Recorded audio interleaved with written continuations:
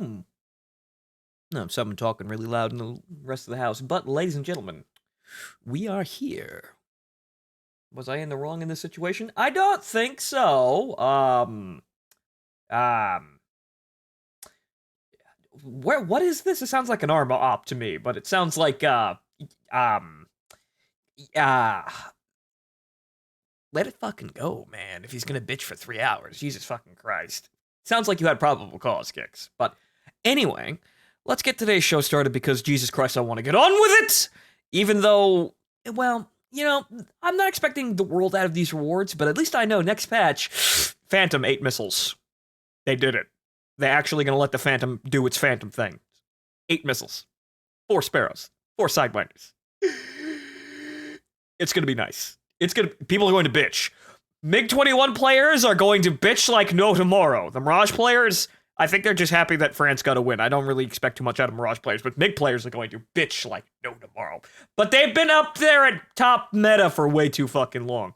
Now it's time for the Americans to actually do what they're designed to do. But anyway, let's begin. So, hello folks. I am your host, Phontomen, and welcome to today's show. Today is not the final day of summer, but the day that the summer event actually pays out the end reward vehicles, and after that it's just a skin. Though, it is a Blue Angel skin for the Tiger, which is kind of neat. But, yeah, we get the vehicles today. But, first, we're going to start with Naval, because honestly, Naval's way, way more easy, or at least a little bit more relaxing, even though it's fucking mindless. But, so, we're just going to hop into Naval and get this actually, well, rolling here.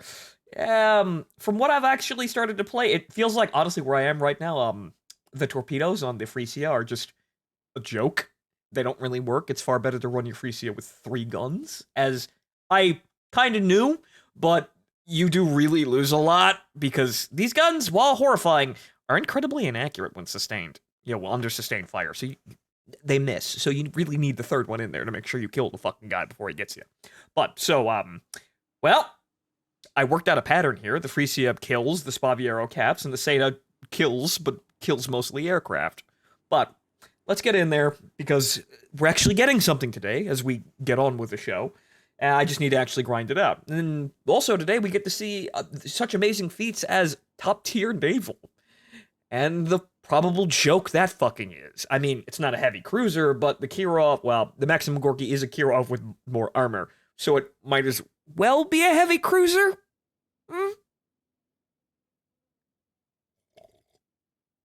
But let's see how long this takes.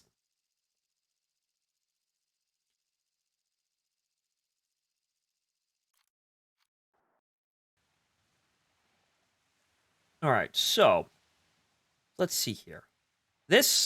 Actually, I hate this map. This map's a slaughterhouse. But we're going to lead with the Frisia, because that's what the Frisia does. It leads and it kills. Under optimal situations, I've said this on stream, and we've seen it on stream, but I've reconfirmed it to myself, it's basically, lead with gunboats. Try to capture the points, and then your entire team will either continue playing gunboats or give up and go play all destroyers. This is how the gunboat option, this is the gunboat phase. It's kind of like the torpedo phase in Cancali, except a lot less satisfying. It happens, people shoot at each other, someone fucking dies, and then we move the fuck on. Excuse me, sir, trying to go through here. Sorry. Can I? Yes, I can.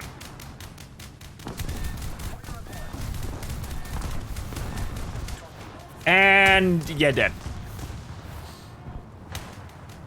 What did I expect? Not a whole lot. Okay, then. Okay, so, it looks like, I don't know. We lost one Frisia, i.e. me, versus their Frisia, so I'm just gonna let that play out and go cap the other fucking points. So the Frisia died, as is typically expected. But now I'm just gonna fucking leave and go use the S.U.M.M.E.R for the only thing the S.U.M.M.E.R is fucking good at, which is capping. Oh, well, I got a kill assist, how about that? Fuck you, I'm too fast. We won't even get to torpedo beating.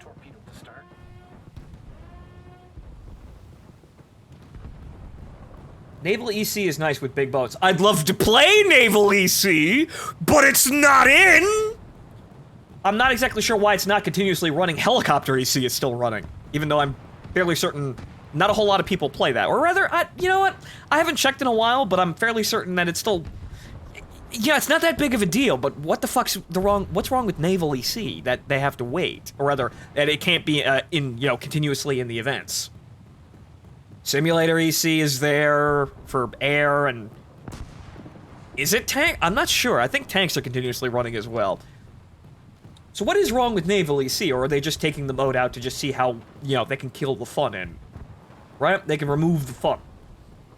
All the ways they can make the mode not actually worthwhile. Because that seems to be the only thing Gaijin's really fucking good at.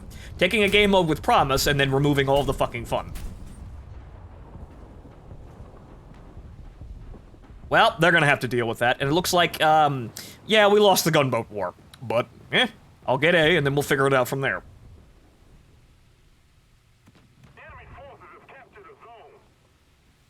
But, well, whenever Naval EC comes around again and I can actually fucking play it, I'll have the Gorky. And, well, a premium Russian destroyer and a premium Russian gunboat. And then a PE-8 killsat. So, that's probably optimal Russian naval, really. It's, a 5-7 vehicle, a destroyer of some kind, and then, 3 boats for 3 lives, and then top tier with the maximum Gorky, and then a PE-8, dropping killsat munitions on things. I don't see a better... I don't see how there could be a better lineup. I mean, yeah, sure, the N-tier Russian stuff probably will be better. Like, it'd probably be cool if I had, the Cold War boats, but, well, I have something to grind if I ever fucking feel like it.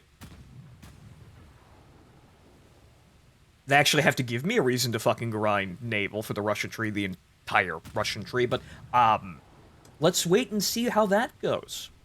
I'll be able to do it probably actually a little better than the Italians currently, because I have to take a massive fucking RP cut, because, oh no, the cruisers and, well, both cruisers, the light and heavy cruisers are rank 4 and 5, and the gunboats are only rank 2. What the fuck is shooting at me? Oh, it's one of those things.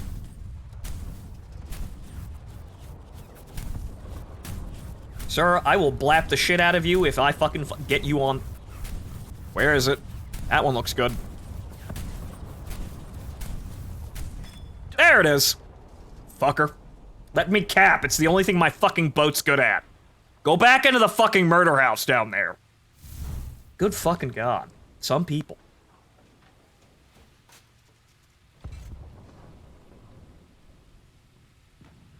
But I think that the Gorky will be worthwhile just to have and then keep in a box somewhere. Rainy day. When naval's actually fucking good. Oh great, now I have to deal with a fucking aimbotting destroyer. Well, actually, he's not looking at me. So good. I want him to not look at me. I want him to stay not looking at me. I don't want Senpai to fucking notice me. Capture point is A. I will be able to get that. What that destroyer does afterwards, I have no fucking idea, but, well, I'll be hiding behind this burning fort here, so I'll be fine. Can I? Nope. Well. Oh, a PR-35. Well, something completely ridiculous and overpowered. That'll get that destroyer, and we'll both share the cap point. The sorted bunch we have to actually conduct our business with, mainly because there's no other options. I'm a premium, he's a broken squadron/event vehicle, but this is what we have to do, because these are just the times that we're in. And now the destroyer's coming this way. Well, I guess we're just gonna have to shoot him. I'll at least probably distract him. Okay, good, he's fucking dead. Fantastic. Now to get the fuck out of here before I actually get shot by something. Thank you, questionably powerful Russian boat. It is a sleazy business we work in, but at least we got ours today. So that Hellcat. That's probably not going to hit. It'll be a fucking shock if it does. Is he coming towards us? No, he's going for the destroyer.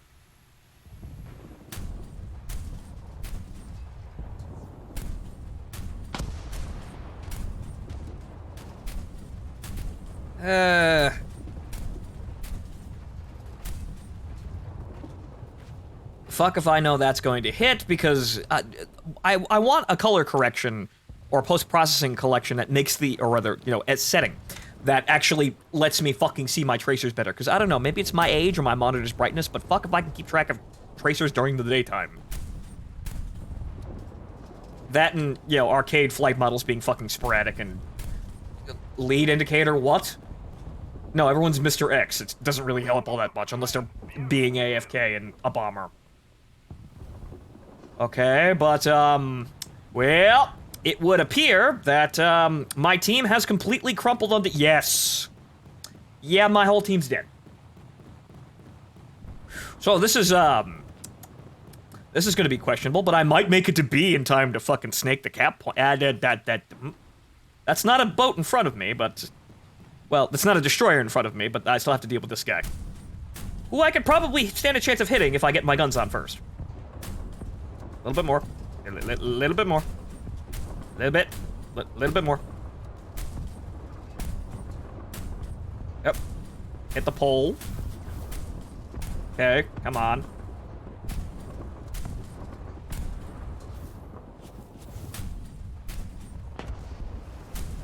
Okay, well, I knocked out his front gun and he's running away now.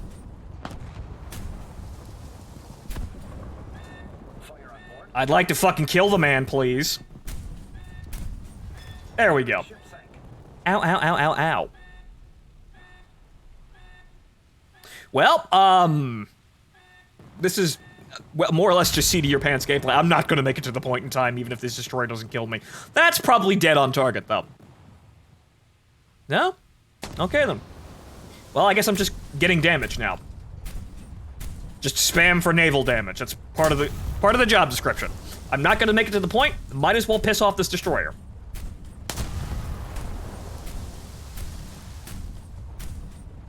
We suffered a defeat. Head back to base. Yeah, what else is new?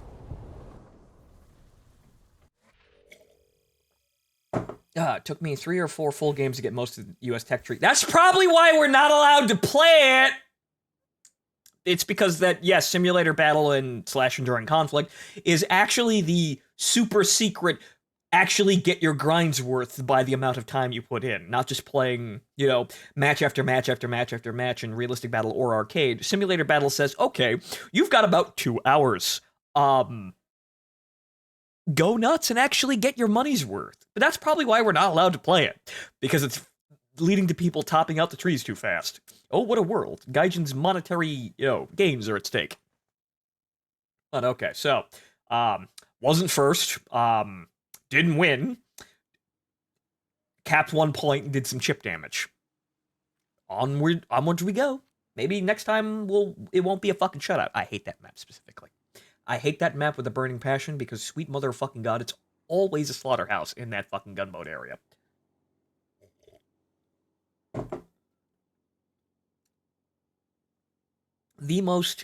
It's probably the most annoying map. And actually, I feel like most of the maps are incredibly annoying. But then again, I suppose, wow, Gaijin actually having to do map design that isn't just, you know, superfluous. Like, you know, that actually having to design a map, you know, that the players play on, not just fly over into air. This has kind of been the rhyme and the rhythm of Gaijin, most of Gaijin's gameplay department design decisions. Tank maps are mostly shit. Naval maps are mostly shit. It's almost like when they actually force a player, they have to actually have a player, you know, forcibly walk through a set of, you know, a set of obstacles that makes their fucking map design work, they're actually shit at it. It's almost like a recurring theme.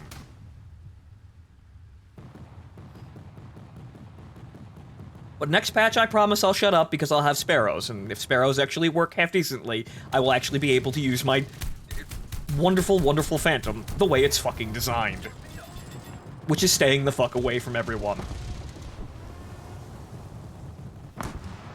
Okay, so I know how this works. And how this works is, don't fucking go near any of these guys.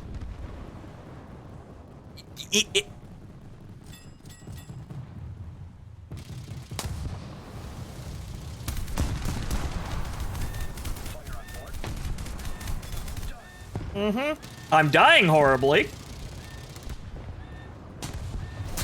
This is kind of the only way of doing this. Well, I got artillery. What a surprise. Alright then.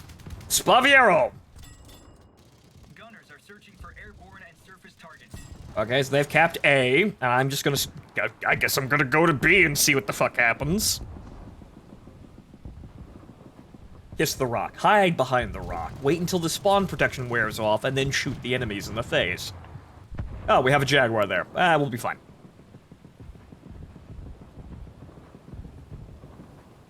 Okay, so I'm gonna go over here and try and cap B. Why aren't you capping A, though? Do I have to come over there and assist you? That'd be nice. It'd be nice if the Schnell boat didn't actually cap it. No, he's gonna cap the point. I'm not. Will I make it? I don't think I'll make it. No, I won't make it. Alright, going to B. I'll get to about the fringe of the point, and then he'll actually cap it. And then I'll just sit there swearing as I wasted my fucking time. Where the fuck's B? Oh, it's right over there. Allied forces have captured a zone. Okay, so it appears that we have killed off their gunboats, and the enemy has retreated to their destroyers. Amazing. How am I doing today? Acceptable, and happy that I'm actually going to, you know, get a reward for this fucking nonsense that is naval. And, well, air, but I want to see what the Tiger can do, but mostly I'm getting it because it looks cool. So I get nice shiny things today. But next patch, I'm, well, sitting here waiting for, because then I get to have a Phantom with 8 missiles and an actual advantage.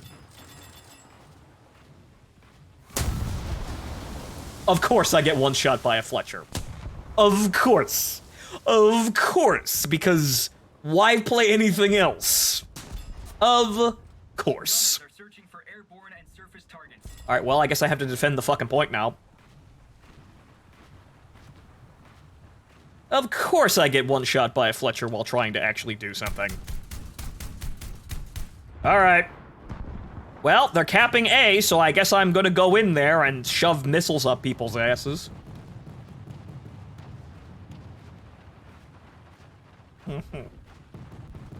Well, I hope your money goes to something good, Kix. Hope you like your wonderful commission. A lot of artist friends, sometimes it's worth it, though sometimes I find myself spending a little bit too much money on some things, but money's money. As long as it actually goes to paying bills like it has this month, well, we're alive. Okay, so there's an albatross? Well, there's a Frisia and an albatross in there. So if I'm slick here, if I am slick here, I should be able to get in here, and... Where's the rocket, though?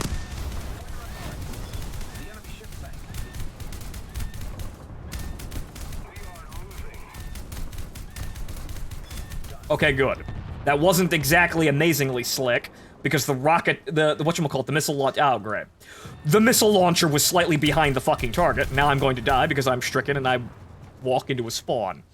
Wow, it's almost like trying to advance into the control points leads me to be right in front of the enemy spawn. So if a single bad thing happens, I am instantly shot to death. Amazing game design. Fucking hell, these maps. It's like the only thing they can actually design is a situation where one team wins, and then they're put into a position where they can continuously win forever, and the only, you know, saving grace they give the other team is spawn protection, which fucks you over just as much as it fucks the enemy over. But, you know, better game design would allow you to, I don't know, still have some space before you're standing right on top of the enemy when they spawn?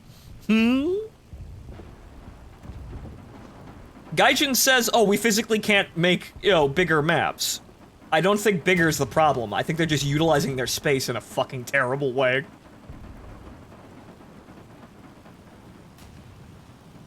Granted, this is arcade, but That's the thing, though. Realistic Battle for Naval is the same fucking maps, just without markers. So I didn't get any capture points today. Amazing. And then I'm gonna be mulched by AA, which is typically what happens anyway. Those bombs could be on target, though. No. No. I broke his propeller, though. And that's about it. Okay, then. Moving on, because that's about as much care as Naval actually deserves. They hit a little. Just a teeny, tiny, teensy bit. And I didn't do fuck all. So, moving on. This is at least faster than, having to slug it out in air when you're not actually getting your objectives done, but at the end of the day, it's still shit. And also this map. This map is shit. This map is shit because it's made especially for destroyers. This is the destroyer and cruiser map, where the gunboats are forced to run out ahead of everything in the open with no cover, the only thing that keeps them alive, and be shot to death. This is about it. Gunners are searching for airborne and surface targets. And also, the destroyer spawns are right next to the gunboat spawns, meaning that the destroyers will happily immediately gauge the gunboats, and the gunboats will die horribly. This feels like an attempt by Gaijin at a top-tier match, or like, this is their top bracket sort of map. Kind of how, you play the arcade maps, or, let's see here, you play something like, say, Malta, as it's designed for lower-tier aircraft, and then you get something like Spain, which was, clearly designed for later-tier aircraft, and maybe even top-tier, but it was here before Mach 2 jets. Or, whatchamacallit, the Channel Crossing map, which is still not in for some reason. You see, a larger amount of space for vehicles that are capable of crossing that larger amount of space, or utilizing that amount of space. However, because Naval has no sense, everyone plays on the same maps no matter what the fuck's going on. I'd rather play low-tier Naval for 8 hours than do my current class. Well, that's just schoolwork. Schoolwork sucks. You'd rather be doing anything than schoolwork.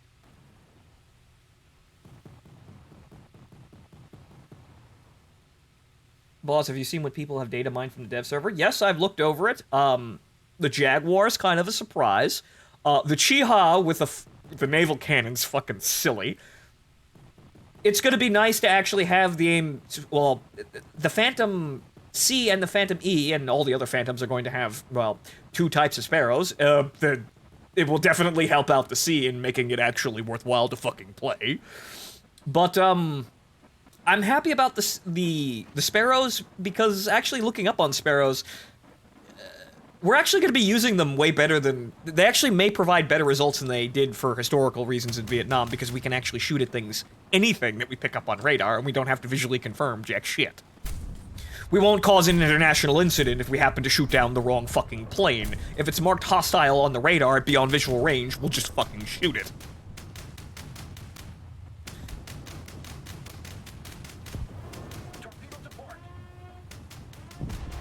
Uh-oh. Oh no! Ah! Stilts. Ha ha! More Tom and Jerry shit.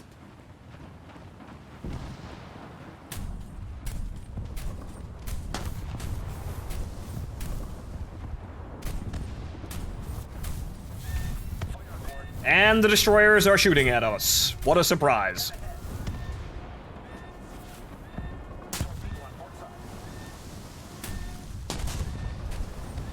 You see, this is especially fucking criminal, because the destroyers can aimbot us from across the map. There's really no skill involved with aiming after a while. You just need a destroyer that can shoot really fast. And once you have that, you can basically mulch everything. I'm just gonna have to sit back in the Seda and shoot them I'm just gonna have to sit at spawn and shoot missiles at the destroyers. That's the only thing I can fucking do. I'm just gonna have to sit here harassing destroyers at incredibly long range and hope to God that they don't actually turn around and look at me.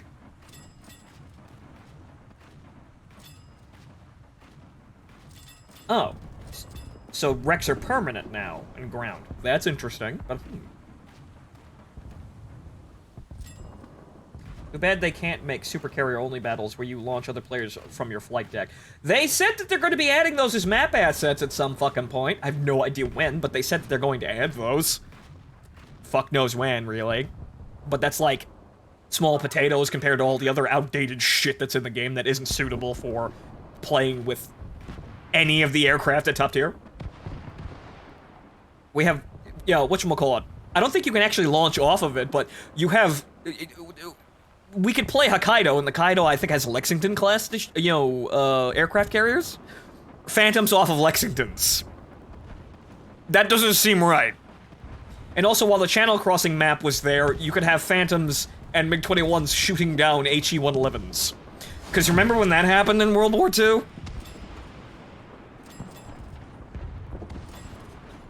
Okay, so I can barely fucking see them, but I'm fairly certain I can just sit here kind of looking at the target and possibly maybe get a hit. I have no idea where this is going, but it's probably going to... Yeah, there it goes. It hit him. Hooray. Amazing. I poked him. I'm at least getting naval damage for this. Will I kill them? I have no idea. Oh, good. Good! Silhouette yourself! Please! God, it makes it so much easier to aim. And he's already shooting at me, because why wouldn't he? Also, I think my missile just struck the fucking sea. Great. Oh. Well, you're far closer. Enemy forces have captured a zone.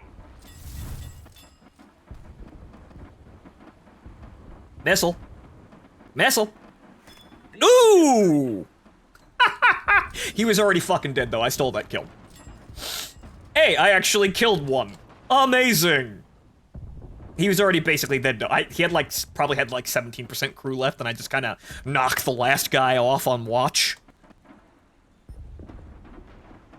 But frankly, this is kind of the only thing you can do at this point, because like hell am I going to approach a destroyer in anything that isn't a destroyer? Good thing that they're shooting at anything else, though.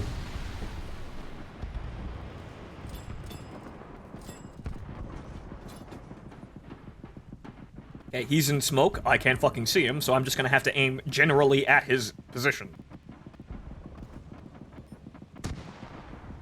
I will probably hit it, because destroyers are kind of hard.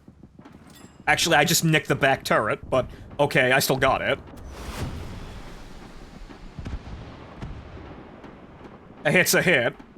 Unfortunately, it doesn't mean that the ammunition rack is going to explode in a, a theatrical fireball, and I'm gonna give me a free fucking kill.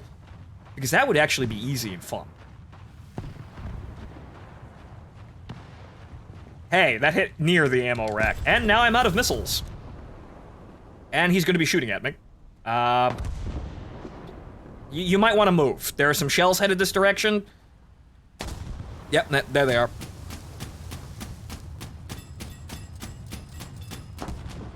And now I'm gonna sit here,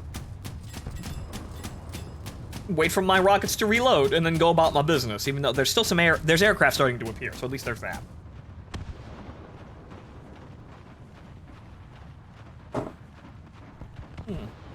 Yeah, and good on him, sir.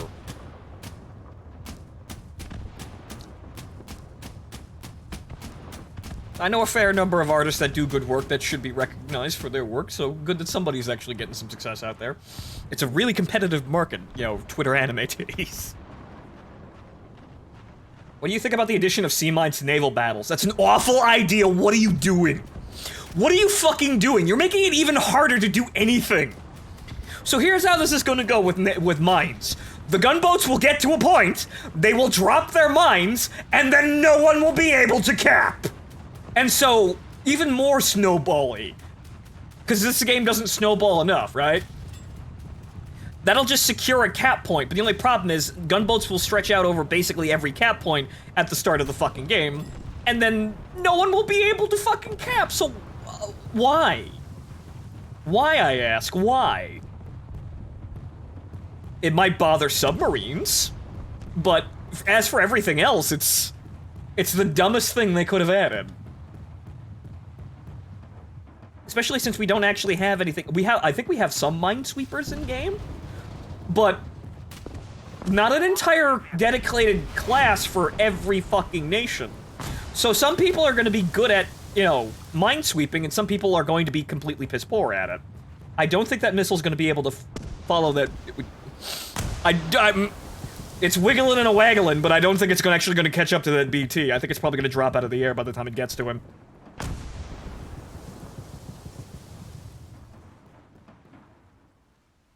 Yes, angry missile.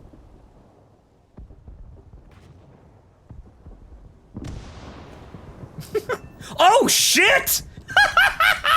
Okay, sure, I'll take that. Along with this. Launch. Turret. Turret! That's the ammo rack, though, you fuck.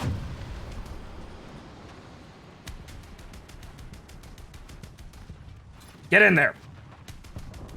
Come on! This is the one reason I own this ship, aside from bullying aircraft. Is the missile still alive? Where is it? Nope, it's out. I didn't think that missile was actually going to get anywhere near that fucking destroyer, but okay, fine. Well, Are they all dead yet? Can I stop spawn camping? There's still a couple out there, but maybe it's safe to leave spawn? It's probably not. I'm gonna get shot by the first thing that comes my way. Anything else out there that I have to worry about? Doesn't look like it, though. Oh. No? Okay. Wait for my rockets to recharge. And then maybe I can actually go out there and maybe actually positively affect the game. Or die instantly. Probably gonna be die instantly. Maybe some of my air player actually, no, my team's all leaving. And I don't think there actually is a ground attack. Well, there's that A-36. If that A-36 can turn the fuck around and knock that destroyer out that's at our spawn, we can probably fucking do something. Otherwise, I'm an anti-air emplacement again.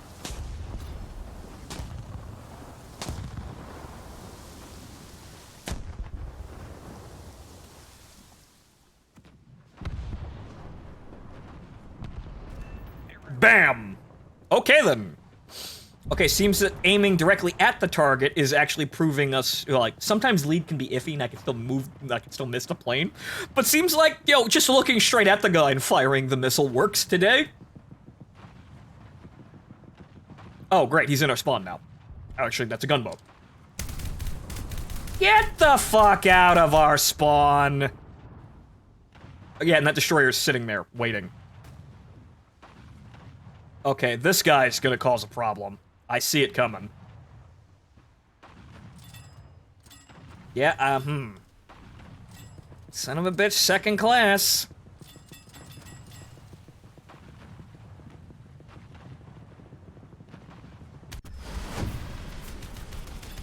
The destroyer is here. I'm probably going to die, but I might get this kill. No. Wow, it's almost like I couldn't actually move out of spawn without immediately getting blapped. Good, he's fucking dead. Alright, now I might be able to fucking do something. Gunners are searching for airborne and surface targets. Alright, he's still coming straight at us, but... Torpedo dead ahead. Fuck out of here with this shit. Dead ahead. Okay, so let's see if I can actually go play the game now. Also, MBT's finally received their laser warners. Okay, so it's basically just the missile launch warning for air, but on the ground now. Great.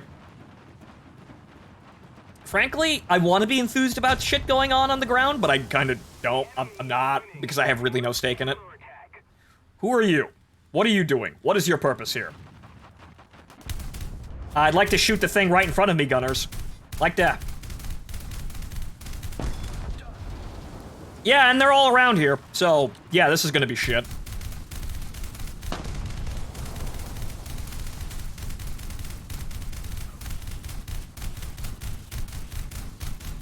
Here comes the snow! Will it fucking do anything? I have no idea, but I'm just kind of pissing on him.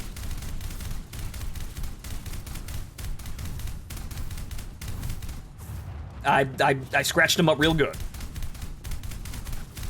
And now I'm probably gonna die, but I got him anyway. Okay, again, naval damage, that's about it. You could be absolutely fucked out of doing anything of value in naval real goddamn quickly, because there's nowhere to go. What are you gonna do? You're gonna spawn directly in front of the fucking enemy, and if the enemy has map control, you're fucked. Even if it's not actually your fault. I mean, yeah, I could have, you know, a destroyer, but, one destroyer, two destroyer, actually that's a gunboat, but that's basically a destroyer though. 1, 2, 3, 4, 5, 6, 7 frigate, basically the same fucking thing. It's still, then it comes down to, is my team alive to actually make it so I won't get immediately primary? No, well, I guess you're not gonna be able to do anything. Eat shit! You're a premium, walk it off.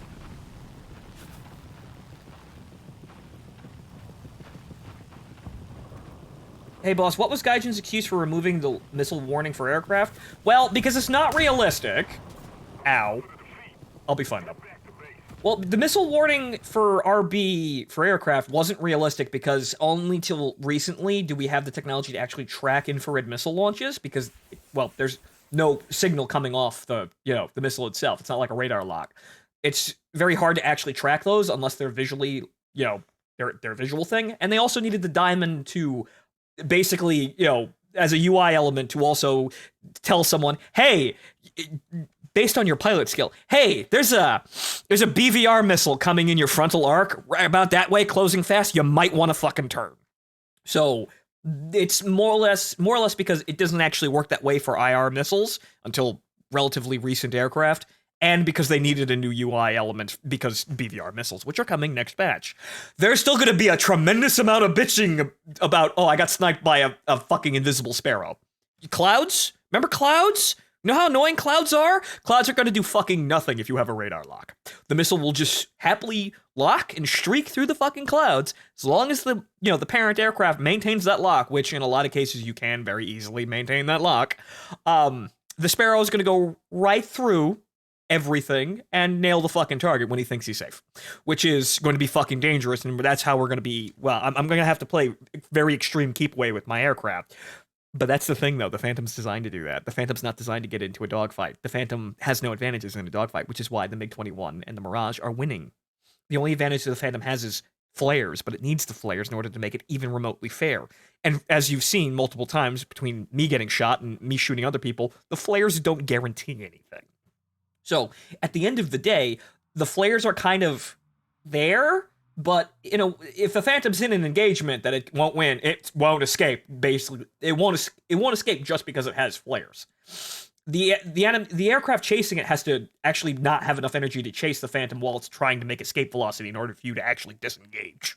And even then, he can still fire a missile at you. So, you're not leaving that engagement very easily. And most times, you don't. You get into an engagement, someone gets behind you, and you can keep them distracted, and that distraction will lead either long enough for the enemy to get shot by a teammate or you to get shot by someone else. Very rarely do you actually escape engagements in anything. And the Phantom is probably the worst off because it's the worst maneuvering aircraft of the bunch. But people say, oh, I got outturned by a Phantom. Phantom easy mode. Phantom is not easy mode. In fact, honestly, I think, in a way, the reason why Phantoms may be perceived to be doing well is that there's so many of them. And top-tier gameplay is a lot of you fucked up and you die instantly no matter what the fuck you're playing. But the MiG-21 and the Mirage have much more advantages over the Phantom in a straight fight. But I think it's kind of down to the fact that the Phantom may be producing better players because you actually have to walk with an extremely heavy handicap in order to get the plane to do anything. So I think it's a combination of just false positive bullshit and also possibly training better pilots to deal with top-tier gameplay because they can't bullshit around like the MiG-21 and the Mirage. You can't just fucking turn fight and, you know, with your high-angle attack delta wing. You actually kind of have to come up with inventive, out-of-the-box ways to play the plane, which is how me and Martin developed our way of playing the game, which is to not fly into the kill ball. And then also, I've seen other people who play, you know, really unpredictably, and because we have radar, we can't see them fucking coming. Well, they'll just kind of appear out of the cloud when I'm climbing or off to the side of the kill ball, and then shoot me. It's happened. And I've also caught people the same way, trying to do the opposite, from the opposite side. Caught people who just aren't paying attention and immediately hit them with the missile. So what I think is, the Phantom's not overpowered, but there's going to be a lot of bitching like it is. The Sparrows are going to be a nightmare, because the Phantom can actually use an advantage, i.e. carrying capacity. RST, if anyone is curious for what lets you search, track infrared shit as an aircraft. Right. We don't have that yet. We'll probably get that. We're probably going to get there, because, frankly, War Thunder gameplay can go all the way up to stealth. They're already... What does stealth get you? You can't fucking see it on radar. Well, imagine War Thunder when radar didn't work or didn't exist yet. That's basically all that changes. Yeah, sure, the aircraft performance goes through the fucking ceiling, but at the end of the day, it just kind of makes radar unreliable as a source of, actually finding where people are. Where it already is unreliable! So I don't see a fucking difference, honestly. It just kind of brings the power level back down so that you may actually have PAC-FA and F-22 and F-35 fucking dogfights. So, War Thunder can do that just fine. And also, did I get first? Holy shit, I did get first. Wow. I did literally fucking nothing, aside from just sit there, trying my best. And I actually managed to get that, so good, we're on the way to the Gorky. So good, now all we have to do is capture points and do more damage. But I am going to foresee a lot of bitching about being shot by BVR missiles, but that's just the game. That's just how it's going to go, and the people are going to point the finger at the Phantom, but at the end of the day, the Phantom is innocent, because that's what the Phantom is designed to do. It's designed to enter an airspace and shoot anything that moves way before it actually can see the Phantom. It's a truck for, well, ordnance in general, but mostly the air superiority role is, Sydney once termed it as a... I can't remember what it was, but a spearhead aircraft. It goes into a hostile area, looks around, and shoots anything that looks like it's a problem before it becomes a problem.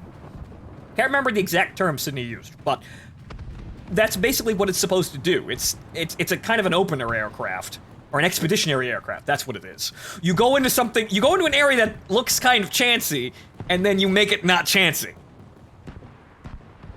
Are the R3Rs semi-active radar? Yes, they are the radar missiles for the MiG-21, and they are shit.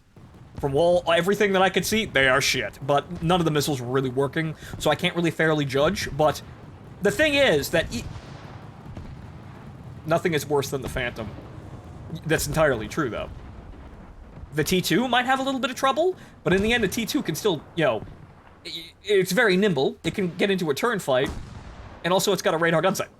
So it's got some selling points. Looks at the Starfighter. Starfighter's not a 10.3 aircraft. And it really shouldn't be. And then I died horribly because Frisia's. Could have launched an artillery strike, though. It sees 10.3. Yes, because the matchmaking is shit. The F-100 sees 10.3. The MiG-19, I think, is the only 10.0 aircraft that actually is kind of okay up there, because the MiG-19 is suspect. But, the main reason why 10.0 aircraft suffer so horribly is because they skipped an entire generation of aircraft to get the Phantom and the MiG-21, which set the bar way too high. What we need is 10.0 and 10.7 to be early Century Series aircraft, and early to mid-Century Series aircraft, and not just, the ending of the Century Series. F-110 Spectre, i.e. technically the last, but most people don't even remember it being a Century Series aircraft. But the last fucking aircraft in that series? But Gaijin's basically just dragging their fucking heels on basically getting that, uncompressing that battle rank. There should be at least, 3 to 4 fucking planes between the F-100 and the Phantom, but... oh well! Guess we'll just have to fucking wait.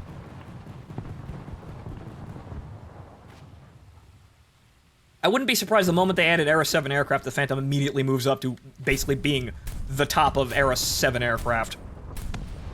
Because it shouldn't be where it is.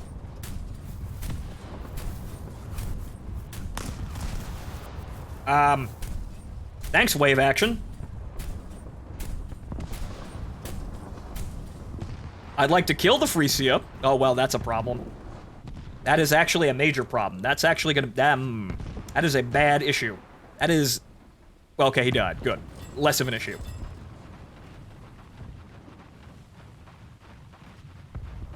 But, as I was saying, even if the MiG-21 has radar missiles, the joke is, the Phantom still gets 8 missiles. The MiG has to choose between its R-60s and its R-3Rs. It has to choose between BVR capability and, close-in dogfighting capability. Phantom don't have to choose. Fuck, Phantom can take 4 Sidewinders, 4 Sparrows, and bombs! Once we have something long-term that the Phantom can do, the Phantom's gonna be basically far and away the most useful aircraft out of the bunch. Because the Mirage and MiG are pretty good at dogfighting, actually the best at dogfighting that we have currently, but they can't really do anything else reliably. They have pitiful ordnance capability.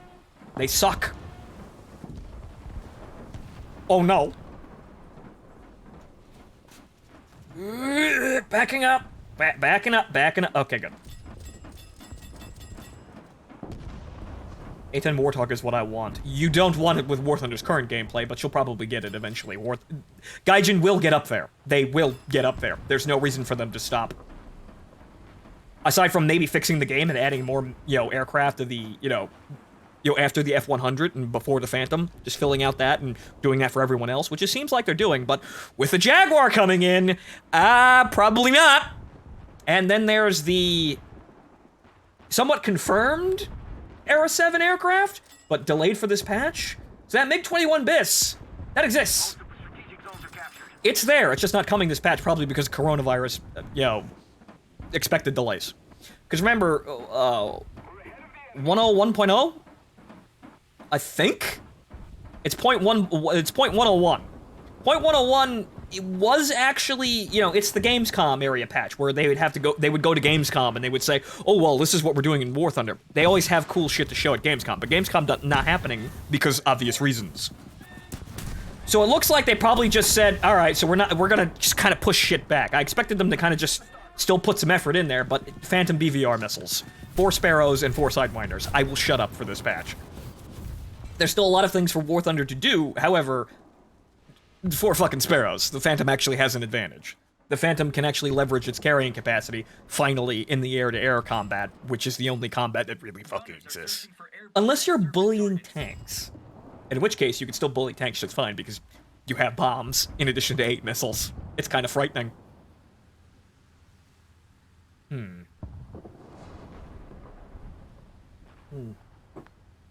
I think it's enough coffee for me today, though I'm feeling kind of jittery. But I'm excited. I'm getting things today, and also that next patch is actually going to give me something that'll actually help.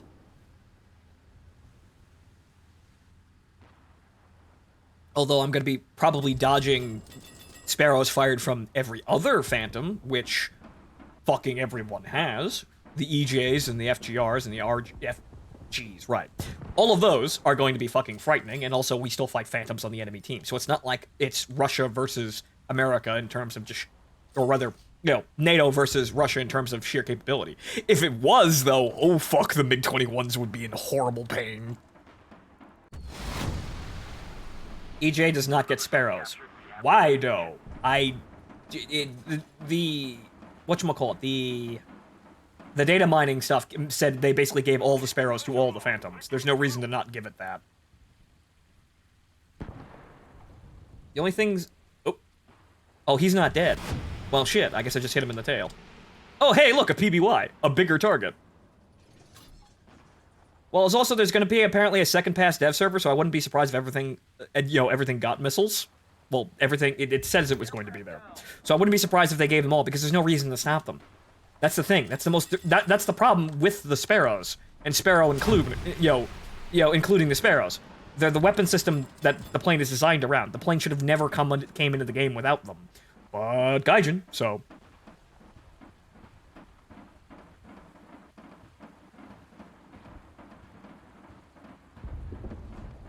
Wow, he's moving very fast to outrun a fucking missile.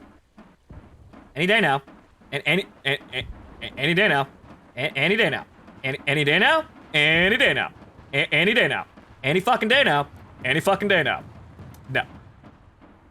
Useless! And hey, look, we're winning. Though I've actually got to get naval damage here, so... While they're distracted, I need damage against naval targets, and I don't need to cap because all the cap points are ours. rocket motor ran out of fuel. Seems like it, but you know, you'd think you'd be able to catch a World War II propeller aircraft with a missile, even if the motor burned out. But I guess it had to expend too much speed. Blop.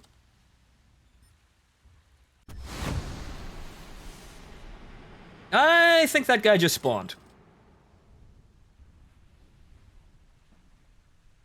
But also, the real surprise to me is that the Starfighter S, the Italian one, actually gets apparently 4 Sidewinders and 2 Sparrows, which, interesting. Didn't see that coming. Oh, come on! Let's keep the pressure on. Victory is close.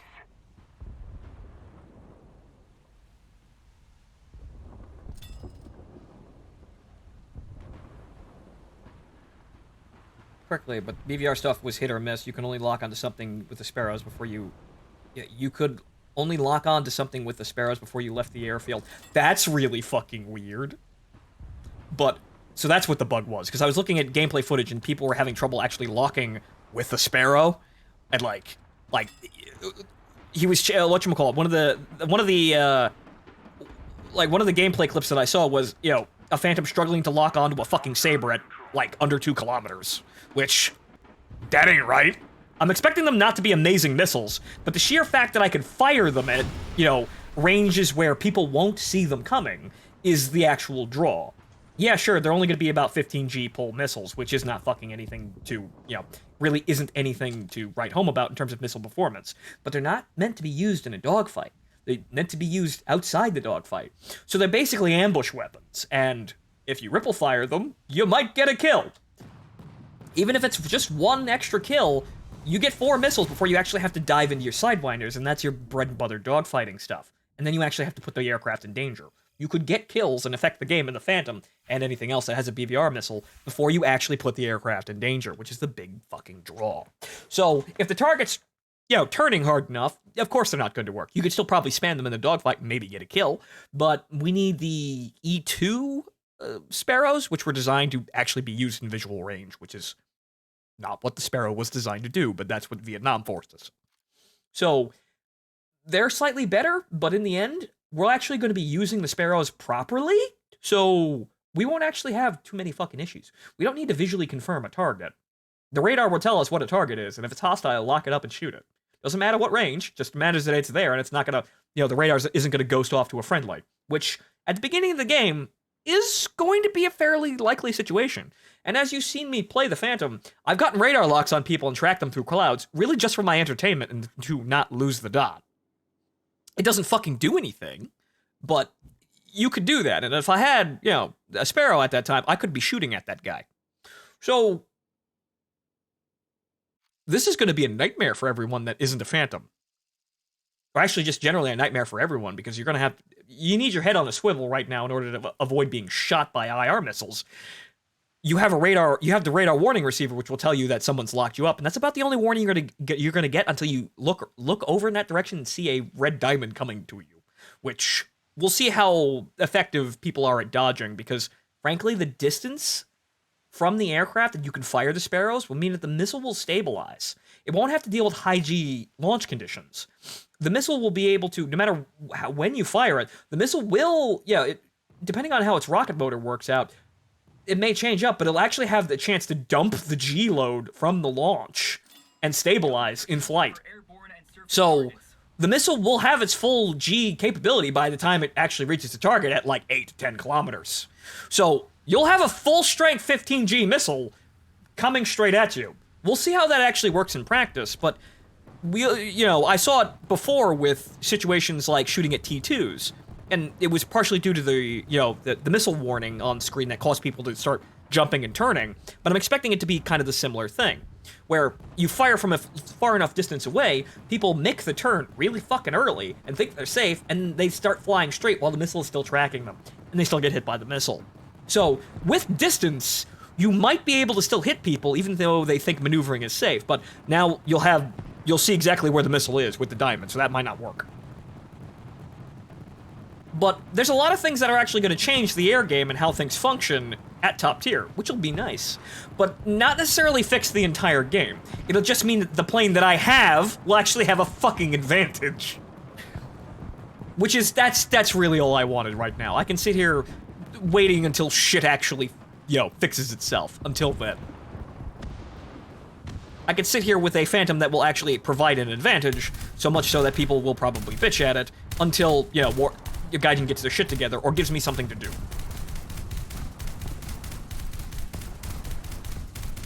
Because I could even play sim battles really effectively.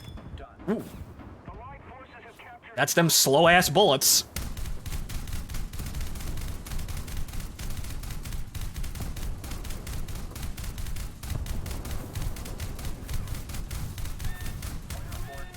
Well, at least I'm not the only one that's absolutely terrible at aiming.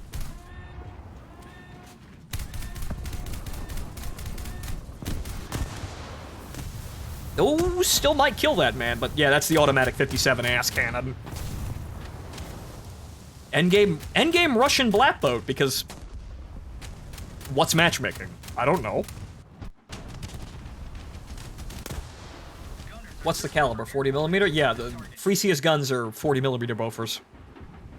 They're post-war Bofors, though, so they're really good, but the accuracy is awful, and the shell velocity fucking sucks.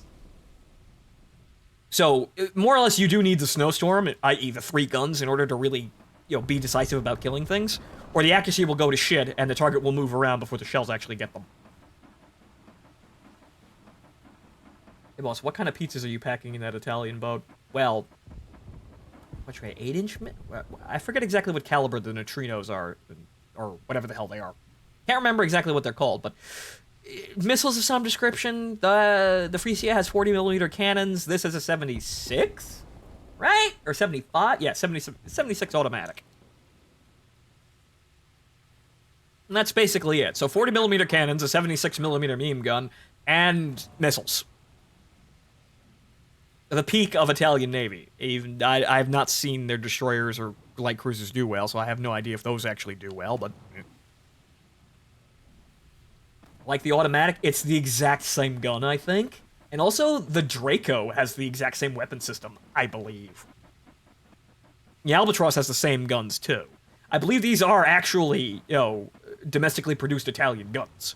So, they've moved this weapon system, the 76mm anti-aircraft system, onto a lot of platforms. So I think it's the exact same gun, and the exact same meme gun you see on a lot of other things. I have to go over here and try and actually get a cap point, but we'll see how this goes.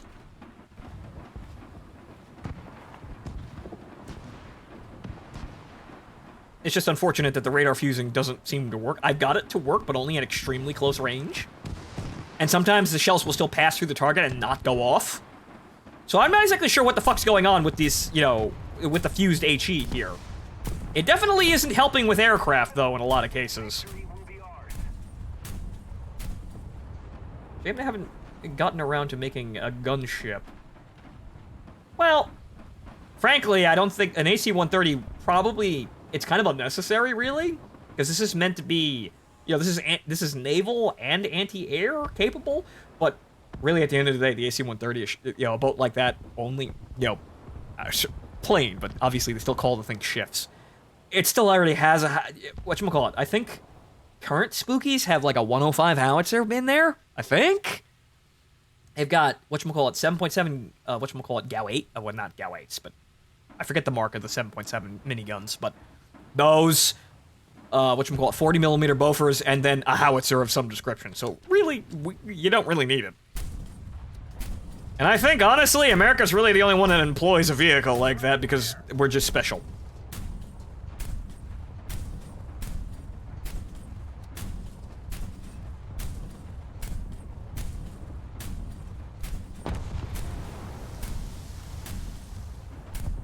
Boop, boop, boop, boop, boop, boop. And the gun's jammed. I wasn't gonna do anything. There's nothing really for me. There's nothing left for me to do.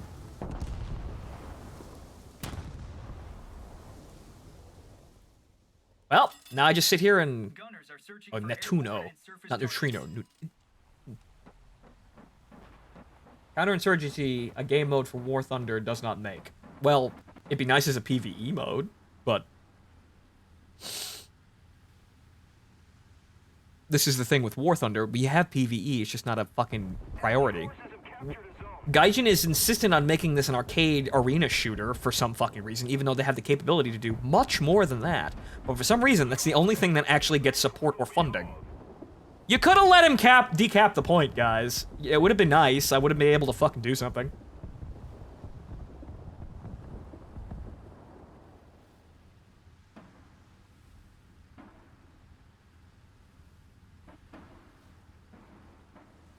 You see, this is kind of silly, because now I'm now I'm sitting here waiting for my teammates. Oh, give him a chance so I can actually get my fucking tasks in. Let him win a little bit, fuck.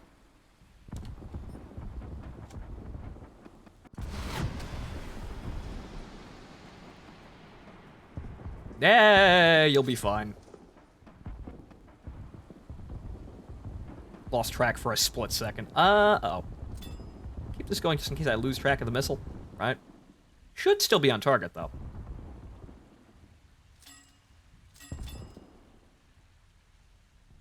Where is it? Way too fucking late is where it is. The travel time is something that actually really hampers this boat actually engaging destroyers at effective ranges.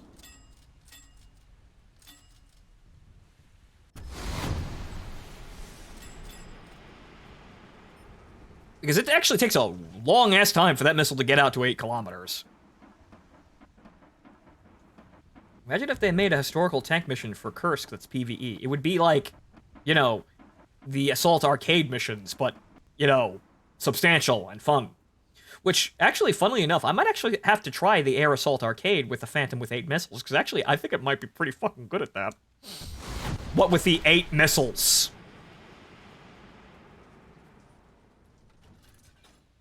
Well, I got an assist. Yep, no, that's not going anywhere. Well, I guess I just sit here and wait, because there's nothing else to do. A little more effort and victory is ours. But there's a lot of things that Gaijin could do. With War Thunder, it's just that for some reason, they want to design a game mode like this, and they think this is perfect. They want to design naval. The only problem is naval is shit and everyone fucking knows it, which is why almost nobody plays it. Or rather cares about it outside of events. This is what they want to make, but as we see, this isn't enough. You could do a lot more than this, and everyone knows that they could do a lot more than this. But for some reason, they're kind of not getting it, or maybe just now getting it? I have no fucking idea.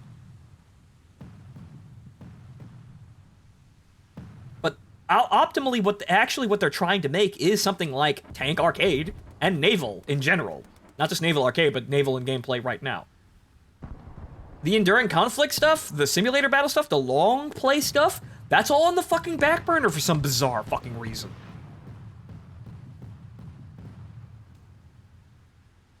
They got it in their heads that they, want to make this fast-paced fucking arena shooter that War Thunder is... It can be, but it's a fucking waste of potential to do that. Like, half the things in the game don't fucking matter if you actually go that route. Realism in general, or as a function of the game, function of gameplay, doesn't matter if you're just gonna make an arcade shooter like this. They have all the individual pieces to make a unique, fantastic game. They do, and they sit here like morons, incapable of doing it for some reason.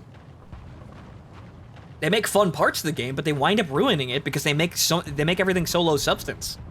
Or really fucking annoyingly balanced in some cases.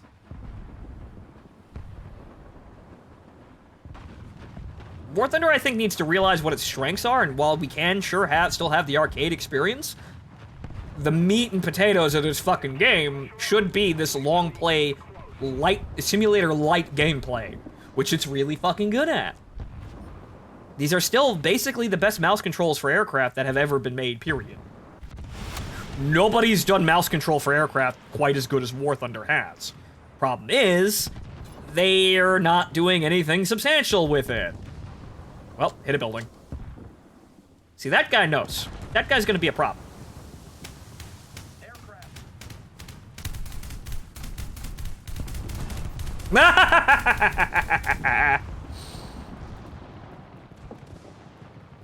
Okay, good. You set up the point for me. Thanks. That was the radar fused HE actually hitting the fucking target.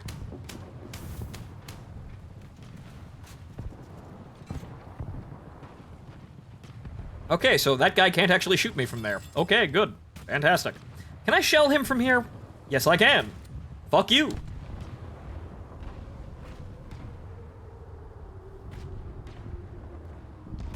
We can't make flashy ads for long play games. That's why it's not focused. Yeah, sure, it works for advertising, I guess. But at the end of the day, they could do both, or at least put significantly more effort into the other thing. Nice. Nice me. That was my last missile.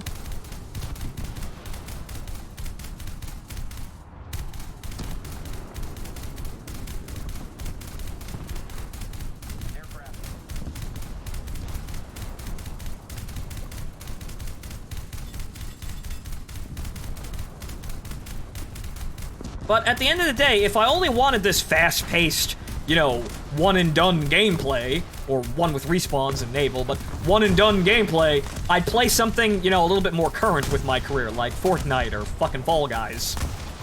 This has the capacity to do more, but for some reason, they don't see the actual initiative to do that. This has the capacity to have something that, you know, has me sit in a vehicle and really fucking enjoy it. Really come to master that vehicle. To learn about its history and all sorts. Actually have an experience with substance, but for some reason they have decided that no, this is not what they want to do.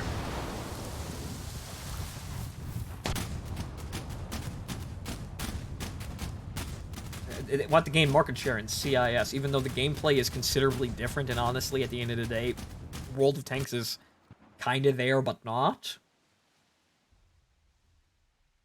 Because it doesn't bring in newer players. Substantial fucking gameplay that actually matters would bring in new players. But then I suppose we have to wait until, whatchamacallit, you know, the fad of fast-paced games, or rather, the fad of the current Battle Royale, you know, emphasizing really, really fast gameplay, dies, and everyone has to kind of go to ground and make shit up again.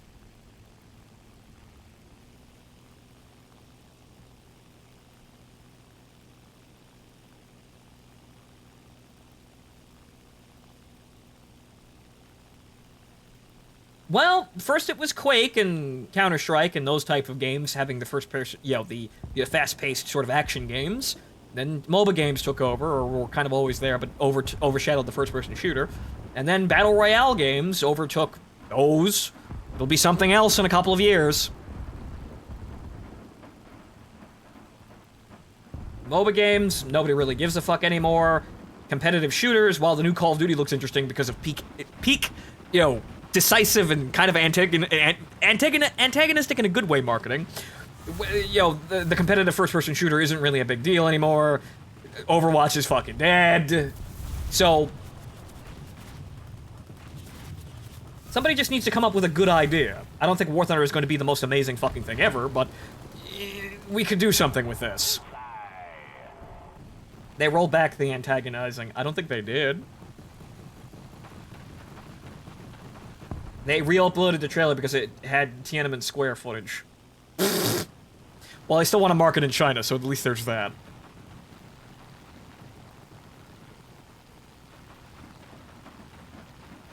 Yeah, but remember, guys, nothing bad ever happened in China.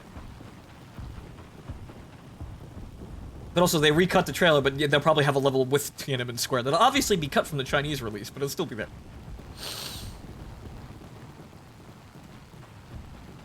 Now more Dark Souls type games are coming out. I think that was a fad that was kind of already there. That and Battle Royale kind of went hand in hand because people, like saw that as the apex of skill. Even though Dark Souls is actually designed by an admitted masochist, so not really.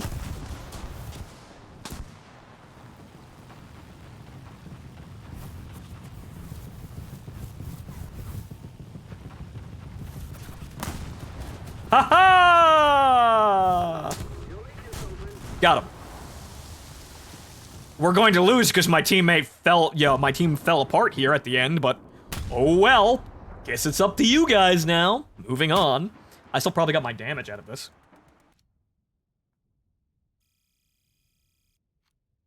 Right? Also, I got an icon. Wow. Oh, an actual coupon. How about that? I'm not going to buy it, but that is kind of a swanky Romanian plane. Okay, so what do we got here? 3/4 of the way in there. 3 out of 7, so we're moving. We're moving along. Eventually, I'll have my boat, and then we can see it for a couple of rounds, probably, and then go off and grind the tiger, which we'll see how that works out, too.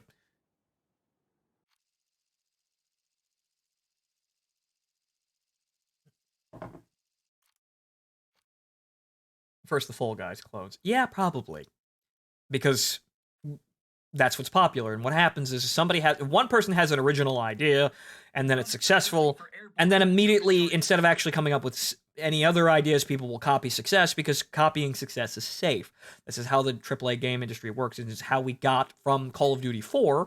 Well, actually, I suppose how we got from, like, Allied Assault to Call of Duty in the World War II phase of things.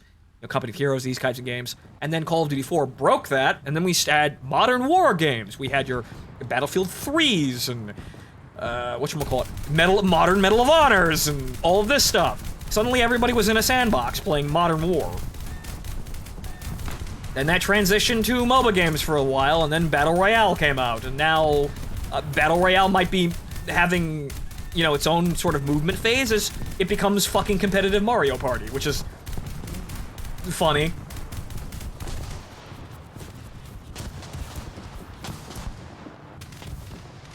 Battlefield 2 was Modern War, though. Actually, that was 2005, so yeah, actually somewhere around there. Battlefield 2 as well, but... Well, the Battlefield 2 and Call of Duty were about the same time, so yeah, I suppose. But, I suppose that started to fad there, but obviously Call of Duty 4 was obviously the much more trumpeted example because everyone was copying Call of Duty 4. Everybody.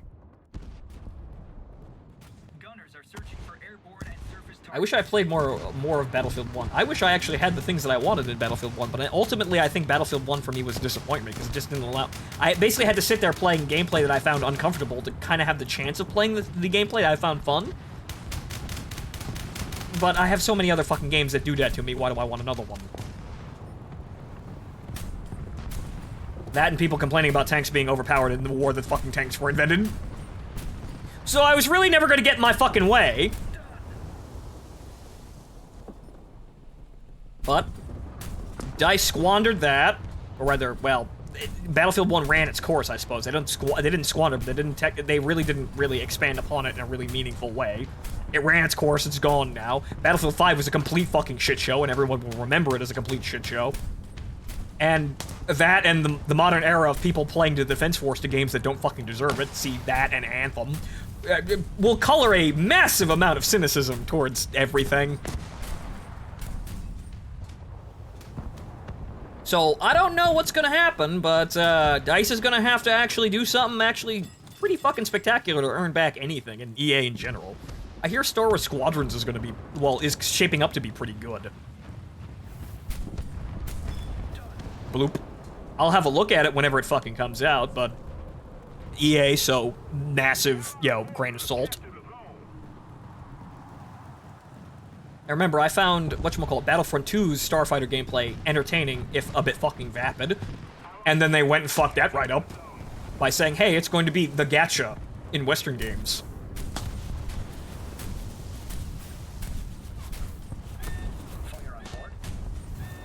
Nope.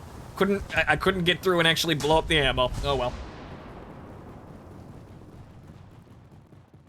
I wouldn't be as optimistic as you on Squadrons. Well, what I've seen, it looks kind of interesting, I guess, but it all depends on if it actually has more actual substantial gameplay than, playing space in Battlefront 2, which was fun for the beta, but yeah, it didn't go anywhere, because Battlefront 2 didn't really go anywhere. Kind of like the new Star Wars movies. But the basic gameplay itself was fun, it's just that the matches had no structure. It was basically just a giant fucking kill blow and shit that sounds like Star Wars stuff, which is basically the only thing that DICE is really good at, but DICE didn't work on the Squadrons. DICE did the ground gameplay.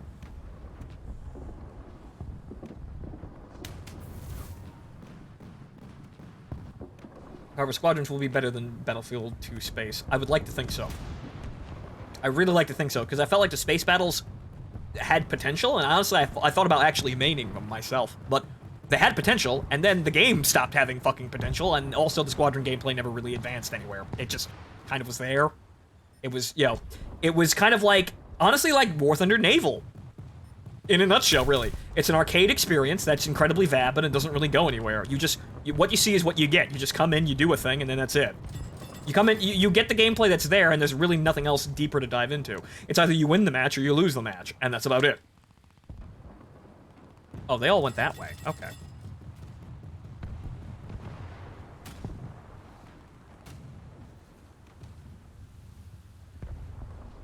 But yeah, EA is definitely earning the Worst Company in America awards. But they've gone silent now, because I think everyone's gone silent because coronavirus. Everyone's conveniently shut up.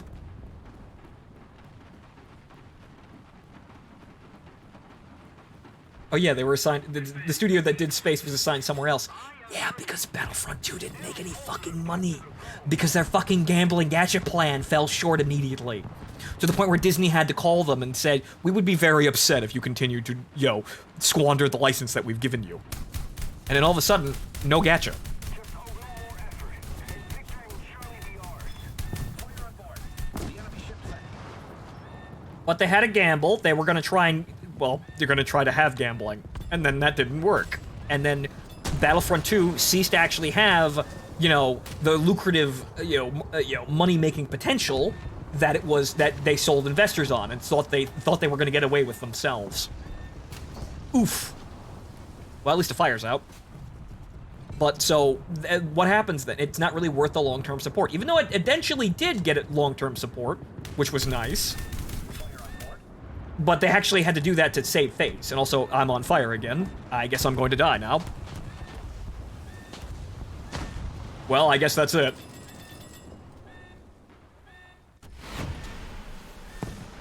I might be able to bully this destroyer before I drop dead.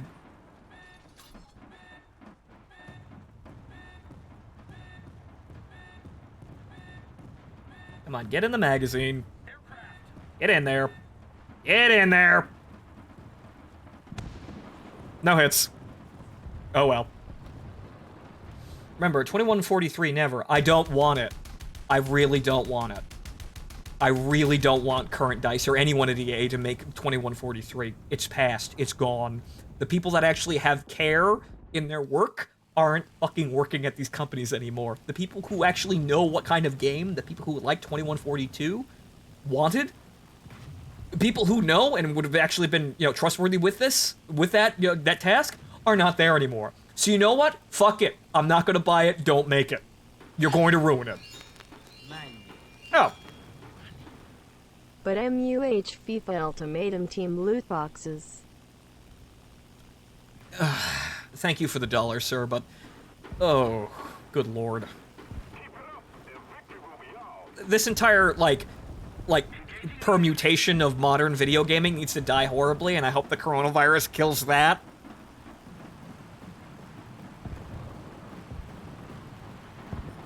I hope that's actually a casualty of the coronavirus.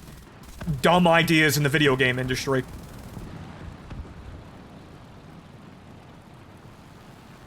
It would be nice, too, and seemingly sensible that people have to stop fucking around now, because they actually have to produce products that actually, actually are worthwhile products. Oh, what? They're investigating again? Again?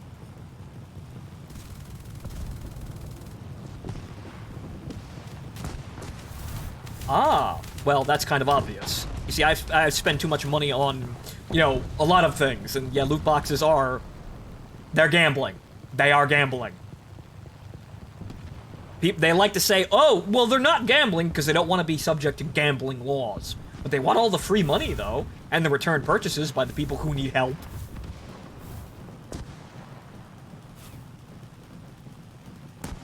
But loot boxes are gambling, and they should go away now. Yeah, I once thought for games like Armored Warfare that loot boxes would be good, but at the end of the day, loot boxes just gave developers an excuse to clock off. Say, oh, well, this makes enough money, we don't actually have to work on our game. We'll just sit here and, pay out bonuses to our CEO and top tier echelon, employees, and then our investors, and that's it. Don't have to do anything. So they took an advantage that gave them money and then ran immediately to the bank with it rather than actually continuing to develop their games because they don't actually give a fuck about their games. They only want the money.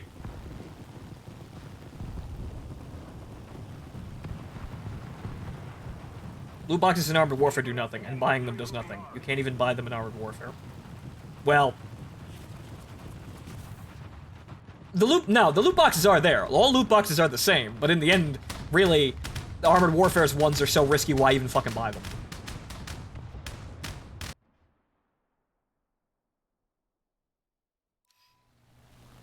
Yes, you don't need the loot boxes. We don't have something as horrifying as Battlefront 2 on release. That was just kinda... That wasn't a game. That was something that looks like a game, that's something that could be a game, that was powered by loot boxes. It was just a vehicle for loot boxes, and it made everyone look bad, and it should have been called out, and it was called out, and the game essentially flopped. It was still given support because EA had to give support, because if they cut and ran, they'd prove everyone right. And they'd never live it down. And they still kind of haven't lived it down. And they never should, because it was an awful fucking idea. But they had to actually give the game some kind of post-launch support and actually fix the game, or else everyone will know EA as, well, the greedy loot box company, which they are already anyway. Meanwhile, Activision Blizzard is also being investigated. Another bunch of fuckers that aren't doing enough.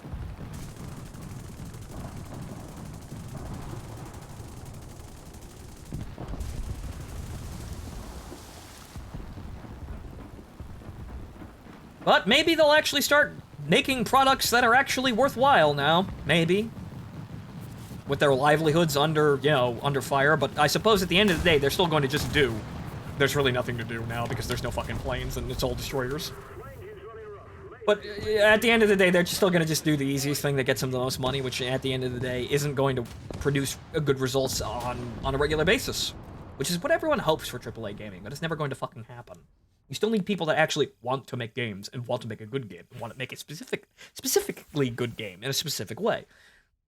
You still need those people, and the AAA fucking grinding machine isn't going to give you those games, at least not anymore. We had a couple of... Money. Do you guys not have phones? Thank you, T-Dog. But, yes, no, phones, right, yeah. Do you not have a vehicle for low-substance gameplay that has basically no overhead and produces hilarious amounts of money? Do you not want the anime PNG files? Do you not want the lovingly hand-drawn anime titties and voice lines? Do you not like fun? Or, in this case, a really piss-poor replacement for actually, you know, a life that you want? Goon, remember, it's not gambling. It's surprise mechanics and they are quite ethical. So what? If people spend their life savings on trying to get a character in the game that has a 1 in 100 trillion chance of dropping. Thank you for the dollar, Tazrin. And yes, remember, not gambling. Surprise mechanics. I swear to God, if I had been a judge on that, the moment a lawyer actually brought that to me, I would have gotten up and just thrown my fucking gavel at them. Just fucking needs to be blunt force trauma to fucking get out of that fucking stupidity. That is lawyer speak if I've ever seen one. That is the, we're trying to escape litigation in the clearest terms ever. Yes, and spending $1,000 for a PNG. At least you complain of this so much. Yes. Yes, yes, here we go. Those are some good PNGs, and at least people like Azur Lane know, you know, they know what people are buying, so this is why we have these incredibly fucking racy skins coming out for these characters.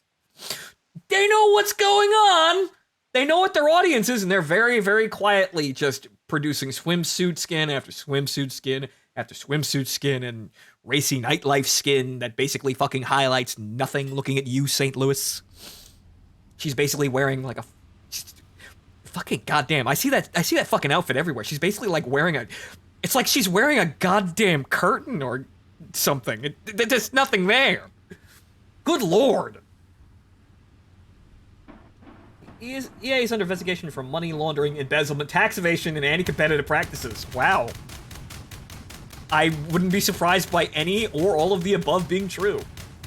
In connection with Apple's Epic suit against Apple. Also, Microsoft has joined the suit on the side of Epic.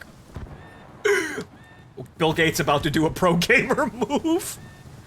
Please unravel the entire gaming industry, Epic. We'll forgive you for selling our information to the Chinese, maybe. But it's okay, they're gonna have to de-invest anyway with Trump going after the Chinese.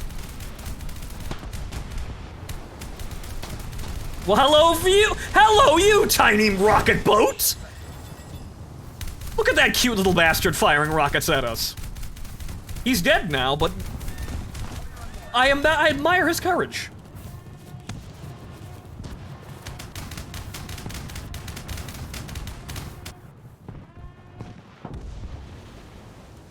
It's a kill box, but we might actually get that point if we keep trying hard enough. That actually looks like a fair fight in there. For airborne and surface targets.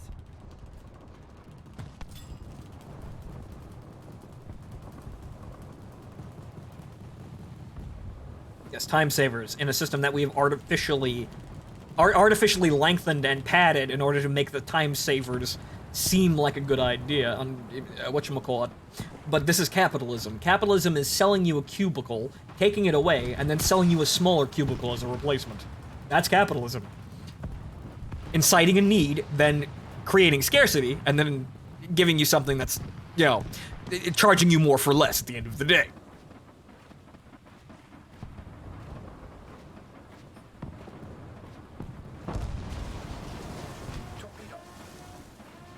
Uh-oh. Deja vu? I just been in this place before. This is a problem, though. I'm gonna drop an artillery strike on their spawn, because you can't fucking stop me. Also, I'd like to be able to shoot my gun, please.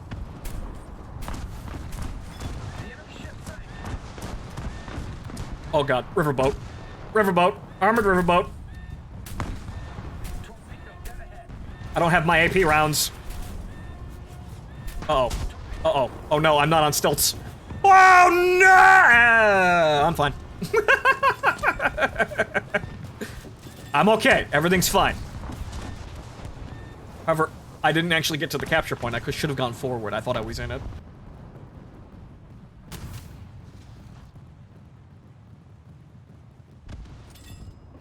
Gunners are searching for airborne and surface targets. But hopefully with this situation right now, the litigation and, well, the failing profits across the board for most of these companies, you know, hopefully it gets their shit together, because once they actually start back up, you know, after the coronavirus is done, they're actually gonna have to do something pretty fucking drastic in order to save themselves. But right now, people are just basically sitting at home playing video games, so they could be alright. And right now, they're also getting away with basically having an excuse to get rid of staff that they don't need. So, end of the day, this is still, actually, hang on here, I could, wait, whoa, whoa, whoa, whoa, whoa, whoa, whoa, whoa, whoa, whoa, whoa, whoa, whoa, whoa. Whoa, whoa, whoa, whoa, whoa, I'm gonna have to boop the bow here, but... Other way. Other way. No, the other way.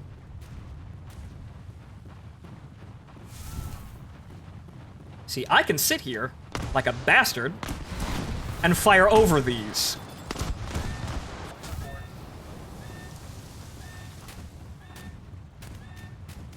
Ah, damn it, it hit the fucking ground. Can we please put out the fire, please? Now you die! Blap. You also die! I'm dying slowly, but I'm still leveraging my memes and my ability to launch it over the boat. See, this is the weird thing. This is kind of like the dirty secret of the Seda, which is actually kind of overpowered.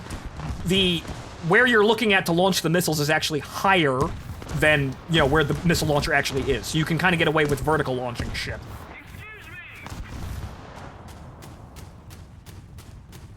But however, planes...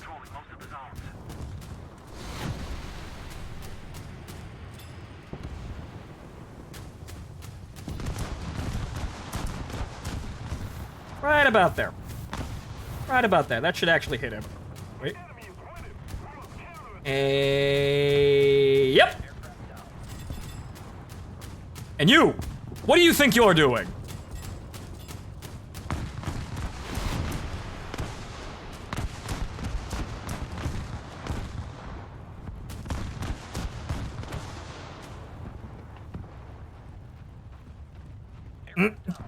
Hard enemy radar spike. So regarding the Activision investigation, apparently it's also some fraud. I wouldn't be surprised. Also, that IL-2 is still flying, though. Oh, there he goes. Well, that B-34 is going to get away with this, because I don't actually have any missiles. However, there is something lumbering towards us. It looks like a destroyer.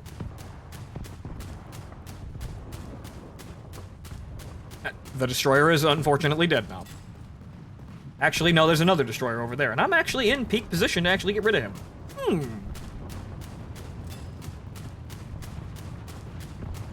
Actually, he's going to be behind that building in a second, but he's actually going to have to come out to do anything.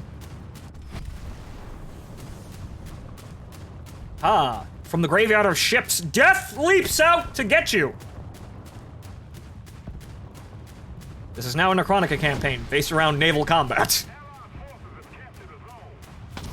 Zombie boats with anti-ship missiles. More at 11.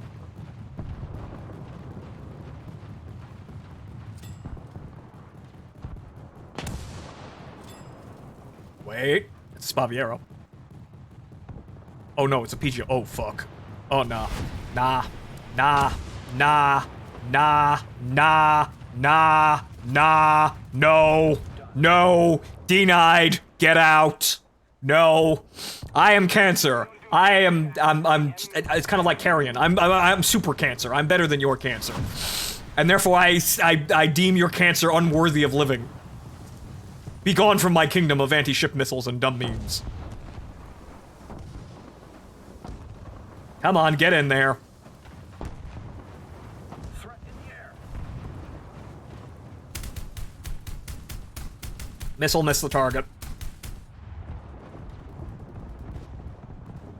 Nope. Oh, Tucumcari. Another one. Oh. We Ghosted. don't need to pay our employees, we pay them in merchandise and in-game items. Right! Thank you for the dollar again, T-Dog, but... Right! Right. And I'm a private contractor and not an employee.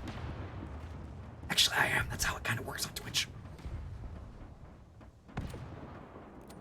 Well, at least I'm horribly mangling everyone up. That IL-2 wants me dead. That guy. You see, that's what happens when someone wants you dead. That's what it looks like.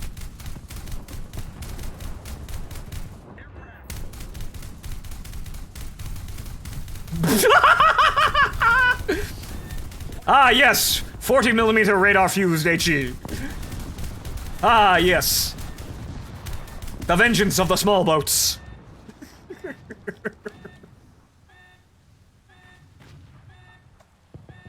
Wait. Welcome to die! Oh! Oh well.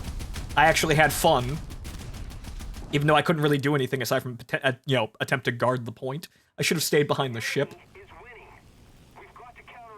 Missed him by an inch. Took the hat over one of the gunners on the back of the boat.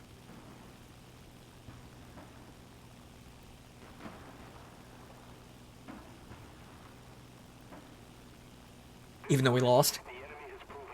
Terror of the ocean. Mm-hmm. Oh, we did win a match back there, though. Okay. Wow. Air vehicles? What? But sir, I didn't use any air vehicles in that match. That must have just been a reward that caught up to me. Alright, so, we've got the damage now. All we need is 3 more wins. Or 3 more control points. Well, actually, way more than 3 more wins, but control points. Now we're hunting for control points, and then we have our Gorky.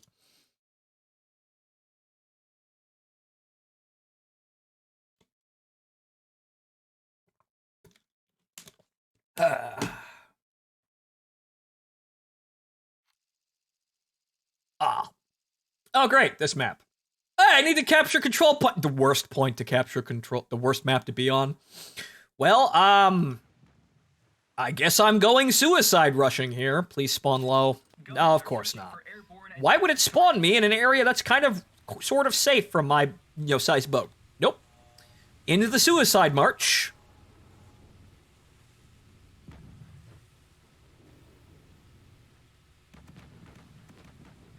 I might be able to capture the point before we all die horribly. This is such an awful map. I concur.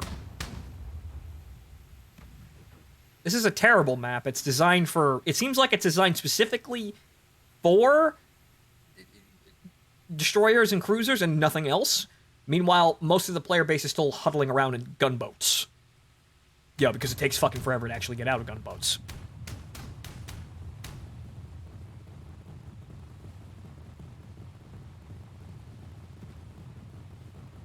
You look at the islands, you can see hobbits. It's an Easter egg.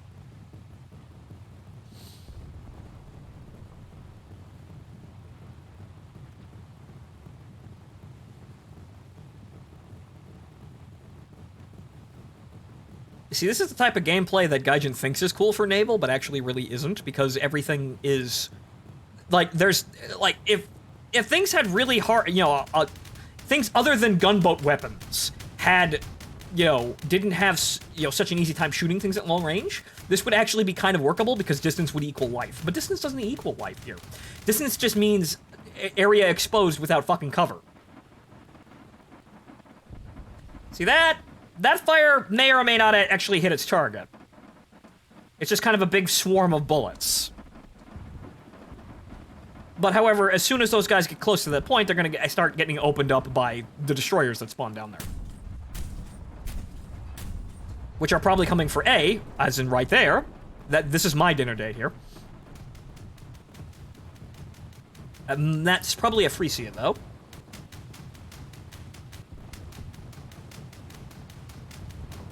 Yep.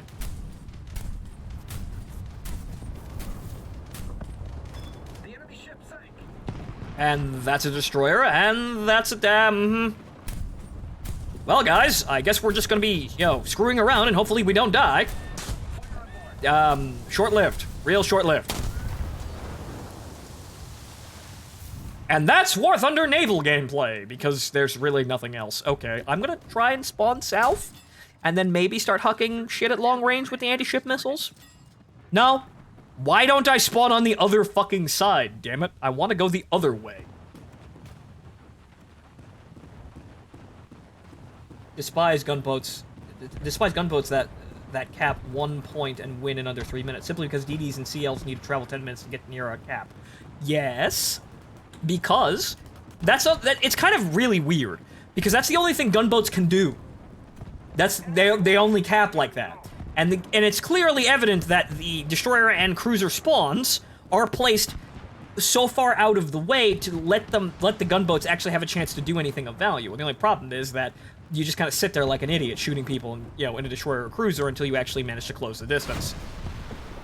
It's very obvious that the destroyers on most maps, destroyers and cruisers are placed out of the way to actually not really have a say in how the map goes until they come in like the second phase, is what Gaijin is currently imagining, I guess. But in the end, there's only one phase of combat. There is the shit that happens with the gunboats, and then the gunboats cap a point, and then each team is basically, the entire game is spent basically at trying to walk back, that advantage, or walk back that initial opening attack, which usually doesn't actually happen unless something drastic happens, like everyone loses their boats. The enemy ship sank. Now, you see, this works against gunboats. The moment I start cracking at a destroyer, I can't kill him, and it'll start primarying me. So this is effective against gunboats, because they die in one hit.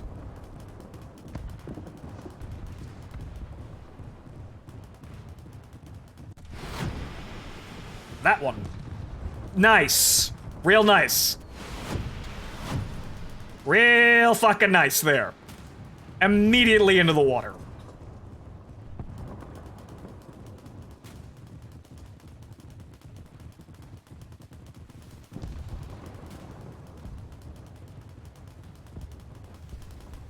Okay, that was above the boilers? Those look like coal stores?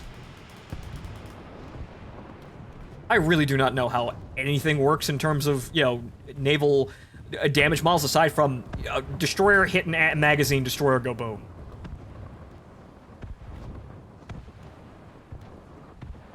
That was around the magazine. Apparently I knocked out a turret.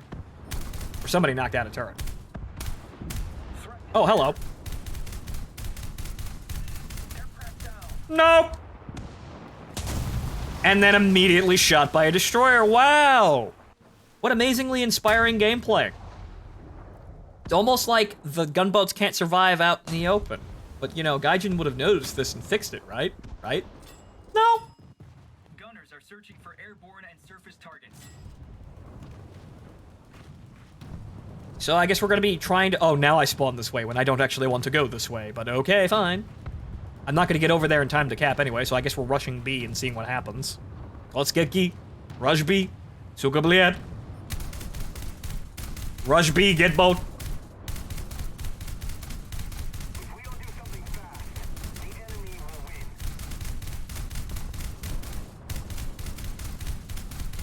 I sprinkle salt in your general direction. None of it hit you. See, this is why you actually need the third turret.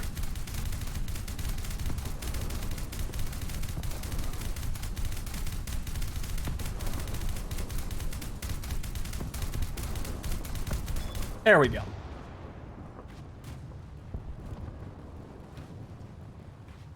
Hopefully, okay, so hopefully that Helldiver on our team actually kills one of those boats, so I don't have to deal with the... Actually, no, he's in the water. He's fucking dead.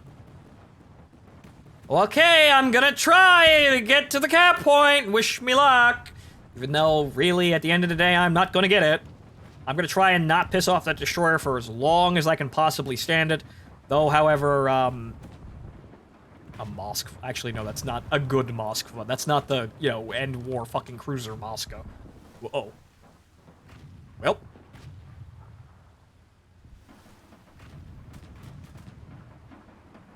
So, what do I have to back up? Two destroyer. It's a Clemson back there, right? Yeah, it's a Clemson. Okay, they might distract the enemy long enough, but they're still shooting at me. Well, actually, no, we're shooting at the Moskva. Good. Shoot at someone that isn't this gunboat, please. Let me actually play the fucking game, please. If I don't start pissing at people with, you know, the salt or snowflakes, hopefully they won't fucking see me. I just need a capture point. A capture point, thank you.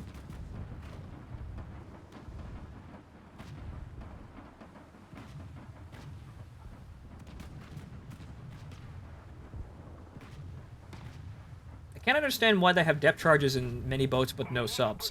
Depth charges are a troll weapon that kind of just grandfathered in at the initial point of the game as a weapon to kind of you know, throw on people or get rid of people that were chasing you, but that's not how naval gameplay works. So they're just kind of there. They have an idea for putting in submarines. They had an April Fool's event for nuclear submarines. It was quite good, but fuck knows when submarines are actually going to be a thing that is actually in the game.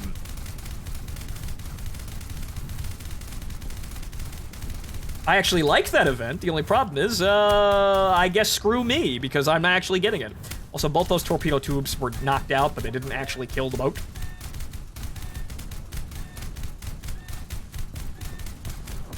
Please kill the Jaguar.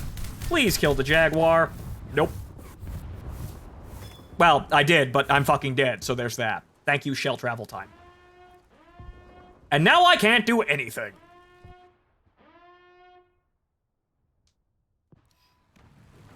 There's no way to balance subs good. Well, there kind of is, but at the end of the day, yeah, they just kind of float around like assholes. That was more testing of radar and guided weapons. Not necessarily, because honestly, the hit registration for torpedoes on auto acquisition mode was actually quite terrible. And also the sonar mechanic was there. It did work. It just didn't really do very much. And also, most of the time you were actually cruising without actual like radar detection. So, like, with the sonar at all. So, it didn't actually fucking work.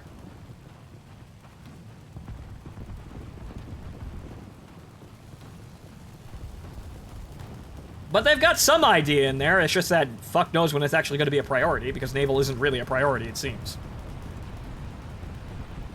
And it makes fucking sense if it isn't.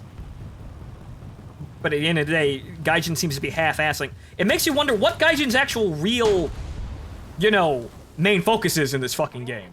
If they're half-assing nearly every part of the game, where's the main focus going? Wouldn't it be sonar? Yes, sonar.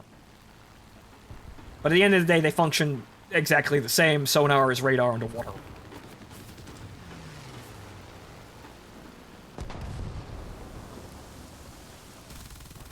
Really, in the end, I don't think it was really all that much of a test for guided weapons. I think there was actually a legitimate reason, or rather, a legitimate attempt, or rather, some kind of legitimate plan to put submarines in the game. It's just that fuck knows when we'll see it. It was fun, though. I kind of liked it. The only problem is, never seen again.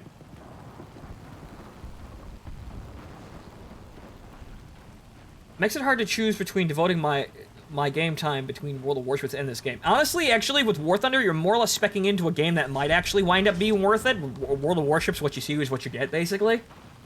If you like World of Warships as it is, that's probably how it's going to stay. War Thunder Naval, there might be a chance that they actually do everything, do something notable or interesting with all the pieces of a good game that they have in this game. However, as of yet, they're kind of monotonous and really just not fucking worth your time. Well, I didn't capture anything, so I guess we keep trudging along.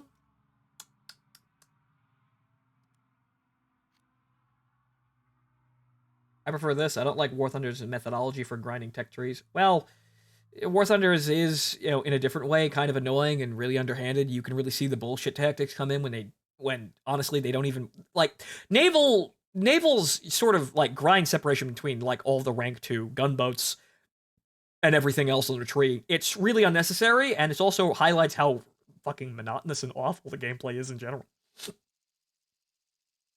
The moment you stop getting stuff in the IV drip, you start to see the gameplay flaws in War Thunder really shine through.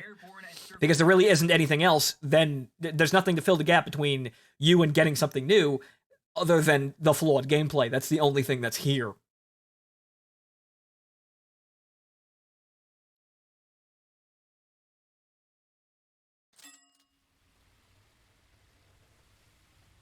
Ha! I'm faster than you, though. So I'm going to capture C and actually fucking continue doing something. At least Naval. I think Naval is... I guess it's fast and it's vapid. There isn't... In a lot of cases, aside from you're playing cruisers and destroyers, there isn't a lot of setup. So you basically throw your boats at a thing. Whatever happens, happens. You die, you leave. That's it. So it's a lot quicker, faster turnover. I suppose it keeps it a little bit more... less painful, whereas World of Warships, you're kind of gonna sit there, and if you fuck up and die really quickly, you're not really gonna make any progress at all. So it's kind of... World of Warships requires a little bit more investment, I suppose, per match. War Thunder's gameplay is so vapid that you don't really need the investment. You just need the time to sit there to grind out trees if you actually want something. So World of Warships actually requires you to fucking try really hard in order to get results in each game. War Thunder doesn't give you results for trying hard. They just give you results for playing the game itself. And the match turnover is incredibly fast because you will run out of lives if you're playing gunboats really quickly, have your plane, bomb something, crash the plane, and then you just leave. So there's nothing holding you up in War Thunder.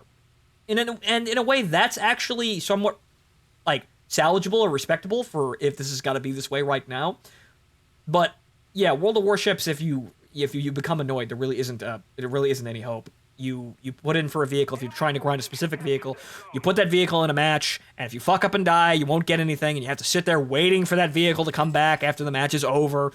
There's a lot of punishment for it just leads you to sit on your hands. War Thunder, at least you're kept active. It's just that you're kept active for excruciatingly long periods of time with gameplay that really isn't all that much rewarding aside from like the instant gratification. Ooh, I killed that guy and I heard the bell. The bell's nice. The Allied forces have captured a zone.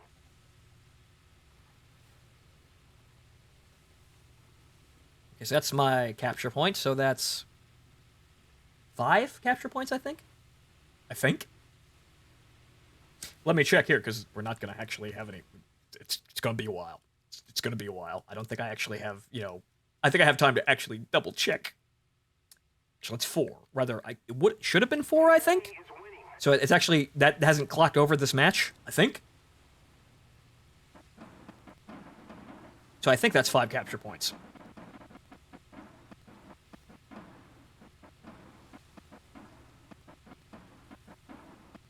I have the Lolanta and Missouri and some other perks. I still haven't touched my account in years. I haven't really touched it in a while just for Well, I went back to kind of screw around with it, but really I don't really have... I feel like I have a point or a goal in that game, so really why bother? I have plenty of... I've spent way too much fucking money on that game and all the other games in the war...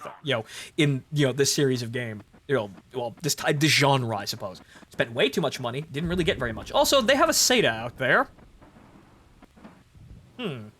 That I saw that missile through a fucking wall.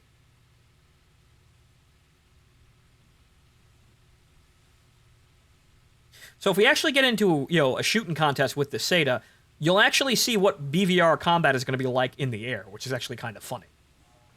So he's going to be way down over there. One of these fuckers have missiles. I'm going to guess it's both of them. Whoop. Eep. Whoop.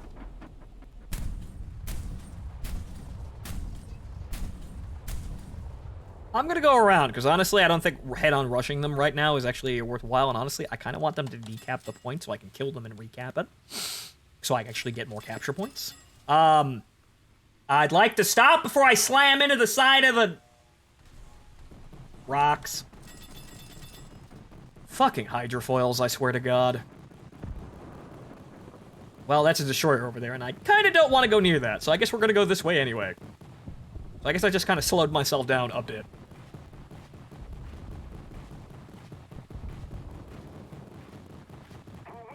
I ain't seen the missiles fly here, so... Seems like somebody's having performance issues.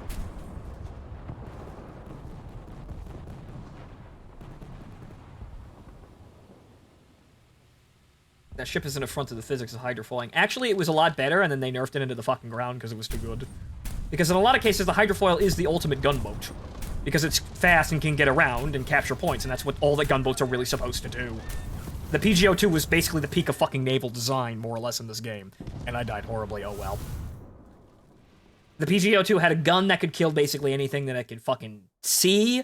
It had the speed to get around and capture points, willy-nilly, however much it wanted to. It was basically the apex gunboat, and it's basically served like the apex gunboat.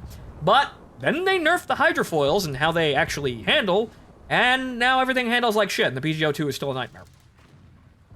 It's just less of a nightmare now, because there's really not that many people around to complain about it, because no one really plays naval anyway. I mean, I'm only here for a boat that I may use in the future if they actually give me a good reason to use said boat. Oh, okay. He just dropped dead from probably flooding or fire. Also, torps go right under you. That's at least a nice feature. I'm not even sure if they can actually touch the stilts. I'm not even sure you can torpedo a hydrofoil like that, but I've never actually been blown up, I think, by a torpedo while I'm going full speed.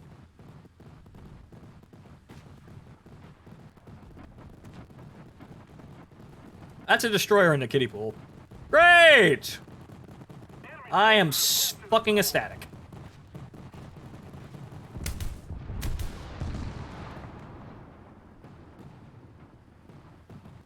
Now I actually probably could have used the torpedoes. But, oh well, I can't switch those out anywhere but the main menu.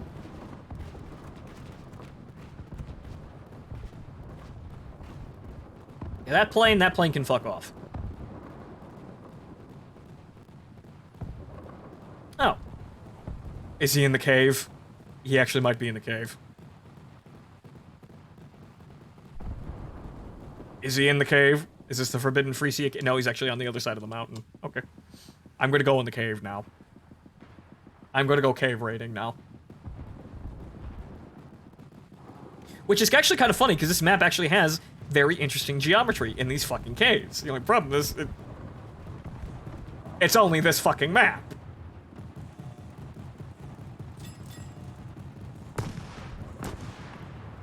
And now I will hide in the cave forever. Whoa, lag. Actually, I can put artillery strikes down on this guy.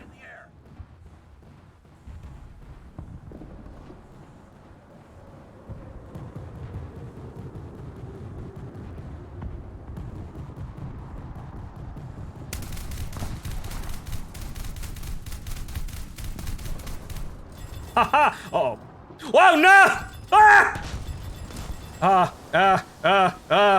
I'm stuck. Stuck! Stuck! Boat stuck! Boat stuck! Ha! I'm safe. Safe! Safe! Not safe. Not safe at all. Not safe at all. Oh no. Nope. Well, what a shame. Well, I still have the Seda though, so I can go back in there and capture that. I should have stayed farther in the cave. Are searching for airborne and surface targets. Well, I've artificially lengthened the match, but oh well. So I'll have plenty of time to do something. I hope.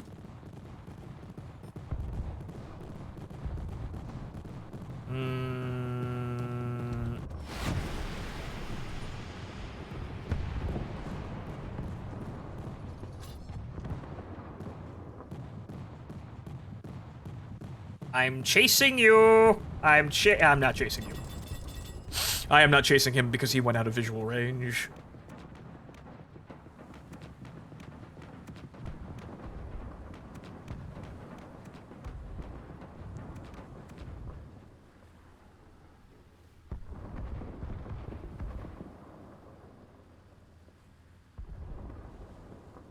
Okay, I might be able to meme the destroyer if I just kind of ripple fire the missiles at him as soon as I come around the corner, or rather getting to visual range with him.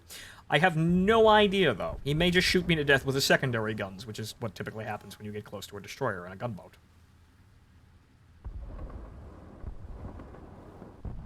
Enemy forces have captured a zone.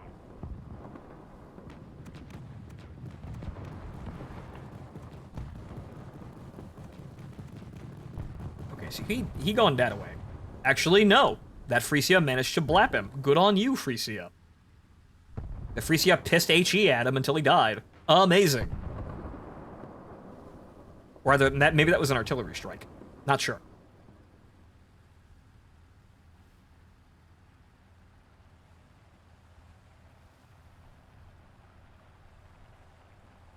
Alright, now we have to enter the cave and continue capping.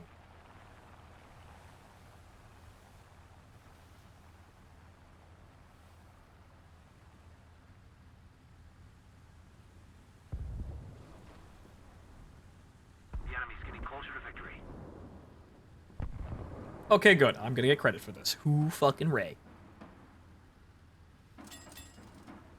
Just have to not get shot by a plane. Which, and also this map is actually kind of suspect for the Seda because, well, there's plenty of actually visually interesting and diverse fucking map geometry, which fucks over visual range combat. Wow, amazing. It's almost like this map actually has some semblance of game design to it. Wow. Effort put into a War Thunder map. Wow.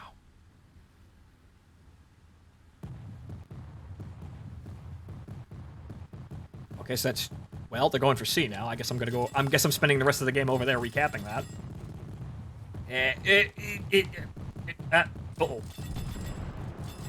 It just hit the radar mast. We weren't really using that. Actually, I kind of was, but oh well. We'll fix it. Actually, apparently, no, we won't. Oh well. We're ahead of the enemy. Nope, there it is. Alright, good. Had to turn it back on. It does look like there's an enemy approaching here, so actually, you know what he can do? He can do my job for me. He can capture the point, and then have me sail back in like a hero and recapture it. So you know what? I'm gonna try and leave. Captured a zone. I'm going to attempt to leave this area. Because I don't get points for defending capture points, it's only for capturing capture points. And we need to not own the capture point in order for me to capture it.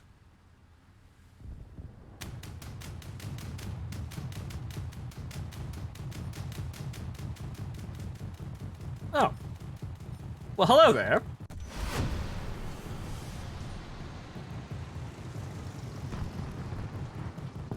I don't actually have lock on that guy, but I can probably get it. There it is. Get in there. Come on, get in there.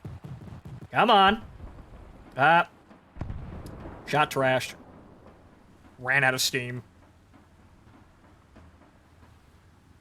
Can I get over there like this? Well, actually, that leads more into their spawn. Hopefully that destroyer isn't looking straight at me. It looks like his guns are, though. There is someone else he could go bother. Oh, great, another one. Actually, no, that's not the one actually near the point. That's the control point. Where am I going? I'm sailing right into their spawn. That's not where I wanted to be at all.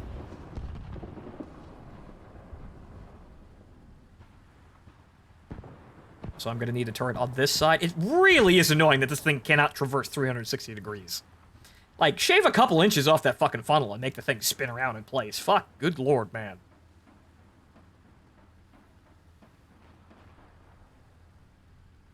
Is there enough space? Actually, there's... Wait, fuck you. There's enough space for that.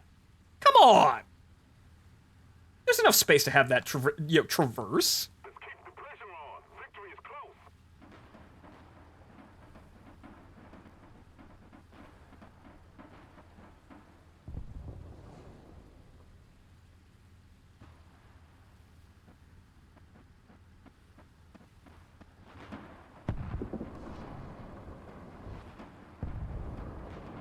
Okay, that guy might actually take out that destroyer. A Mustang, which may get knocked out by this light cruiser. Well, let's see if we can knock him out, but he's probably going to dive on the cruiser, and if he gets the cruiser, we're kind of... Actually, no, cruiser got him. And then the cruiser died, unfortunately. Well, that's just War Thunder gameplay.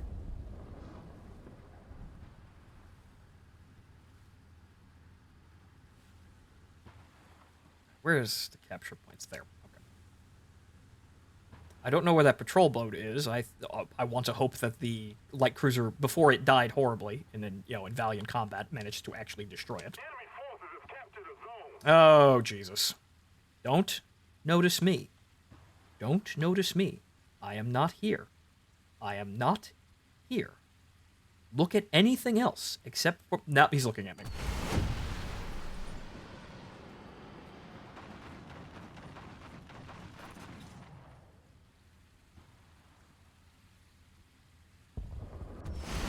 That's where the shell storage is. That's where it is.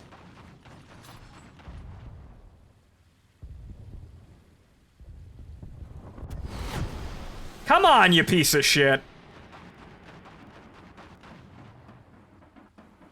Come on, it's in that area. I've blown enough fucking holes in it. There we go! Ha ha ha ha! I had to chew through the fucking armor to get to it, but there it is, right in the magazine. Fan-fucking-tastic. Victory is close. Three anti-ship missiles later, finally got the fucking kill. You have to wear through it looked like I had to wear through the armor plate in order to get through the bulkhead in order to actually set off the ammo, but I got it. And this actually might be the 7th cap point here, so I may have actually gotten my Gorky because of that. So let's see if I actually survive long enough to actually get the damn thing. So this is 3 this match, I think. Yep, 3. So if it was 4, we got it. And if it was 3 beforehand, well, I guess I'm fucked. I need another one. We've captured most of the strategic zones.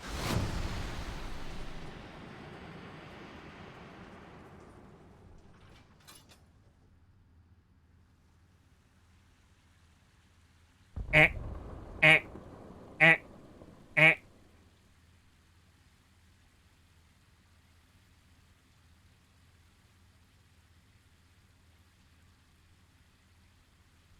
Line of sight lost. The what? The fucking cloud? What? Line of sight. Well, it's laser guided, I suppose. That would actually make sense. But that's never actually done that before. That's never actually done that before. I've never actually lost track of a target because of a cloud.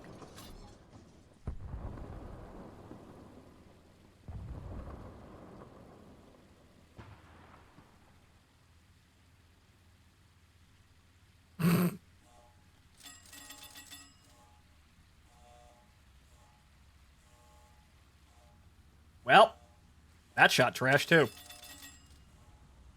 I guess I could just park here though. This is it. This is the end of the round, basically. Oh well. That may have gotten me my boat, though. Yep! Got my boat. So the Maxim Gorky 5.7 ultra rare. Right. I'm gonna go with I'm gonna play mine, and it's probably gonna be filling the damn. It's gonna be filling the matchmaking. But the maximum Gorky is nigh. Good, good, good. All right. So I'm gonna immediately redeem that because fuck selling it. I want it. I actually want it. So okay. So Killsat munition. Oh, hang on here. Which one is my? Right. So I'm gonna actually put this probably in this slot. Because I don't have any crews trained for naval. Really, I don't. I do have one crew that's basically, full spec air, but which is the one in the PE8 right now. That is my old TU2 crew, who has basically everything. Who gives a fuck? Okay, so Maxim Gorky, but now I'll actually have to make a preset here. So that's for ground-ish, I think. Right, so that's the TU2 crew in their TU2. I guess I'll just leave it as 4 for my naval. Right, so the fleet, because I don't actually have any boats. Let's see here. First slot goes to the MLRS, the initial pre-order boat, the MLRS gunboat, which is Soviet Baywatch, basically. It's a comedy boat that I don't really find myself using too much, but also this is it's kind of a funny thing, isn't it? Because it started naval with this. Well, not that, but huh? See? It's kind of the same thing in a relative way. I may have, I may have done a Pokemon here and evolved to something better, but the same general idea, right? See? Maybe there's a rhyme and a reason there. It is basically the same idea. It's just that, well, that's laser-guided HUGMs that actually relatively hit the target, and this is a fucking comedy boat. But okay, so, in addition to that, the Shrony, which is essentially just the Gremmy from World of Warships, which I also have, too. But, so, yeah. So that, plus the Gork here, which has a plane, which will never be used. But, we essentially have a Kirov class with slightly better armor, I think. This is 5.7. This is as high as the naval game goes. It's stock, though, because gift vehicle. But that will soon change.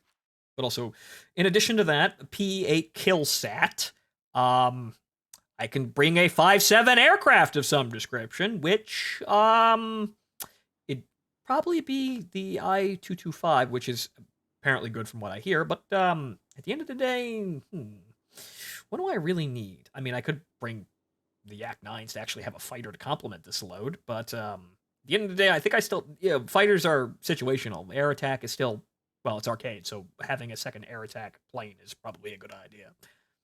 So, well, the IL-10s are 5.3, and I'm pretty sure I have one of the stock one's spaded, so that has all its ordnance, right? Yep, even though they're not fucking loaded. Okay, so let's see here. RS Fab 55-100. This would be the heaviest load. Largest rockets, heaviest load. Just kind of point it at a ship and laugh as it violently explodes. Okay, so I guess I'll do. This is the IL-10 with. Well, it doesn't have the. It doesn't actually. Well, the 23mm cannons are actually better than the. Whatchamacallit, the VYAs are better than the Noodlemans, which is, I think, the IL-10. Yes, right, the NS-23s. So the VYAs actually have, I think, more penetrating power. It's just that the Noodly Mans here just spray more bullets. So, and even got my lightning bolts on it.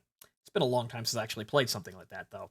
So, okay, so this seems to be a good as it gets naval lineup. Just got back from doing yard work. What did I miss? We have Gork. The maximum Gorky is here, and it will be supported by the other premium aircraft that I have that haven't really, well, the premium ships that I haven't really used, and also the P8 Killsat munition here. The 10,000-pound bomb. That is, we're not getting much better than that. So, actually, what I should do, actually, is, this is aced, right? Well, actually, well, it's not ace. I still need 500 gold for that one, but it's going to reload about as fast as it possibly can, possibly can without actually me spending money on it. But, right, so, let's give the Gorky a spin and see if it actually is worthwhile. Because this is 5.7 naval. This is as high as it goes. This is like getting a 10.3 aircraft for free. This is the peak. Let's see what the peak actually is. 5,000 kilogram bomb on an arc bird. It basically is the arc bird. The PEE-8 is, yeah, basically the arc bird. But so, wow, this is slightly different. Wow, okay, this is new. Is this only for top tier? Yeah, what the fuck? The gunboats actually get to spawn all the way out here? What the fuck? I want this map from my SATA! Are searching for airborne and surface targets. Wait, are these AI targets? What the fuck? Yeah! Those are AI! Hey, wait a minute! What? I get floating targets up here? Hey! Why do these guys get free kills and the rest of us are out there slumming it? What? Welcome to Cruiser Gameplay. It's a shooting gallery? This is a thing. Actually, yeah, what the fuck? There's no control. What is this? What am I doing here? What's going on? I guess we're rushing directly into the enemy spawn point. I was expecting there to be cap points, but there are no cap points. We're just kind of rushing direct. It's just a line battle of some description, I think. That was not on target.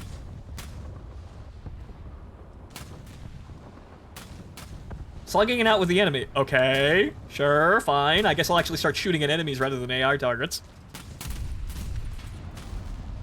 That's a Huygen, I think.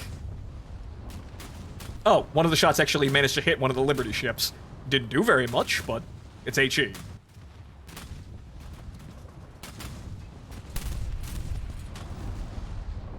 Don't forget to compensate for your movement as well. Yeah, windage.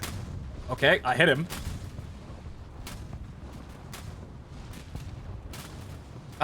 This is basically just a bunch of cruisers shooting at each other. Is this what cruiser gameplay is like? Is it just a bunch of cruisers sitting out in the open water shooting at each other repeatedly? With really no other goal aside from blap to boat?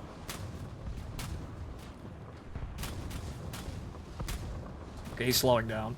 Actually, I might have knocked out his engine. Yeah, there's a fire in there. Yeah, his funnel's knocked out. I don't think his engine's out, though. Is this it? Is this the peak of War Thunder naval gameplay? This cruiser standing out in the open, struggling to hit each other? He's backing up. Okay. I'd like to hit something that isn't, the funnels.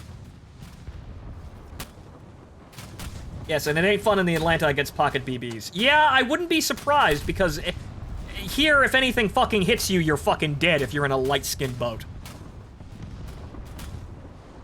You are fucking super dead if anything hits you out here. There's no cover. A splash. Oh, I hit the deck. Ish. Kinda. I don't know what the fuck's going on there, but I'm not gonna do very much with HE. I'm bothering him, and that's about it. Okay, so from what I can see here, the best idea is to just kind of hide in amongst the fleet to avoid getting primaried. And that's about it. Just kind of lazily run around to avoid being shot.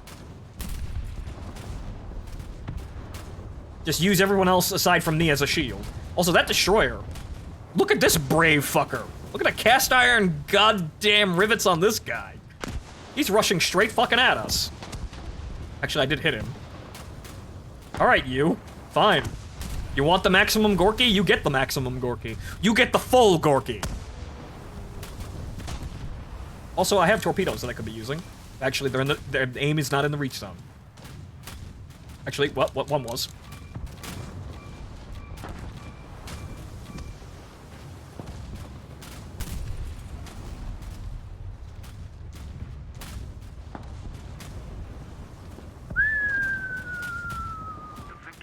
Nope.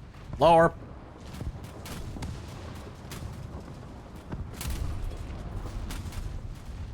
Play over to the side here a bit. Can you tell I have no idea how to aim my guns? You should. Kill the cargo vessels to win, is that what it is? Is it basically just whittle down the enemy Liberty ships and that's it? This is peak gameplay? It'd be kind of nice to bring the SATA in here. Oof. Well, that's a hit. Okay, well, I got him ranged.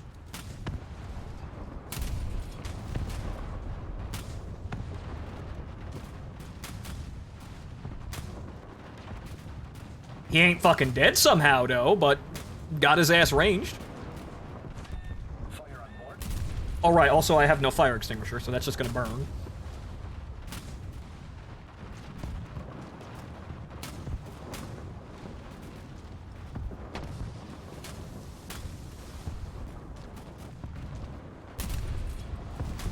Okay, so this is, yeah, just kind of sitting here pissing shells at people. Okay, this is a way of doing this, I guess.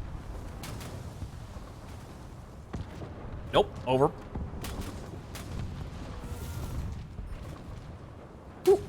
Who you? Who bleps? You bleps? Take bleps back.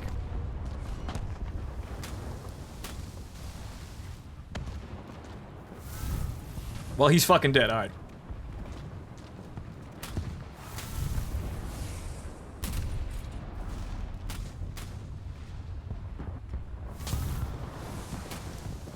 That looks actually to be on. Hey! Well, okay, so I guess I'll work on my gunnery now that there's really nothing else to do. I guess I'll probably learn how to aim, because there's nothing really else to do aside from attempt to learn how to aim. Gunners are searching for air. It's basically a shooting gallery. We are just training long-range gunners. That's really all this is. It's kind of nice, but incredibly vapid. Your fire went out. I guess because it's Russian.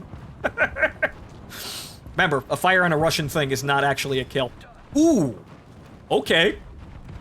This is actually kind of nice, even though it's incredible. This is even more vapid than gunboat gameplay. I'm just sailing around shooting at things. I am just sailing forward at full speed, shooting at anything in my frontal arc. I have not been primaried, and there are more boats in front of me that are actually being primaried. So at the end of the day, I probably will not be primaried. Is good. I can probably actually get that light cruiser if those shells land anywhere near it. Well, kill assist. This man. This man. He burning. I blep. That's not a... Well, that's... I poke the bow. He's gonna die. He's gonna die before I reload. Yep. Okay, so this is comedic, but interesting. It's slow, and though I ask, and then this is even more shocking. This is the gameplay for top-tier cruisers. What's stopping them from implementing battleships? This is basically battleship gameplay. But you're telling me it's a cruiser and not a battleship. This is long-range, you know, spitting back and forth with shells. This is what battleships do. So what's the difference? Ow. I be primary. Oh no.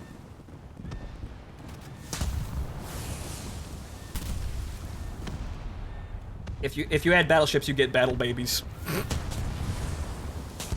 Yes, people complaining about, you know, their battleships like it's the coolest thing ever. Also, nah, I primary. Everyone primary me. Why primary me? There are plenty of boats back there. Shoot at teammates.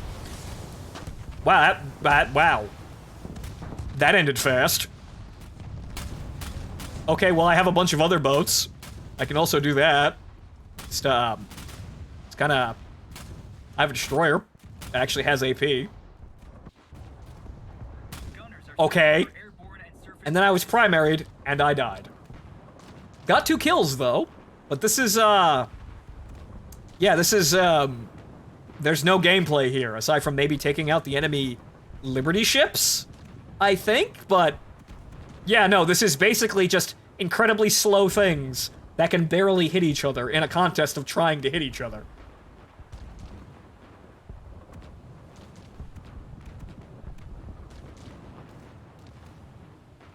So I'm asking, yeah, sure, why, what would battleships change if this is the top tier gameplay? What's really at stake here?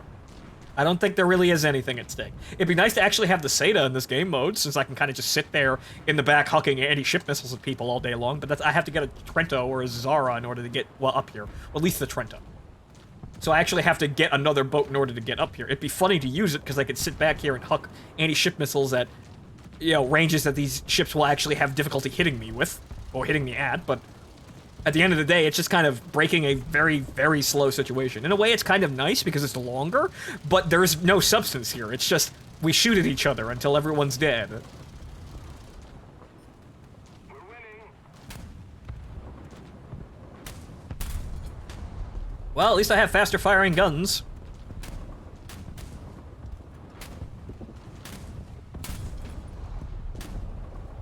Hell, if we'll hit anything, though.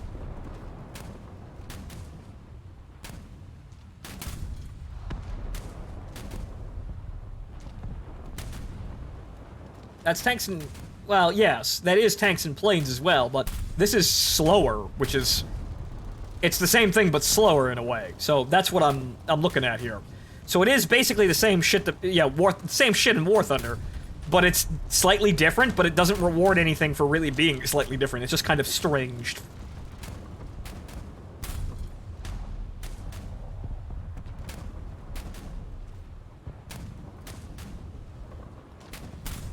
So I suppose in the end, the same diff, War Thunder has problems having actually rewarding gameplay that lasts a while. But, this is at least somewhat different. The only thing is, really, so we're just kind of shooting at each other. Okay, so where are the Liberty ships that I'm supposed to be fucking engaging? Because apparently that's the fucking main point of this game. Apparently there are also destroyers and AI-like cruisers.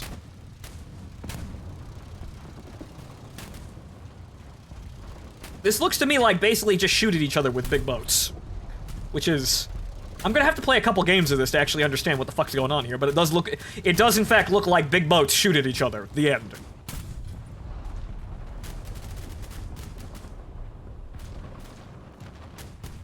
I have no idea where these shells are going. Okay, over there, right?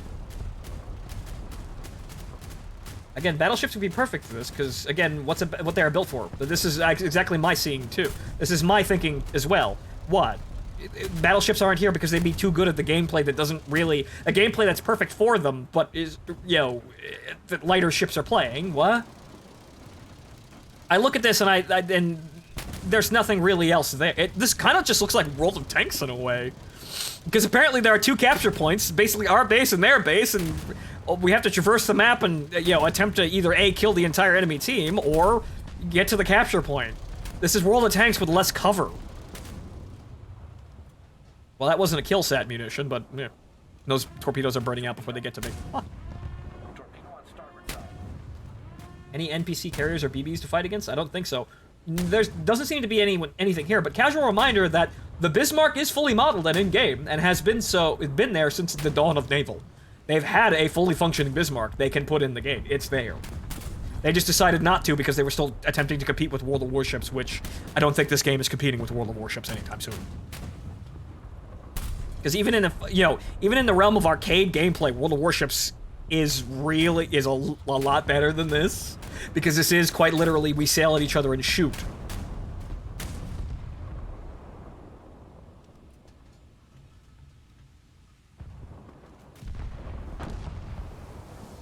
Well, hey, I blep. I don't really do anything with blep, but I blep.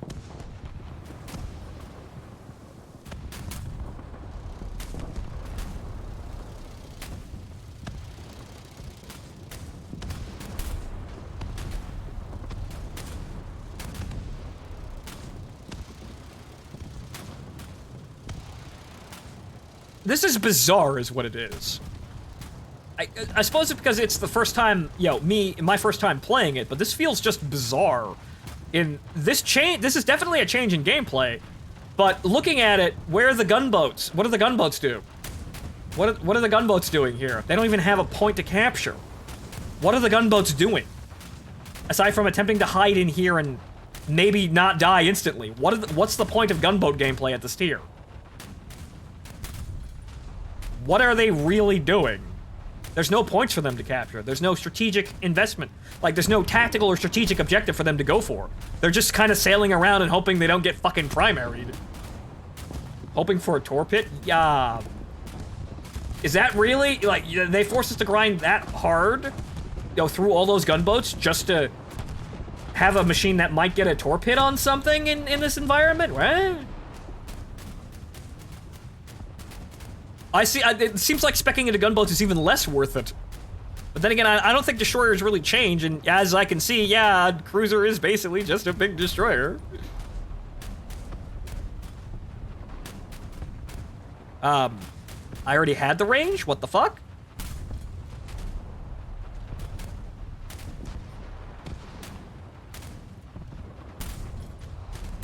Phonto learns how to shoot a gunboat. Mort 11. Well, I hit the gunboat.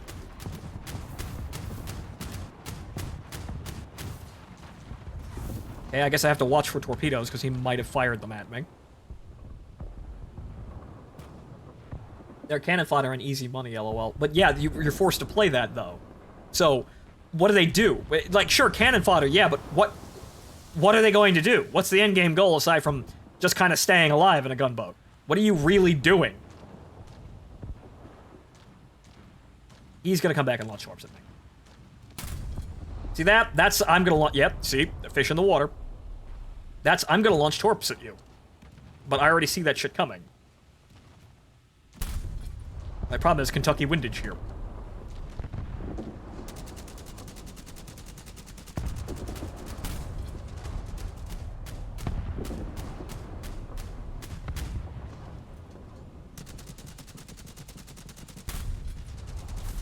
That's, you know, nowhere near the target, though.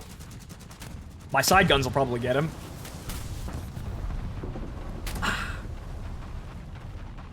I think one of his torpedoes actually ran aground. I don't see it. I didn't catch the other one either, so there's that, I guess.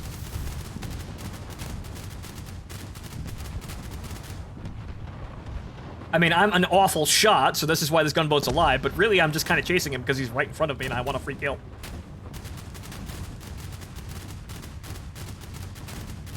I'm just chasing this guy because he's a free kill, and that's about it. He's not really gonna do anything drastic. It's just that someone's gonna get this free kill, and I want it to be me.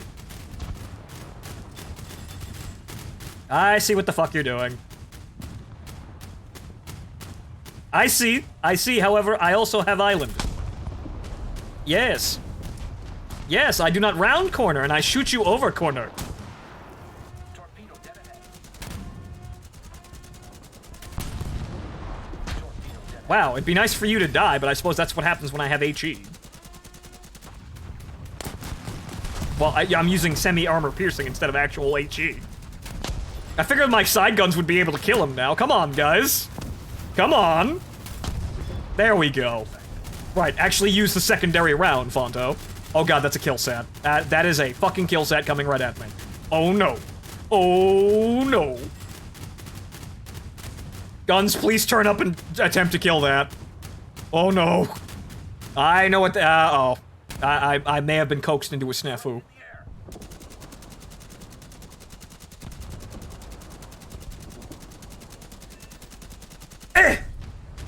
No, he already dropped the bomb. Where is it? There it is. Whoa, no!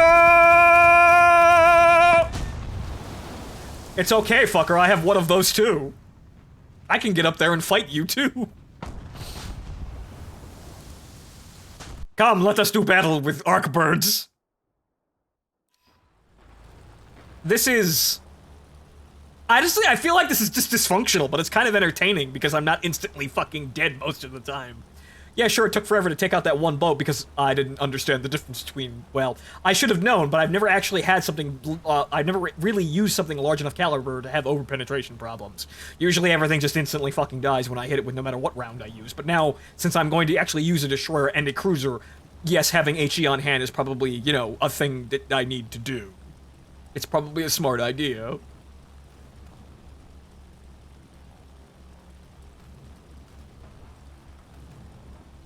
Yeah, that's what I've felt for destroyers as well. You can sit there shooting at targets all day, and then someone turns around and one-hits you. And it feels like a lot of setup for nothing. But at least with cruisers, they're kind of durable enough to take some hits? Maybe, but they're basically, as I imagine, just big destroyers. And now we're gonna have stupid fun here by dropping killsat munitions. Like that? Well, that was the Dorner, but same general idea. And now the dawn of the killsat munitions. It would appear as though that we are winning. However, it looks like as though there's only one AI target left. Two? I think that's an A. No, yeah, these are AI, and that's a that's a Nazi raft down there. Look at him trying. Okay, so it is basically a game of eliminate the AI. But here's the thing. So why is this a PvL? What? Why does this all of a sudden? Why does this have so much PvE emphasis on this when it doesn't exist anywhere else? Also, what's happening to my? Why is my PE8 going up? Why did my plane go up? Oh well. Oh well. I guess I'll just spawn on the gunboat then. Okay, no kill set munitions because the game's basically over, but I guess I'll just spawn in my comedy boat. Are searching for surface targets. That's probably not enough. Probably not enough players for full matches. Gee, I wonder why. Could it be that this gameplay is locked behind a tremendous grind wall in gameplay that, you know, featuring gameplay that is infuriatingly vapid, really? Non-existent? And then you get up here that doesn't fix the fucking problem? This actually feels like traditional War Thunder gameplay, like back in the day where you actually had to, you know, killing ground targets or AI targets in order to decide a match rather than killing people. This looks like it's Counter-Strike with a bomb that actually works, which is kind of funny. It's just strange to see it here of all fucking places.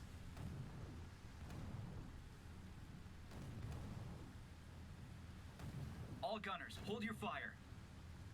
No, shoot at plum. Searching for airborne targets. Threat in the air. Shot plum. Shot plum. Shot at plum.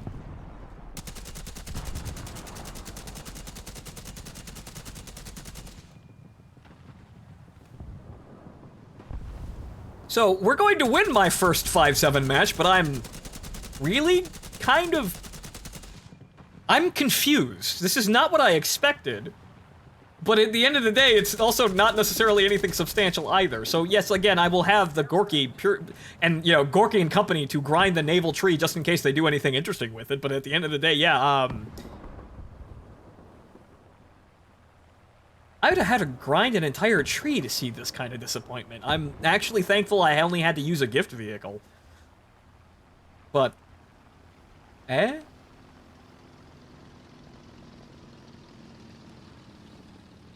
maybe someday someone will get this type of gameplay right, lol. But this doesn't even really make any sense. Like, what are gunboats really doing at this point? Because there's no capture point to really fight over. It's all the emphasis on the cruiser gameplay, but then, like, in the build up to this, you had a very crowded area that had a lot of, you know, like little nooks and crannies and waterways that the gunboats would kind of, you know, move in and be fine in, but also would cause problems for larger ships. That was the gunboat fighting area, and there was a control point there. That was the gunboat land. There's no gunboat land here, aside from maybe camping in the side, and maybe trying to flank. But that's the gameplay that I had just been playing in mass no longer exists up here. The only gameplay is cruisers shot shell. This doesn't even make sense even up to a logical. It took effort to make less sense. Huh? Is this the land, sea, air battles? No. It's only sea and air and land if they ever figure out a way to do that, but I don't think their map designers even want to attempt it. This confuses and confounds me. And then, well, I guess the match is over then. Oh well, I did a thing. I did a thing. I did a thing and I made some research that's still fucking pitiful. It's still absolutely pitiful, but you know what? It'll actually, it kind of gets me to a motorboat. It kind of gets me to, a little bit farther down the Russian tree, which I will most likely actually just be playing all of this. This is the lineup I will likely play all the way down to whatever the fuck they add in here that's actually any use. To give you an idea, the Gorky is a Kirov class, so right there. I'm not sure what happened. I'm not sure of the major differences between the Chapayev and the Sverdlov. Yeah, the Sverdlov names. I gotta get up and go to the bathroom, so a bit antsy in the pantsy. But in the end, they're all ranked the same, and this is a Kirov with more armor, so I'm assuming it's at least as good as the end tier boats. So, Swirloaf? Yes, right. The Swerveloaf. So at the end of the day, I've got top tier here, and this is top tier naval gameplay. It's no wonder no one plays this, and I've seen it all with the wonderful help of these gift vehicles. No wonder no one plays this. But we're gonna play one more round after I actually go up and get to the bathroom, and then we're gonna start for the Tiger. But yeah, no, naval is don't even bother. Just pretend it doesn't exist, like I have been for months, years, really. Wait, that was a top tier naval? The derpy boat? Well, no, this is 2.3. The Gorky, the thing that was playing first. This is top tier. This is 5.7. That's as high as it goes. Like 5.7. 5.7. 5.7. 5.7. 5.7. China doesn't have a Navy tree yet. 5.3, but the Tsar is being put in next patch, so it's going to be 5.7. And Sweden and France do not have naval trees yet. So yeah, no, this is it. This is the firewall. This is tier 10 naval. Tier 10.3 naval. The maximum high, super ultra endgame Diamond League shit. And that was it. So it doesn't seem like there's really any effort put in at all, really. It felt like there was less effort put into 5.7 gameplay than the rest of the game. I'm not being proven wrong that naval wasn't anything to grind for, really, or care about, aside from funny little meme boats, which I have the Seda and some premiums that work. And then this will get me the Italian tree, but there's also things like some of the PT boats on the American tree, the 95-footer that's covered in guns, the German flak rafts. Some of these boats are entertaining, but they're isolated little experiences. And I don't think there's really any destroyer or cruiser of light or heavy that actually is worthwhile and actually has interesting gameplay, aside from maybe the Graf Spee, but that's because it has battleship guns. And then there will eventually be battleships, and then the Graf Spee will cease to be important. So from what I just saw, and we're going to play more of once I get back, but yeah, no, naval is a lie. It's a pipe dream. It doesn't go anywhere. It's gameplay, it's basic, super test or first iteration early access gameplay with the hope that you will actually be able to do something later with these ships that actually matters, but it's not right now, and the only thing that Gaijin has seen fit to do is just shovel content into this to make it seem like it's not as super duper early access as it seems. But it's not a content issue, as I said the last time. Naval doesn't have a content issue. There's plenty of content. There's too much content. The next patch is adding more fucking boats, too. Why? It doesn't amount to anything. They're just lying to themselves, really, or rather, they just have some really bizarre fucking plan where, if they just make a grind long enough for naval, people will just get into it just to get into it, and it'll be a thing and somehow take flight as a fully fledged portion of their game if they just make a grind that's long enough that implies that there's gameplay or implies that there's something important, because all this work would imply that there's a reward at the end of it, right? You have numbers this high. Admittedly, they're lower than ground and aircraft trees, but ground and aircraft also make more in terms of round and premium payouts. So it's actually about the same or slightly slower, really, in some cases. So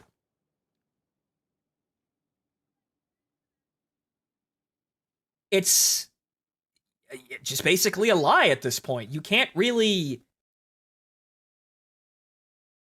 There's nothing really here worthwhile for all this effort, aside from the chance to, as you saw, sail around like an idiot and kind of trying to shoot at things, which I could get good at, I suppose, but there's nothing there. It's just, you might as well just put me in, I might as well make a game in Unity where the player spawns in one side of the map and shoots at a bunch of AI targets, and the only task is kill all the AI targets and survive, and then you do it for efficiency. You do it and you can speed run it.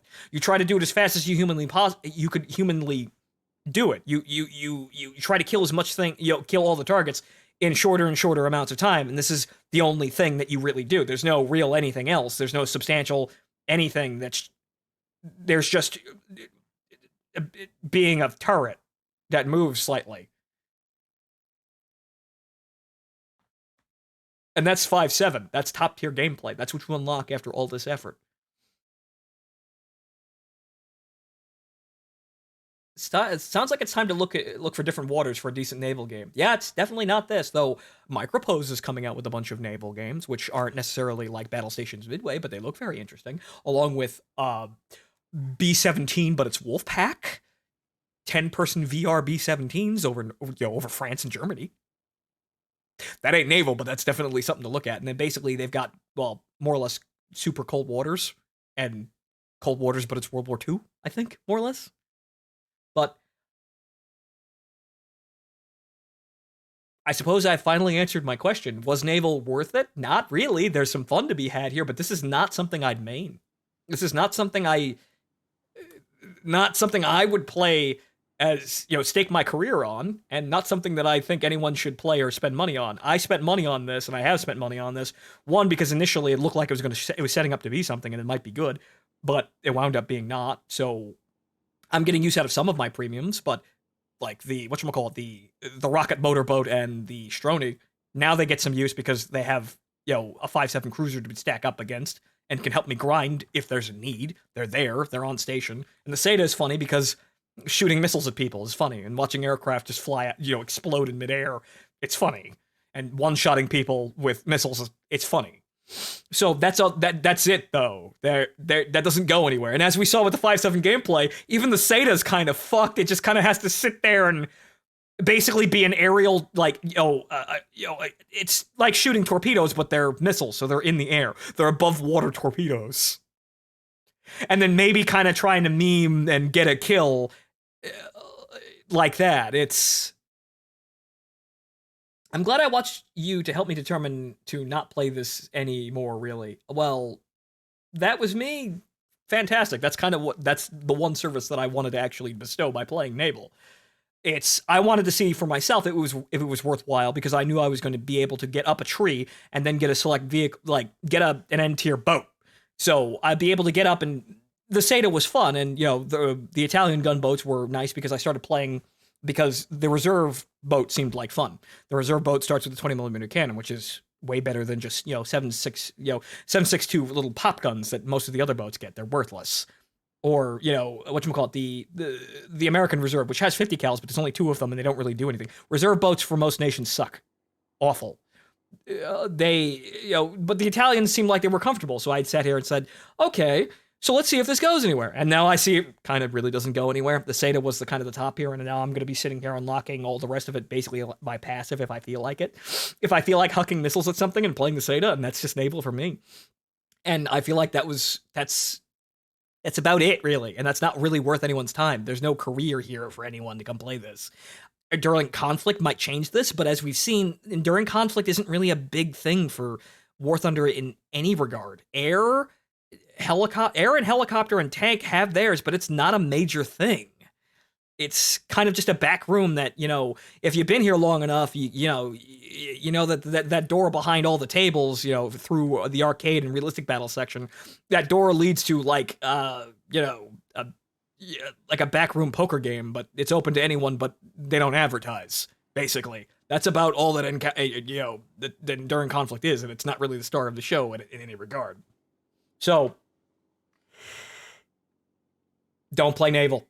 That's basically it. I'm going to play the Gorky because I worked so hard for it, and then we're going to move on to the Tiger, but don't play naval. It's not fucking worth it. And yell at Gaijin every time you see them introducing a boat, because it's not worth it.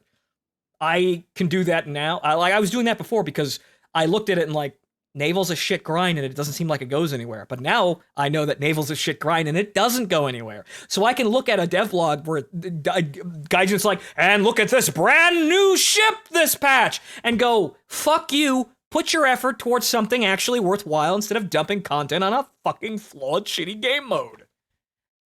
I can do that completely without guilt now, and that's, I guess, what I wanted if this gameplay didn't go anywhere. So either way I won. I get to complain out loud and no one can tell me to shut up. But Goon, yes, Katyusha? You'll be saying that every dev blog then. Yes, yes, I will. Yes, I will, because this game mode needs to stop having content dumped into it, and it needs a complete fucking overhaul in terms of its actual like gameplay flow and map design and objectives and class statistics. Like even like the simplest thing ever. You notice that they have a billion fucking different classes in this mode for classifying ships?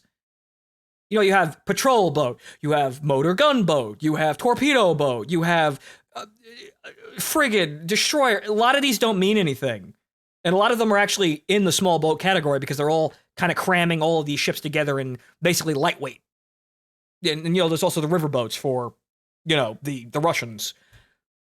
These classes don't really mean anything. So really, like, one of the first things that I would do if you gave control of this game to me was, okay, so the gunboats are two classes. You're a motor gunboat or you're a motor torpedo boat, because that's all of that exists. And then maybe a missile boat by the end, just to say that because there's a missile boat. But you see, the funny thing is, the Seda and, well, actually, the Seda itself, because that's the only actual missile boat, is cast as a motor gunboat, and the Spaviero, which is called a missile boat, doesn't have any fucking missiles.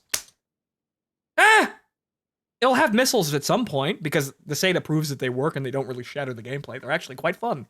But don't forget the sub-hunter boats. Yeah, the destroyer escorts, which is a class, but that's kind of basically just a small destroyer.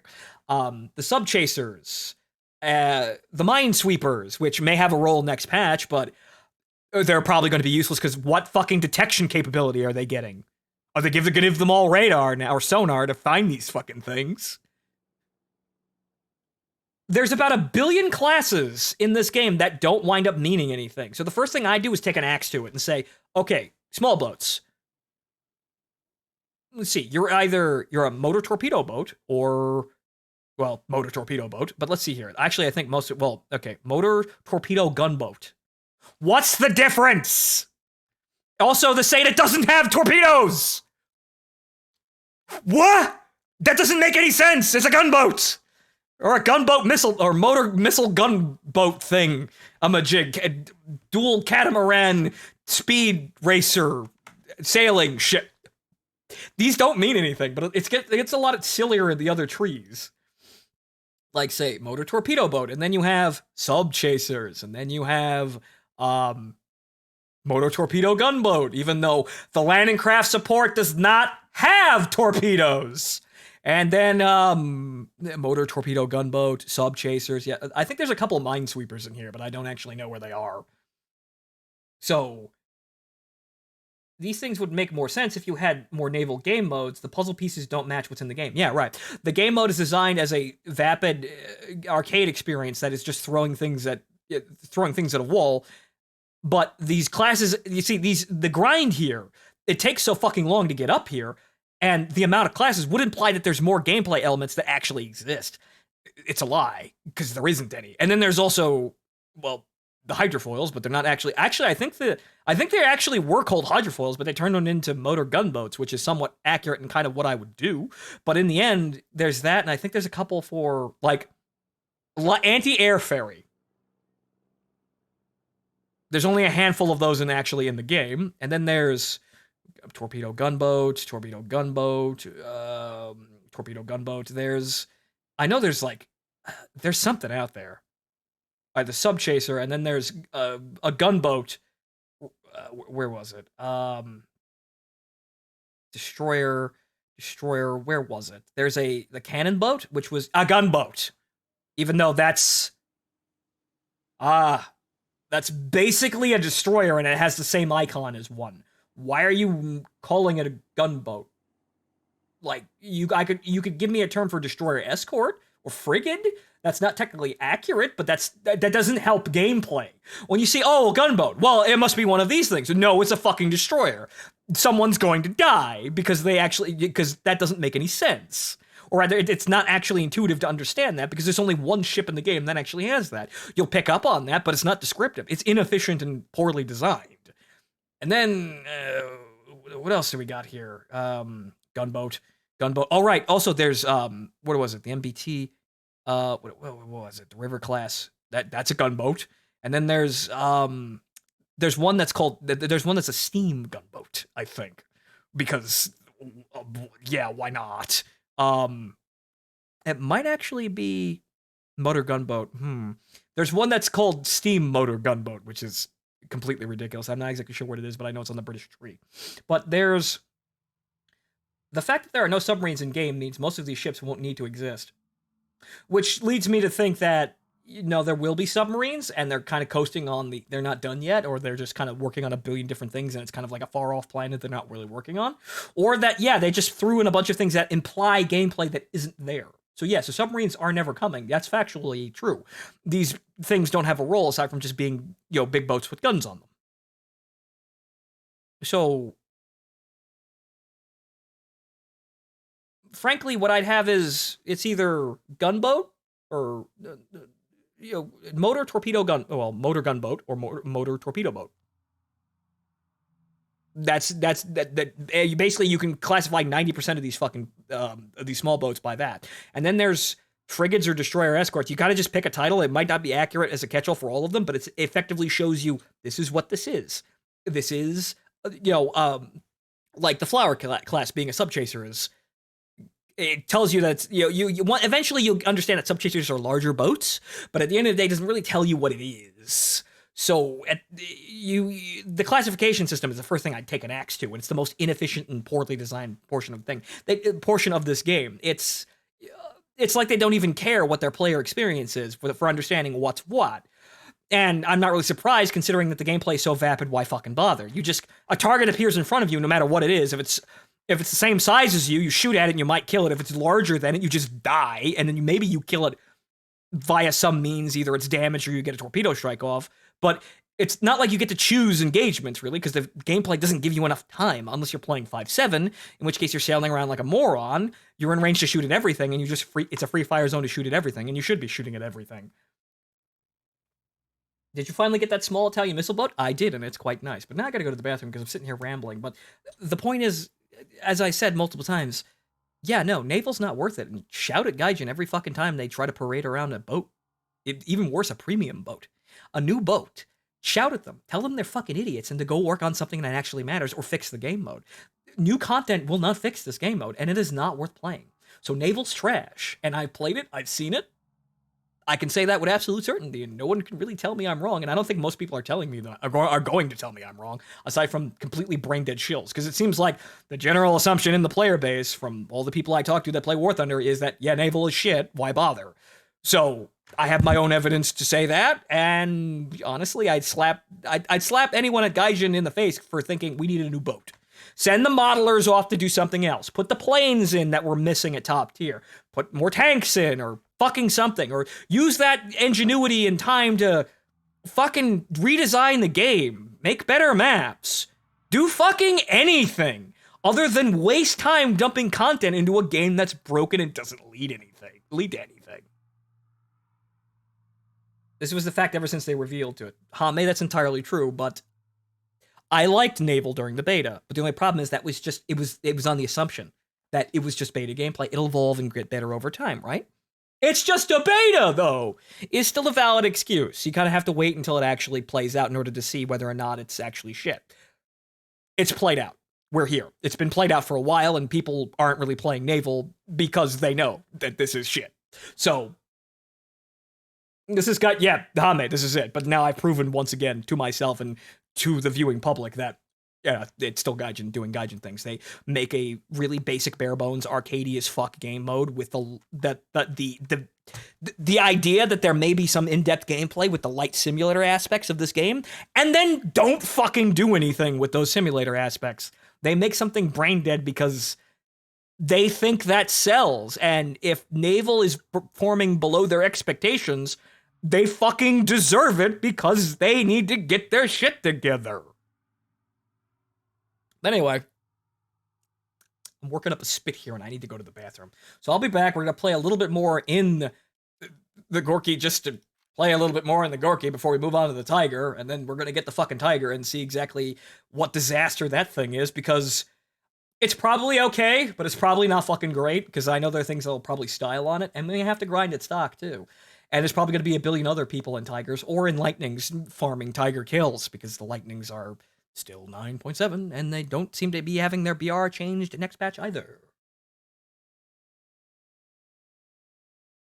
I don't get to make decisions at Gaijin, and I really question who the fuck does at this point, at all. But I'll be right back, folks.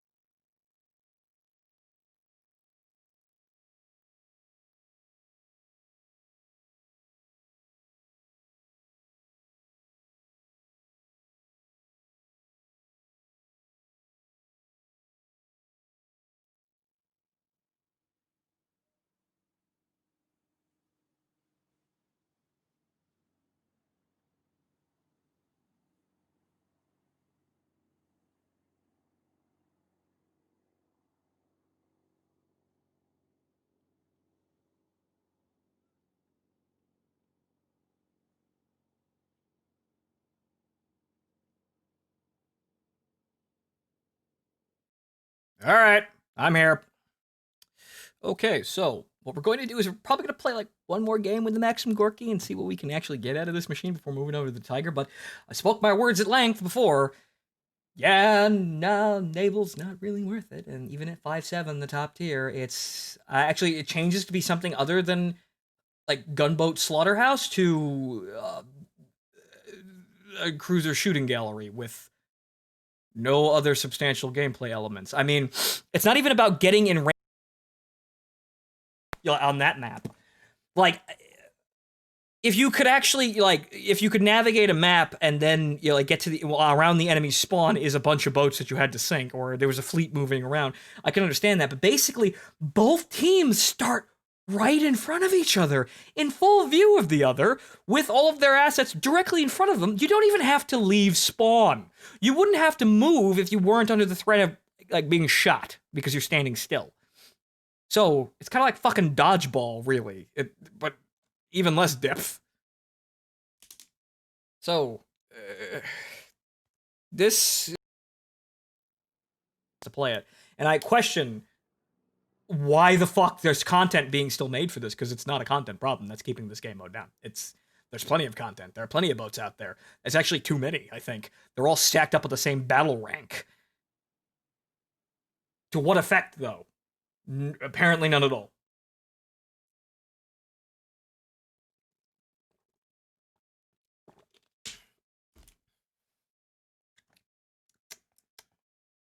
And do I follow World of Tanks or World of Warships anymore? Loosely, just in case there's something interesting, but not necessarily with any kind of dedicated precision.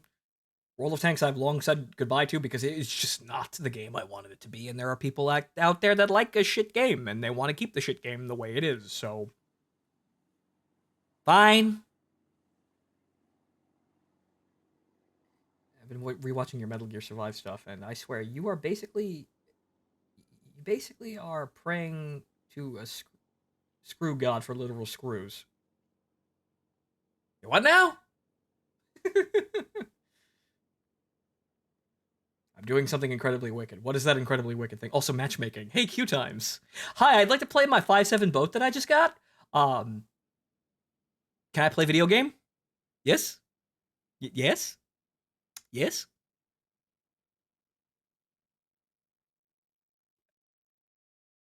Casual reminder that no one's fucking playing Naval. I'm joining the Black Tigers again. Are you playing the Fury?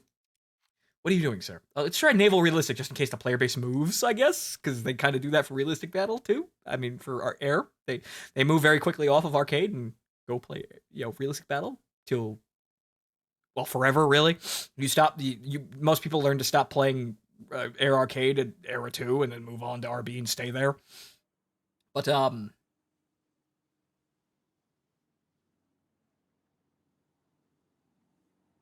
okay, I was going to play more rounds in the Gorky, but apparently the one game we got is the only fucking game we got, because that's about it.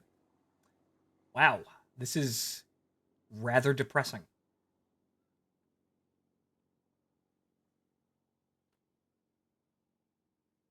Wanting screws or gears. Oh, right, yeah, right, no.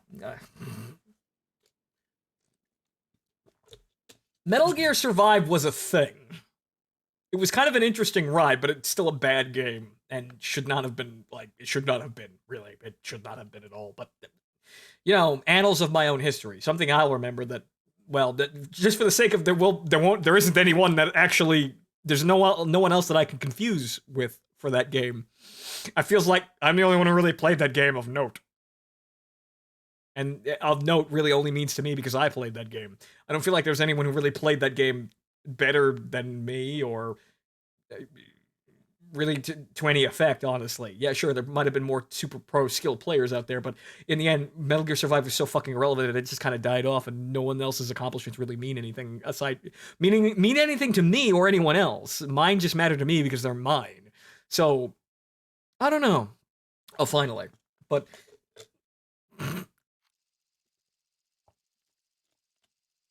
What the fuck is this? What? King of the Hill? This is realistic battle, mind you. What in the fuck?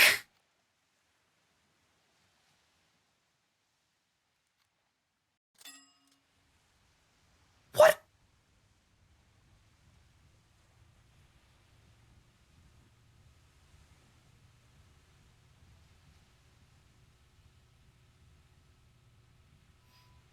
This is top tier gameplay. It seems like they completely gave up on the whole we want to be different from World of Warships to we're just World of Warships.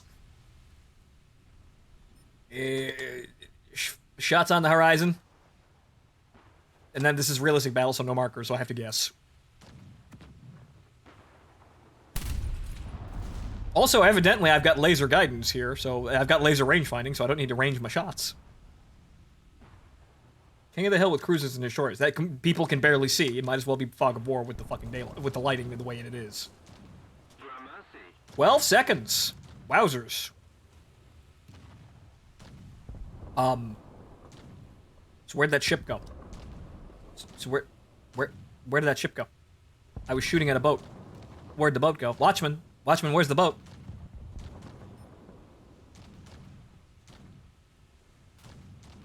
Also, there isn't even, like, aside from windage, there's really no, there's no skill involved here because apparently I don't even need to range my shots anymore because I have rangefinders apparently which can do this quite easily. I mean, it does look pretty.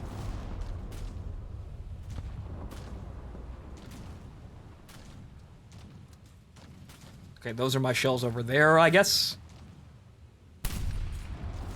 I have no idea where I'm aiming my guns. But I guess I'll learn eventually. Wouldn't that be like King of the Sea, since it's trying to capture a circle in the water? Yeah, an arbitrary circle in the water that doesn't really mean anything. You'd think we'd, like, have attack the port or some shit, but no. You'd think they actually have us fighting over something that actually seems to matter to boats, but no. Those my shells? No?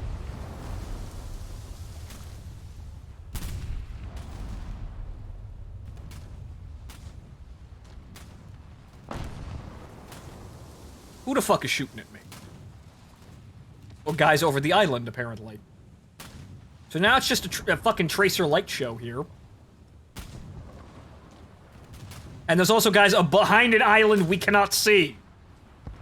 Wow, amazing gameplay, Gaijin.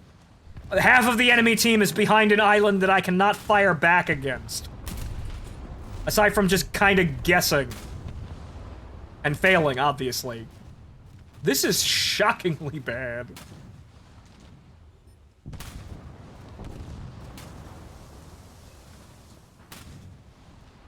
Okay, I guess we're just gonna keep moving forward and hope to God no one primaries us. What battle importance is the circle, I would like to know? I don't know. Maybe we'll find out after we unlock the secrets of the sea circle. Oh, hello, fellow Maxim Gorky. Nice weather we're having. Looks like tracers.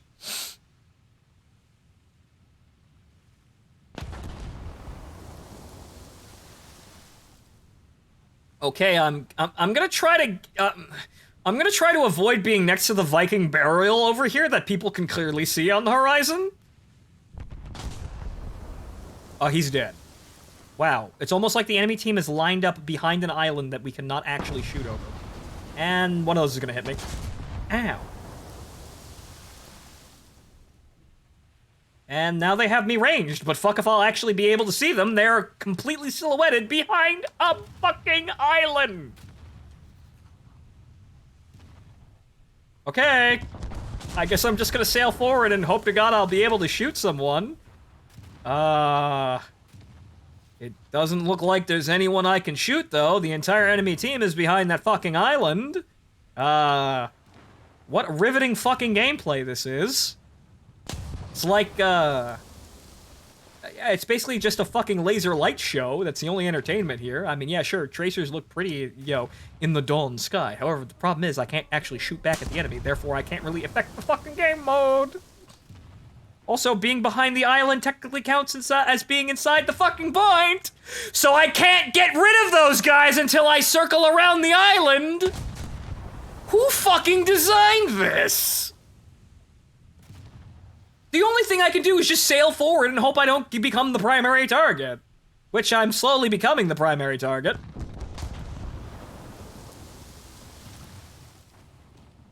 Oh, okay, I can maybe engage this guy. Maybe.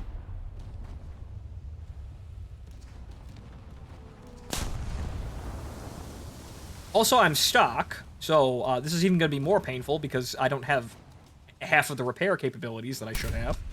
because gift vehicle, which gameplay like this is making me question whether or not I even want to grind out, even want to spade this fucking thing. Because what is it going to fucking do? This is just... This is a special kind of awful. The only thing I can do is race this gauntlet in an attempt to actually engage these units over there, somewhere. Okay, he's dead? No, he's not dead. Okay, that one's actually coming into range, and so I can possibly fucking shoot at him. But he's already being shot repeatedly by my teammates who are slightly over yonder, over the other direction. He's basically already fucked, and also I only have HE, so it's not like I'm gonna get any fucking armor criticals. Hey, that looks good.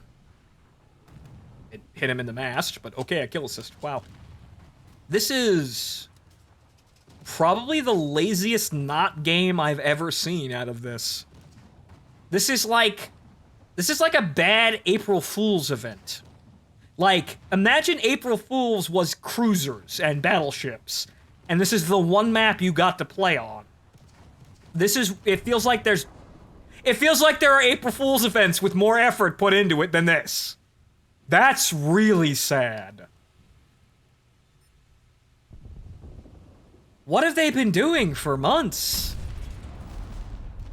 Like, almost a full year, I think? When the fuck did Naval come out of beta? Like, late 2018? Right?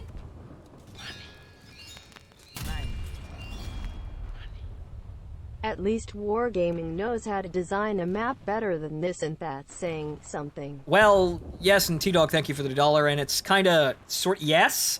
Their gameplay is a little bit more frustrating because it's so arcadey, but no, they know how to make interesting maps at least. Like, the terrain actually matters. In this case, it's basically just a big fucking wall in front of the teams. And I'd like to range this target properly. But apparently, wow, okay, that range was actually completely off. Okay, I need to manually adjust that. I thought it was going to be on point, but no, that's realistic battle. You have to actually manually adjust the range. And there we go, okay. So I've got laser range finding, or effective range finding about. So I actually have to watch it and manually adjust the range every shot. But yeah, amazing gameplay. I'm sailing forward, attempting to hit the enemy. I'm sailing forwards. Yes.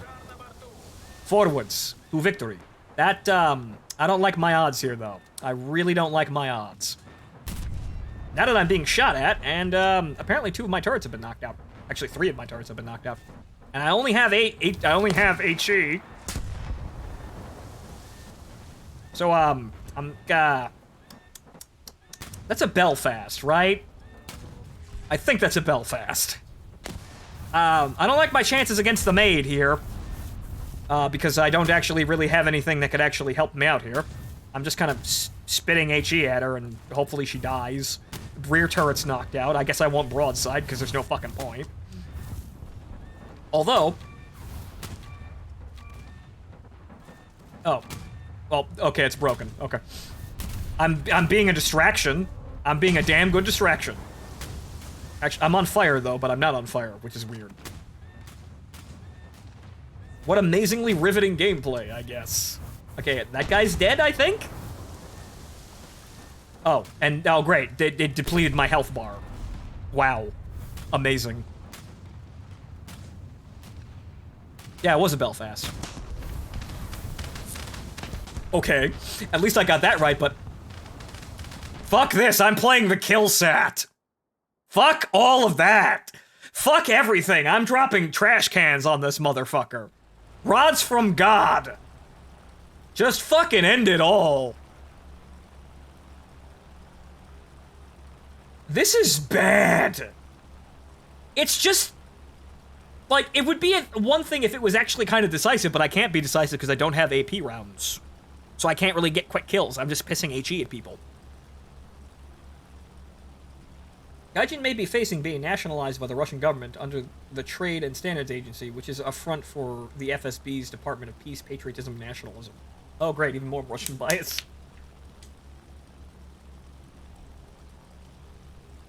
Oh, 2020. What a comedy act, really. Fuck. A comedy act of awful. But, okay, so apparently we're winning? Somehow? So I know, yeah, no, this is stupid. This is less than, like, uninspired and vapid. This is just stupid. I'm amazed that this actually is... I'm amazed that this is actually even cleared in this state. This is a shockingly little amount of effort, and you know what, honestly, maybe it's actually, you know, maybe it's actually correct. Maybe it's actually, you know, telling of Gaijin's lack of care for anything. Because it seems to actually, well, seem to lack care and effort. Luckily, I'm getting Sparrows next patch for the Phantom, or... Yeah, no, I really have nothing and really no confidence at all that Gaijin would do anything remotely useful. Okay. I have entered the combat zone. I will attempt to find the enemy and drop a giant dumpster on them. One giant dumpster.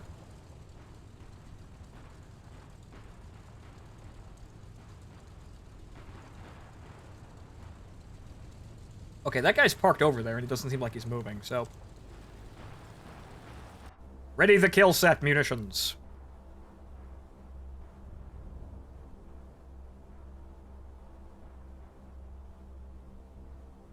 And now I'm just playing air now. That's the thing.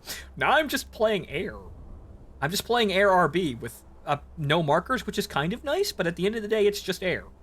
And I might be able to, if I am lucky... He's still shooting at me. I might be able to get 2 kills. So hang on here. The tracers are going to be kind of chancy here, but I might be able to get 2 kills if I can just drop this. Just... Yeah, oh, those are getting close. Just drop it right about there. Well, I got it off. Fuck it. Rod's away. It's in the air. It's going.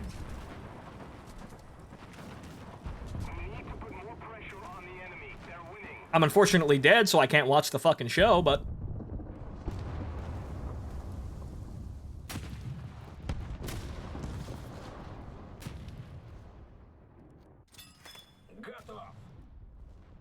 No.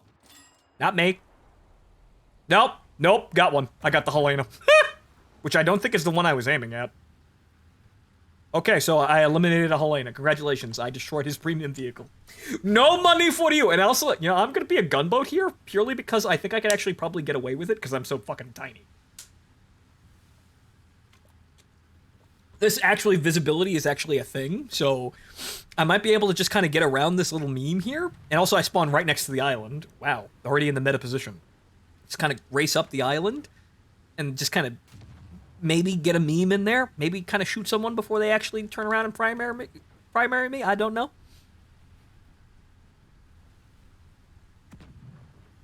This is silly, though. This is not worth anyone's fucking time at all. You see, that's the thing. I know I'm just going to make shit returns no matter how much time I expend in this. So this gameplay would be worthwhile if I made significant progress in it. If I was making, with premium vehicles, 25 to 30,000 RP, I would sit here and wait. This is what this is what enduring conflict is for, and for air and ground to an extent, but mostly air, and helicopter enduring conflict as well. So, this is something I would consider worthwhile if I was making, you know, massive gains for the time allotted here. But this takes a while, and I know it's going to reward like shit, so what the fuck's the point? Got the tiger, and I find this event is finally over. Well, yes. Titan, congratulations. I'm gonna hop in that slog too to get the tiger, but yeah, the Gorky's kind of just a mantelpiece sort of trophy. It's a conversation piece. It's not anything that anyone should really have aside from just it's free. The Freesia was nice though. The Freesia was entertaining.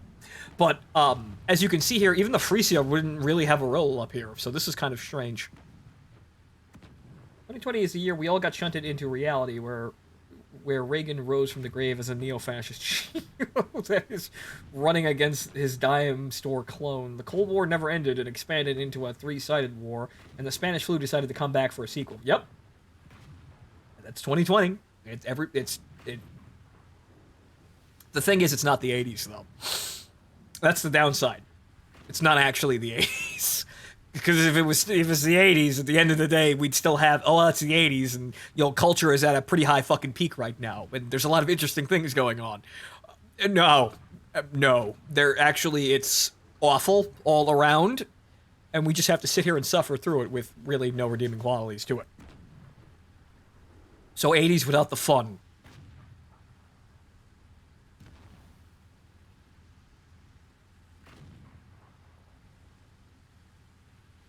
You have to get the Nexus. Well, good luck, sir.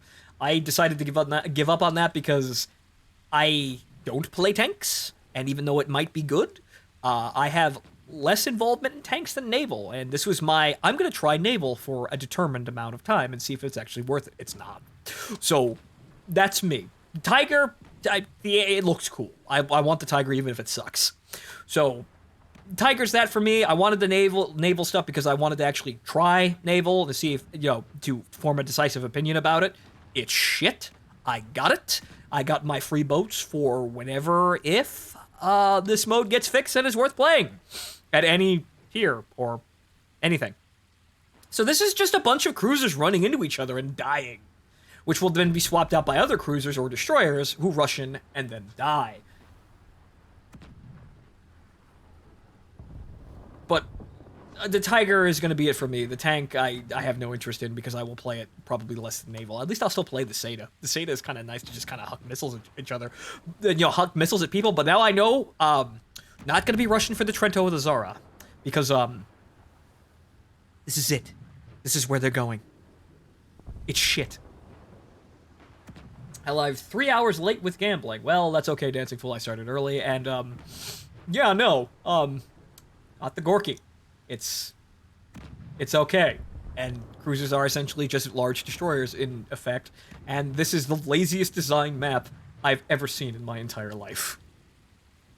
But now I'm trying to stealth up and maybe get a rocket, a rocket salvo on one of these boats. I mean, you just, replace the Kadyusha rocket rack in the back of the boat with an RPG team. And, I don't know, we're somewhere off the coast of Africa. I don't have enough money to crew the Tiger, damn it. Well, I'm very sorry for your lots, Titan. I'm very sorry for your lots because, well, at least I have lots of money. At least I have, spending unwise amounts of money on premium has, premium and premium vehicles has at least led me to the fact that I'm kind of free of the economy. I don't really care. If something costs money, I usually have enough money to immediately buy it.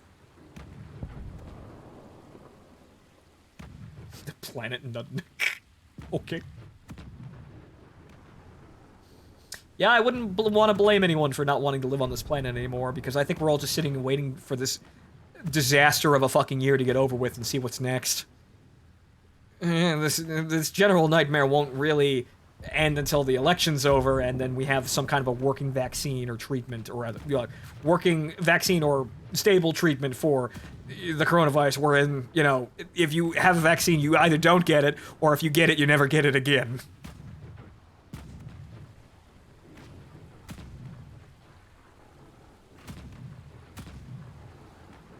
Giant meteor. Yeah, giant meteor 2020. The giant meteor is his running mate.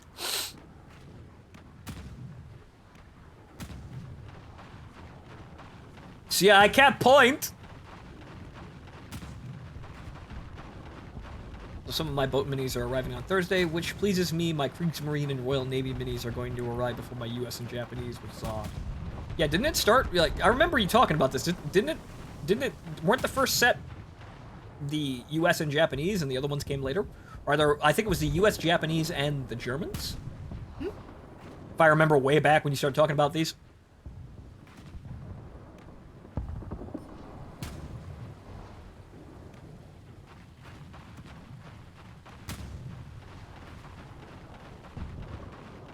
Ha ha ha! I'm tiny. And that's about it. I'm trying not to be primaried. I'm really trying.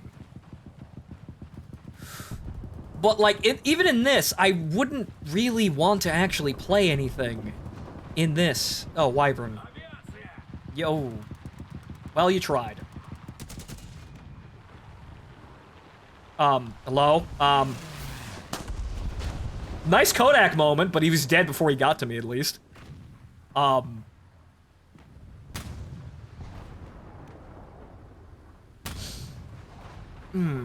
don't know. I lost my train of thought watching a wyvern pass by me, and I thought that was, you know, a burning wyvern pass by me slowly and crash into the shoreline, which is a pretty apt description of what War Thunder naval gameplay is like. It is just kind of a terminally doomed mess slowly descending into nothingness.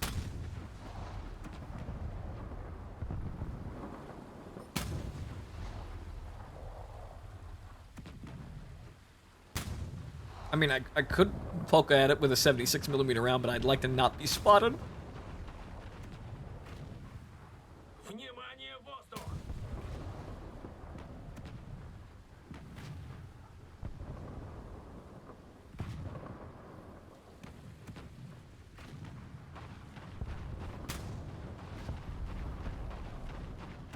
But this is, yeah, essentially just a bunch of large boats with large guns shooting at each other.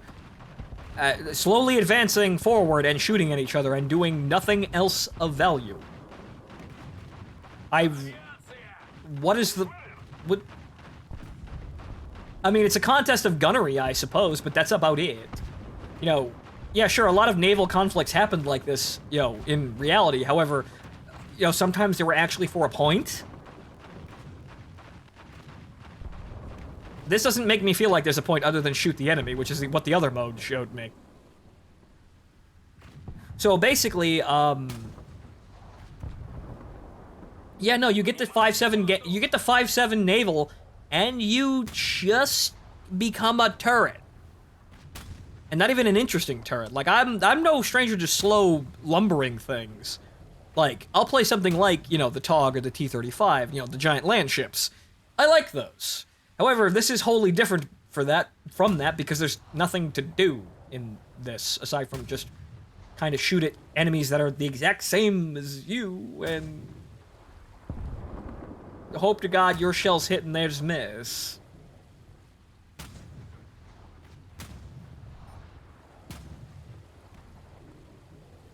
I mean, I've been sailing for fucking ever now. I might be able to range a shot here, though I think 6 kilometers is a little much for... Yeah, that never... The rockets would never make it.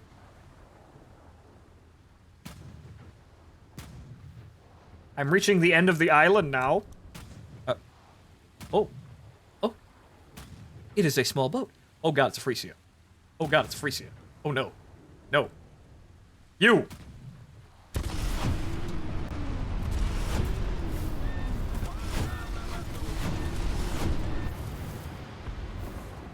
I hit him. I hit him. And that's about it. Wow. What an... Yeah, and then I got killed by a Frisia, which I sailed for like, what? 5 minutes to get instantly killed by a Yeah, what? No. No. This is stupid. I mean, yeah, sure, that boat's not going to be very good at this tier, but... Wow. And then I'm just here. It's kind of like Desert Bus, where if you run off the fucking road, they set you back to the starting line. And you have to go, you know, you have to wait in real time to return to the starting line, and then you have to continue trying to drive across the desert. That's what dying in this mode feels like. So you get the start, and then you kind of just go back to doing the... This is so uninspired, it hurts. This is actually almost painful.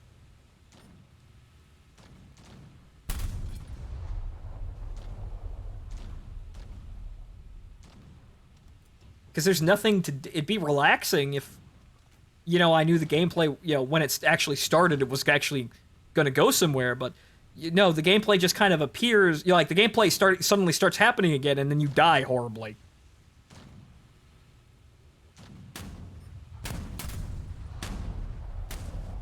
Like, I may be able to use my amazing laser guidance here to knock out this Frisia. But he's at 7 kilometers, so I doubt I'll actually fucking hit him.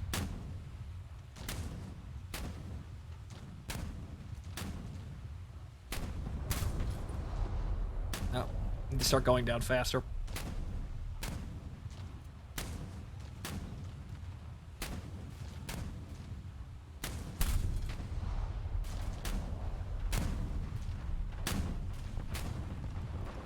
So this is basically just a gunnery contest and nothing else of note. I mean, yeah, sure, there's some skill involved in this, but it's... I could play literally anything else. I could play a fucking light gun game. And, you know, have that same experience. It just wouldn't be about World War II boats. And wouldn't have, you know, foofy tracers like this.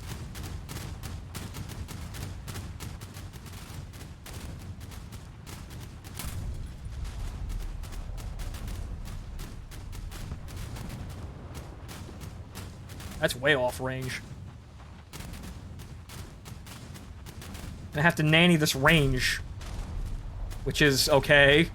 Sure. Inspired gameplay. Watch him make sure a number matches. And actually hit him. Wow.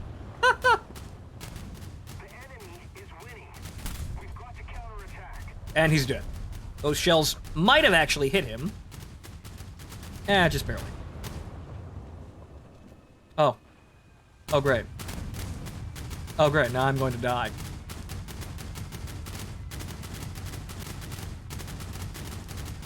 It's probably a PE-8.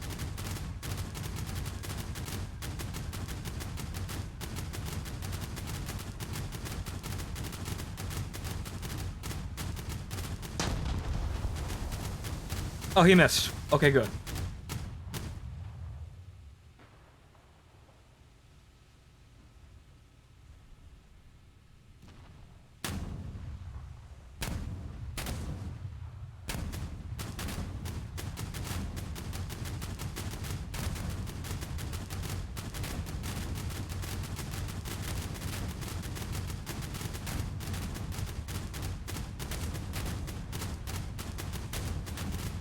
I feel like a casual passenger to what's going on right now, rather than an actual fucking participant. That's at least something that gunboat gameplay actually had. Like, you were actually there, even if your lives were expendable. You were actually doing something. It's like, it's kind of like guardsmen. Yeah, sure, you're all expendable, but one of you might do something. This is, I just feel like I'm absolutely worthless in terms of affecting how the game's going to go.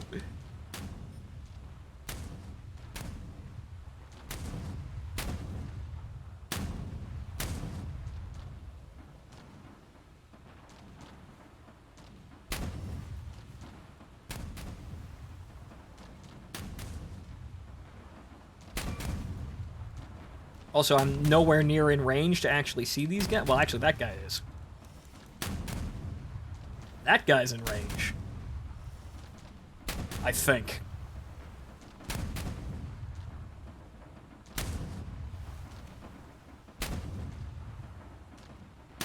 Probably why BBs are not in this game, because it'd just be this at larger scales. I think this is already a big enough fucking sandbox for battleships. I don't think battleships would have a noticeable impact, other than when you get hit by something, you die. But that already happened, so what the fuck? That battleships would take a while to go down. Yeah, true, but then you immediately add other battleship opponents into the situation. Yeah, what was I gonna do? That was so... I felt so uninvolved in what was happening, it was actually painful to watch. Painful to sit through, because I knew I just had to sit there through that and just watch it happen. But no, battleships wouldn't be that big of a deal. Like, yeah, sure, they become more durable, but at the end of the day, you're putting battleships on either side. So it's not like one team has a massive advantage because it has a battleship. Everyone will have battleships. And so at the end of it all, you're basically just making it your firepower, yes, that goes up a bit. But at the end of the day, we're already shooting shells around the same caliber, and it's just kind of a damage increase. It's just kind of a damage absorption increase, and that's about it. So I really don't think battleships would do anything substantial to that gameplay. I feel like it didn't matter what the fuck was there. Like I could have a missile cruiser in there, and I don't think it would have actually changed anything significantly. Just, replace the shells flying across the map with missiles. Or like one missile at a time. Really don't think it would have changed anything significantly. Like, I could have a cruiser-sized Seda, which is basically what the Italian Navy is going to have by the end of it. Because that's what the Italian Navy is. It's all a bunch of small little missile craft. Well, frigate-sized missile craft, but you know what I mean. Not Aegises. So, I don't think that, no, that does not feel like anything. It doesn't feel like the size is restrictive. It already throws, and even, that's the funny thing. It's like, oh, well, it'll obsolete the other gameplay. What are the gunboats doing? You already obsoleted the gameplay of gunboats. Gunboats don't matter at that tier. So, you've already increased the scale so much that it doesn't jive with all the parts of the game. So if that was your goal, you've already failed it. So why don't you add battleships to that? It doesn't change anything. You've already broken the system you created. Gunboats are worthless in that mode because the distance is so large and the objectives can't be won by them. Because in that case, you have to actually have number superiority over them, which basically means you just have to sit there shooting at things or trying to get a kill with same size vehicles, and you have to actually sort of save the same size vehicles because they sit there and hold a spot. They keep the enemy capture point from the enemy from capturing the capture point and gaining a numbers advantage. That's basically just I have more damage soaking hit point pools in this pool than you. Like, I've got more fucking stock share than you, and they'll take a while to get rid of. You've already broken the game. What is that going to change? What is that really going to change? Battleships are just bigger boats with slightly bigger guns at that point. And yes, more armor, but what does this affect? It's already just walk forward and die. What does that change? What, the battleships might be able to take a hit and therefore walk forward a bit better and not die? They're still gonna get fucking primaried. So, no, that's a complete disaster of a game mode. It doesn't even do everything it wants to on its own. It's already breaking its own rules.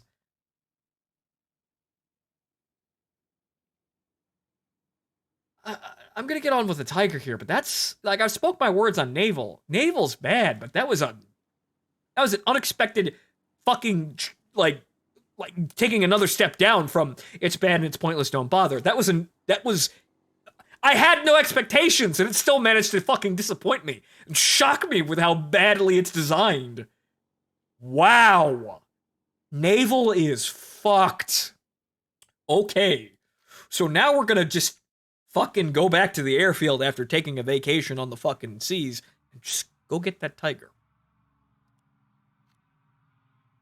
Fucking just move to hell on. That might be the last time you see me play Naval on stream for any serious thing other than just, fucking around with something. The Seta's interesting, but I'm not going to run a series on just the Seta. Even though I'd like to be able to stake my name on that, the gameplay's too vapid. And I won't be playing the Seta most time. I need to use the other boats and the planes in order to actually get it. So it's not like I'm maining one boat and making that my boat, even though I quite like the boat. Naval gameplay doesn't work like that, and as you saw, it leads to nowhere. The only thing I'd do is, I'd lock the entire Italian tree. And then do what with it? Absolutely fucking nothing. And continue playing my missile-spitting motorboat. I'd like to be that guy. The only problem is, I already think there's probably people out there that are that guy. Probably more viewers than me in the War Thunder community, even though the numbers don't get terribly high here, but there's still an audience. So, at least with planes, there's something, sometimes, maybe. I mean, I get Sparrows next patch, that'll be something to see for a while, but I'd rather shoot the shit in planes and mindless streams than play Naval, which is actually mindless.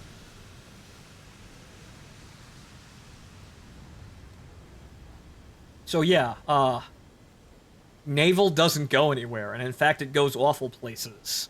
Like, I'll probably just, play it occasionally when I have fucking nothing else to do, but then I'm procrastinating and I really should be doing something else. I didn't expect it to be that bad. It was, okay, so we're just gonna play arcade maps, and we're just gonna, That's what I expected. It's just going to be a big destroyer. It's going to be the same map, same gameplay, but it's just a bigger boat.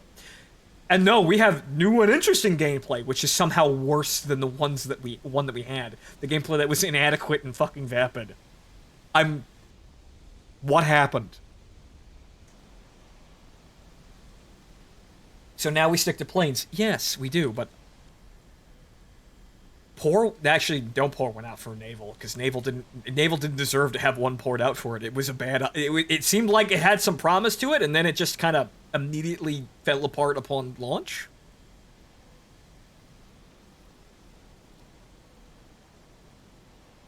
Also, be prepared to see me do this a lot in the Phantom, especially with the this is my typical opening game maneuvers here, but expect me to do this a lot more in the Phantom because getting some distance to actually use the radar and the Sparrows is going to be the prime objective here. Okay, so what do we got down here? We've got some friendlies over there. They got that MiG over there, but nothing on the scope. There's one. Okay, where is it? Ah! Fox 1. Next month. That guy, he's already fucked. He's already fucked and being shot at.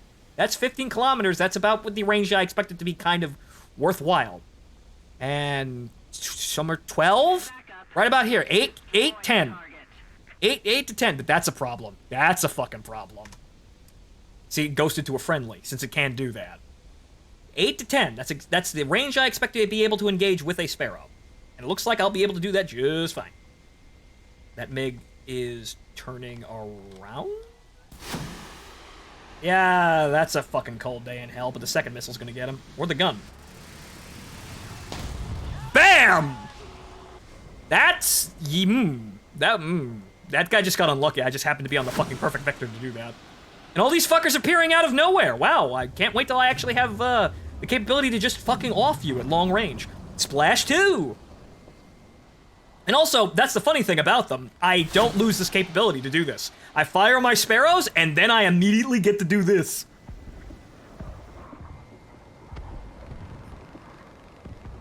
Ox! That's in. Splash 3! That's a Draken, though. That is a Draken, though. That is a Dorito, though. And he's right behind me, and I'm not gonna get rid of him. Although I might. Actually, no, the Dorito fucking waved off. Yeah, you better get fucking flapping there, Dorito boy. Yeah, I knew that coming. Got 3, almost had my 4. Oh well, he got fucked too. Oh well. That's just gameplay. That's it. It would have been nice to get those 4 kills, since it looks like we were going there, but the Draken showed up, so I had to actually maneuver away. And I also had 1 missile get trashed, so 4 missiles, 3 kills. That's gonna be the beauty of this thing. That's why the Phantom's gonna be really fucking frightening next patch, because I don't lose that. Everything that I just did, I don't lose that at all. And in fact, I don't take on terrible amounts of weight taking the 4 Sparrows as well. I don't lose any of that. So I could still do that in addition to firing 4 more missiles at long range where you can't fucking see me until the diamond approaches and you happen to be listening to your radar warning device. So that's what I'm excited about. I get better. It's a fucking straight upgrade.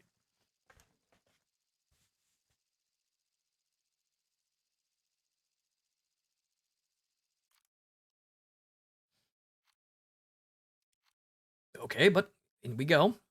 Would have been nice if I got that Draken before then, but I guess we're just going to have to work for that 4-kill game. 3 kills is a good start, but I'm going to have to work for that 4-kill game and then to be able to write that off, and then we can go play the Tiger and figure out exactly what the fuck we're going to manage with the Tiger, which is going to be stock. It has Colt Mark 12s, which are shotguns, but it's apparently fast. Can't fucking turn, but it's fast. By the time I get down there, there's probably going to be a billion of them, so it's going to be Tigers, Tigers, Tigers, Tigers, Tigers, Tigers.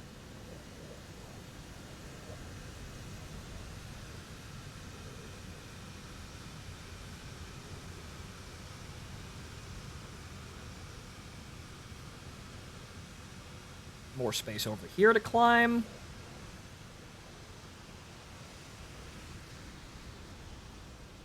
And just think, if I'd actually had Fox 1 capability, I wouldn't have actually had to dive in past those MiGs. I would have fired 1 and 2 and kept my altitude. I wouldn't have had to dive into that furball and give that Draken a chance to kill me. So, Also, if this actually goes anywhere that I want it to for air, I think I'm probably going to have to invest in track IR. Because just holding C, I need to be able to just kind of look, like, with that much effort. Not holding down C, moving the mouse, I need to be able to look and still have control of my plane. So just look behind me, see if there's anyone there firing a missile at me. That's what I need. So, honestly, I think at the end of the day, top-tier competitive is actually probably going to require a track IR or something to really play with any, play with peak efficiency, or a person with track IR is going to have a fucking massive advantage. But do I really want to do that for just War Thunder? There are some cheap alternatives, well, cheaper, options, but don't know yet.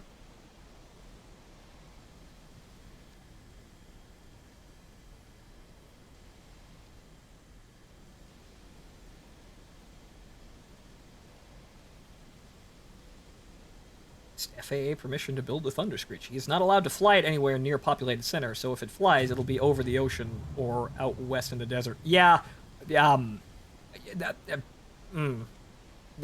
just, general health hazard as well as you think of the windows. Think of the windows in people's fucking ears.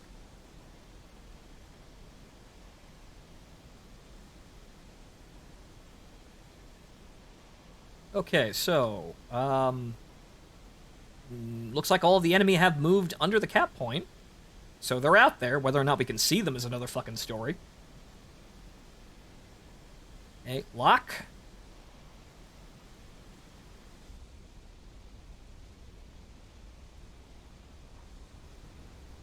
A fucking giant wagon wheel down there.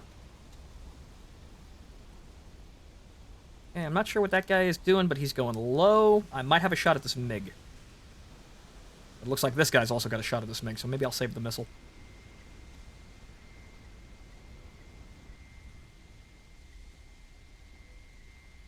See if I can get one in here. Nope, burned out. Hunter. No, not the missile, the plane. Fox. And that looks good if he doesn't flare up and notice. Splash 1. Anyone behind me? No. Everybody's below me. Let's see if we can start ripple firing missiles and actually get a kill. Fox, that kind of looks good. It might actually go in. Oh, it made it through the friendly flares. Splash 2 and Splash 3. Ooh, goodness gracious. It's a fucking good day to be a Phantom. Woo-hee. I am actually doing something. Thank you.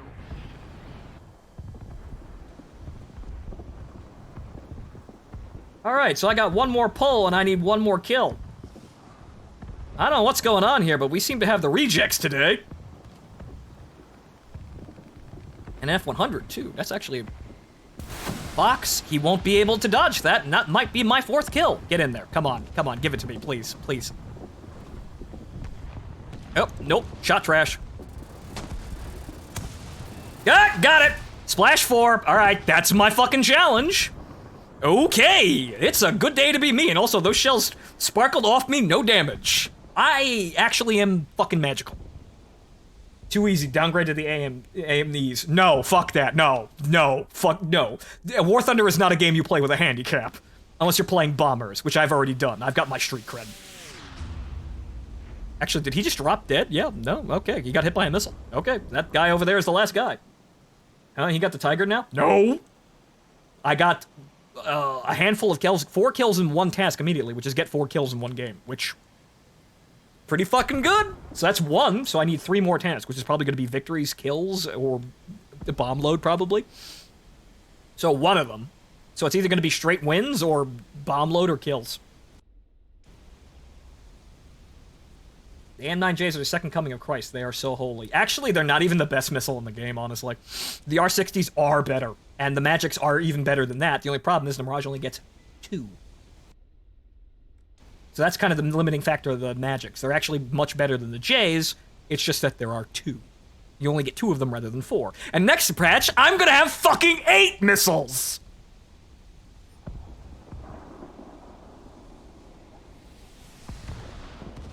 So I get to be even more nightmarish. Hello, sir.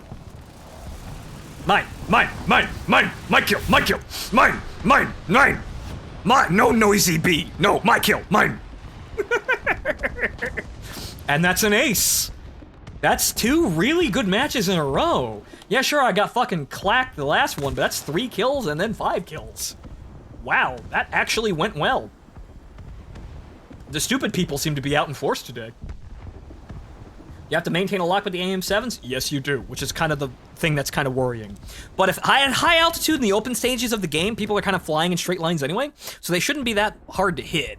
And in a lot of cases, you can pursue someone, get that radar lock, and actually fire that missile. So yeah, they're semi-active, they're Fox 1. You need to, the parent aircraft needs to maintain the lock in order to actually have the missile hit the target. But in a lot of cases, honestly, even with the problems that radar displays right now, you'll probably get away with it. They are making up for you having to play naval. Yep, it seems that way. Oh, 72,000 fucking lions in a Phantom. Wow. I don't even have, well, actually, somebody did have boosters on, but those weren't my boosters. Wow. But there you go, there's that, and we're steaming up the line there, almost halfway done with kills just like that. Wow. Here's an idea. Dual Gao F-89 replacing the rocket pods. Well, it wouldn't be the weirdest thing that they tried to do with that airplane's armament.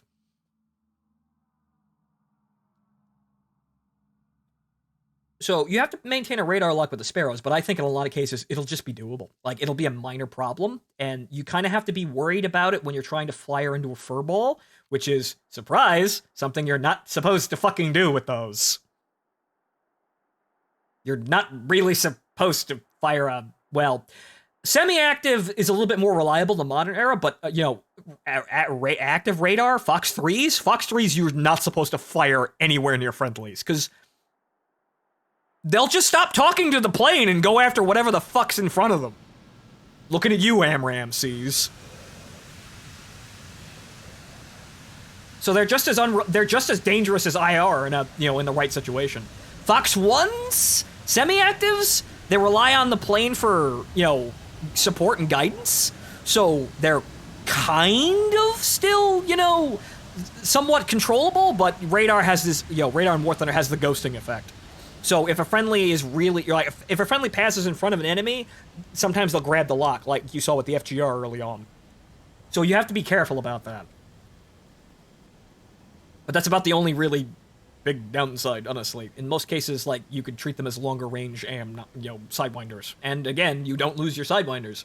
The MiG-21 and, well, Mirage, it only gets the one Matra, which is radar or IR, which, okay, fine. That's really just, it's either or. The MiG-21 has to choose between radar-guided or infrared, and most people will still probably take the R60s, because the R3Rs aren't really that big of a deal. The Phantom, with that wonderful fucking fuselage size and wingspan, gets to have all of its ordnance options. You have 4 Sparrows, 4 Sidewinders, and bombs if you feel like it. So, this is why I'm happy, because the large plane that doesn't really have a maneuverability advantage gets to use its fucking payload advantage for once. But I've said this multiple times, so let's see if we can actually just keep going, trucking on kills here.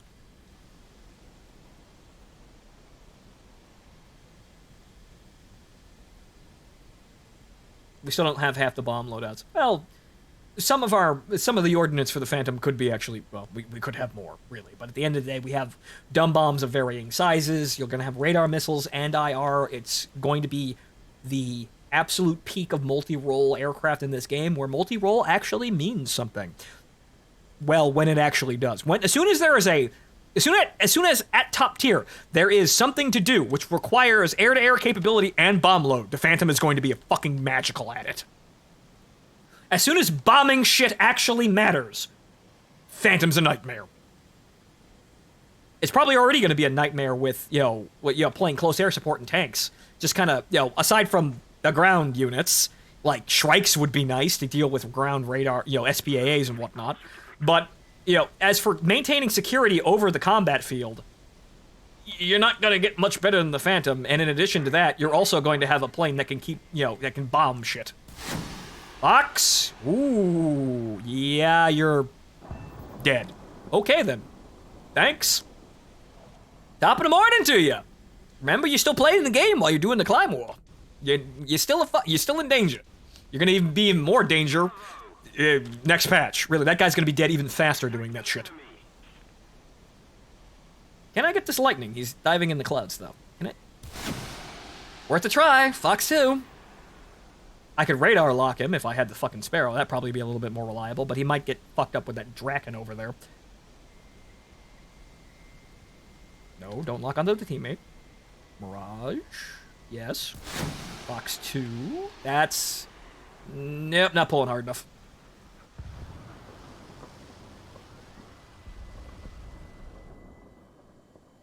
Uh-oh.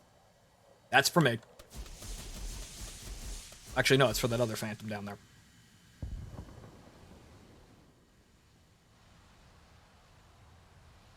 I gotta watch the Mirage. Well, the Mirage is fucking dead. Alright, we're not watching the Mirage anymore, so we're on the FGR.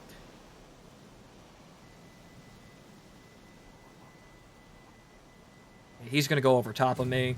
This guy's a concern.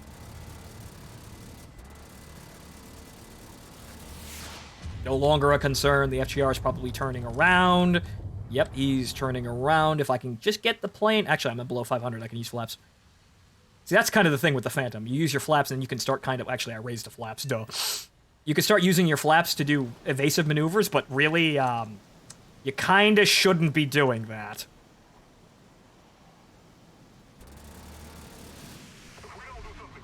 Nope. He's flaring up in clouds. That FGR is really touchy. But he's got a dance partner now. Let's deal with this other Phantom.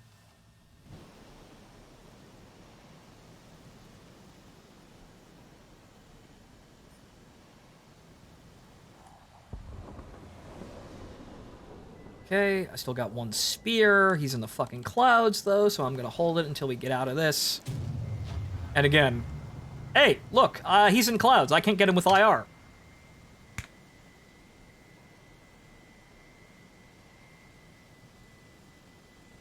He'd be dead already. He's getting all the warning he'd ever fucking get with the radar guidance. Well, with the radar warning receiver, and he has that. So, he'd be fucking dead already. This is going to change how people play, and it's going to be nice to actually have that capability.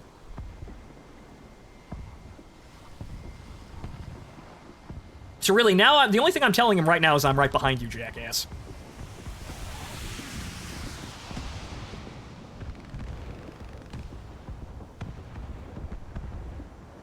Hope they add chaff. Apparently the Phantom's flare dispensers could be loaded with chaff as well, but that's just kind of breaking the lock. Once you've got the lock, you've got a problem.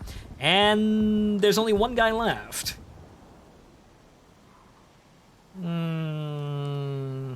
Actually, no. Actually, nope. No, that ain't him. Hey, Wax, Bogey Dope here.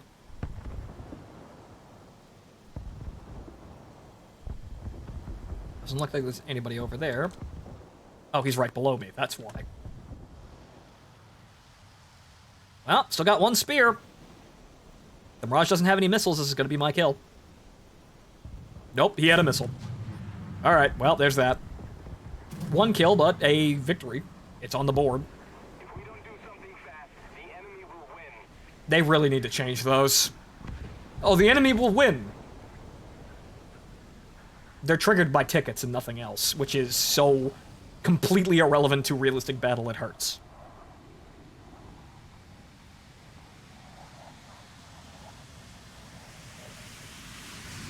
Ah, yes, the SR-71 F4, which would be neat, but we're probably not going to get that. We might actually get it though if they consider adding things like the the F-15 Active, which I'd buy that premium in a heartbeat. I would buy that premium in a fucking heartbeat.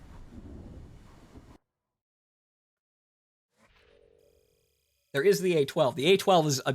The A-12 is the gameplay is going to have to be significantly changed to actually accommodate an A12. Okay, so, well, just 3 wins on the board. Actually, when did I get another win? Actually, no, I did play 3 matches. Oh, so we've won every game that I played, even the one that I got fucking blapped in the first game. So this is actually going rather smoothly. This is quite nice. Good. Fantastic. All my time specking into the Phantom is actually somewhat paying off. Because apparently there are leagues of stupid people out right now trying to grind for the Tiger. Maybe. I don't know what's going on.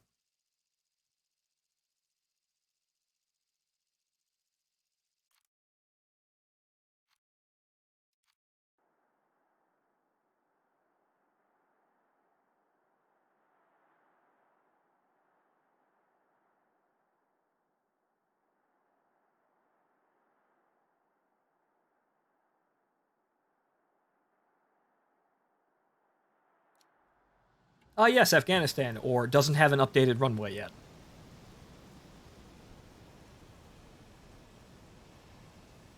My teammates are with me in spirit.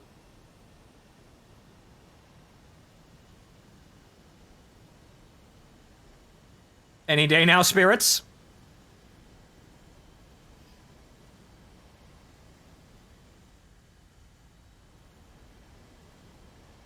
Any day now, spirits!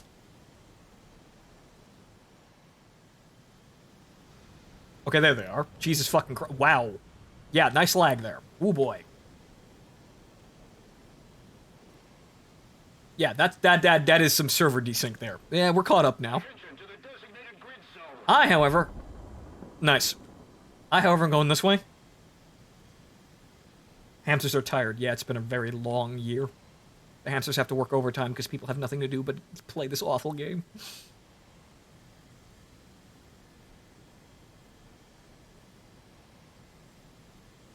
Well, we lost an F-100 and they lost a Phantom. Good trade. Also, I know there's more than enough room to go to cobble back here and actually climb, so this is why I'm doing this. Once again, reminding you that these maps are far larger than Gaijin actually lets on. Amazing. So really, all of their bullshit excuses for not making bigger maps are, in fact, there's even an airbase right there. A much larger airbase. Not in a fuck, Gaijin? I didn't actually notice that until now. There's actually an airbase over there. That could be used to make this a little bit more fucking accommodating to other aircraft, but nope.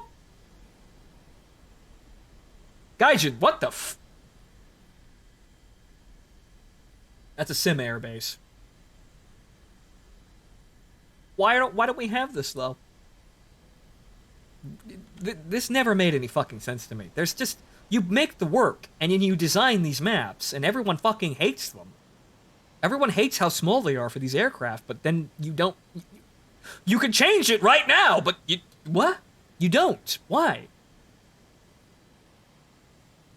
Also, that airbase looks modern, because it is. We still have the... This one still has the... What you call it? The paste and... the copy-paste World War II dirt runway. Most of the other maps have been updated to some degree, but this Afghanistan still has the World War II dirt fields. And yeah, it looks fairly modern. It looks like an airbase that could actually, support an entire fucking team. Okay, they're out at 30. Okay, friendly off the nose there. Nothing below me. Radar's having trouble picking up that MiG and an F4, but good thing I can see them. Right, okay. 93 kilometers. What's this I'm picking up? Oh, it's a MiG. As you can see here, radar isn't really... It's not even picking up people I can see because of ground clutter. But... Okay, so... Well, at least I'm going to have an altitude advantage over literally everyone. Oh, there's something in front of me.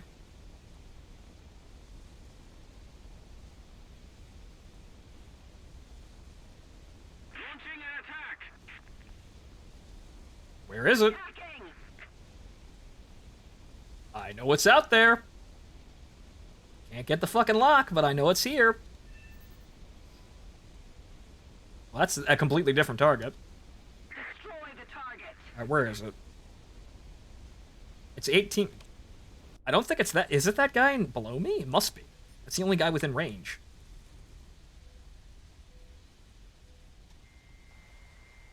Oh, great. Where did he go now? Oh, great. We're ahead of the enemy. Hello, sir. Moshi Moshi Sidewinder desu.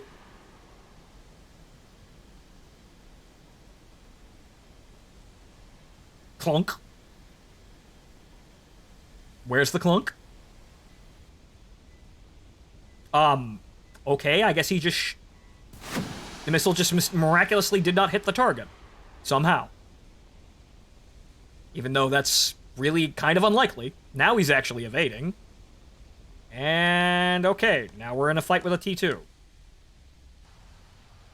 I'm not sure where that first missile went. There's the second missile.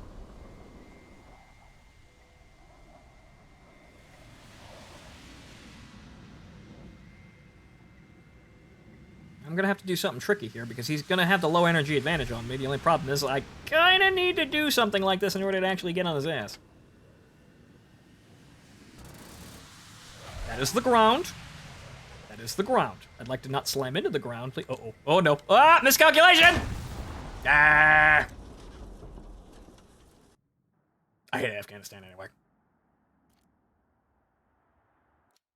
Where did that first missile go, though? That first missile should have impacted him easily, but oh well.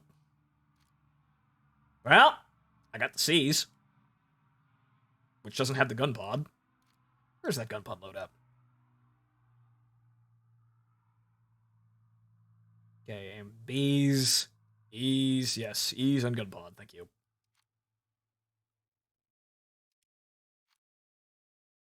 Well, 3 guns.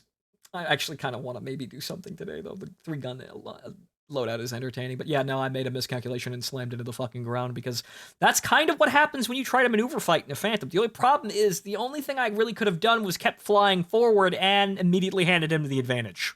And then he's the one shooting at me, which is fucking annoying, and I don't want to do that. But the only problem is your impulse is to say, okay, maneuver fight. But then you realize you're playing a Phantom and you have no fucking maneuverability advantage over anyone. Didn't help that you had air brakes. I had to slow down or I was going to overshoot him. So, yeah, I shouldn't have got into a fight with him, but hey, that first missile should have fucking killed him. But oh well. That's just it, game. That's just the game. That's... You just move on. Really, that's how you keep playing War Thunder. You don't let that shit bother you. Boom and zoom. Boom and zoom what? Boom. Altitude advantage doesn't really do very much in this game, sir. Boom and zoom doesn't work when someone can immediately turn around, look at my ass climbing out of the way, and fire a Sidewinder at me. Boom and zoom does not work at top tier. Altitude does not give you a shield anymore. Missiles got rid of that. Also, most aircraft have the same exact fucking, performance characteristics. Sure, the T2 is a bit slower than most of the things in the air, but no, that doesn't work. It don't work like that.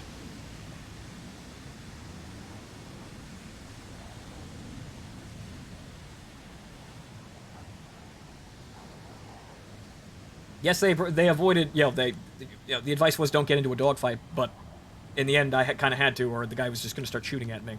So I made a bad choice. I could have stopped. I could have kept flying and attempted to use the flares to avoid being shot, but at the end of the day, yeah, that was the only mistake there. Didn't look like he had missiles, so I can't determine that. So, you see that in about a second. And also, War Thunder's rendering problems are, spotty. So he may have had missiles. He may not have had missiles. T2s only get, 2 Bs? They're still a threat. And also still force me to turn, which could get him into, gun range. Which, he has a radar-guided gun sight, and he can more reliably and easily hit me. So there's a lot of problems with engaging a T2 like that, but, well, I made the bad call of trying to maneuver fight with him, because... Well, sometimes I've actually had pretty good luck with maneuver fighting, sometimes. But it's usually because the enemy's in a certain position and, well, they're fucking stupid. So, yeah. The T2 is a slow aircraft. They're all capable of Mach 2. So they're all about the same speed. Yeah, the T2 is slower, but It also has ridiculous, lower speed maneuverability, which is going to put it on my ass, and additionally, radar gun sight, meaning it's more dangerous than your common foe at close range. So yeah, I could run from the T2s, but that don't guarantee victory. And, well, most of the time I've just been shooting T2s from incredibly long range. Usually I get the missile kill. That's kind of the weird thing. Dogfighting in the Phantom is actually... It happens, but you rarely have a dogfight where you actually win an advantage.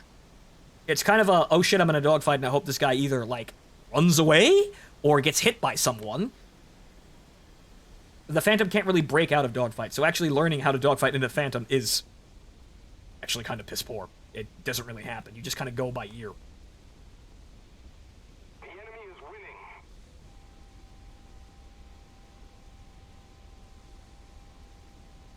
So these are E's, so I'm not expecting fucking miracles, but you know what? You can try. He seems to be flying in a straight fucking line. It's all you, E. All you, Sidewinder E. All you. This MiG is chasing this F-104, which I should be able to get in here and get a pass on him.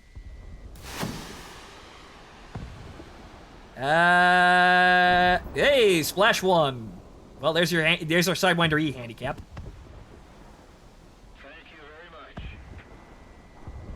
And then he immediately gets hit by a missile. Nope. Too high G-load.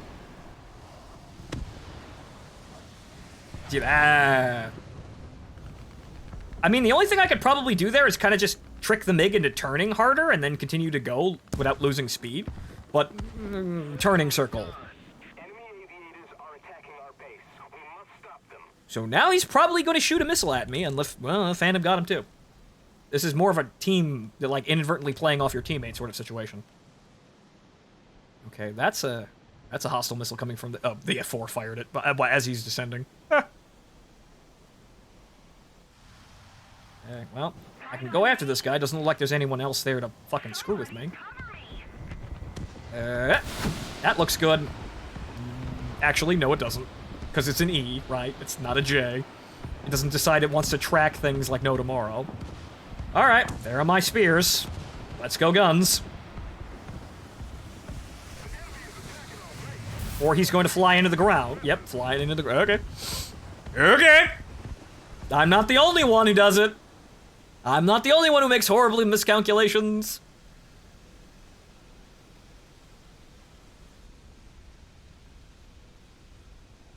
Also, you should put the smaller circle closer to the edge of the bigger one. It gives it more lead. Ah, but that implies G-load on the missile. You do lead shots like that, and sometimes that works. But that implies putting G-load on the missile, which decreases its ability to move.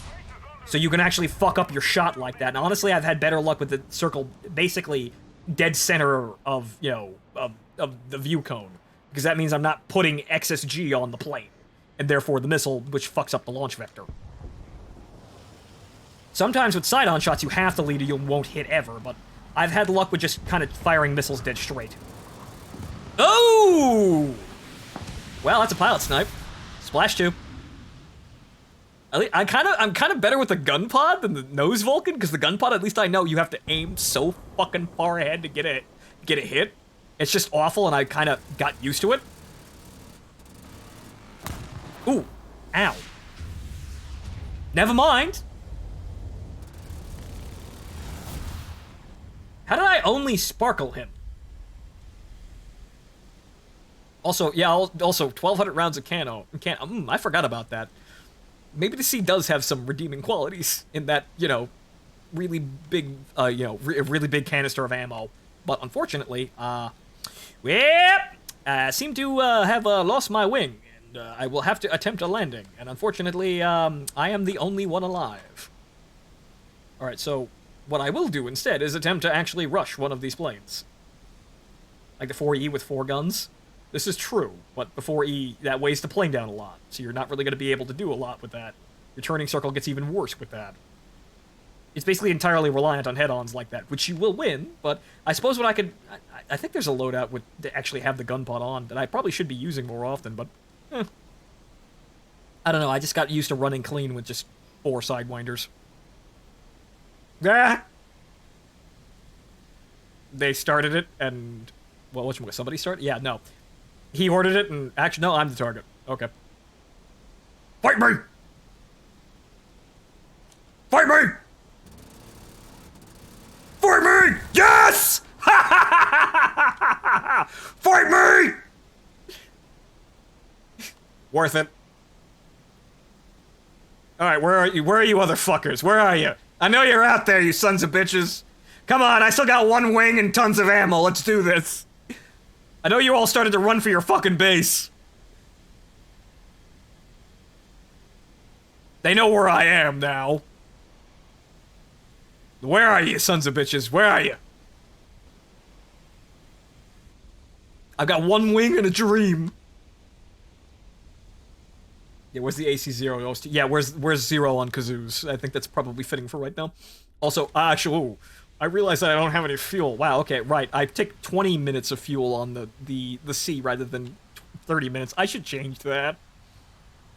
I should really fucking get around to changing that. I'm only gonna get one pass, though. So there's the enemy airfield. Where are the planes?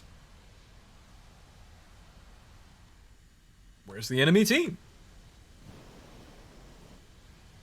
Oh. Oh, look at them all there, parked on the runway. Oh, look at that. Ain't that cute? That means that they're gonna start their takeoff roll in about 5 seconds. They're landed. That one's taking off, but that's not really my concern. What my concern is those fuckers that are going to... Yep, right, there they go. There they go. Is he gonna J out, though? Is he actually gonna give it to me, or is he gonna J out? Wait, no, the Mirage is going. The Mirage is actually taking off. Oh, wait, no, the Mirage... Wait, no, he's braking. He's gonna J out. Nope, they're both Jing out. Ah, pansies! Come on, let the one-wing Phantom get a kill! Come on! Cowards! You're reported for exploiting.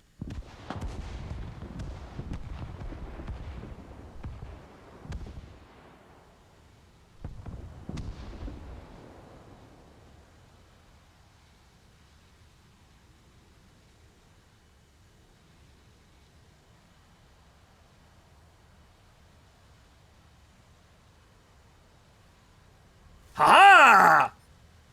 Wait, Phantom starting his takeoff roll.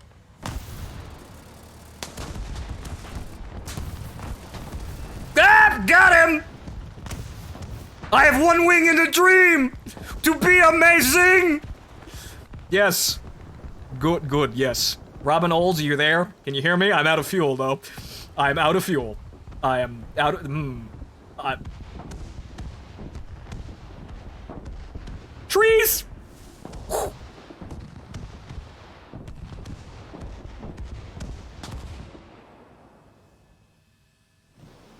Oh no, I'm in. That is it. I am done. It is over. Well, good game. I got 2 extra kills though. Pretty fucking good for one wing.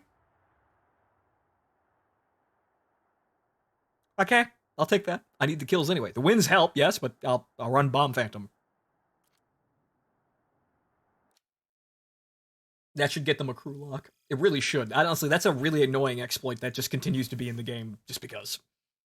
Or really, it's the only way to stop being strafed. It's the only real way to stop being strafed on the runway. However, the problem is they could actually increase the gameplay depth and complexity to stop being strafed on the runway being a common thing. They could actually improve the game, but they don't want to do that for some fucking reason.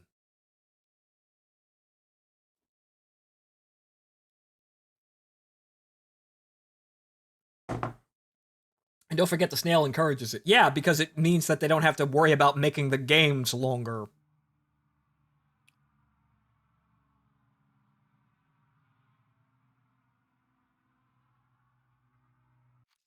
And Codus, I think people are, whatchamacallit, I think people are probably against Call of Duty Cold War just for they're analyzing it. They're trying to get rid of it because the message in it was pretty fucking clear. So I'm pretty sure that everyone got into a fucking tits about it.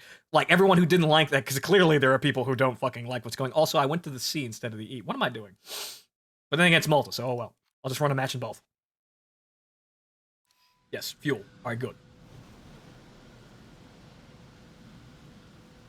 And now, Malta.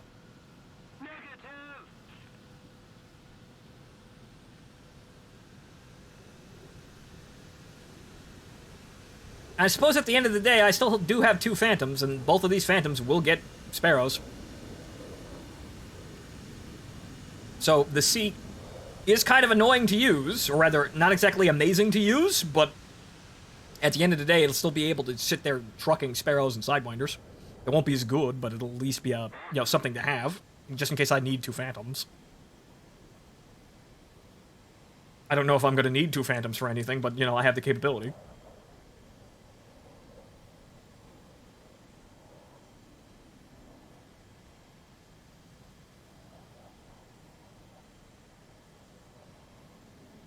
So, right, so we still need wins, but we're getting them, and then, kills as they're coming, which... I got 4 kills. I got 4 kills, 2 of which with 1 wing last game. Some tells me kills are coming pretty easy today. Something tells me that's not going to be too difficult.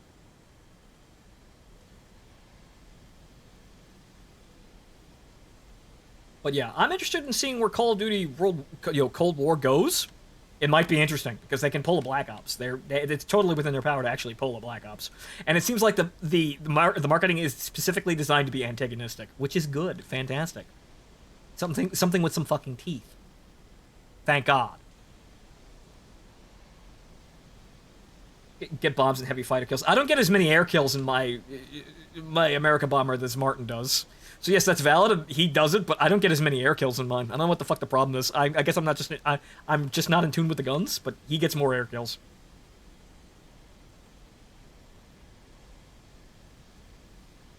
Okay, according to the leaks, the game's a sequel to Black Ops 1. Interesting. But I'd rather like an original story because, the meme of Reznov is still a giant meme, but still, come on now. You guys can do something else. You guys have it in you. You can make something new and original. You don't need to keep pulling the Reznov card. Also, that is the rear of a T2. Not sure what's going on with my Sidewinder there. It is the ass end of a T2, and my Sidewinder refuses to lock. That's an E. So that's not gonna do that. All right, now we're just gonna keep fucking flying because fuck that guy. That guy can turn fight him. You go to MiG. You go MiG.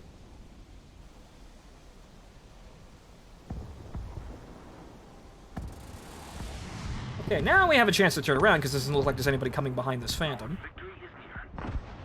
That's what happens when you don't have a trained crew. Wow. Okay, fine. I guess I won't get a kill then. Ooh! Launch! There we go. Okay, made it up. Good. Good. Okay, missile wasn't gonna work. I still got it. He just happened to be at the exact worst fucking place in that turn.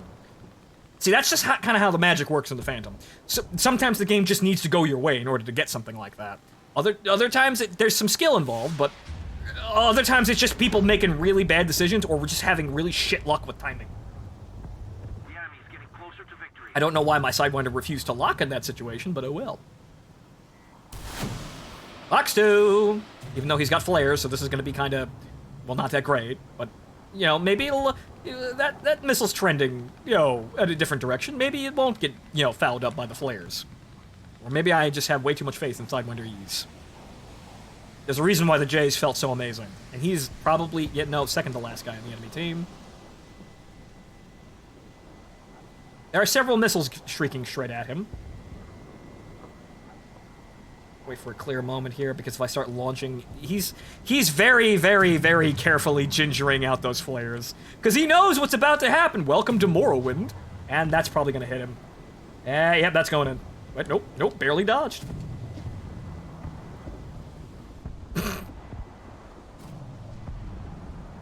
You see, he can't get out. There's no way for him to really get out of this situation. One of us is going to kill him. Although, he might get a fucking maneuver kill on some of these fucking friendlies. Like that! Genius play, people. Genius play. Children, if you would just move. Thank you. I get a G-load lock on the missile. I tried to fire, but I didn't. It wouldn't actually let me fire. But yes, so, the Lemming Train got him a couple of maneuver kills, but he won't get credit for those. But that's the Phantom experience at the end of the day. If your team collapses, you cannot fight that many people. But 2 kills. Okay. The C's actually working out pretty good here, so, Old Mobius 1 is actually looking like it's actually a half-decent plane, eh? That's another win and 2 more kills.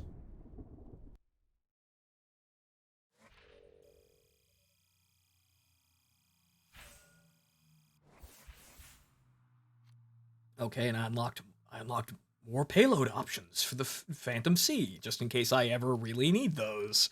Which, well, probably not really, but you know what? It's nice to have them, I guess. Okay, so 5 more kills, right? 32, 34, 36, 38. Yeah, 5 more. So let's stop over on, back on the E and get, back up to optimal. But thank you, C. Thank you. Now that I got here, was it all worth it? Well, the Phantom is entertaining, but really, I'm up here because I'm up here, because I'm here to play this gameplay, and the gameplay is entertaining. It's just that it's not really worth all of the effort that it now takes to get up here. So I would say that no top tier gameplay in general isn't up here, but the Tiger, haven't got it yet. Haven't actually, I don't know. Other than it turns like ass, apparently, but it's fast. This is what I know. Also, is it bad that I'm tempted to design a few color schemes for ship camo based off of designs in Azure Lane? Well, not really, because they're comfortable, and, things like Dazzle are very intricate little patterns that, make use of weird-ass colors like that. It's, it's designed to be, the ship camouflage is designed to be hard to look at, to confuse gunners, gunner ranging, So, if there's a giant anime girl plastered on the side of it, in some cases, it doesn't make it harder to aim, right? Or harder to aim at it. Mostly for the minis I've got coming in. Oh, the minis, right. Well, that takes some real effort and dedication. You can't take that back, aside from if you have a jar of brake fluid. But it's original, at least. Not many people are going to do that. So if you got the ideas and got enough effort for it, go nuts.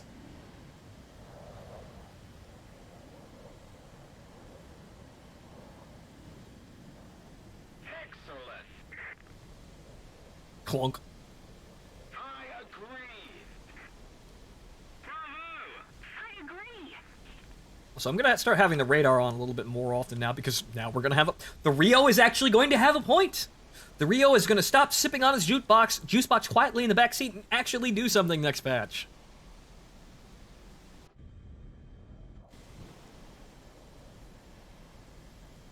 The Lightning is staying at 9-7. Yeah, right. The Lightning is we're sorry. That's what the Lightning is. The Lightning is we're sorry. Or it kind of is, but also for the fact that the Lightning is so awful at 10.0 because it's just a free kill. Mainly because 10.0 isn't the top dog anymore. It would have been nice back when the F100 and the MiG-19 were released. It would have been fucking terrifying, honestly.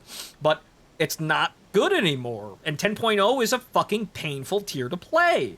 So at the end of the day, the only thing that's going to fix the Lightning problem is if the battle ranks get decompressed and 10.3 moves farther away from 10.0.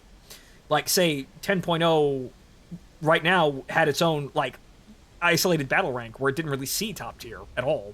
So, like, 10.0 to 10.7, you had a new swath of aircraft, and then 10.8 is where the new aircraft would start. Get me?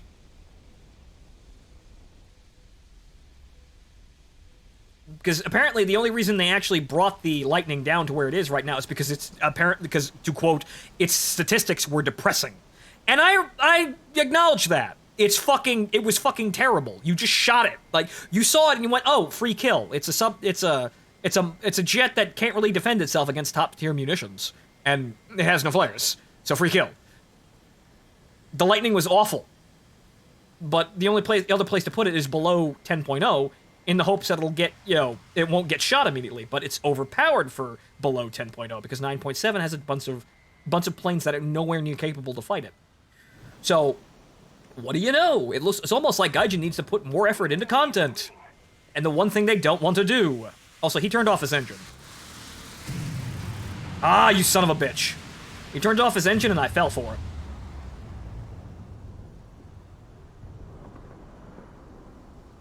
He turned off his engine and he was kind of fucking whacking around here. And oh, hello. Where'd you come from, sir? This is going to be a problem. This is going to be a big problem. And yeah, no. He just came out of the fucking clouds. Oh, well. That was a position. I put myself in a bad position going after that MiG, and then that guy shows up. This is kind of just what happens at top tier. You try to get a kill, and then, well, he got killed too. See? He went after me, got one kill, and then immediately fucking died, because that's how top tier gameplay works. Don't flare when using the burner. There wasn't enough time. I actually cut the burner, but there wasn't enough time for it to actually work. So, the only way I would have avoided that is if I started burning early. Like, if I had basically just done it immediately, but there wasn't enough room to really maneuver. The even without it, it probably wouldn't have saved me, because the flares aren't foolproof. They just kind of help. I stick in the clouds and wait for the perfect moment to strike with the J's. Yeah, basically, it's kind of how it works, but I kind of like actually having a position of advantage to actually attack. So sitting around waiting typically doesn't really yield terribly great results at top tier. You need to actually actively affect the situation the moment you're in it, or your team will collapse, and you cannot actually fight back against superior numbers. You need to knock out targets while they're distracted as fast as humanly possible, which is what the Sparrows are going to be really good for. Just immediately fucking engaging people from whenever you can see them.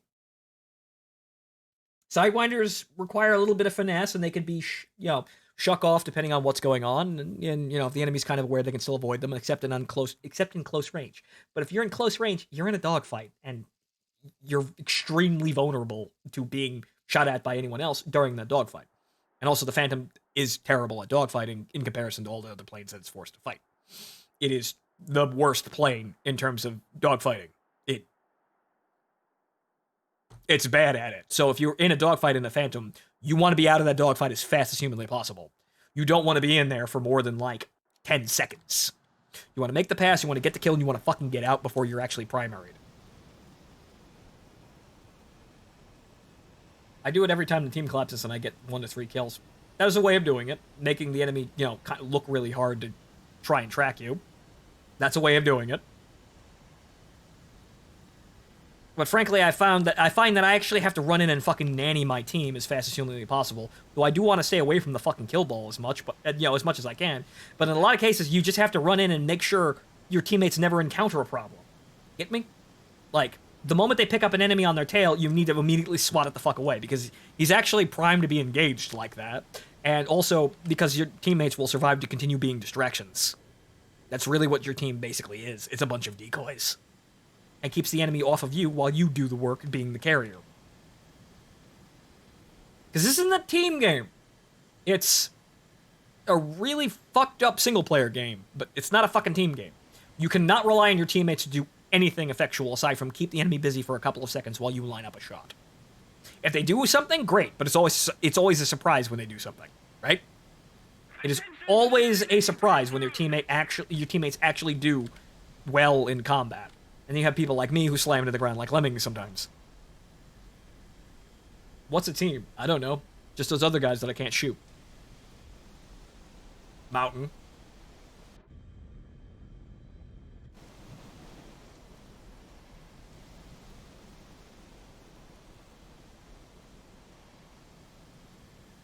Got a Mirage kill. You can do silly things, really.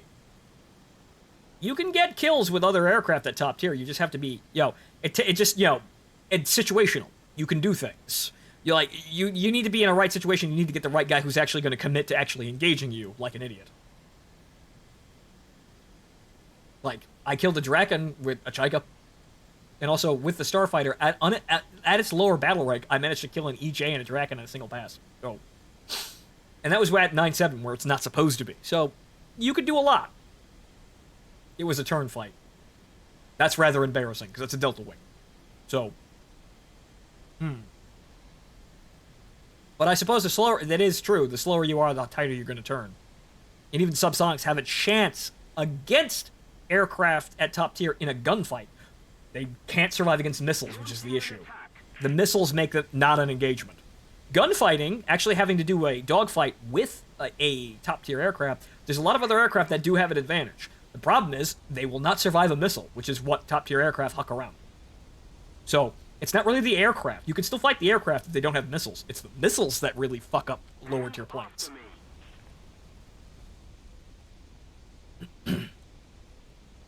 And 3 of my teammates, actually 4 of my teammates, are already dead, and only 1 of the enemy are dead.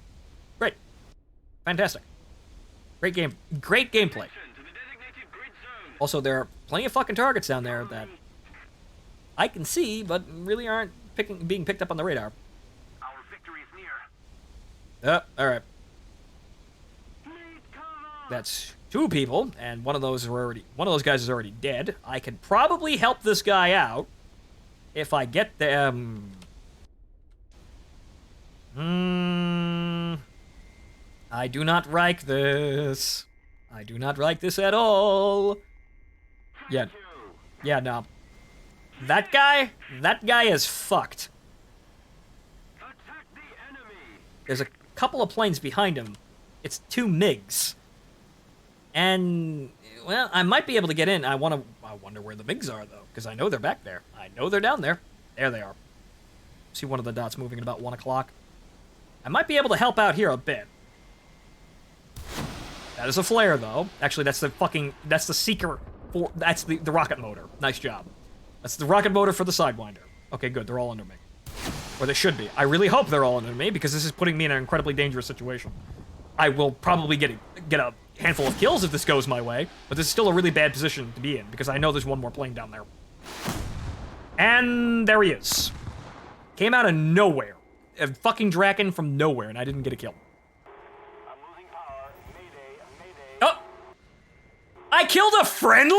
I'm losing altitude. What?!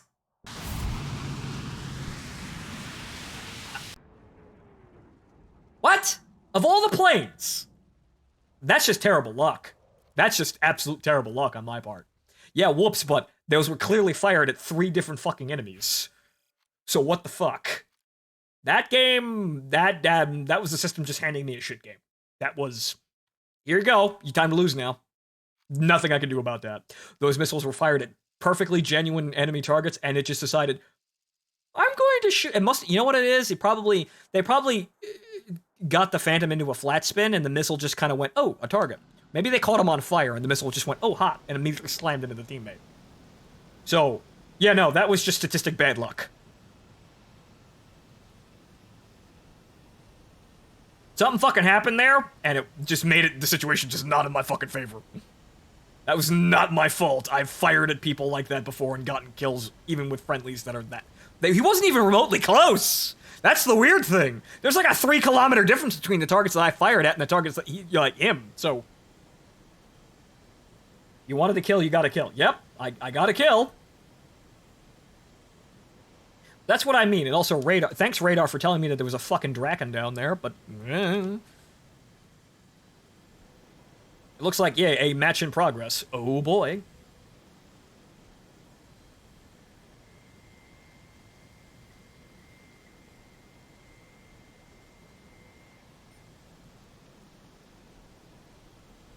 Okay, doesn't look like there's anything closer than these guys, so at least there's that. Okay, so who's doing what here? These guys are coming around in a turn.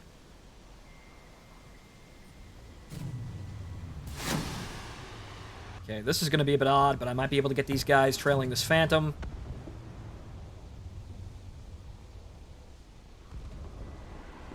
The victory is near. I'd love to know where all of that shit went. Okay, great. Oh, hi, guys.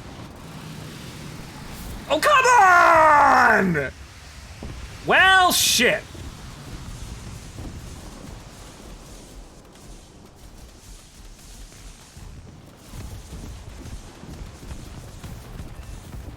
Just keep firing flares. Just keep flaring. Just keep firing. It worked. Ah, that guy tracked a friendly. Nice job, genius. See, that was a terrible situation, and I didn't get any kills. Well, I got 1 kill, but that game in progress wasn't really affecting that actually at all. Oh well, moving on. Whatever. I got a kill out of it. And if I didn't get that kill, it would have been a team kill, which would have been an even more amazing thing. So that was a fuck up. I would have gotten one of those fucking kills with the Vulcan, but fucking goddamn it, Vulcan. You just fail me whenever I need it. Now we're running out of kills. Now we're at, oh, okay, I need 5 more kills. And all of a sudden, the fun game stop. The memes stop. Also, the victories stop. Well, there went. It was nice, but there went.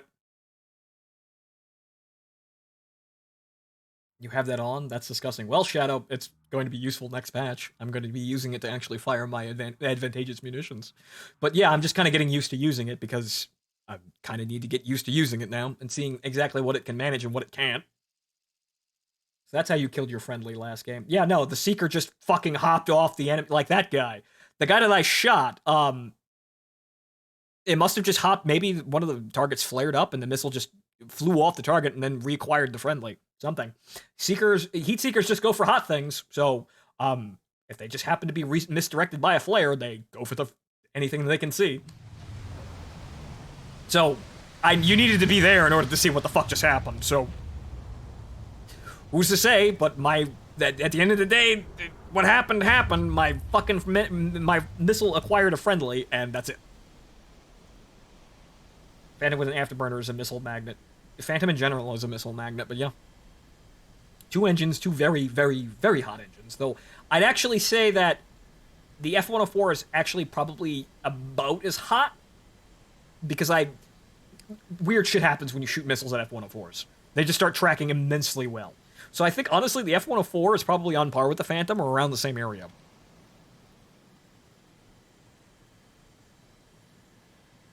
You only need the lock, and the radar warning... RWR doesn't give you a warning if you're trying to lock something. Actually, it does. It gives you a ping. You just have to pay attention. And also, Jesus fucking Christ. There's a mighty large bug on my desk. Where the fuck did that guy come from? To the designated grid square.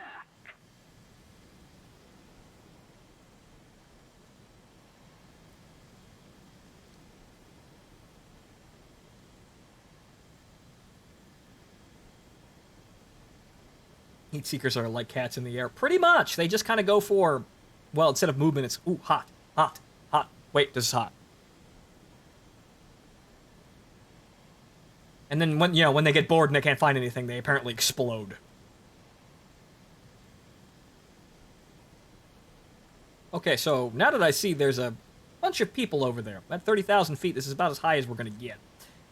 Well, in terms of what's practical. But a bunch of people, a fucking cloud, that's an F-104 coming right the fuck at me. Actually, no, he's up there at the apex of his turn. If I could lock onto that booster. Come on now, I can see the jet trail. Come on. There we go. He's not going to have room to dodge. If that missile tracks properly, like it should, he's not going to have room to dodge that. He's way too slow. I don't know where the missile is, but I'm hoping he's just kind of... He doesn't seem to be dodging it. He doesn't seem to be doing anything. There it is. Okay, good. Good. Up there, apex of a loop, no energy, standing there, full fucking burner. If the missile's gonna track anything, it's gonna track that.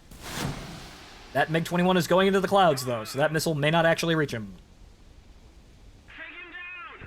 Nope. Clouds are like a fucking, like a kill field for missiles like that.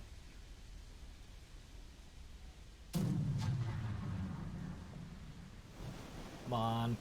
Come on. Clouds are gonna break eventually. Come on. Where's the bottom of this? Oh, for the love of fucking Christ. Where's the bottom of the fucking clouds? Well, there they are, right where he is. How horribly inconvenient for me. That MiG-21's gonna make a pass on me. And I'm not getting that lock. Clouds, what amazing gameplay that I'm going to actually be able to ignore next patch. Because radar doesn't care about fucking clouds. And into the fucking dirt. Thanks! Making me waste my fucking missiles. Where are they? There's a MiG behind me.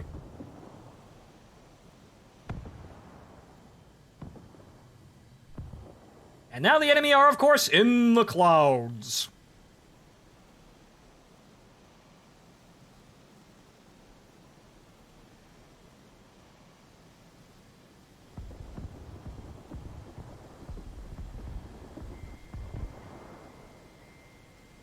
Now you see again, with clouds, like that guy.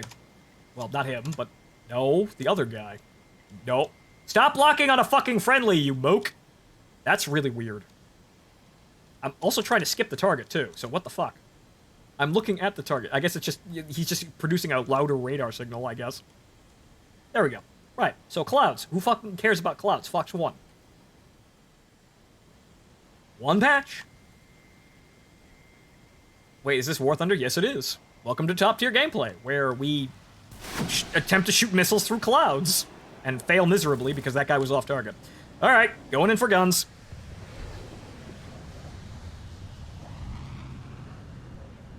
Okay, so if this 4C just manages to keep this guy busy for a little bit. A little bit. I'm gaining a little bit too much speed to use my flaps, though, so I'm gonna have to actually pop the brakes. I need to be able to turn.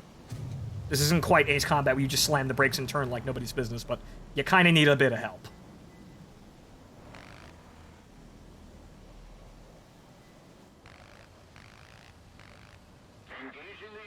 We're going to the ground like this.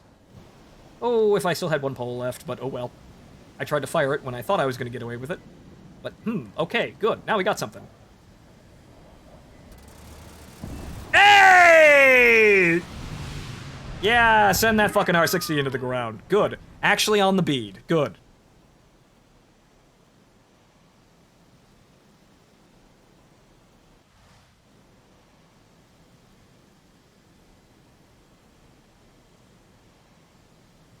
See, that as you saw there, that's about as awkward as it gets with turn fighting at top tier. That is a giant fucking shit show you just kind of have to deal with when playing a Phantom. That's just your life.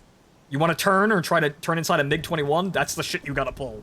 You gotta speed down to like 400, drop the flaps and maybe the air brake.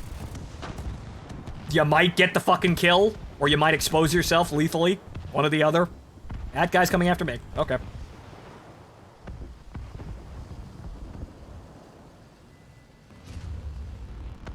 Can someone get him? Little help!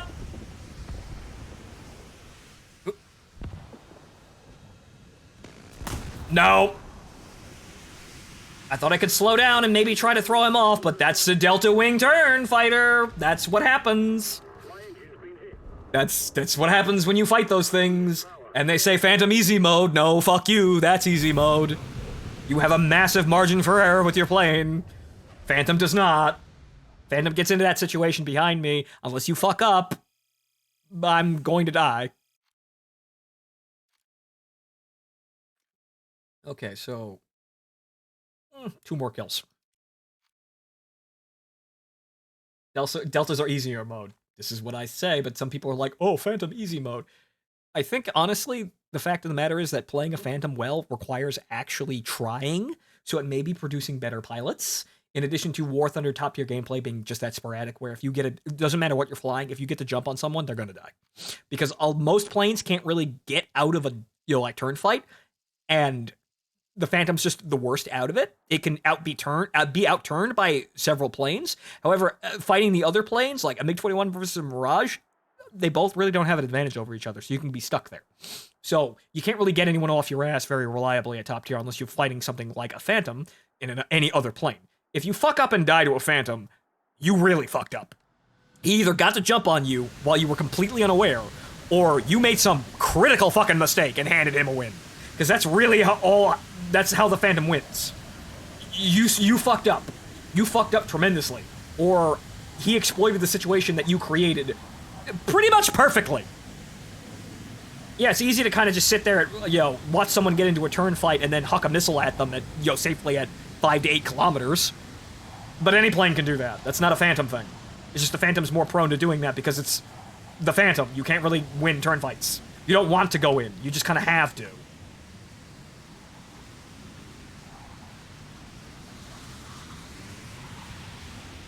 Yeah, good teammates are like loot boxes. You never get what you want to. Yeah. I mean, 104 can't do that. Well, if 104 is 10.0, the other one that's actually 10.3 is the Chinese one, I think. I think they're all 10.0. I'm not sure. I think some of them got moved up. The S might be 10.3.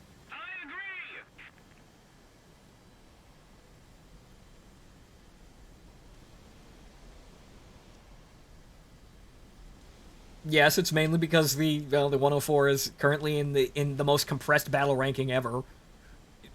There needs to be like at least for each nation like 4 different planes between what like MiG-19 and MiG-21s. That's how it should be. There needs to be a battle ranking for 10.0 in between 10.0 and 10.3 right now. Like an entirely isolated battle rank to make it fair. The only problem is they have no interest apparently in doing that.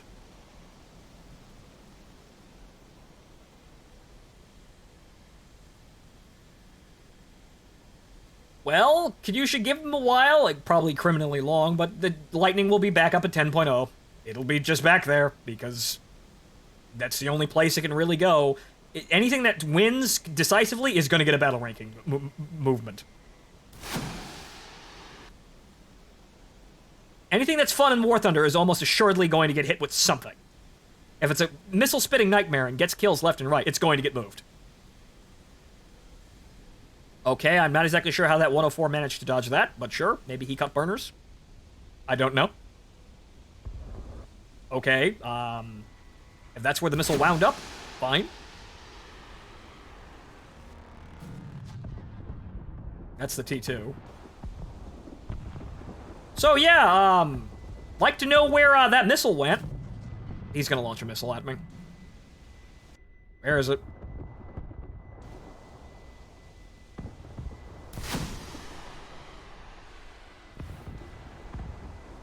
So what's this F-104 doing that's so fucking damn advantageous? Because he should not have enough fucking pulled up. Okay, sure, and reality snaps back and we're fine. And that T2 was trying to get a radar gun sight on me, but I guess he doesn't have missiles. However, he can do that with accuracy. Okay, so basically I have to just lead away from him and then run for the fucking deck. It's the only way I'm getting out of this mess. So I ain't fucking turning in on that, so I gotta go. Now I can kind of disengage, and that MiG-21 should actually help me out here. You kind of gotta you gotta see where they're going and just, like, put yourself in the farthest away possible sort of vector out of that situation. The only problem is we're not really out of the situation. We're going back into it because I have no choice but to go back into this mess. Hit the T2, he's more dangerous. I hope that hits!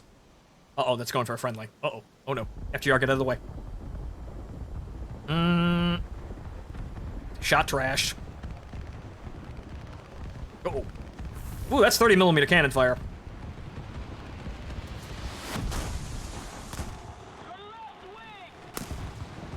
Where, though? I was looking at it. Where did that missile come from? I didn't see it. It didn't render. Oh, well.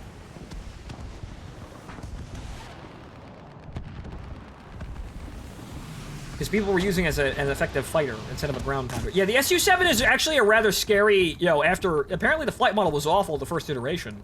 But, no, the S.U.M.M.E.R is actually a very effective dogfighter for what it is. It's kind of like it actually wound up being kind of like a starfighter for the Russians in a way. It's not that fast, but it's very maneuverable and it can just... it's spec'd for ground attack. Right, in what meta? Of course people are going to try and fight air-to-air battles with it, and they were doing very well. So, I'm not really surprised by that being moved up, because that seemed like it was doing quite well. Even if it didn't have missiles, it seemed like it was doing quite well enough to actually maneuver in and get gun kills. So, that doesn't surprise me. It seemed like the S.U.M.M.E.R was doing well, so that's what happens when things are going... That's what happens when that's what they do when things are going well. They nerf them.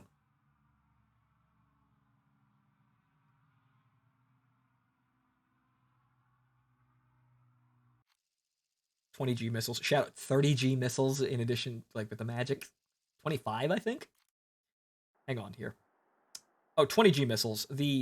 I think the R60s are slightly higher, but the magics are 30Gs. Cold day in hell when you can dodge something like that and something that doesn't have flares or you don't have a really, really, really easy way out of it. Like he's overloading his missiles by launching in a turret or some shit. R60 is 30G, right? I thought they were different, but apparently the magic like the magic and the R60 have about the same G pull, but the magic is slightly better somehow. Hidden stats. As someone actually dissected, the missile stats aren't really accurate at all in terms of the stat card, There's a lot of secret variables, or rather hidden variables in a fucking notepad that determine how effective a missile is. Like, even max range isn't right.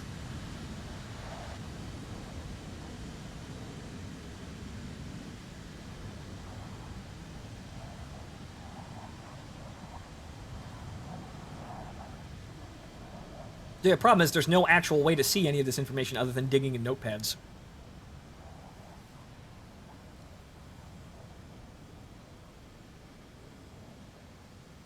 Attention to the designated grid square. Nice anti-aliasing you got there. Fucking glowing mountains in Korea. What, did Dougie Mac get his fucking way? Did we isolate North Korea with atom bombs? Fucking glowing mountain ridges.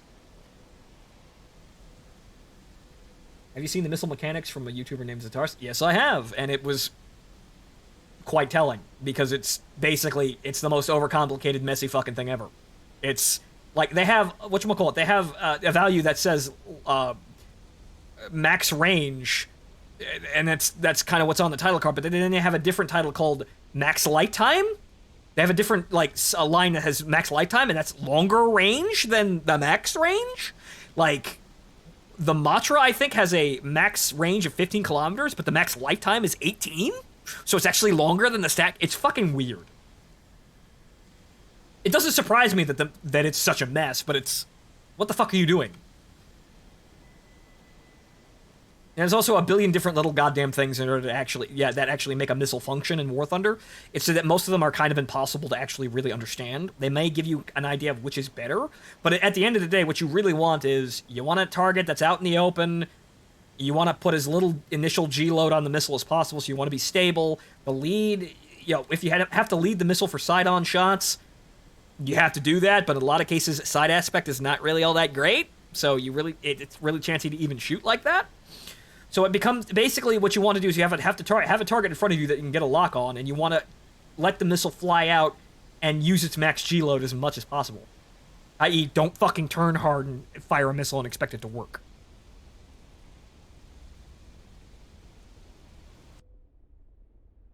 The next flight may be how far it can go with no more fuel in the rocket motor, which isn't necessarily a really big deal, because most missiles actually have their rocket boners.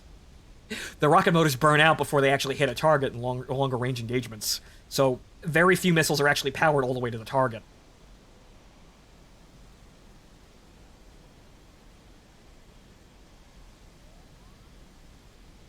Okay, there's quite a few dudes here.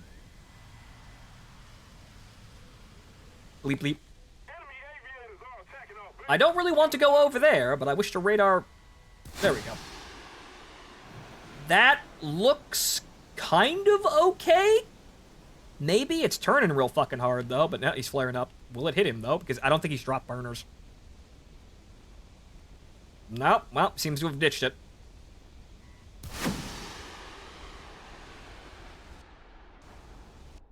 Anyone else behind me? Nope. Guess I'm just following this guy, and he's still popping flares down there. He's going all the way to the fucking ground, apparently. So me or this guy. And he slams into the ground. Console player. What a surprise. Okay, 2 missiles on a guy who just slammed into the ground. Well, not my best investment.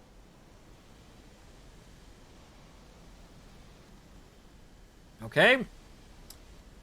No idea where the enemy is! Well, actually, they're behind me. It looks like. What's that radar ping? If anybody has a radar out there, I can see him. Oh, behind me. That might be a friendly. Also, Jesus Christ, that runway is burning. Somebody must have actually did a ground attack pass. There's one. Fuck if I can get a... Oh, actually, there's 2. There's one down there and there's one up there. Okay, Mirage flew over me. It would have been nice to see that guy. Somebody attack him. EJ. EJ's gonna roll over top of me.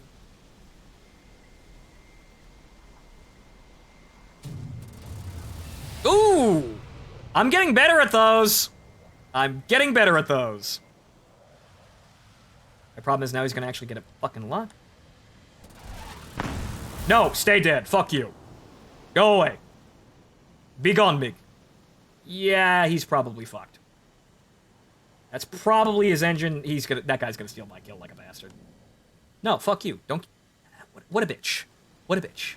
You see him? He's smoking. He's falling into the ground. Nah.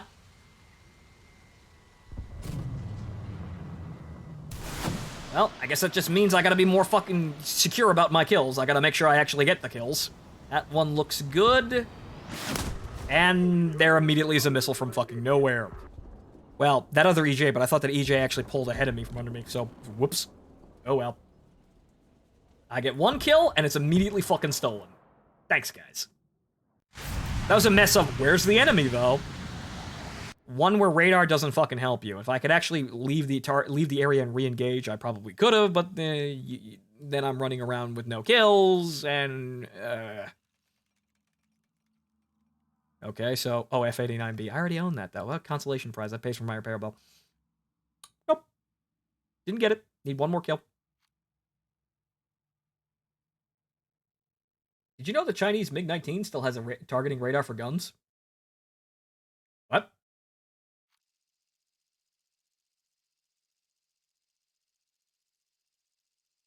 Just meme the bomb tonnage mission. You may get lucky and get a kill on the weighted base. Well, I might as well start, because it's definitely not going to be wins. So, let's see here. J's, cone bombs. Set the timers to 2 seconds to allow me to actually just go fast and low. One where your radar lock gives you a lead marker. Why does it have that, I wonder? Could it be that they're just still trying to sell meta things to meta players?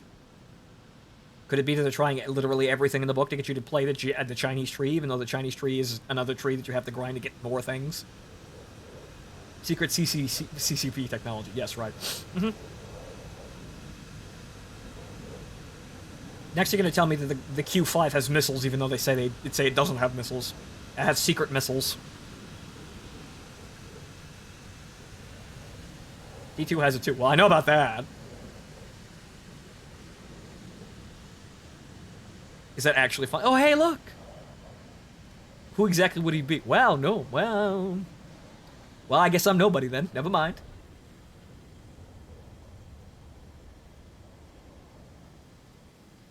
But that's not in game yet. Well, of course, because why would Gaijin actually give you a functioning plane for ground attack? Well, a functioning plane for top tier in general. You need missiles at top tier. Ground attack plane? What do you mean ground attack plane? What, you're gonna give me fucking 12 rockets and call that a ground attack plane?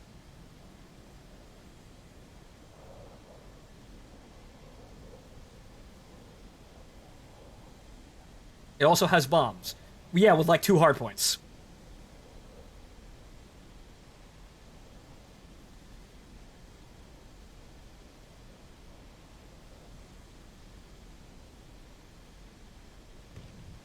Four, it has a bomb bay. 2 hardpoints plus internal. It's still probably not going to be great. I mean, yeah, sure, a 1,000-pound bomb on a tank will probably kill a fucking tank, probably just fine. But at the end of the day, it's still not really anything to write home about, and probably honestly feels like a waste of time. Yeah, sure, help the Chinese tank players with a ground support plane, even though it'll probably be immediately shut up by ADATs or anything else. Bomb computer? Yes, the bomb computer is actually on by default, which is actually kind of nice.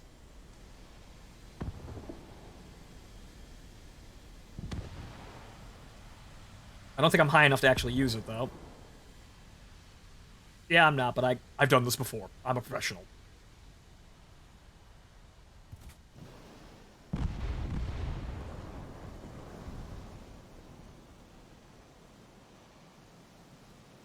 The dev server loadout screen for the EJ is nuts. And that's coming to basically all Phantoms.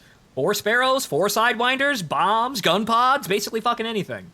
Any goddamn thing you want on this plane, you can have it. And that's why when the gameplay actually manages to fucking be more than just a shitty arcade game, the Phantom is actually going to be a fucking nightmare in terms of multi-role. It could probably get away with doing everything at once.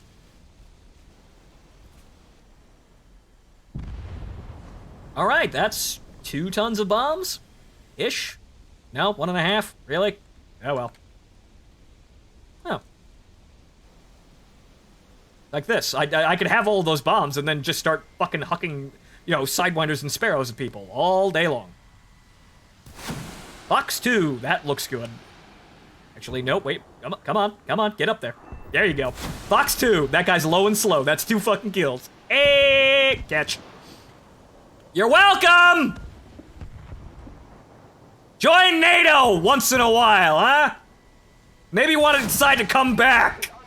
Having fun fighting the Russians by yourselves, Frenchie. We are losing. That's another one. What am I tracking, though? Whoa! I was wondering what the fuck I was tracking, though, so I fucked that up, but oh, fine, I got my kills. I wasn't gonna win that match either. That would just been more street cred, but oh well. I'm like, what am I tracking? He's coming towards me. Wait, what? I might have got a front aspect lock if I tried really hard, but yeah. It looks like it was tracking the heat vapor from the afterburner from the front of the plane, which that would have been silly if I actually launched, but I didn't comprehend it in time. Should have fired, no hesitation. Yeah, probably, but oh well, I got what I wanted. I actually got more than I wanted. I got 3 fucking air kills after I went bombing. That's...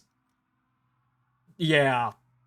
Sometimes being a bomber at top tier, sometimes it produces silly ass results. But yeah, thanks for the advice, Kanyusha. Might as well bomb. Even though I think, yes. Right, actually, they don't drop in sequence. They drop 2 at a fucking time, so it's not really worth taking those, even though these are TNT equivalent 500 kilograms versus 200. Technically speaking, that's actually just half a ton of, like, a ton and a half of bombs, I think. Because I think the tonnage is in kilograms, even though it says ton. It's not much, it's not more boom. It's not more get the numbers higher, unfortunately.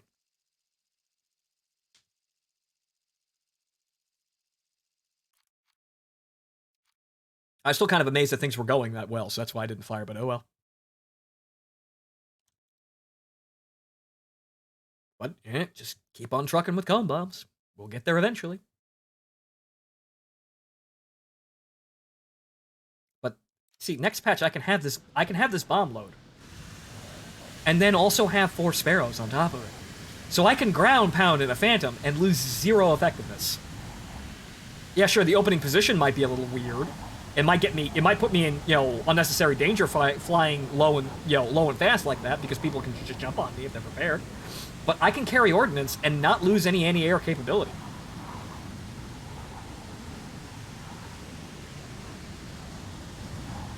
And actually, funny enough, Vietnam sparrows of all types have trouble tracking targets below the plane.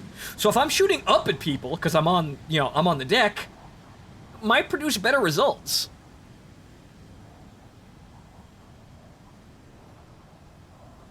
But now I just gotta bomb my way out of this, I guess. Doesn't look like we're gonna get wins anytime soon, because that's just top tier. But, alright, I guess we're just gonna do bombs. Bombs it is.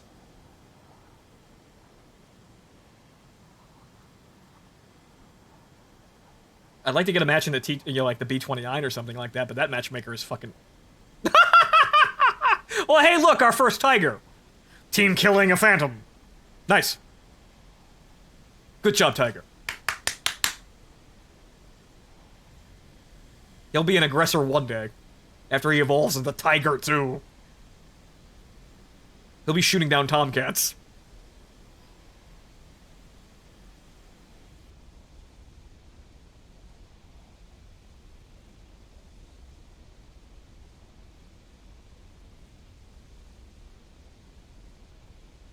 Also, casual note, that's an extra base out there. It's not actually marked, though. I wonder why. B-29 being more dead. Yeah, and actually that, and eventually... Oh, thank you for the bits, Blizar. And that eventually, as I was going to say, the demon getting, sparrows means that TU-4s are going to be super fucking dead. Also, so where's my bombing? There's my bombing computer. It's just that it's way too low. Alright, these are more. I need more. Right. Right, these are half-ass bases. Right, they have arbitrarily more fucking health. My bad.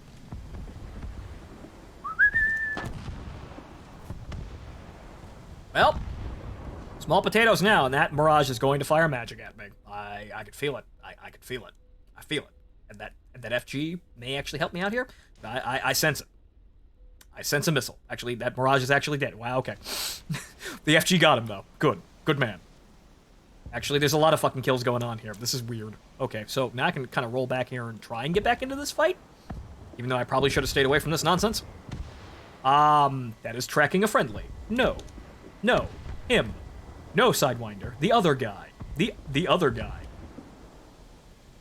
This is where the radar caging kind of helps. I'm so make sure there's nobody fucking coming behind me. That may hit if I'm lucky. No.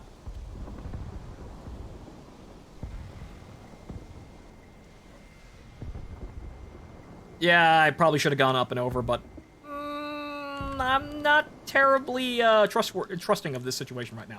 That F4E is still alive. Actually, no, he's spinning. Okay. No threat. Enemies getting closer to victory.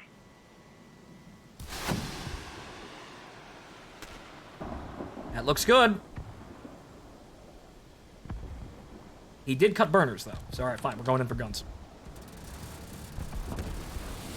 There we go! Splash one. Fuck you, it's mine! What a bitch! Dude's on fire. Have some sensibilities for your own fucking teammates. I wave off when people shoot down fuckers on fire. God damn. That's how you know there's absolutely zero honor in War Thunder. You should already know that, but a casual reminder. Okay, that looks like it's on target. Nope, turn into it. Whoa! Almost gave that guy a high five with the bottom of my plane. Actually, nope, let's not go after him.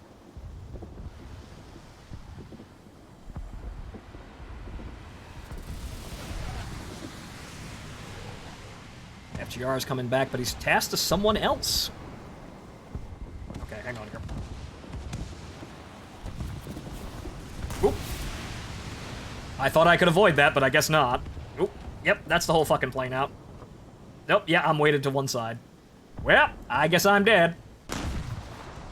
He snapped my wing off. I thought I was going to be good. He was going to be shooting at me, but I thought I could actually get away with that. Okay. Well, I just came here for bombs, not wins, because wins dragged behind, but oh well, I got my bomb tonnage off, no big issue. Damn.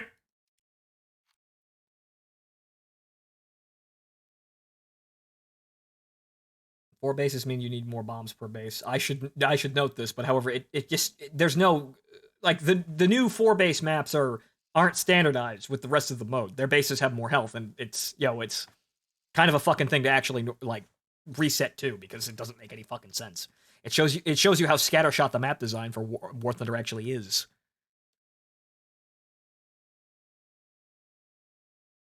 Three or four assists now?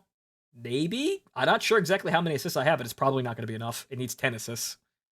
It should be like 3 or something like that, but nope. I'm fairly certain I don't really have that many assists.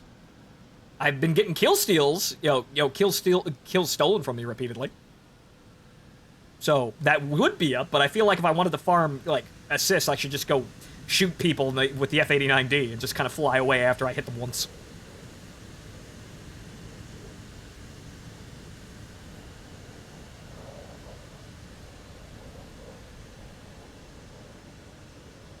Mm-hmm.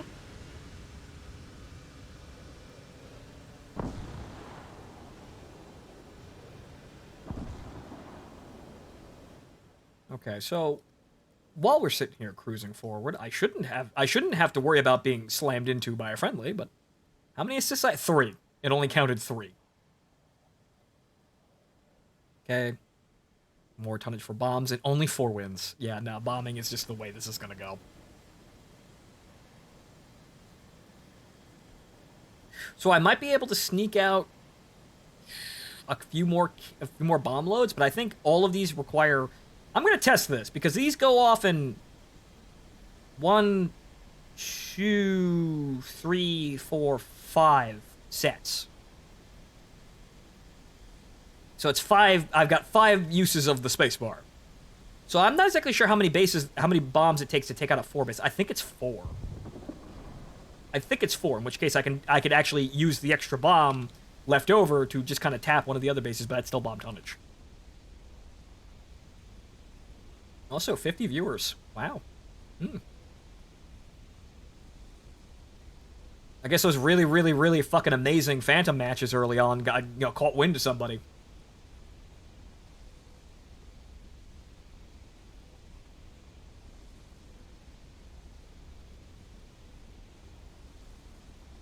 And now I have to hope that I won't be fucking engaged by someone, because typically, yeah, you do have people coming off down low here to immediately shoot you. Just like any old match in War Thunder.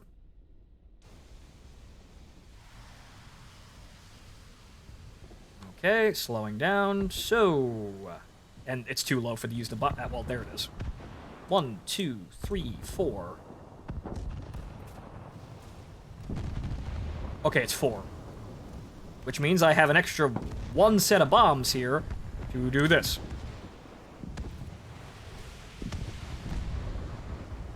Amazing. Oh, there's an F-104. Really? Actually, oh, F-100s. Wow, where did you... Who pulled you guys out of the museum? Fox 1, or Fox 2. And then second missile, even though I think I'm probably going to have to gun this guy. Whoa! Okay, I almost died horribly there. I think I want to leave now, though. Also, how did that missile drop an F-100? Come on, Juliets.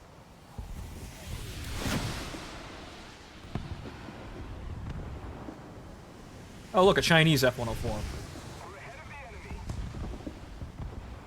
Nothing? Nothing? Really? Oh, come on! Well, I'm still flying. No, I'm not, because that's the F-104 that got me. Oh, well. Fucking, you look like you're on, and then all of a sudden the Vulcan just doesn't get those hit-ons. I fucking hate the Vulcan.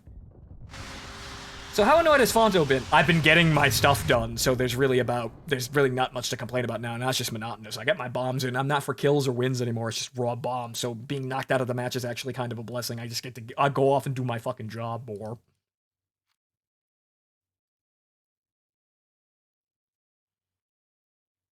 Seems this game's team playing balance is really crippled. It looks like it punishes you for team playing. Yeah, it is, because you don't really do anything.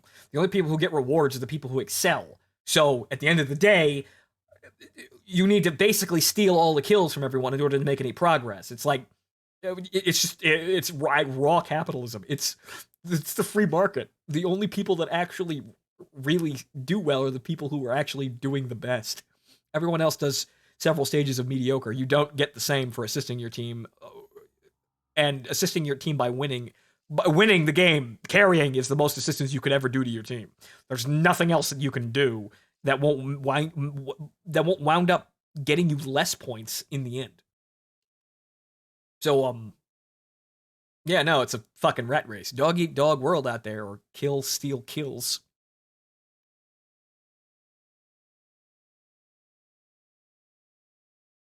So we're moving on to... We just gotta do bombs. I mean, like, all the flashy killing is over, really. All the flashy killing would have gotten me... Like, would have been a struggle to get the 4 kill in 1 round achievement this time, and that came really easily. Fucking second game.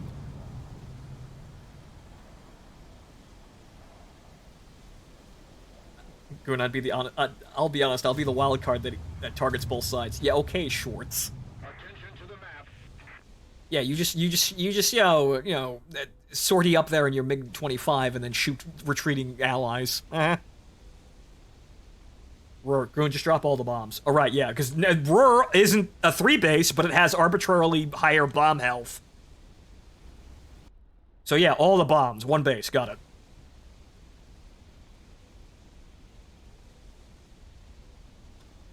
And at least next patch, with the reliance on radar, actually going down low for ground clutter is actually probably going to reward you with some kind of results. Because, you know, if people rely on radar to detect everything suddenly, well, suddenly everyone becomes hyper-focused on this ship. That MiG-21's going to try and strafe me. And now they're on my ass. Well, yeah, they seem to be leaving me alone. Thanks, guys. Just, wow. I actually got 4 fucking targets out of that? Wow, okay. See, they know. The MiG-21 took a swipe at me, but he's behind me. I think I'm leaving him because he had to turn around, but actually no, he's going the other way. All right. Also has the train yard. Unfortunately, bomb tonnage is the only thing that matters, not ground kills. Okay, so... those are a little short of the target. Or a little ahead, but there it is. Okay. There's that. I'm done. That's not as many bombs as I wanted, but they're dead. I wanted 2 tons, damn it. Give me my fucking little tiny percentages of bomb drops. Make this go faster. Because now I'm basically just bombing in order to get the fucking Tiger. That's it. That's all that's left.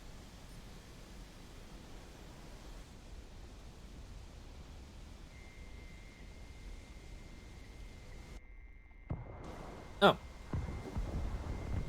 Well, hey there, sir.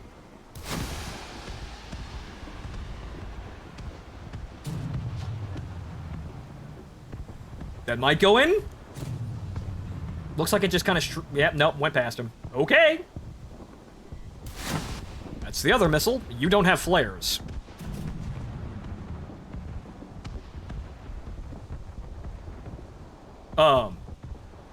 Juliet's.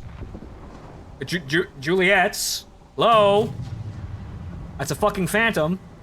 And now he's on fire, so there's that. Whatever. Okay. Trash 2 Juliet's on a Phantom basically standing still in midair. Okay. I didn't know they were serving ice water in hell today, but sure, fine.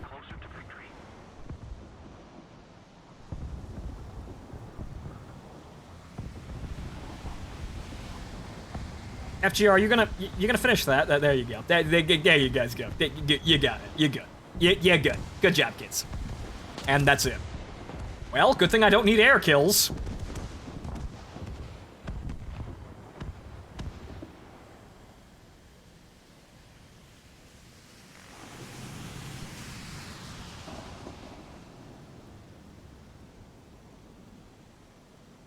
I am now free. Well, that guy actually finished he finished his missions. Good for him. Congratulations on your stock 9.0 plane. I will be there soon. And then we'll probably play that for the rest of the night as I try to figure out exactly how the fuck to play that. Yeah, anti-mech, because I strafed a convoy going in. Woo!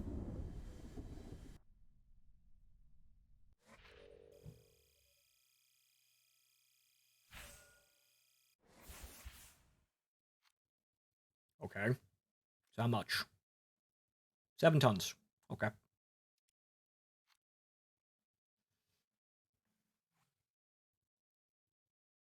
It has a magic turning envelope of around 500 to 700 kilometers per hour. Kind of similar to the Phantom, then? KPH. 20s are great for head-ons. Yeah, the Colts can be effective. Really, they're shotguns when stock, but they're pretty good. They spray lead everywhere, but, you know, sometimes you get away with a shotgun. They're the same guns on the Fury, and I made the Fury do fucking wonderful magic. So, the Fury's an unfortunate plane, but I kind of wanted, you know, the only thing that the Fury doesn't have is a powerful engine to keep it in the air. If the Fury just had more fucking thrust to actually save its energy, its airspeed in turns, it would be perfect. It would be perfectly fine. It was it was way easier to nurse around than the Phantom and the F-100 for playing sim battles. So, okay, I know those Colts. They're kind of okay, and I can work with them. I'm far more comfortable with those things than the Vulcan.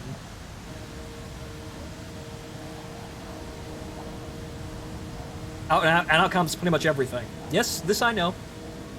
Aside from the lightning. It's one of the fastest planes at its battle rank. The only thing that really actually styles on it is the lightning, because the lightning shouldn't be there.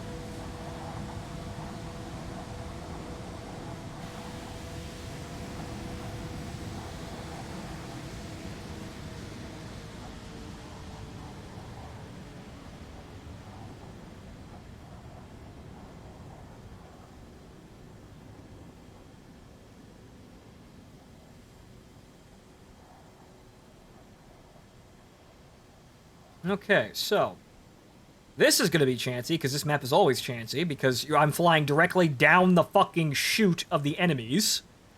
The bomb targets on this side of the map are the most suicidal thing ever, because you are basically forced to just stroll right into the enemy's airbase. Even on a good day, this is still a fucking suicidal map to actually play, and at this, I'm either going to get them, or I'm going to be immediately knocked out. Either is possible. But, however, there is some cloud cover that I should probably use.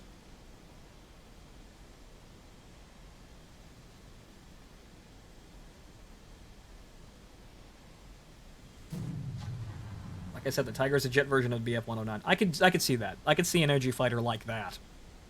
So we'll see we'll see what can be done. But I've heard that it can't snap turn, so you basically have to draw a fight out and use essentially boom and zoom tactics.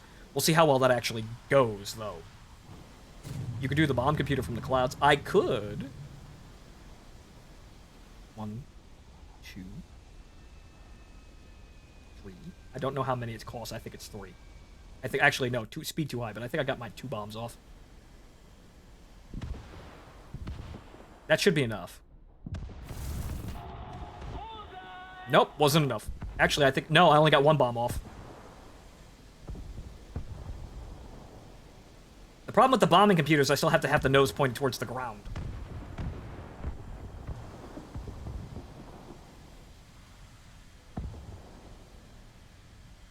Okay, that's actually on target, so 1, 2. It looks like, yeah, 2 is enough. And miraculously, I managed to avoid the entire enemy team. Thank you, Clouds, doing something right for once. They stand. Wow, Jesus, I must have missed. Rather, that's just it then. Well, at least I'm getting my bomb tonnage. I'm not taking out the base, but I'm getting the tonnage. Yep. That's all the ordnance. It would be nice to use the, you know, the bombing computer system, but that thing is fucking stupid. Actually, I took that out. I must have missed this base. Oh well. But the actual, like, timing computer is the silliest fucking thing ever.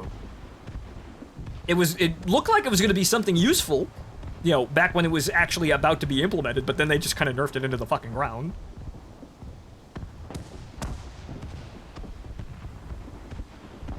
But okay, so bombs expended. Now we try to help the team win. Okay, and then the missile seeker went off because that's my mouse button. You see that a lot, right? I turn the missile on and it immediately turns off. That's the mouse. That's my thumb mouse button being just worn the fuck out. I need a new mouse. Alt-X is a more reliable way of doing it, but I just keep... I keep tapping the fire button expecting it to immediately start, you know, respond. And then it doesn't. He's dead. Looks like my team isn't really going to need help. Okay. Where are the hostiles? The enemy is winning. Aside from that Mirage over here, there doesn't seem to be anything actually over here.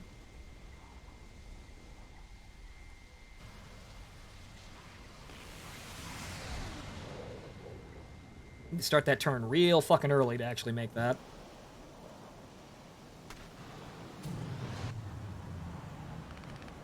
Missiles, missiles, missiles, missiles, and he's fucking dead because the entire team... It's like I pressed fucking... It's like Ace Combat 6 where I'm pressing allied support and all of a sudden, like, 20 allied planes show up around me.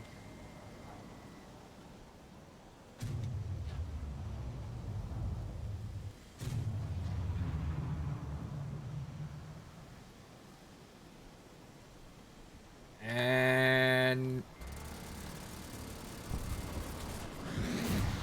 Well, that's my radar. I didn't need that, though. Oh, no. My radar set. Ah. It's almost like it's the least important thing on the plane right now. I think they hit it. Yeah, that's my fuel tanks. I'll be fine, though.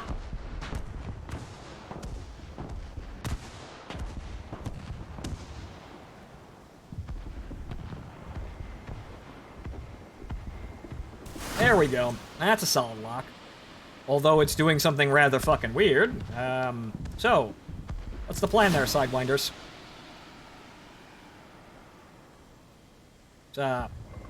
Juliet's are... No? No plan. There is no plan. There's the missile just not hitting the fucking target. Do you play props? Sometimes, but honestly, I mostly just play jets right now because, I played. Most of my career was in the propeller planes down at the lower battle ranks, so I don't really have a reason to play them most of the time. Top tier is awful in a way, but it's kind of comfortable and, interesting to play, and also something to stream, because not everybody has top tier. But at the end of the day, I don't really have a reason to play the lower tier planes. So I'm up here, and also, the matches here are at least fast. They're over real fucking quick, so when I'm grinding an event like this, it's just easier to grind up here, because the matches come in and out. Also doesn't take a half an hour per game. Which I'd gladly take if there was actually any fucking substance, but there isn't.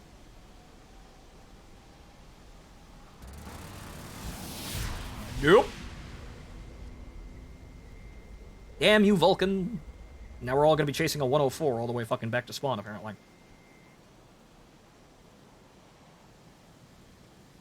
So, FGR, you gonna do anything?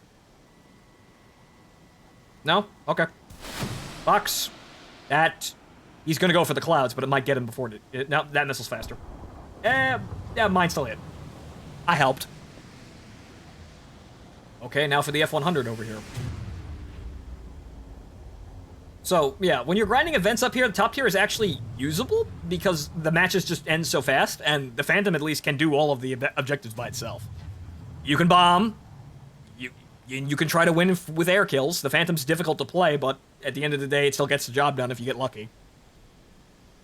I think what on the Xbox is... And there was an update today.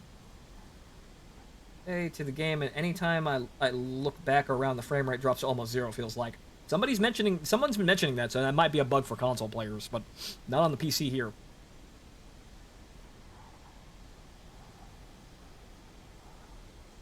Oh, right, I don't have any radar.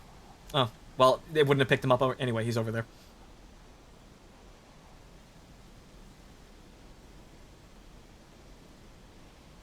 And this F-100 is probably out of ordnance and trying to land, but he's not going to be able to land. Ooh, nice dodge.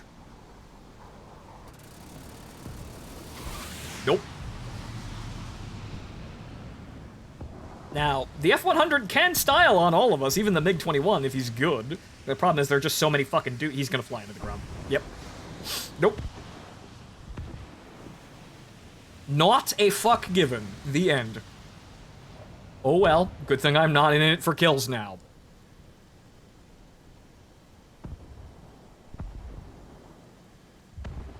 Can I join? No.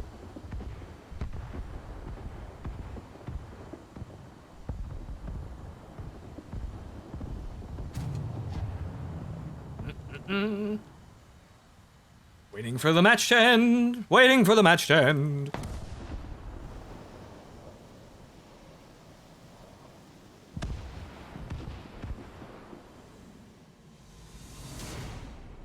Yeah, actually, doing countdowns and dropping into the matchmaker actually works.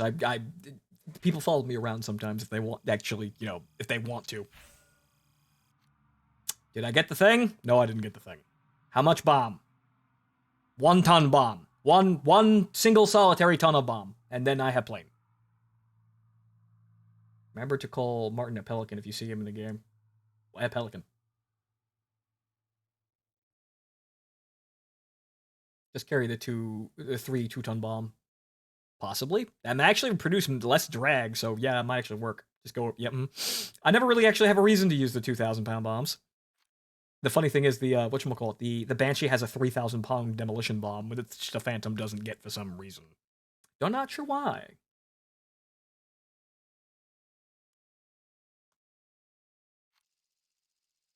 Oh, great, it's Korea. Oh, great, it's this side. Oh, well, I guess I'm running straight down the center of the map. Okay. Here goes nothing, kids.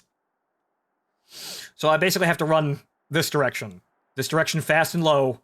Real goddamn fast and low. Which is risky because the enemy team's going to be climbing in this direction and coming in here.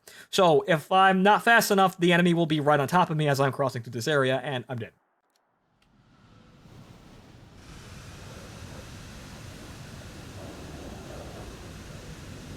As a person who played ground attack like this before, I kind of know how it works, and unfortunately a lot of the it works winds up with if you're here when the enemy's here, you're dead. And in the end, really, it doesn't amount to anything because the air-based kill is impossible under most circumstances. You would need an entire team of Phantoms actually out there doing their job in order to actually make it competitive, and no one wants to do that. It'd work, and it'd be funny if people actually started doing that. The only problem is they don't want to do that.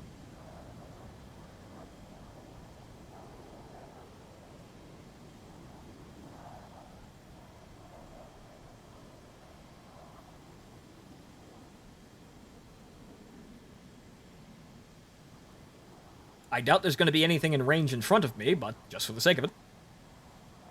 Actually, I'm going to be lower anyway. Airfield kills are going to be harder in the next patch too, apparently. How? What are they doing? They already said they're not putting AA missiles in there, so what the fuck? HB buffs probably. Why? It's already impractical! You can't win like that right now. Unless you form a meme team for it. And the TU4s and the B-29s are so fucking helpless in terms of being targets that you can't really reliably get in there. So what the fuck? And the Phantoms up here are about as hard-pressed. So, why? Just to make it happen never? Never ever? Why? Sim airfield mechanics for RB. Oh, right, those. Okay, well, why the fuck would you need those, though? They're never gonna have enough time. People are never gonna have enough time to actually get that ordnance in there.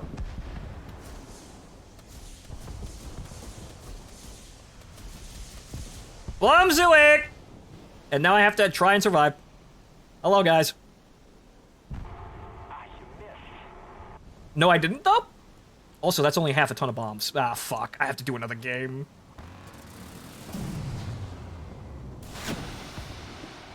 Round and round we go! Where it stops? I don't know. Ooh! Still ticking, motherfucker.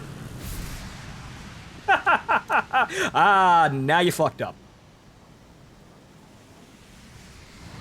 Oh, you better hope I don't get the fucking nose over on you in time. You better start turning. Wait.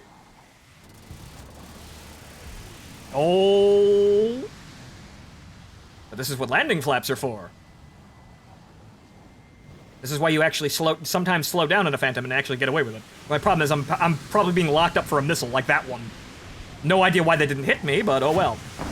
Well, teammate got it. Okay. I would've got it. That was one area where I was taking so long that I really should not have survived. But oh well.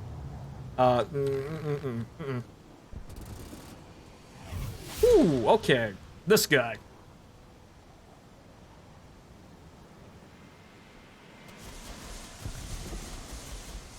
Okay, that's not a missile aim for me. Good, I heard the whine of it and I got fucking spooked. That's in the fucking ground. Someone's making bread down there in the woods. There's a fucking still making whiskey.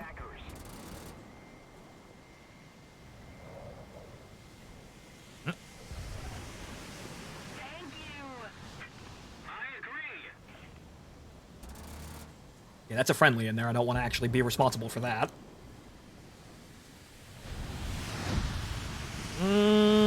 Ooh, that was a really good... That's an R60. You saw that? That's what R60s do. They look like... It looks like, oh, he might die. No.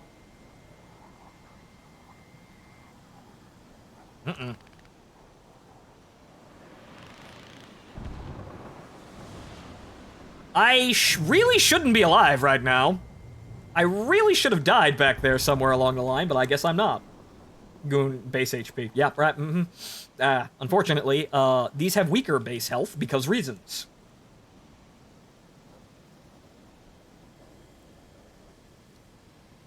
Where the last enemy is, who fucking knows? It's a Phantom. Apparently. Had bombs. Ground Clutter is saying it's no. An F-4C flew into the enemy airbase. Wait a minute. I see a dot over there. That might be the corpse, but I would have thought that the guy would have crashed before, so I see a dot over there. Is that the dead guy? That might be the dead guy. That is probably the dead man's plane. Yep, it's the dead man's plane. It went into the river. But hey, there's the enemy! Hey, just over there. Okay. Amazing tunnel vision. Almost got me fucking killed there. Imagine if he was coming at me. And also, I still have 2 missiles left. That is... Unless his engines are completely out, what the fuck? I think, yeah, he must be dead stick. Juliet. Juliet, that's the river bit. I guess he's just going for more stills. No one lands! Unless it's permanent! People are forced to suffer the same fate as I when attempting to do ground attack, even though I got away with ground attack this match. Pretty fucking decisively got away with it, too. I would have gotten another kill there if my friendlies hadn't picked that up. I would have killed that MiG. I outmaneuvered that MiG. Just by doing bullshit. Just slowing down to 400 and putting landing flaps on and flipping around like in the air like a dead fish.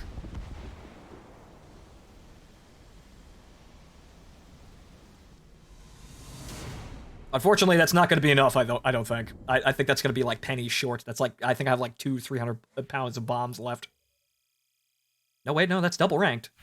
No, I wouldn't have gotten a decal. That's the thing. That's, nope. How much, how short? How short? 300 pounds. Great. All because that base has to have absolutely no fucking health. And casual reminder that, yeah, no, nothing about this changes next patch aside from the fact that I have 4 more missiles. So, the funny thing is, Bomb Phantom is actually really usable in a lot of cases, unless you get fucking primaried and die. So, at the end of the day, really, the Phantom is going to be incredibly good if they actually do something with this gameplay that requires you to be alive for more than 5 seconds.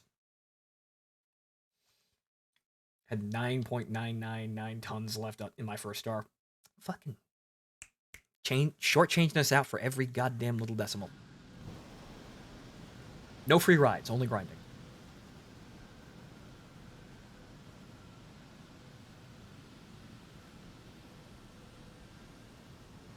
Attention to the designated grid zone. Well, Attention to the map. I'll take the center one because I'm suicidal. Ha ha ha! See, I always get my jobs because I always take the worst one.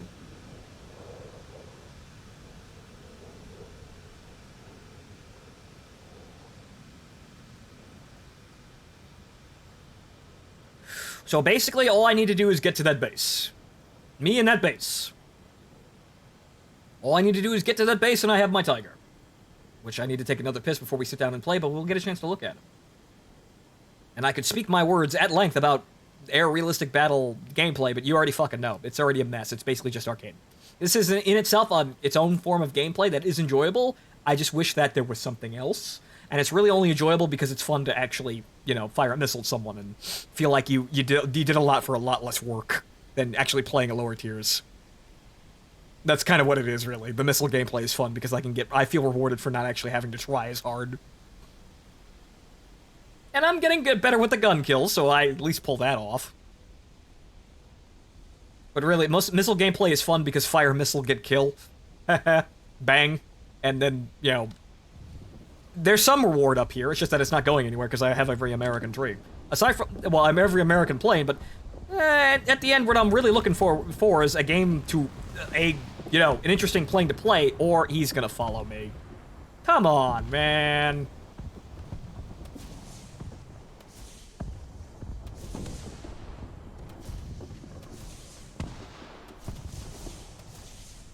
It's still following me. No. No. No. I want my base. No, fuck you. There it is. That's my Tiger. Fuck you, EJ.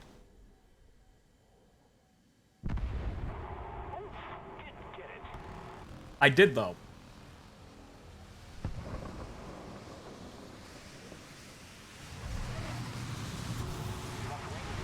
Well, that was another guy. Actually, I pulled one over on the EJ, really. If I hadn't been engaged by that other fucker, I probably would get the... Yeah, no, I would get the EJ. So, this guy, whoever the fuck he is up there... Actually, he's an F4. I'm still alive, though. I would have actually pulled one over on that EJ. My problem is now I'm stricken, and I'm probably going right into the ground. Yep. Who gives a fuck? I have my tiger. It's over. Also, teammate. Nice! It was a team... Nice! Teammate shot me trying to get the EG. There is no team. There is no team. There's 15 people you can shoot and 14 people you can't shoot. Welcome to this game. Nice! You shot up a fucking teammate trying to get a kill. I would have got that EJ though, so there's that. That's my personal win. But there it is. Oh, it's fast. That's what it is. It's fast. Yes. And with that, the grinding is done. Move that over to my fully spec'd aircrew, and isn't this... Look at it. Just... Isn't it nice? I mean, it's a mediocre performing plane that had basically no combat history, but isn't it just nice looking? Really? It looks... Well, looks like a jet fighter. It looks everything that a jet fighter should be. Okay, so, what are you flying? I was flying the Phantom before, so... But right now, yeah, well, you get to 1,000-pound bombs. That's not nothing. But still pretty shit. Mighty Musk, but you're taking missiles. You're taking missiles. You're just gonna be taking missiles. The bombs are kind of like, why would you use this for bombs? Why really would you use this for bombing or ground attack in any regard? But also, yeah, it's another missile. It's another plane that only has a maximum, lethality capability of the Sidewinder B, which is AIM-9 better not be paying attention. So now we're gonna play the Tiger. I am interested, but also gotta go to the bathroom. So be right back, folks. But we're done! Ish. I still gotta get the skins, but they'll be easy.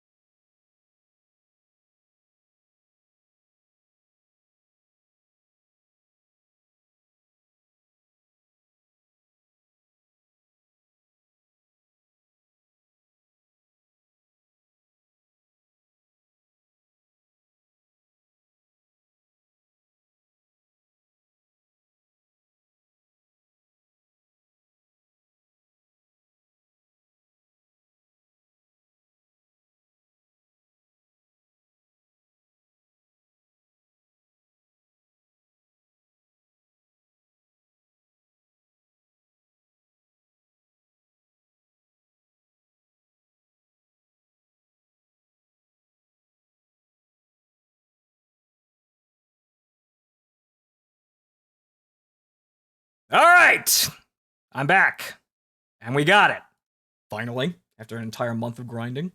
So, the Gorky was actually I think the most disappointing thing ever that I could have actually acquired. Actually, it would have been more disappointing. The only thing that would have been more disappointing is if I tried to play it and I couldn't get any matches in it. That's the only way that could have been any more disappointing because top tier naval is shit. But now we have a plane that's in a neighborhood that I know well, ish, because hopping between planes is always a weird business of getting used to what's around you. But at least it's in air, and I kind of know how to play air. I can wig it, but so we have the F-11 Tiger, and well, now it only has, well, the Colt Mark 19, well, Mark 12s, Mark 19s. Yeah, grenade launchers. That jam every 5 minutes. But she's got guns, she's got a decent amount of ammo, about as much ammo as the Fury does, which I managed a lot in that plane, so it'll be fine. It's going to take a while to actually upgrade and actually see any use out of this plane, but it should be manageable. So let's give it a whirl and see what we're dealing with here. Oh, wait. Oh, I forgot to ace the crew. Oh, no. I guess I'm just going to be blacking out every 5 seconds. I'm really good at finding the ground when I play air. Good one. All right, so full tank 47. I don't think it's got an afterburner. So you know what? I'm going to take 20 minutes of fuel and see what happens. 14 seems a little bit too but definitely not full load. I don't think it'll be, no, nothing burns fuel that fast down here. Hey, look, Tiger.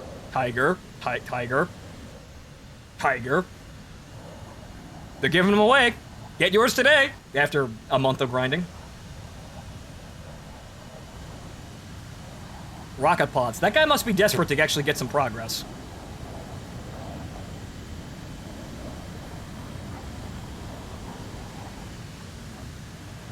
Alright, nice landing gear. It looks really cool pulling up off the deck there, even though this is a carrier plane. That's a slow gear raising, probably drop time as well. But okay, so now we have Tigers everywhere.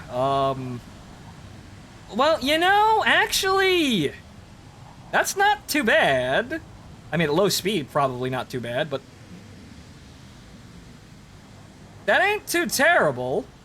I mean, yeah, sure, the faster it goes, the worse it's going to be, but that ain't too terrible at lower speed for turning in response time.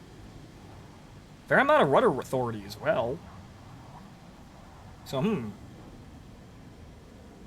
is it a good idea to just to wait to test the Tiger in live matches since the plane is going to fill the matchmaker? Well, unless you want to wait for several weeks. Play the damn plane. Figure it out. Okay, so let's see how fast we can get this going on the deck. Climbing obviously would be a better idea, but let's see how fast we can get this fucker to go. Just on straight and level. And at 9.0, you don't really need to climb all that much, because, well, all these planes are transonic. It doesn't really take all that much energy to get to the sound barrier, if you can actually get to the sound barrier. Oh, look, clouds, too. Amazing. But we're going to be doing gunfights in this thing, which, well, let's see how this works out.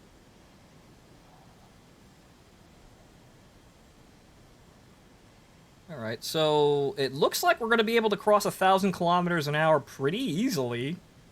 I mean, it'd probably be better if I was at a higher altitude, but just kind of get to about 1,000, which is actually not too bad. And also, that afterburner, yeah, the afterburner's chewing through fuel. I'm going to treat this thing like a fucking F-100.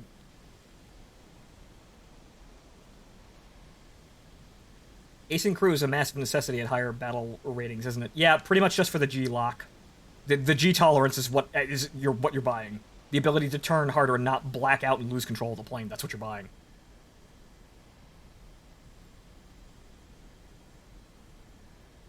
What does it have for guns? 4 20mm Colt Mark 12s, essentially the American, like, post-war Cold War jet shotguns. They're usable. And the 500 rounds is actually pretty decent as long as you actually conserve ammo. But we'll see exactly what I can manage here in terms of actually, getting a target. But it seems like it has a little bit of trouble clawing up there, but it can get to about 1,000. Victory It can reach the sound barrier. Probably not. It probably a little bit easier up, up top. I was at, about 15,000 feet, probably be able to cross the barrier no problem. But that's about as much speed as you need. Where's the fucking enemy team? I mean, I know clouds, but where the fuck's the enemy team? Uh-oh. Attention to the map. Right fucking behind us is where they are. 8Gs. That's, I don't like that. That's G-Lock. This doesn't seem too bad. Yeah, the extreme overload is kind of worrying, because that's wing snap. But that doesn't seem too bad in terms of turning around. I think I probably would want more fuel, though. That's just me with my, relentless afterburner use. Launching an attack. But they're all below me. Well, above me, mainly because I didn't fucking climb. What an amazing fucking shocker that is. So I want to get out of here.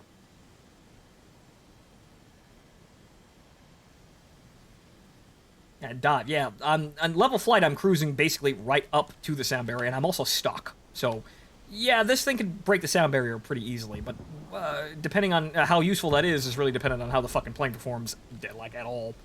This is not as stiff as I was expecting. But yeah, fucking tigers everywhere, apparently. I was expecting something that just straight up could not fucking turn at all at high speed. This is fine. The problem is now I've got to deal with fucking multiple tigers on my ass. Okay, combat flaps? Nope. And that's what happens when you don't ace the cruise, moron. I have no idea where this is, because it's fucking clouds. I couldn't have gotten a more fucking annoying first game. The arena is clouds. And also, yeah, it's burning through fuel pretty fast. 20 minutes of fuel is maybe not enough. I think I could probably get away with more.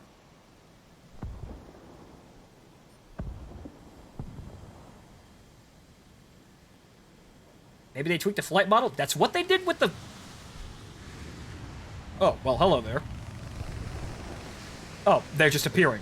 I wouldn't be surprised, because I remember the, whatchamacallit, the P-59 got its flight model tweaked. Right before it actually hit, because it was apparently shit. And immediately knocked out by another plane. But, hey, wait a minute, I'm still flying. Fuck you, I'm still flying. Immediately knocked out by another tiger, so this is going to be weird until I know how to work this. But obviously, climb. She's definitely not a low-altitude performer. You need to climb. You need that air advantage, because it's, well, you need to catch up to yourself. So, definitely climb.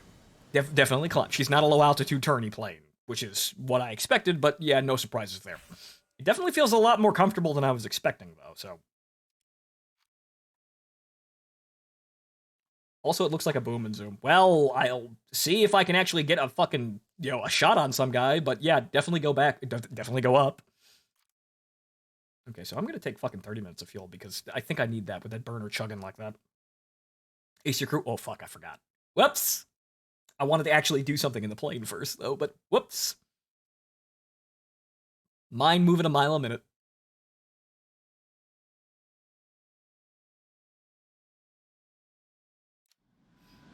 Oh, great, a hunter. Great. Oh, and a lightning. Yep. Yeah, I see you up there, asshole. Glad he's on our team. Okay, so there are no combat flaps. It is just landing flaps, and that's it. There's no takeoff flaps. There's no combat flaps. It's just landing flaps. And that's actually probably just slowing me down.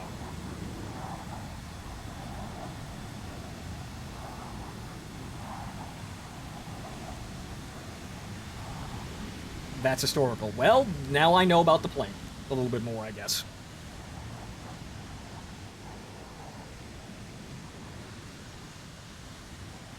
Okay, so let's try and play it similar to the Phantom, I guess.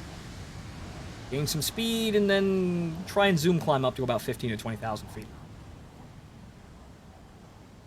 Flight model is bugged a tiny bit. In what way?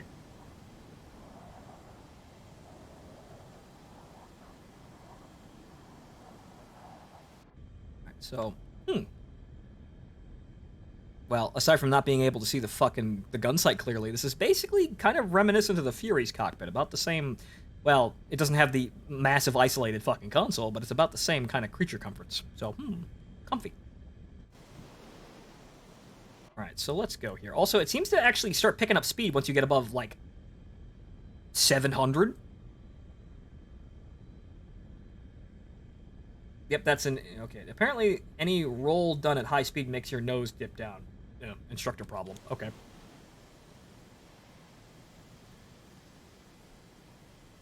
So yeah, as I imagine, the queue is going to be full of F11s, doing F11 things.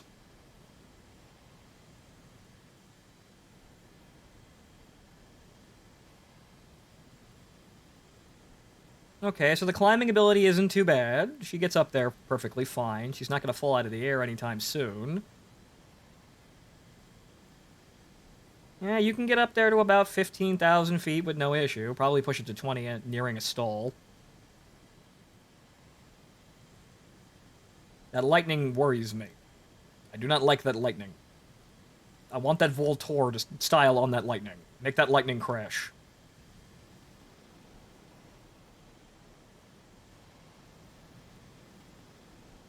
Okay, you can do landing flaps at about 300 up here. Vontor crashed, unfortunately. Well.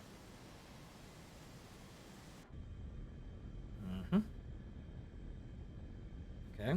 Glide slope is a little iffy, but you can get it up there. Our victory is near. Hunter being chased by yet again another F11, and wow, we're losing teammates. Very quickly. This is not good. So he's in no sense chasing after him, but the only problem is the rest of the enemies are one big fucking kill ball.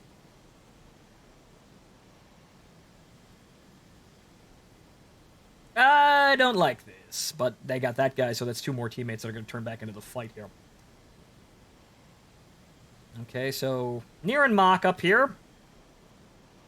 Probably put the nose up here to get away from these fuckers. Making sure I'm not having any problems. But now the enemy's in a big fucking kill ball, and that's exactly what I didn't want to see. Oh well. So yeah. She seems to be kind of okay at high altitude. I'm fucking stuck, so I'm probably not going to be breaking the sound barrier as easy as a fully upgraded plane can, but she seems to do perfectly fine. There's no wheezing or struggling for altitude. She's perfectly okay. So, it's just a normal playing plane, honestly. A completely kind of average sort of baseline plane from what I'm experiencing. And that's okay, I guess. That make hey, did he actually get that though? Or did he just kind of pre-detonate? It looks like a pre-detonation. There's a lightning though.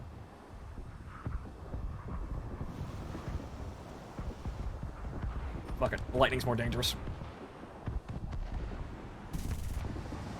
Okay, there's the compression. Eat shit!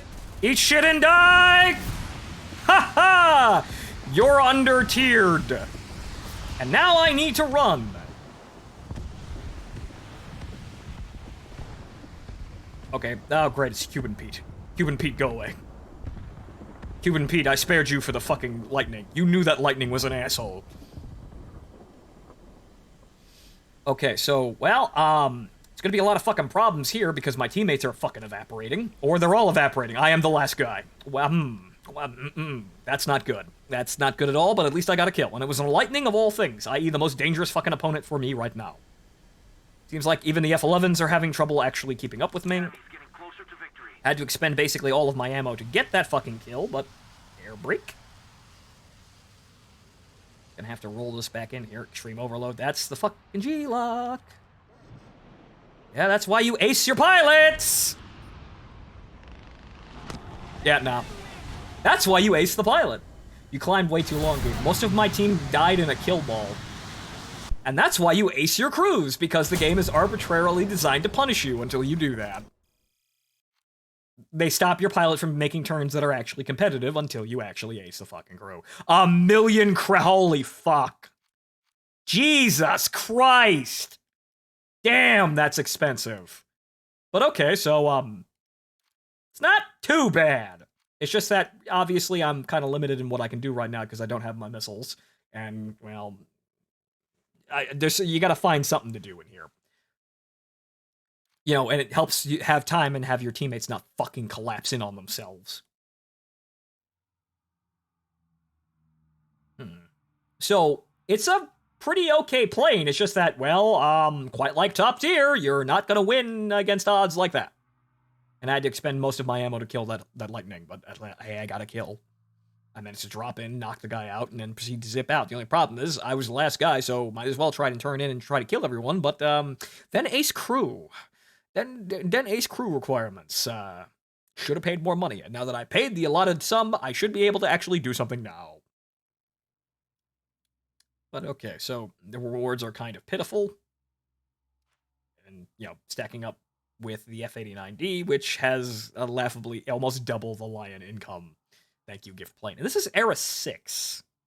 That's kind of goofy, but I suppose it's, sensible because, well, F9F. But see, here's the thing. This is Era 6, and so is the Phantom. So, these planes don't really have anywhere near comparable performances. So, why are they in the same area? Oh, that's right, because everything's uselessly compressed. So, okay, she seems like a pretty good boat.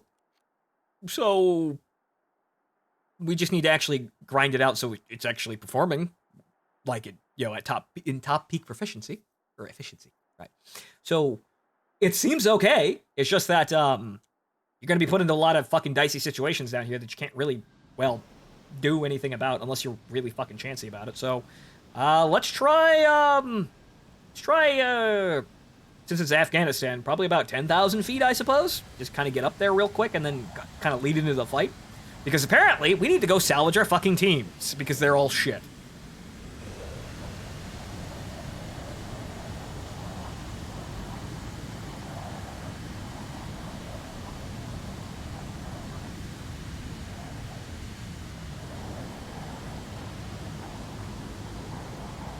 She struggles to actually get wheels up, and that's kind of worrying. This thing wouldn't have a drag chute either because it's a fucking carrier plane, so this is concerning me.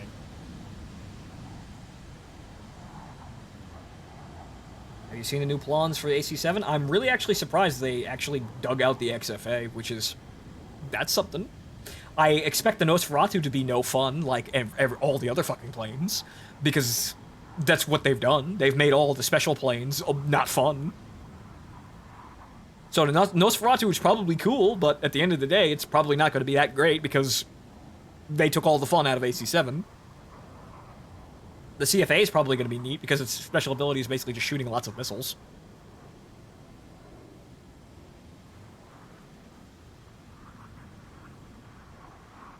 Okay, so let's get some altitude here, even though it looks like, yeah, we're just gonna be cruising into this fight and trying to actually help our teammates out because it seems like our teammates are throwing themselves to the fucking wall.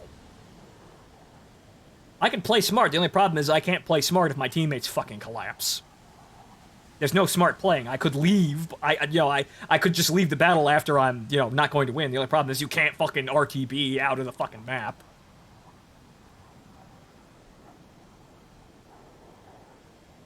Also, the Shinden is neat, and it's nice that it's free of Assault Horizon and Infinity. You can actually play it now in a game that isn't painful.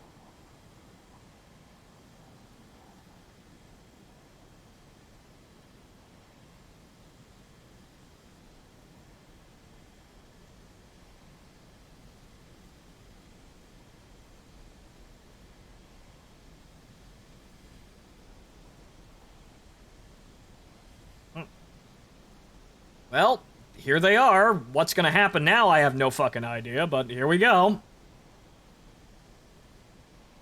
Looks like we're just gonna have to do head-ons here, because it's really the only fucking sensible thing we can fucking do here. We have to be in the combat, and we have to be making shit happen. Oop, I got a hit. And now I don't want to be anywhere near this fucking area. I would like to leave now. Thank you. Goodbye. Oh, that guy has missiles. Look at this kid. Look at this kid in his actually upgraded plane. Dream load 7Gs, Jesus fucking Christ. Okay, so that's, yeah, about 1,000 she stops to really fucking function.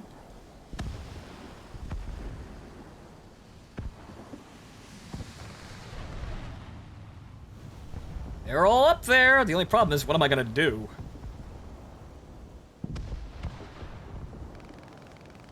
I'm kind of struggling to figure out what the fuck I should do in this situation, because it doesn't look like there really is anything I can do, aside from maybe try and get these guys off my tail. Yeah, no.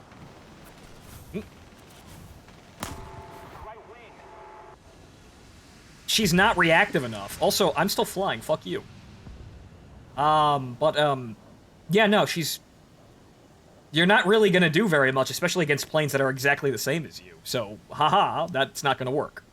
So I have to climb to get an advantage on these guys. It's reaching levels of... It's not effective enough to just kind of sit there and turn. Like, I could probably style on these fuckers in the demon, probably, but in the end, it's still... You need to enter the situation properly, because this is not an advantageous situation. I guess I'm just gonna have to hope that my team can actually do something, and that's about it. That's it. I just have to hope that my team is actually going to be able to do something, because it's not reactive enough to fucking fight in a furball like that. And clouds don't help, obviously. Can we stop with the fucking clouds so I can actually judge my plane fairly, please?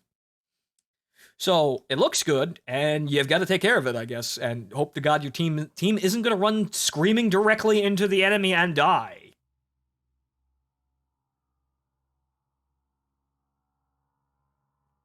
Those cheap foam gliders you could get from a dollar store that would actually glide. I'm pretty sure probably one of those at least is based off the Tiger, probably. But okay, so she's not a fighting plane. She's, yeah, I'd say boom and zoom, but the only problem is I'm fighting people that are about as good as maneuverable as me, and they actually be upgraded, so I can't really get around them. So if this isn't a pitbull plane, you can't really send it directly into the fucking fight and expect it to do well. Because I just can't fucking turn and react fast enough, because everybody's turning at the exact same rate as I am. So that's, well, it's a little better than I expected in terms of stiffness, but the only problem is, yeah, effectively you're still doing the same thing as basically what everyone was saying. You can't really put the plane into a turn fight, or rather you can't really charge the plane into anything and expect to actually be able to equalize the results. You kind of have to enter the situation, quite like the Phantom, in the optimal position. I'm guessing you haven't encountered that frame rate bug because you've got a really good setup. I don't think that is on PC. That's the thing. It's probably a console-only thing.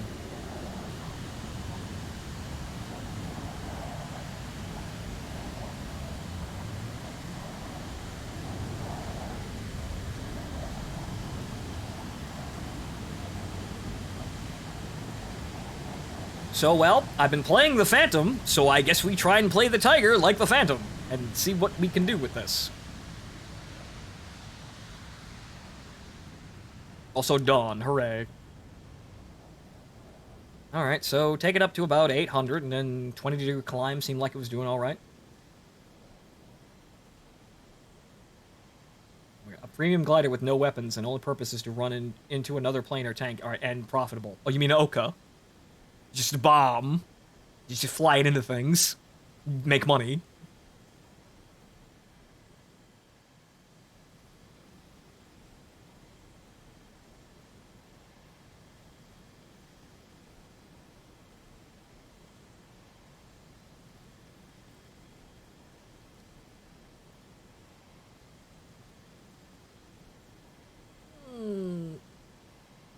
Take it about to, let's see, because this thing is definitely not that fast. Take it about to, yeah, as soon as the Mach number starts to appear, and then just kind of bring that up. It's not quite the Phantom, but you can still kind of work at it like that.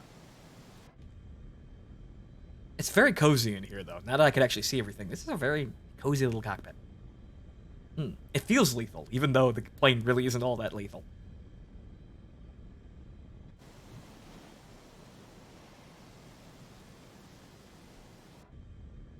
Okay, so yeah, let's not go 40. The Phantom can still struggle. The Phantom struggles to do that. Let's not put this plane under too much duress.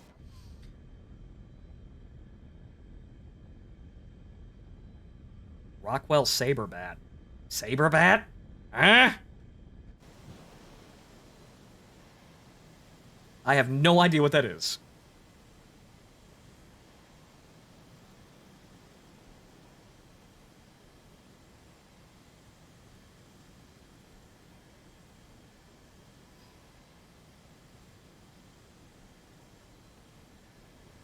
Okay, so I'm about 20,000 feet, and it seems like, where's this thing stall?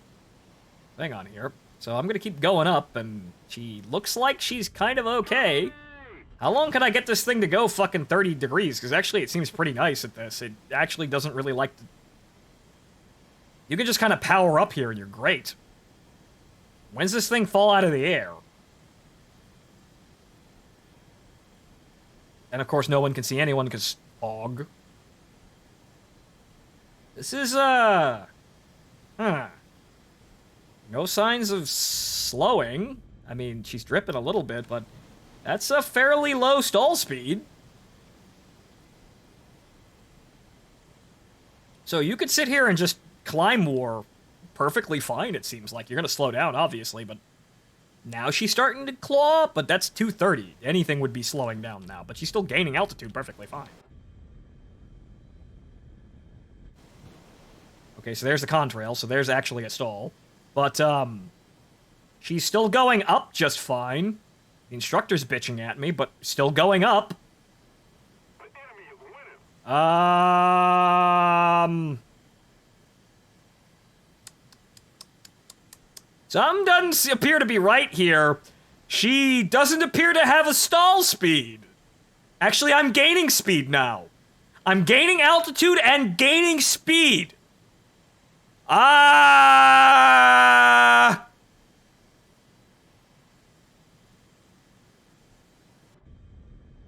mean, I dropped down to 20 degrees, I suppose. There's the stall, but... Nah, you can go forever. Okay, then. You can take it up to 30,000 feet, and she's fine. Even at these low speeds, she's actually quite nimble. So, that seems to be pretty good climbing capability, so that's probably what the plane's intended to be. But that seems a little not realistic. That seems a bit silly. It seems a little bit too effective. So, you can just climb. You can just climb for days, apparently. Let's go get the Centaur. He seems to be alone.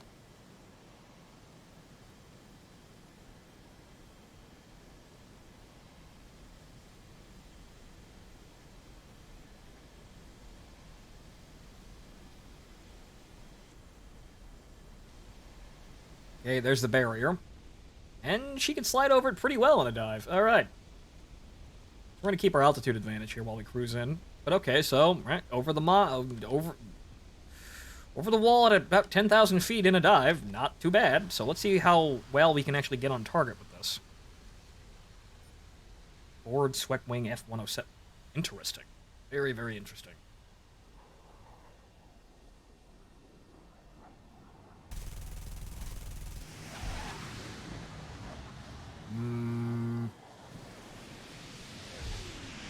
Okay, so boom and zoom. Boom and zoom. Don't fucking play with it. Boom and zoom.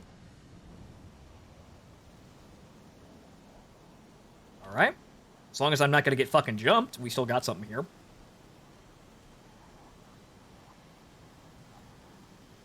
And Venom's down there. No idea where he fucking went, but he's out there. Can I actually acquire this target, please? I mean, he's within 3 kilometers, so, anything on this fucking thing? No. I'm not surprised the fucking radar set doesn't work. Why would it?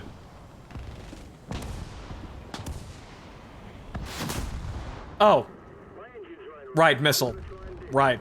And I had to jump into there, and it's... Okay, she's fast, but not really fast.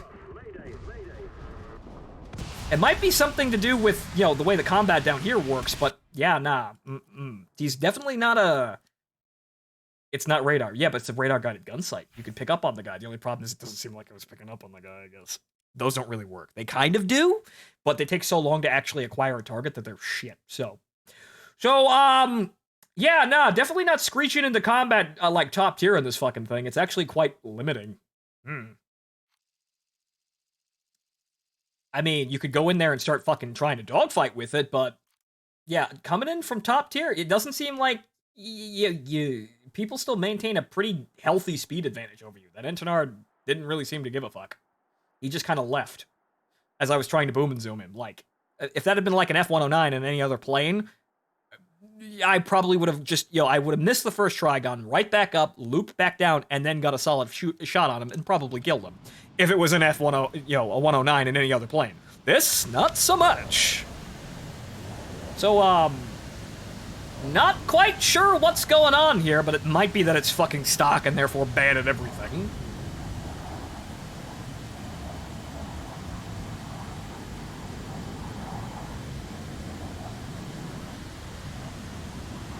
See, there's the radar tracking, but it's tracking friendlies. Thanks. That have actually a view on it? Doesn't look like it. It might just be passive on the...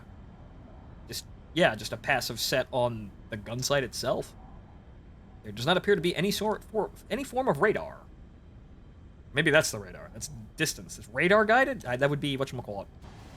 That's actually, that would be radar ranging or radar altitude.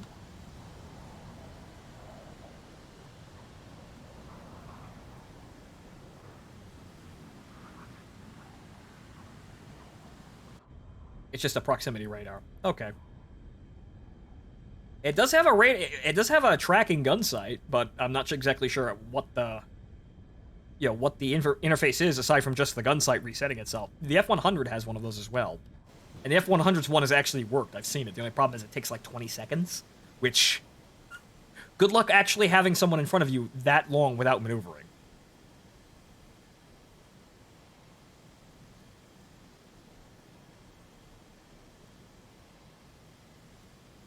So the F-100's radar can only, pick up on something and adjust the gun sight, basically sitting behind them for over 20 seconds without the enemy pilot maneuvering at all. Then it'll actually show you accurately where to aim. Then it'll actually adjust. It's worked. I've seen it. The only problem is that's a fucking cold day in hell. You'll actually get that.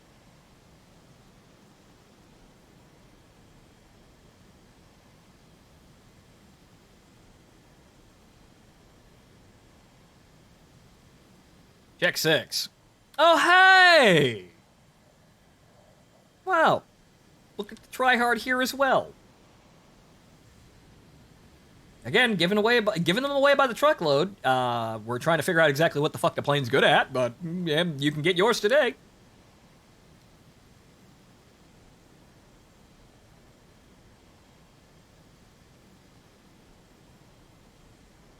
Oh, a demon. That's actually kind of annoying. I probably want to remove him because, there's one guy I don't want to deal with is him. Because he's me basically with all the advantages currently. He can turn. He's pretty fast. Has about the same guns with more ammo. Probably has missiles too. So I'm going to try real fucking hard to get this guy before he becomes an issue. Nope. Well. This is the only guy fucking here, so I guess we're on him now. The problem is he's outspeeding us. Oh, what? Hey! You fucking paid for that! Look at this guy with his fucking sidewinders, alright. Look at this guy with his expendable income. Ooh, look at me. I wish I had a credit card to actually, I could do that. I bought a Seda. And a S.U.M.M.E.R. I could also do that if I wanted to. I just wanted to see if the plane was actually any good stock. Also, they're bees, and the demonish... that's a hunter. That's probably good. Wait, nope. Yeah, he has a problem now, and it's... well, actually, no, he's still engaging with me. Alright, fine. Alright, fine. Let's do this. Fucker. I'm at home with the cults, at least. The only problem is getting the fucking plane in the firing, into firing position without fucking dying horribly.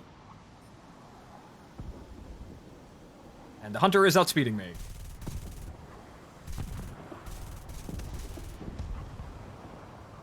Well, you know what? I want to keep flying this way. I don't want to deal with anything back there. And hunter's dead. Doesn't look like there's that hunter following me, but I don't think he's actually gonna follow me for very... Actually, he's on that other guy. Alright. Can we outrun a hunter? I don't think so. We can keep following him to the ends of the earth, and it looks like we can turn inside his turning circle, so at least we can outturn hunters. That's a bonus.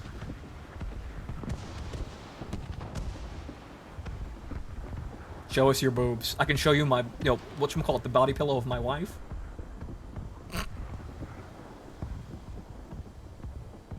That's Twitch legal, probably. Okay, actually, yeah. I'm slowly gaining on the hunter. At least he might have throttled down. He's not smoldering, but he's, dragging contrails, so I'm actually gaining on the hunter. And good, the radar's got him. Is that going to actually affect the gun sight, though? Probably not. So I just gotta sit here and fucking wait. I might be able to get... Well, no, they're lost. Wow, that's really fucking finicky. If I could sit here behind him all day long, I might be able to get him.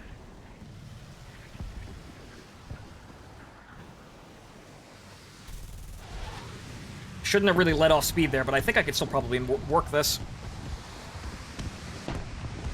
I probably should have fired.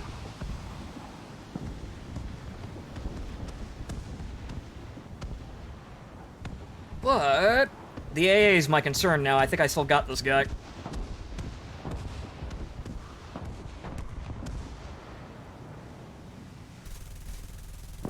Hey, all right. Okay, we can fuck with hunters. Okay, ow, that's AA though, but we can fuck with hunters. All right then. Okay then, that works out.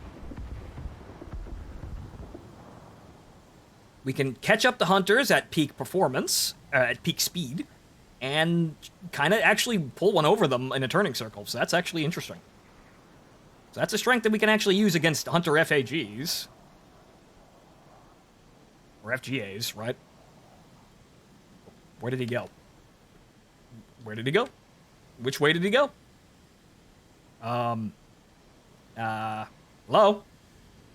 Hello? Hello? Hello?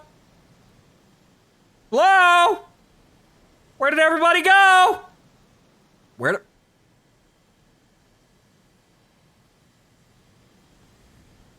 Have you played Swedish Jets at all? No, and I really don't really care to, because frankly they're probably... Most of them, honestly, I see as flavor of the month overpowered things. The Draken's interesting, but I have no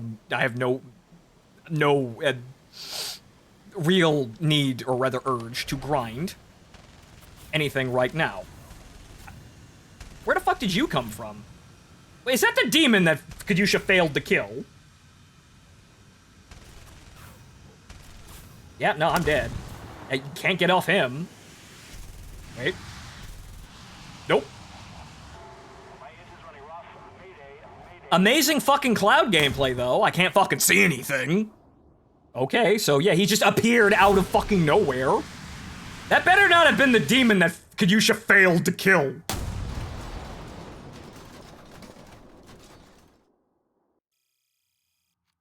But okay, you can fuck with hunters, but yeah, if someone gets onto you, you're not really getting rid of them. So, okay. She's a particular little bitch. So, she can work, it's just that, yeah, this is actually kind of sort of underwhelming in terms of effectiveness here. It's gonna take a lot of work to get this plane to actually do anything. Actually, I kind of, frankly, feel more actually effective in the fucking Fury. Even though the Fury's actually really crippled, but I feel like, honestly, I get really good results out of the Fury. Even though it's a worse plane. Oh, great. Lower, yeah, great. The basement tier F-100s, because that's totally what I want to fight right now. But at least it's not all fucking tigers.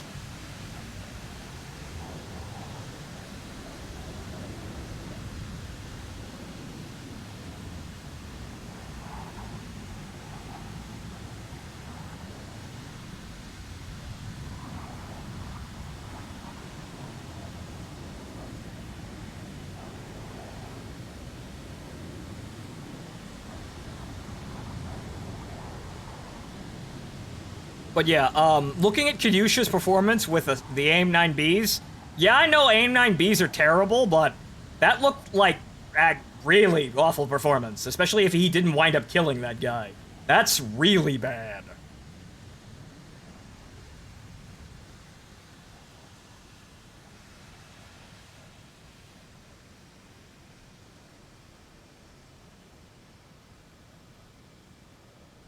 So, all in all, this plane feels rather underwhelming. I mean, it's stock, but I'm not really seeing a thing that this plane actually does well. I mean, yeah, sure, it's fast, but I don't feel like it's an effective, earth-shattering amount of speed. Yeah, you're fast, but so's the fucking lightning. That turning circle is nice, though.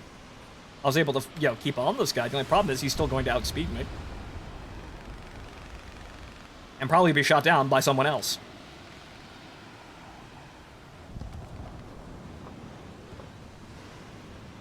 Probably any one of those missiles being fired at him. Might as well keep with the kill ball, because I'm not like I'm going to have any luck out there. The victory is near.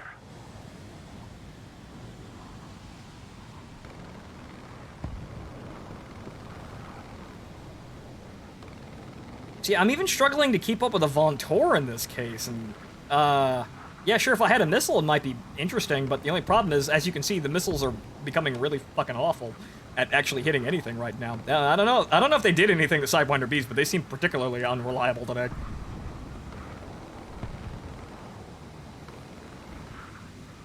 I'd love to get in there, but look, this closing speed is shit. Like, I'm over 1,000 kilometers an hour. Yeah, sure, I'm trying to, wow, these guys are just parading right in front of us.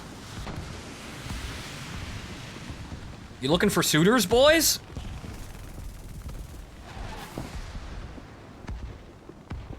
I'll turn into that fight at a later date.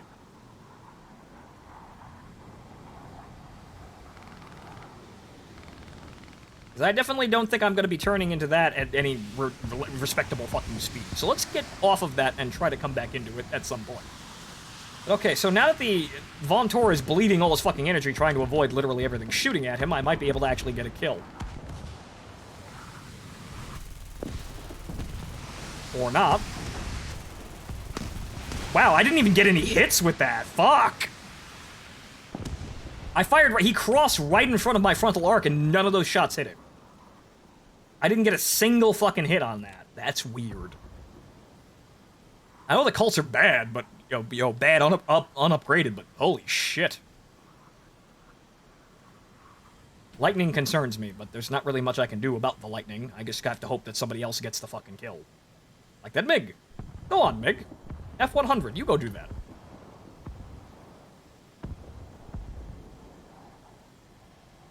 A little more effort and victory will be yours. Pocket Yukari. I detect floof in this general direction. Nope, can't bring the nose up. Nope, streaking through. That's how bad the accuracy is. I have planes streaking through my tracers.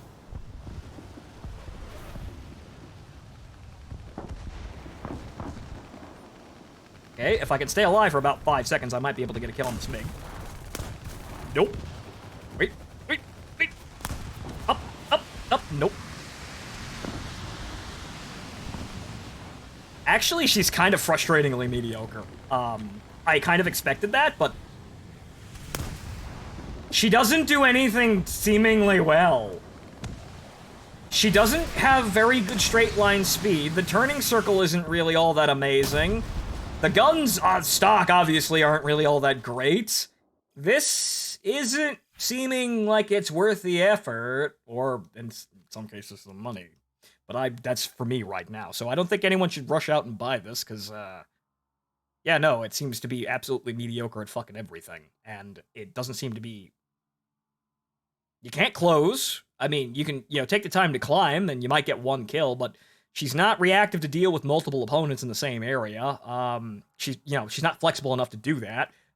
You kind of just have to take one hit and run. I expected this to be at least in the boom and zoom. If it's not fucking turny, it's fast, right? But it doesn't feel fast either. The closing speed is not all anything to write home about. Like, I don't know. I don't feel like there's really anything special here. I mean, it might get better when it's fully upgraded, but it doesn't seem like a plane that actually does anything well, which is somewhat historical for the Tiger, I guess, but it is rather underwhelming. It's nice to look at, but it is apparently really just an underwhelming plane. that I might as well use for ground attack until I actually fully upgrade the plane. So, this does not seem really worth anyone's time or effort. Yeah, sure, it's a special little snowflake plane, but this really should be on the tree. It should lead to the Tiger 2, whenever the fuck that gets out. And then also the Tiger Shark is another lead up for more development. So, I'm not really understanding why this was deemed a prize-worthy vehicle, other than it looks fucking cool.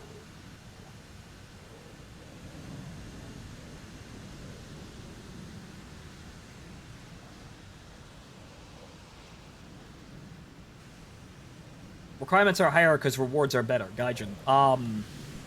Aside from maybe getting a jet before you have them, yeah, sure, but this is a rather mediocre jet. The speed doesn't seem to be really all that worth it.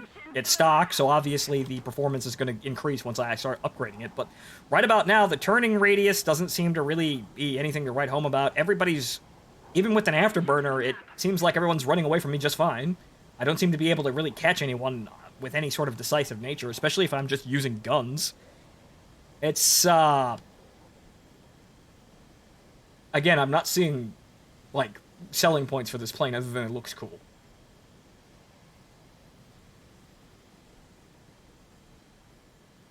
Maybe if it was a premium plane and came out of the box fully upgraded, it'd be nice, but they don't give those out at top tiers.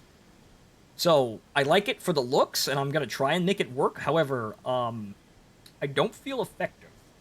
And there's a lot of standout players at this tier. You got the MiG-17 AS, Cuban Pete, which is a really fucking annoying plane to fight. Then you got the Hunters, which we could pull one over on, but there's a lot of them running around. You've got... what else we got here? Hunters. The fucking... the Japo Saber, which is unnervingly good, with Sidewinders that are clearly better than Sidewinders. Or rather, Bees that are clearly better than Bees. You got the Skyhawk, which can be a funny little trickster. You can actually... Honestly, I'd rather be flying a Skyhawk, honestly, right now. I'd rather be doing the evolution in a wacky little fucking ground attack plane than this thing. You got the Demons as well, which are apparently just this plane, but better. This doesn't seem to be a really good fucking plane, and it's actually in a position where it actually has to fight a lot of competitors at this tier that are no fucking joke in terms of effectiveness. So,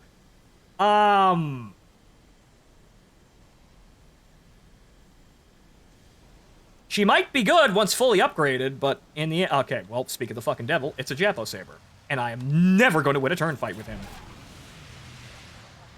And I'm also going to have trouble breaking away from him, because, yeah, Japo Saber. Because he's fucking annoying to fight whenever I see him. Okay, he only has 2 of those. Okay, another F-11. Well, I can keep up with myself. I seem to be getting killed a lot by myself. I really wish that fucking missile hit that other guy. And he has missiles and I don't. So, oh, it was Kadusha. Oh, wait! Fuck! I wasn't looking at the name, but okay, there you go. Congratulations, you paid for your kill. But that actually puts a pretty good thing in front of me. Yeah, everything's better than this plane, including itself, apparently. Mr. I golded my plane. I'll just go play something else. Okay, so we're playing this. So you know what I think? You know what I'm gonna... What can I do here? I can play the Demon and probably stand a pretty good chance of actually getting in these matches with a lot of fucking Tigers. I don't have any... I don't have... You see, this is the thing. This is why I don't play the Skyhawk. I don't have the upgrades for the fucking Skyhawk yet. The Demon, though, is fully upgraded. So let's give the Demon a try here and see what it's kind of... See what the competing nature is, even though I don't have the Demon researched on the... Really? I didn't actually skill that out here? That's weird. I thought I actually put that on the primary crew, but oh well. It's not fully upgraded, but let's see exactly... Yeah, we're running into this tier, so let's see what we can do here, because this is clearly a competitor aircraft. Yeah, it's 0.3 battle rank higher, but it's honestly about the same level in terms of effectiveness what I've seen, but apparently better in every way. So let's have a comparison match here, because there's plenty of F-11s to shoot at. So let's play something else and see if we can determine what the fuck this plane's good at, because it doesn't seem like very much.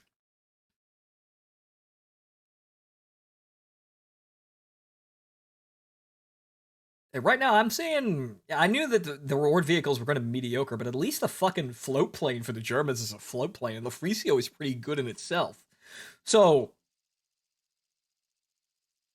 I think the content creators got the test flight for the jet, and it was spaded, and it was outrunning a majority of the planes it fought, which is probably what it's probably going to wind up being, because the fucking stock grind is awful.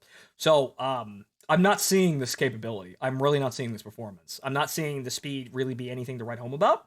It's not like I'm going to be ducking out and trying to, disengage with anything, except especially when they're flooding the tree. They're flooding the tier with tigers, so you can't outrun yourself. They're the same fucking speed. So that's a problem. That's just going to be that's a problem with it just being here in terms of also 15. What am I doing? This has an afterburner. What am I doing? 15 minutes of fuel. Am I actually retarded? 15 minutes of fuel. No, 20 minutes of fuel because it's an afterburner. But so if fully upgraded, it might have some performance edges, but I feel like there's way better aircraft at this tier, and it's not really going to be anything to write home about. I might as well sign up in the coffin that is the Fury. The Tiger spoiler runs, which are cool to watch. Yeah, right, I suppose. Those are pretty cool.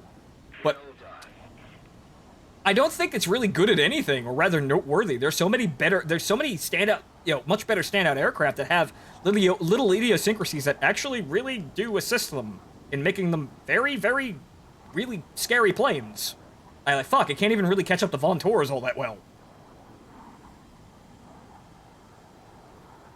So I'm no great demon player, but I'm pretty sure this thing will probably, style on anyone that I find. I mean, as you can see here, like what I said, it's a roughly similar cockpit in a way. But also, we got this nice big fucking radar set. And this thing can actually launch sparrows, so whenever the fuck they decide to give this thing sparrows, it's going to turn into a nightmare down here.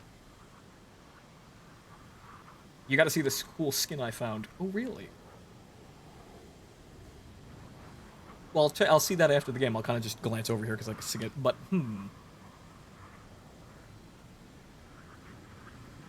But honestly, I feel like I have a better chance against F-11s in this or any of the other S.U.M.M.E aircraft. The Hunter, I could hunt this thing in Hunter the Rhodesian Hunter, as is that person, but that's a regular Hunter. So I feel like, yeah, it almost feels like it should be 8.7, really. Like, stock is probably particularly bad, but it doesn't really feel like it's actually really good at anything. It doesn't really have enough speed to actually be, like, in your face and actually a competitor, it seems like. Or at least nothing, like, not an advantage that I would take stock in. So yeah, it's another plane out there to add in diversity once they stop playing them.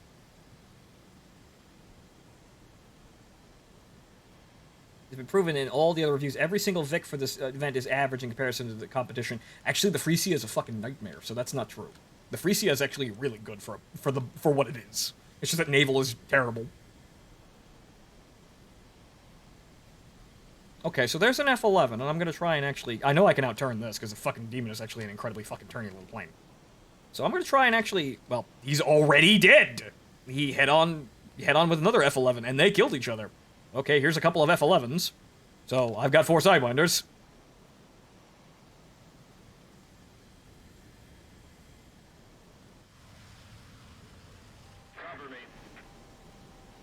I don't think I'm gonna get that missile lock, though, but well. No longer have to worry about a teammate there, so might as well try.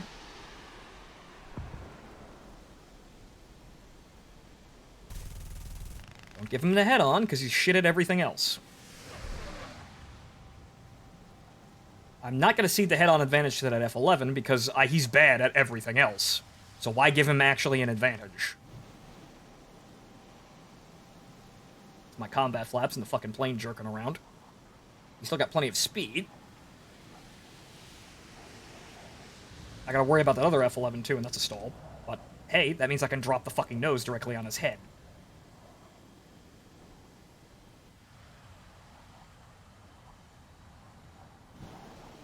I'd like my combat flaps to actually come out so I can maybe actually get a kill here. Oh, there it is. Hi there. Bye there. Okay. Noted. Yeah, that's what I expected. Yeah, the demon's a little more sluggish now since they nerfed the combat flaps. They used to be able to come out at 900. But they lose the advantage and they can't really do anything. So I could just come back here and just...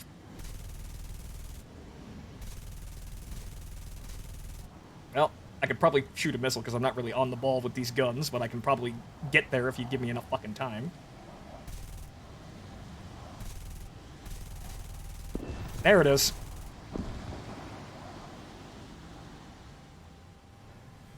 Why would I fly that? Which is unfortunate because I did all that fucking work for it, but, yeah, no, the Tigers seem like fucking targets. I could... They seem like practice targets. They're really bad.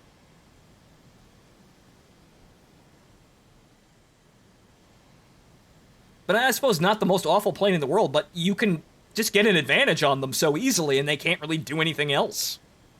Like, even if they tried to ditch and run, I could still fire a Sidewinder at them, and there's your speed advantage doesn't matter when it's a Sidewinder. You're gonna fucking turn, and you're gonna lose all your fucking energy, and then you're gonna turn fight with me. Which I will win, because the demon's better. So... The demon, this is what I kind of looked at, in this general battle rank, the demon just seems to be a better plane in all regards. It can turn, it goes about the same speed, has the same armaments, has more ammo for those armaments, it can turn way fucking better, so... I expected the event vehicles to be average to really not anything to write home about, but wow, this is...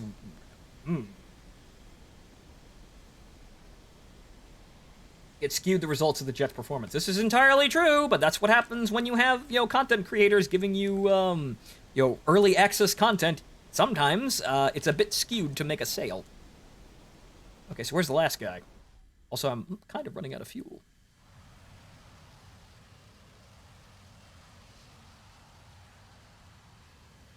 Where is man? Is he there? Where is man? Where is man? Oh, he is on airfield. Oh, wait.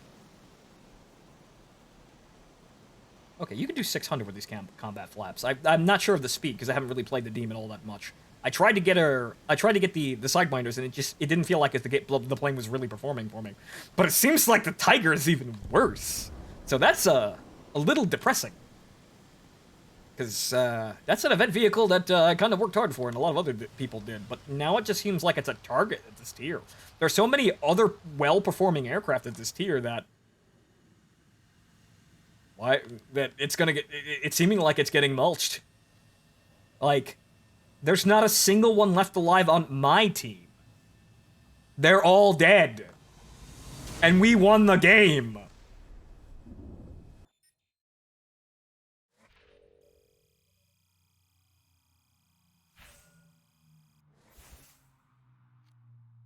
Okay, so at least I got that for the demon. It's nice to see that the demon has a point, but yikes.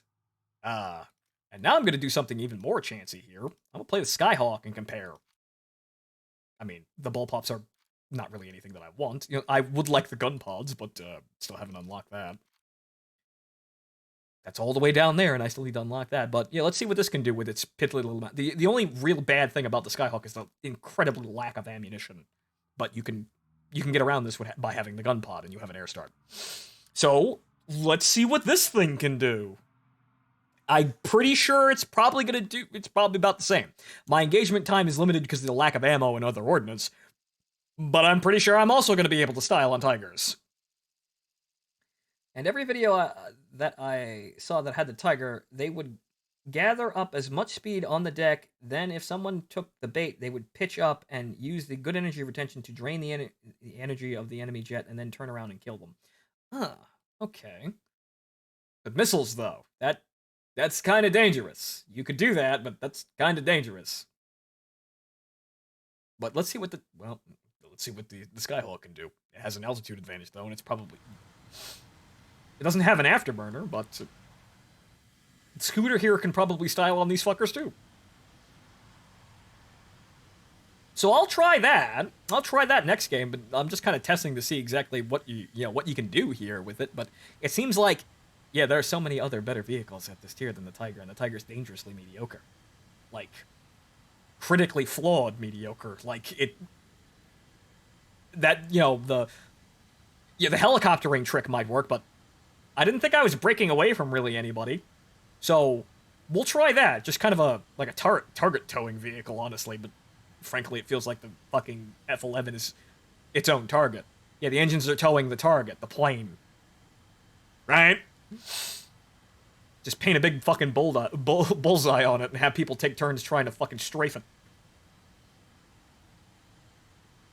That's why I said the jet is an energy fighter and should be played similar to the style of the 109s. The 109s don't do that, though. The 109s climb.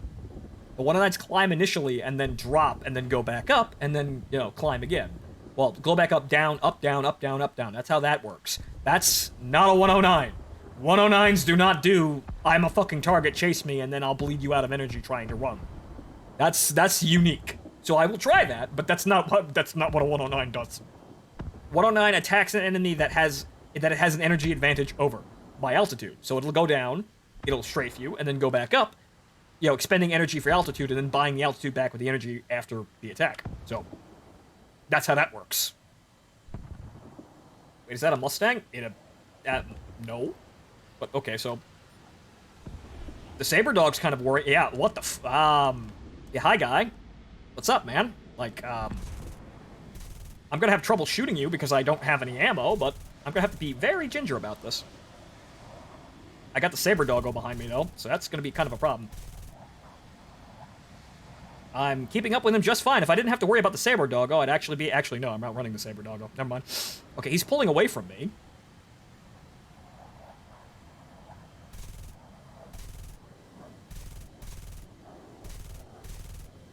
Nope. Okay, so he can pull away from me. So the Skyhawk isn't the fastest thing in the air, but he can pull away from me. Okay, so you can outrun Skyhawks. Amazing. So yeah, there's that up and away sort of tactic.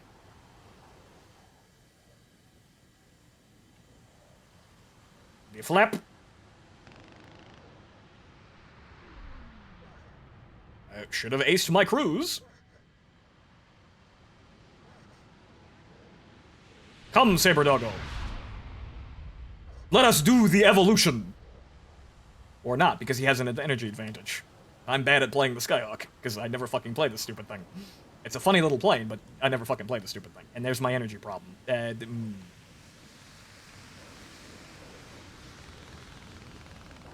gunfire is getting kind of close, and I hope it's not aimed at me. There's a Fury. Okay, so I'm going to try and actually get one over on the Saber Dog, but I might actually be able to do this if that guy isn't kind of trying to come in. Uh-oh. Hi there. He didn't kill me. Nice sparkles. Real nice. I guess I'm a magical girl now. Moshi Moshi scooter fucking Maho Shonen. Or Shoujo.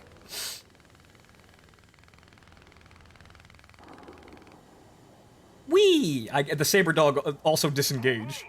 Okay, so yes, speed seems to be a thing it can do. Okay then, that's kind of what I wanted to see. Have other people fight me in a vehicle that can kind of sort of eyeball it and see what's really good about this. So it seems to be actual speed. The only problem is it's rather selective. So it's only good at speeding away from targets that are it's faster than it. There you go, it's faster than. And maybe the fastest plane in its tier, but not by much in some cases. And now I'm just running out of the problem of the Skyhawk is fucking slow.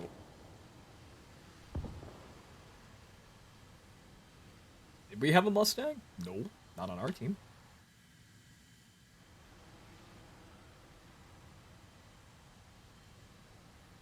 Couldn't it carry AM9Es? Well, the scooter, probably, because Skyhawk had a really ridiculous fucking long career, but those are different models. The F-11? The F-11 didn't actually... The F-11 was actually out of service before I actually got E's. Well, actually, before the E's actually came into service. Okay. Alright, so, he shot me, so he can run. That's what he can do. He can run, so this is informative. Alright. So, let's try the drag racer strategy.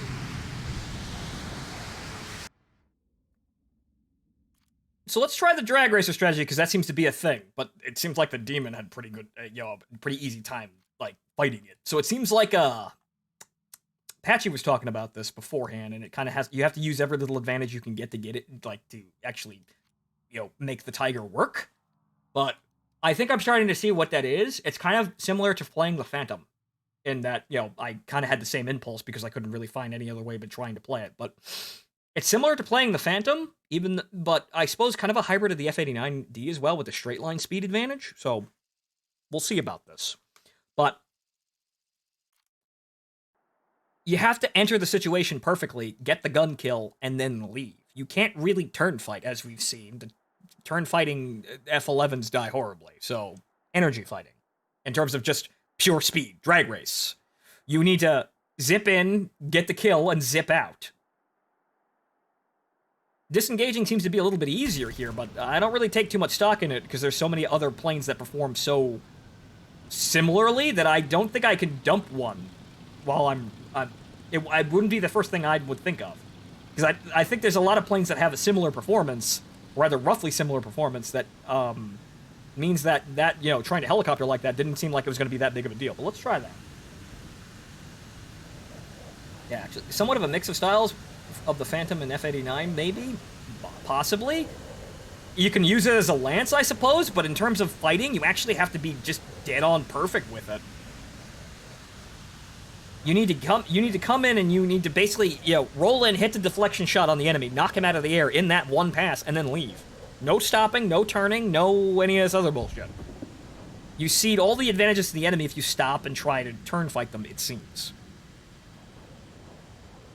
So I killed 2 F11s that were trying to turn fight me and a demon, and then that one F11 got away from me in the, with the Skyhawk. Admittedly wasn't fully upgraded, but the Skyhawk's not a slow plane.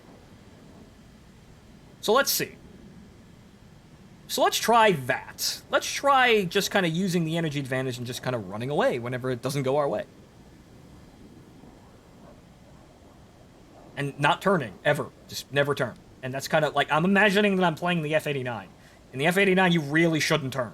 I do turn sometimes just to get, greedy kills, but you really shouldn't turn in that plane. It doesn't really turn all that well. It falls out of the air after a single turn.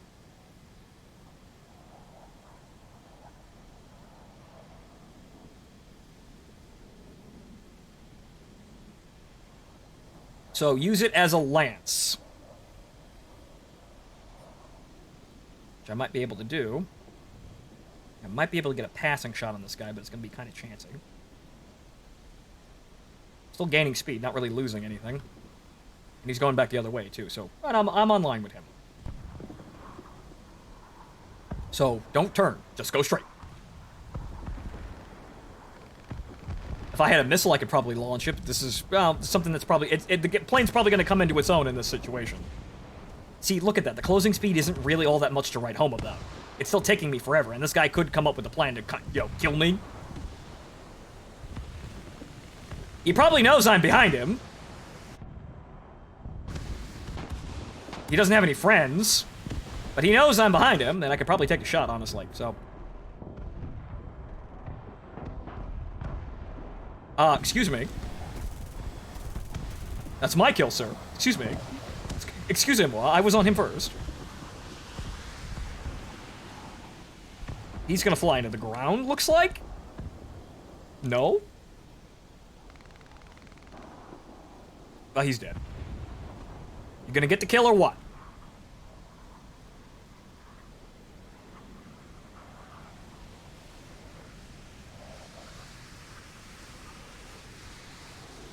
He's gonna keep flying.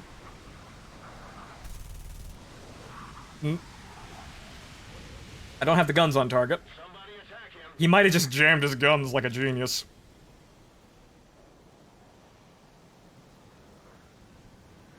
So that's more like a 109 right there. So I went up and over, back down. If I could figure out where the fuck the tracers are going. There we go. Well, made sure he died. Wasted all my ammo, but made sure he died. Okay, so it's kind of, you just kind of don't stop and turn, ever, okay? So it's kind of Okay, I'm starting to see how this kind of works, maybe a little bit. But we'll see how that actually works in combat, if I can actually escape. Also, the ammo is going real fucking quick, and the shots don't seem to be going anywhere. I really need that gun upgrade, because holy fucking shit. The rounds go quick. They really go quick. So this thing definitely needs the wing ordnance in order to really, keep the plane going. You definitely need those 4 Sidewinders to really make up for the kind of pitiful lack of cannon ammo.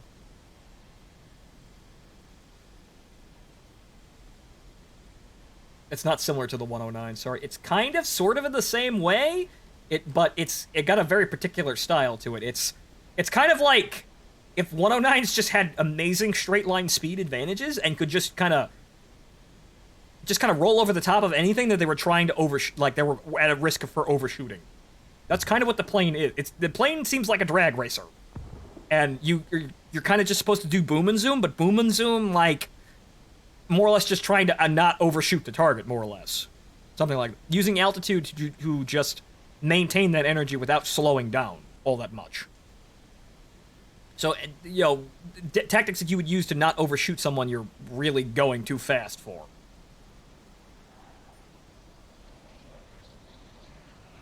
Oh.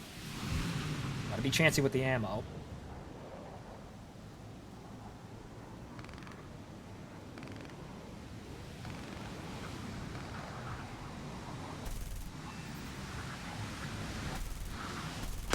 There we go. It's like I'm playing the fucking Skyhawk, so maybe actually playing that was good for a warm-up. Very, very gentle with it. So I'm starting to see some bonuses here, but oh fuck, this is a particular plane. This is kind of on par with it's an effective plane for its own regard, but it kind of feels like giving us something silly like the PO2. Something that's kind of a joke, but can work if you really, really fucking try. It's not that extreme, obviously, but this definitely feels like a plane that's mediocre to under the gun in a lot of circumstances at this tier, and you really gotta flex. Which, okay, sure, but alright, I'm definitely not gonna be playing this game and relaxing. I'm definitely not gonna be playing this plane and relaxing, and fuck, I really shouldn't be playing this game and relaxing, because it's not a relaxing game. Imagine not having to grind a stock reward vehicle that you had to grind days for. Yeah, I know, right, but that's a gift vehicle, because we can't give you premium, because that would actually make you so you're not spending money, man. So okay, I can kind of see the idea here, but it is definitely I go straight. I'm really just trying to imagine this thing as hard as I can being an F-89 in terms of just effectiveness, where you just don't turn, it won't work. So it's kind of similar to the Phantom in that regard. And the F-89D as well. But you do have a pretty good speed advantage, which is something the Phantom does not have. Okay, so this guy, he's dead. This guy, where is the last guy? Over there. Definitely ain't doing any snap rolls in this thing, but...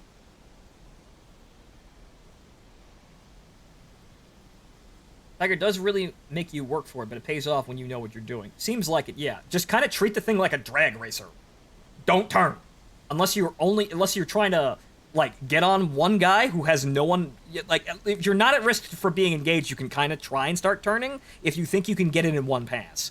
Get the kill in one pass, or you're fucked.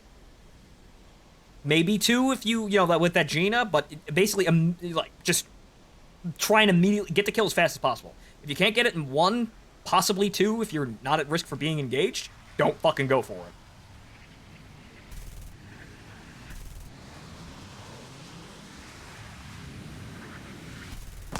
Hey! Alright, good. That was tricky, but hey, I got him. Also be very ginger with those cannons. I made those rounds work, so you only need one click. Just be on target.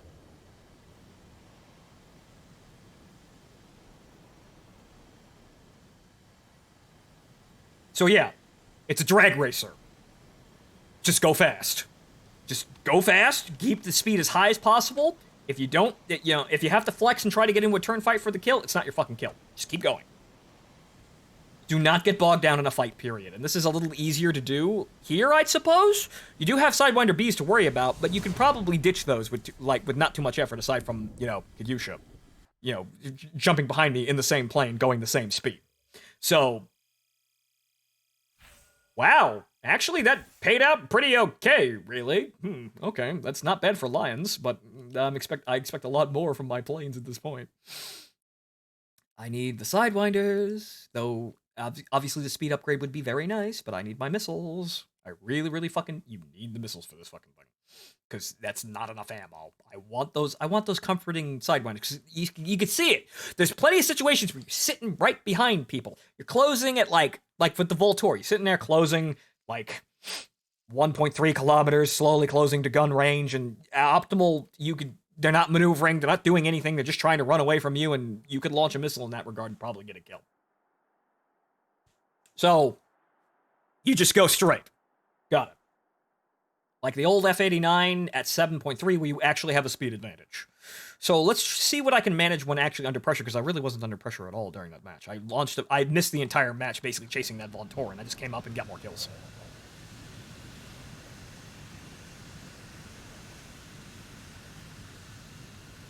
A master baiter at the start of the game, great climber when someone takes the bait. Seems like it. So I'll see exactly. Depends on what plane you're flying, because I can see, honestly, I don't feel comfortable trying to use that strategy against something like a Hunter or like Cuban Pete. That feels really fucking chancy. I have to see the plane, at full burn, fully upgraded, and actually, in that situation to judge whether or not it can fucking do it. But more or less, you just go straight. So that's how I'm gonna fly this now. Just go straight. Go straight at the enemy, and then try to screw him over into a low energy situation.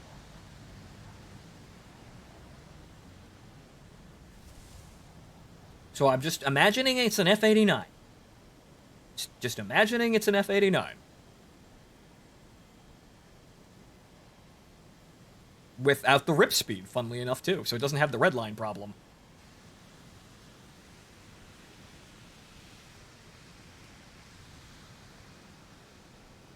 So at least in that regard, if this actually works out, it's a very particular plane, but it seems like this is the only way to get it to work, which is... Attention to the designated grid zone. It's definitely not going to take the whole world by storm, even though everyone's fucking playing it. In fact, I think most people are going to hate it, like I was just now. So, definitely a particular plane. It's an esoteric little thing, but I do like interesting gameplay like this, and having a speed advantage is actually kind of nice. Frankly, this might actually be pretty good for ground attack, honestly, funnily enough. Speed advantage or the ability to evade attacks or shoot back at pursuers is actually a pretty good, or things that a ground attacker needs. You either need to get out of situations or avoid them entirely. So this is why, something like the Nighthawk would actually be a pretty good ground attack plane, since nobody can fucking see it. So, actually, this thing with Ordnance, if it can keep its majority of its speed advantage, the way it's playing very passively might actually be very good for just a rush sort of strike fighter. So, it might actually be pretty okay with Ordnance in that regard if we're playing like that. Unless, hopefully the Ordnance doesn't weigh the plane down so much. I mean, at least I can get a little bit more RP and grind at the Sidewinders faster.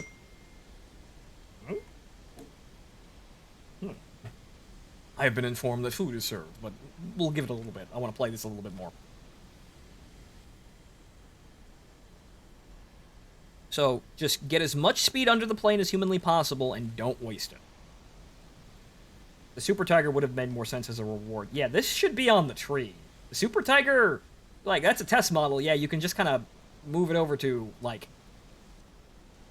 you can put it on, as a gift vehicle or something like that. That's kind of how I want to see the F-15 active whenever the fuck we get there. And we're going there.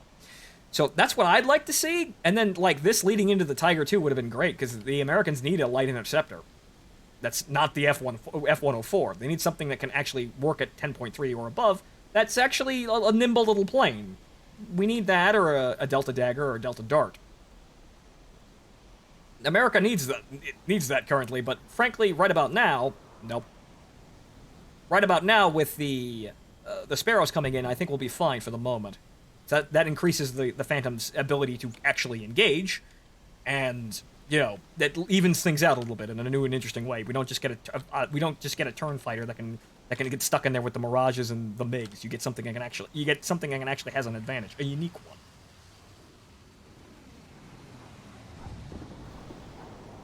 Okay, so burned off a little bit more speed, but this is, yeah, kind of how you have to play this. And I think, honestly, I see what's going on here. Gaijin's been trying this.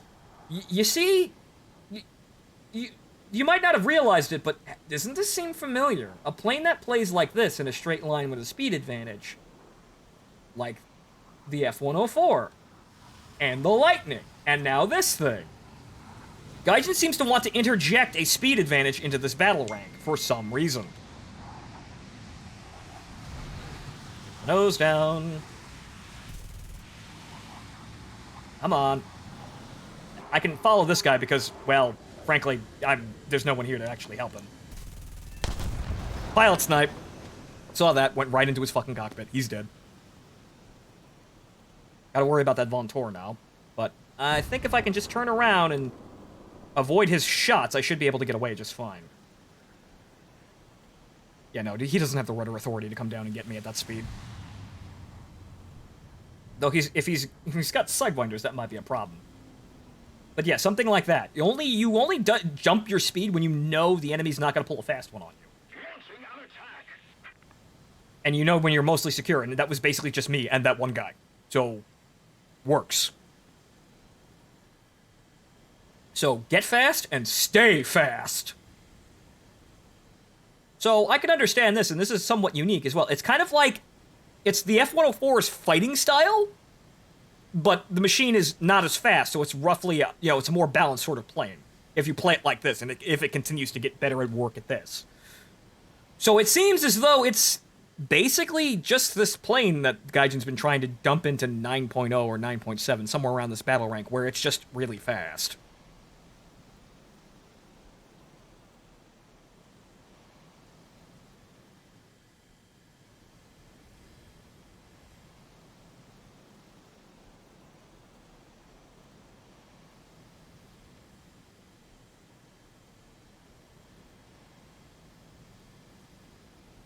Alright, so this guy looks like he could use some help.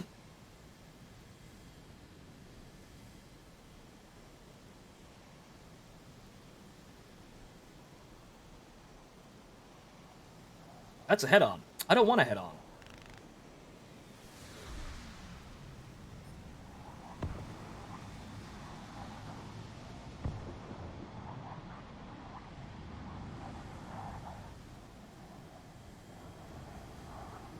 Well, he ditched the teammate, and now he's going back over there. So I got a dance partner, and my teammate got an engagement reset. Good. Everybody's happy.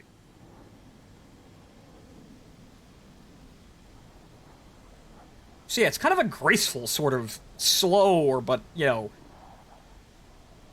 it's like top tier, but kind of slower in a way, where we're actually gaming speed advantages. And this guy's going up over the top. I'm not sure what his plan is. But it looks like he's trying to bait me into, being shot by one of my teammates. But I'm him, so I'm gonna catch up to him like this. We have the same plane, and now he's stalling.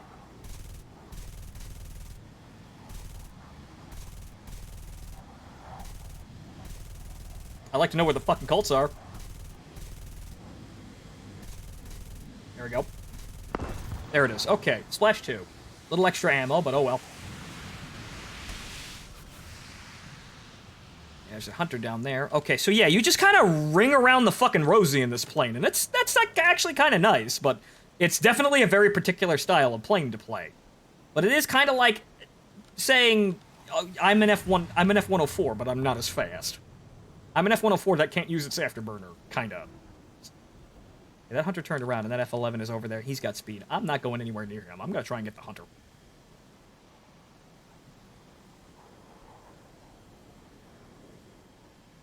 He's going to come back down on me, and that hunter's going to try and straight me. That's him.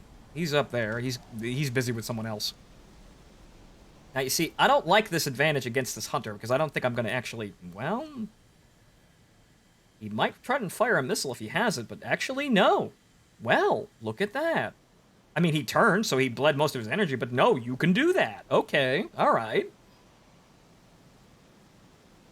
Hunters have a way of being surprising and just being able to do everything kind of just pretty well without an afterburner, but no, you can do that. Okay. She's got climbing ability to actually outrun people, as long as they don't have max energy, really. But it seems like the idea is to do that even when they have energy, to just kind of outlast them.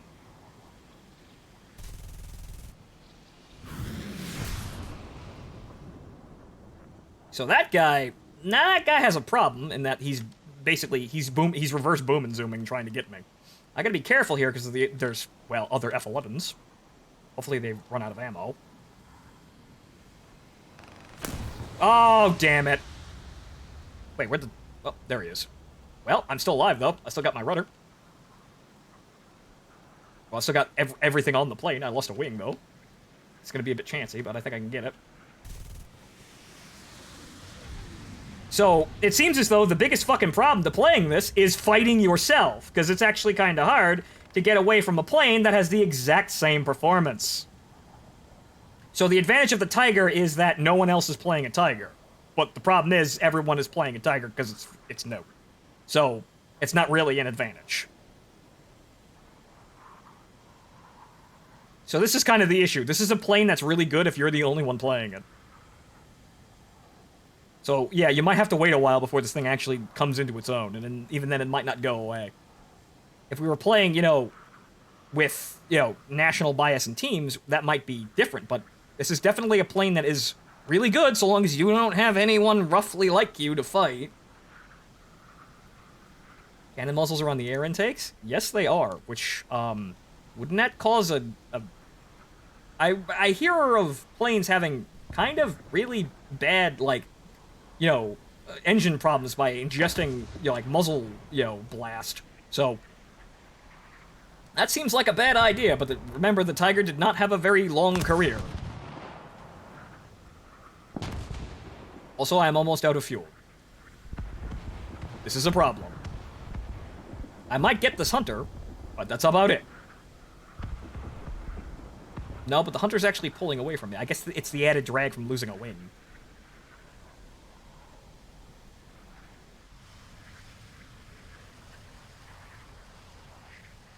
Yeah, I'm not gonna win a turn and fight with this guy.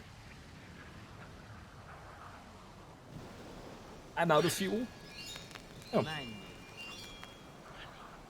It's just a flesh wound. Yeah, I'm fine, but it's dragging the plane down, and now I'm out of gas. Yeah, I'm basically out of fuel. I think there's also a fuel tank in the wings as well. That's probably what knocked out all of my shit. So unfortunately, I'm out of fuel. I must go down. I'm out of fuel. I must go down. I'm out of fuel. I must go down. Ride the fair young maid. So I might actually get a head on here if this guy's really fucking desperate for the scalp. He is. Last chance! I'm not the only one going to the ground. Also, AA got the kill. No one got the kill. The boys on the ground got the kill. I'll buy him a drink. Okay, so that's goofy, but yeah, no, okay, so that's how you play the plane. Okay. It's interesting, but alright. Okay, so this is actually workable as you try to understand that, yes, it does actually have a pretty good speed advantage, but I wouldn't have wanted to try that against any of those planes that I was fighting before because nothing really has that advantage, so this is unique. However, yeah, as you can see, it's kind of a bit touchy. It's a very extreme sort of machine in that, you kind of have to play it exactly right, as people are saying. So it feels aggressively mediocre unless you play it with this apparently preferred style. So there's that. It works. But, well, that's a kill. It's a pretty neat kill, honestly. So it'd be nice to actually have all of these secondary weapons already, but I guess we're gonna actually, honestly, that's 20,000 though. Oh god. Oh lord. Well, that's well, depending on that's 3 kills. We might win that game. We might win that game, and I might wind up with like 10,000 RP. So that's not that bad. But actually, I kind of want the rockets on the wings for this. So I can actually, since I'm just kind of lazily kind of roaming around, you know, I could actually shoot something and actually get some points. Since it basically is just, treat it like a drag racer and just, treat the track as like a NASCAR ring. Just go fast and then just kind of casually at your own leisure turn left and kill an enemy when he's actually in the optimal position. So this is a hit and run plane if I've ever seen one. You only get into a determined dogfight when you know the enemy is not going to be able to like suddenly pull a maneuver on you and fuck you up. You keep the energy for as long as possible. And the enemy doesn't. If the enemy has a maneuver advantage and looks like he's going to be kind of crafty or difficult to engage, leave. Which is kind of a thing, honestly, because frankly, I feel like I was saying a couple of games before, like a couple of days ago, and speed advantages don't necessarily seem to hold out. Like, they usually get changed around and put in places that they really shouldn't. Like, they get to a point where they are moved to a place where the speed advantage doesn't matter. That's kind of why top tier really sucks ass, because all of those planes fly at basically the same speed. And the Phantom is under the gun because it's the heaviest plane of the bunch with with similar numbers as everything else. Yeah, sure, it has a little bit of an acceleration sort of, I guess, advantage, but at the end of the day, that's equalized out by the fact that the other planes that you're fighting are way lighter than you. So they're going to accelerate and climb way better than you anyway, no matter what the fucking stat card says. So there might be there's an increase in thrust capability with the Phantom, but it doesn't really have a speed advantage, which is kind of what it had in Vietnam and why it was so cool in Vietnam, even though it wasn't that great. The moment you tried, it was kind of like the sea on the first day, where I was sitting there struggling, how the fuck do I play this plane when I'm trying to engage smaller, more maneuverable targets? That was actually the real Vietnam experience, when I couldn't fucking shoot it, I couldn't hit anything, and everything was able to dodge and also keep pursuit at me if I tried to slow down and try and kill it.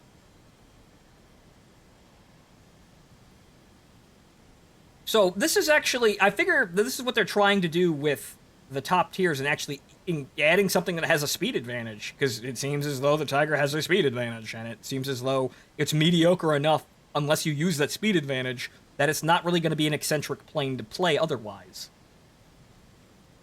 Jack 6 high. Okay, well there's that guy. Well, at least he's got missiles, so there's that. So at this point, it doesn't really matter what goes on, I just need to get into the fight here, so...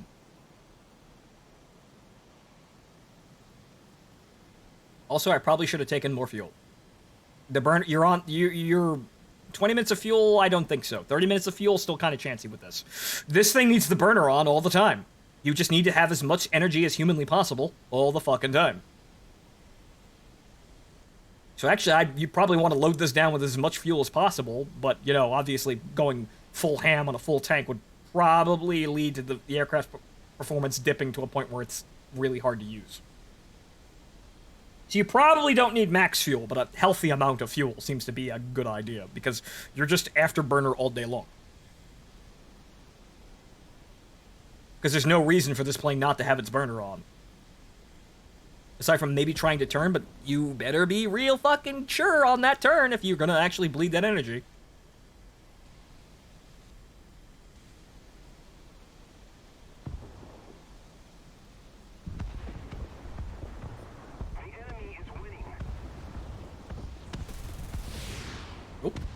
Okay, go up. Trade that speed for altitude, money in the bank, and then come back around and immediately fucking spend that money on this guy. So this is where you get your boom and zoom shenanigans. You build up that speed, and then you pass someone like that, and then you go up and around. Even though that's an F5 coming straight the fuck at me. That's not good. But I think I can actually book it before he actually gets anywhere near me. Oh, shit.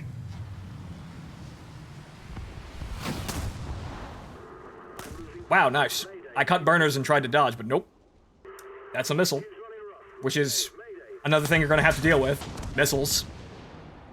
So that's why I didn't take stock in the Tiger's speed advantage, because missiles. Missiles make it so speed advantage isn't really that big of a deal. But okay, so I basically slowed down in that fight. I made the turn when I thought I was actually going to be able to do that, but no, there were more enemies there. So it really is, don't stop to engage until you know that the area is secure, basically. Or just keep going.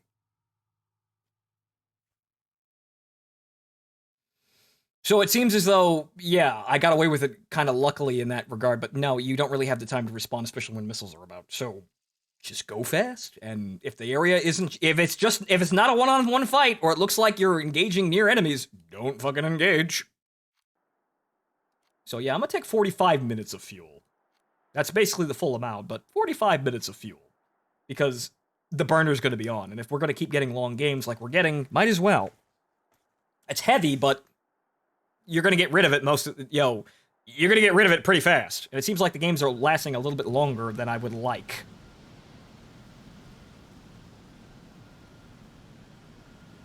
So might as well take the extra fuel because you're just stepping on the fucking throttle.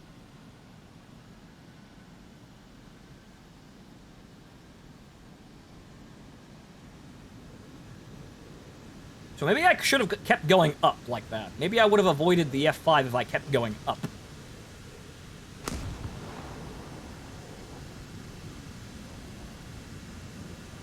But I have no doubt that if that F5 hadn't butt the fuck in with the missile, I probably would have killed that Canuck Saber. Probably.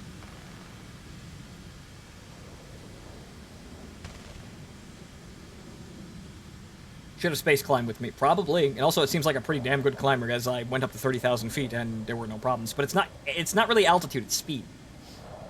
It's just raw speed. And I feel like, going in for guns from up, it's kind of chancy. It's not really how I like to actually engage with my guns, because that's mostly a head-on deflection or near head-on deflection, and I'm not really great at those. I mean, I suppose I could climb at speed, really, so I could probably put this into like a 10 or 15 degree climb and probably be okay, but I want to get as fast as possible.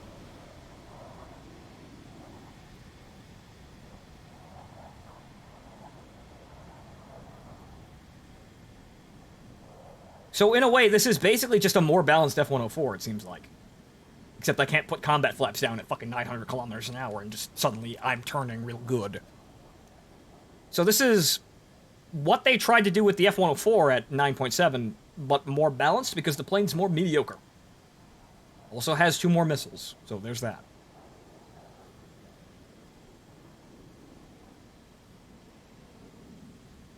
That's why you air brake. But you don't want to get rid of your speed ever, unless you're actually engaging only a single target and you have the advantage. I.e., you're already fucking behind him and there's no way he can get out from under you.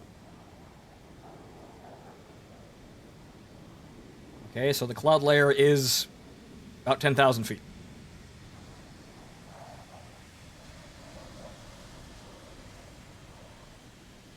Can't go up into the clouds because I won't fucking see anything.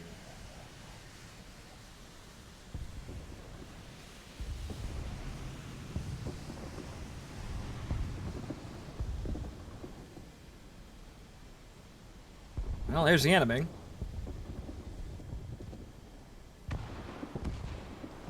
Oh, goes for AI targets. You think? You got a problem. I'm going for this guy.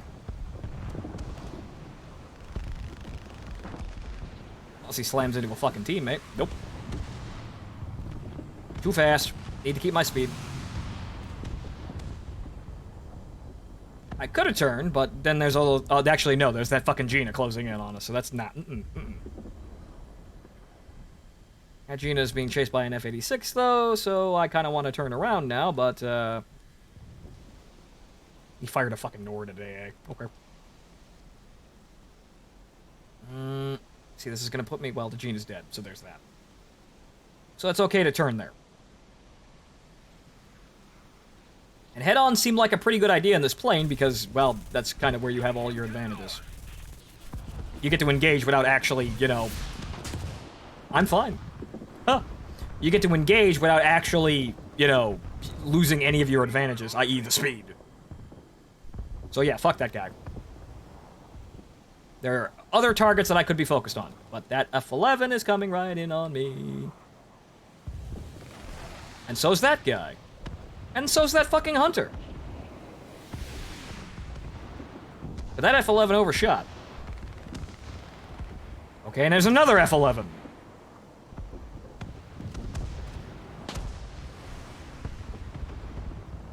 Kinda have to wiggle around here to stay alive.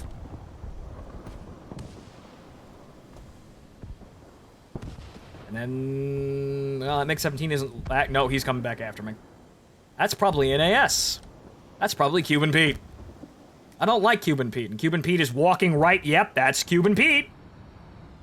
And you see that? What the fuck's that? What am I gonna do against that? Aside from hope to God he fucking overshoots. Hey, you don't got advantages on that. Yeah, I don't like that. Cuban pizza is bullshit, really. And he's coming back around.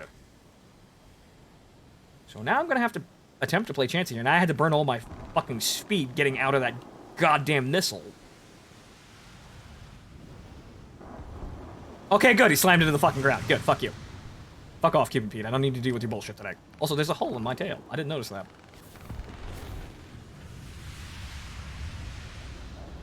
Okay, so yeah, now we're just doing the whole, we're going fast, but no one wants to pull over.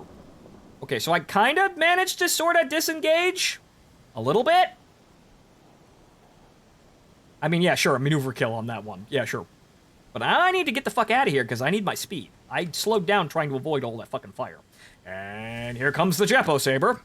And another friend. Actually, it's another F-11. Okay, yeah, nah. I gotta ditch and hope the fuck I survive the strafe.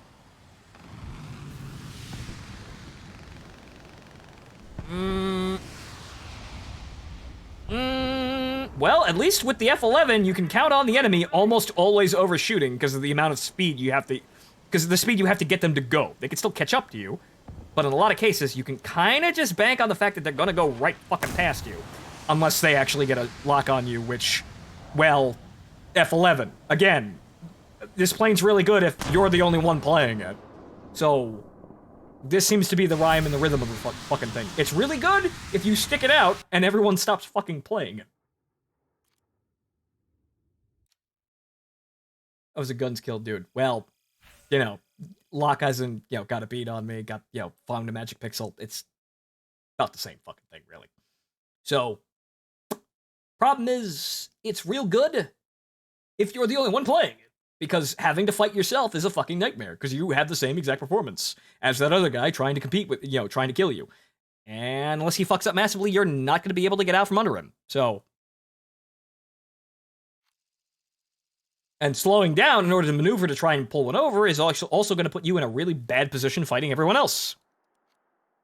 So, the moment someone else plays a Tiger, your day is ruined.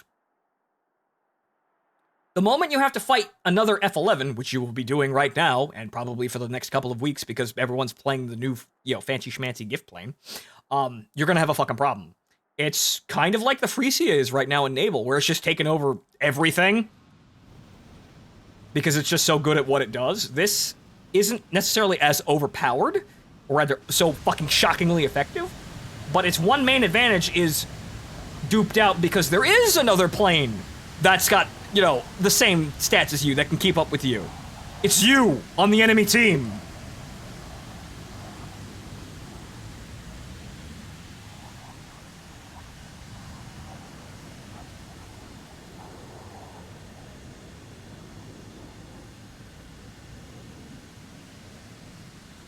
But that's Spider-Man meme. That's pretty much what it's like flying this thing. It's really good as long as you don't run into other F-11s, because you can't really get rid of them.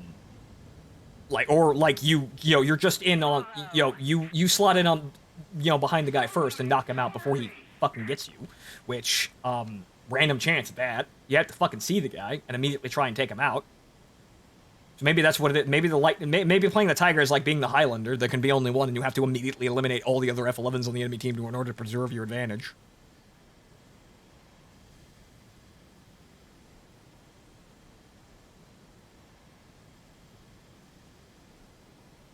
So I understand now what this plane is. It's just the problem is it's going to run immediately afoul the moment you run into yourself. So as long as you know, as soon as you actually hit, you know, a plane that is you has a similar advantage or is another advantage like the Lightning, you're going to have a bad time. And the only thing that actually keeps this thing from having a really bad time is the fact that it's 9.0 instead of, well, any higher. 9.7 is its own little locked-off garden, though, so they're pretty fine over there. But 9.0 means it's not really going to get any higher. It's going to get... It may actually be, you know, slotted up against lower-tier planes, maybe? Where its speed advantage really shines, like that Skyhawk. But it's an advantage that can be broken real quickly. I'd say. It's, as I'm playing it right now, it's fun, and you can actually get it to work. It's just that it's an advantage that will be broken really quickly by someone else trying to do the same thing. How much do you think it'd sell for? I don't know, because it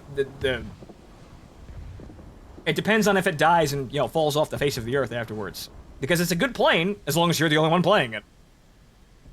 So I have no idea, and the Gaijin markets are fucking silly places.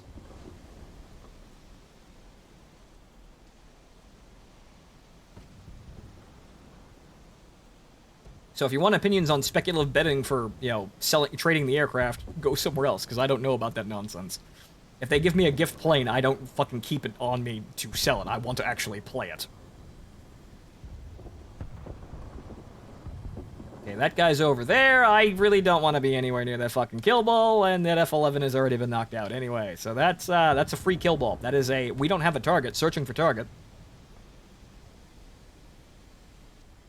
That lightning looks to have turned around and is trying to come after me, though, which is exactly what I didn't want to see. Okay, I might be able to get this Phontomen. It's a tree Phontomen, too, which is funny as hell. Yeah, it looks like I can slide in behind this guy and probably knock him out. Hello there, fellow gamer.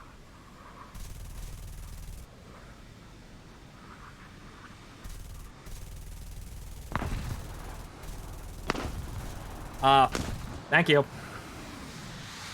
I'd like him to be dead, and there's that fucking lightning, which is, hey, look, a competitor. That is actually pretty much better than me.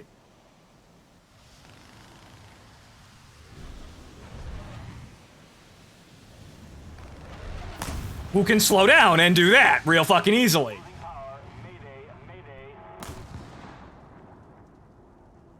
It's good as long as you don't fight anyone with as much or better performance as you. It's a one-trick pony. It just goes fast, and the moment you break the speed advantage, you're dead. So that appears to be the Tiger. It looks cool, it performs well, as long as you actually have the advantage. If you don't, you're dead.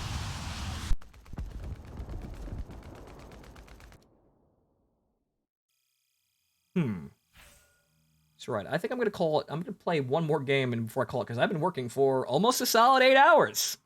Roughly 8 hours. Round up. It's 7 hours and 37 minutes. Yo, plus the 10 minutes for the pre-show. Yeah, round 7 hours and 50 minutes. I worked an 8-hour work day. I ground things. And this is okay. It's just that I'm not gonna be jumping out of my seat. And hey, look, that other match actually gave us a lot. It's okay, it's just that I'm not really gonna be jumping out of my seat to play this fucking thing, because, yeah, it's a one-trick pony. It's okay. Again, why is that at 9.7? Because Gaijin has a problem, and that problem is 10.0 and 10.3 are horrendously compressed, and the 10.0 aircraft are being fed through a blender. So the Lightning statistics said, oh, it's dying horribly. It needs a down tier. So they down tiered it to 9.7. However, 9.7 is just as compressed as the other tiers, and so it's way more advantageous than any of the other planes at its fucking tier. But remember, statistics, so it can't go back up to 10.0 because, oh, it'll just start dying again, and it won't be, any good. So it's got to go down, and this will be solved only when Gaijin puts more planes in between 9.7, 10.0, and 10.3. And by putting more planes, I mean moving 10.3 to like fucking 11 plus, and then actually moving 10.0 to 10.7, something around there, to actually something like sensible, a sensible amount of planes that are kind of in the same general effect in this area as the Lightning, and the F-100, and the MiG-19, and the F-104. It's a content issue, which is, hey, do you know something in this game mode that has way more content than it's worth that could be used to do something like this? If you guess Naval, you're right on! If you're questioning why the fuck Naval gets so much content for being such a shitty pipe dream of a game mode, well, you're right to question it, because it doesn't make any fucking sense, because there's a lot more fucking parts of this game that need that content. Imagine if you just deleted all the boats that we're getting in the next patch. Just deleted them and make them planes. Imagine how much better 10.0 to 9.7 would be. Imagine how better this would be. Does Gaijin care? No. They're making boats that no one wants to play. Or rather, fools play for some fucking bizarre reason. Oh, so the Lightning can't really go anywhere, like the mouse. The mouse is actually a different story, because the mouse is It's built to be overpowered, or it's not. It's built to have a really crushing advantage over things, or it doesn't. You either are at World War II and you have an amazing fucking advantage over everything because you play by World War II rules, or you're in post-war and people have fucking hypersonic sabot, where your armor doesn't matter. So, that's the problem with the mouse. Completely different issue. The problem with the Lightning is the battle ranks aren't sophisticated enough to house that plane, but there are more planes that could be in the Lightning's area that could actually help it make it more balanced. Like, I don't know, anything between the MiG-19 and, the MiG-21, anything between the F-100 and the fucking last Century Series fighter, the Phantom, like, the entire Century Series, the F-105, the F-104, the F-102, any of these planes, and all the other wacky planes, like the Tiger, for example. Like, not necessarily, because it doesn't really stack up, but all the other planes that just have kind of little careers that could actually work at top tier, but are not in the fucking game, because Gaijin's like, oh, we're just gonna waste our time on naval. We're gonna make really high poly boats that we're gonna make people grind for years for. But the joke is, they're not actually fucking worth it.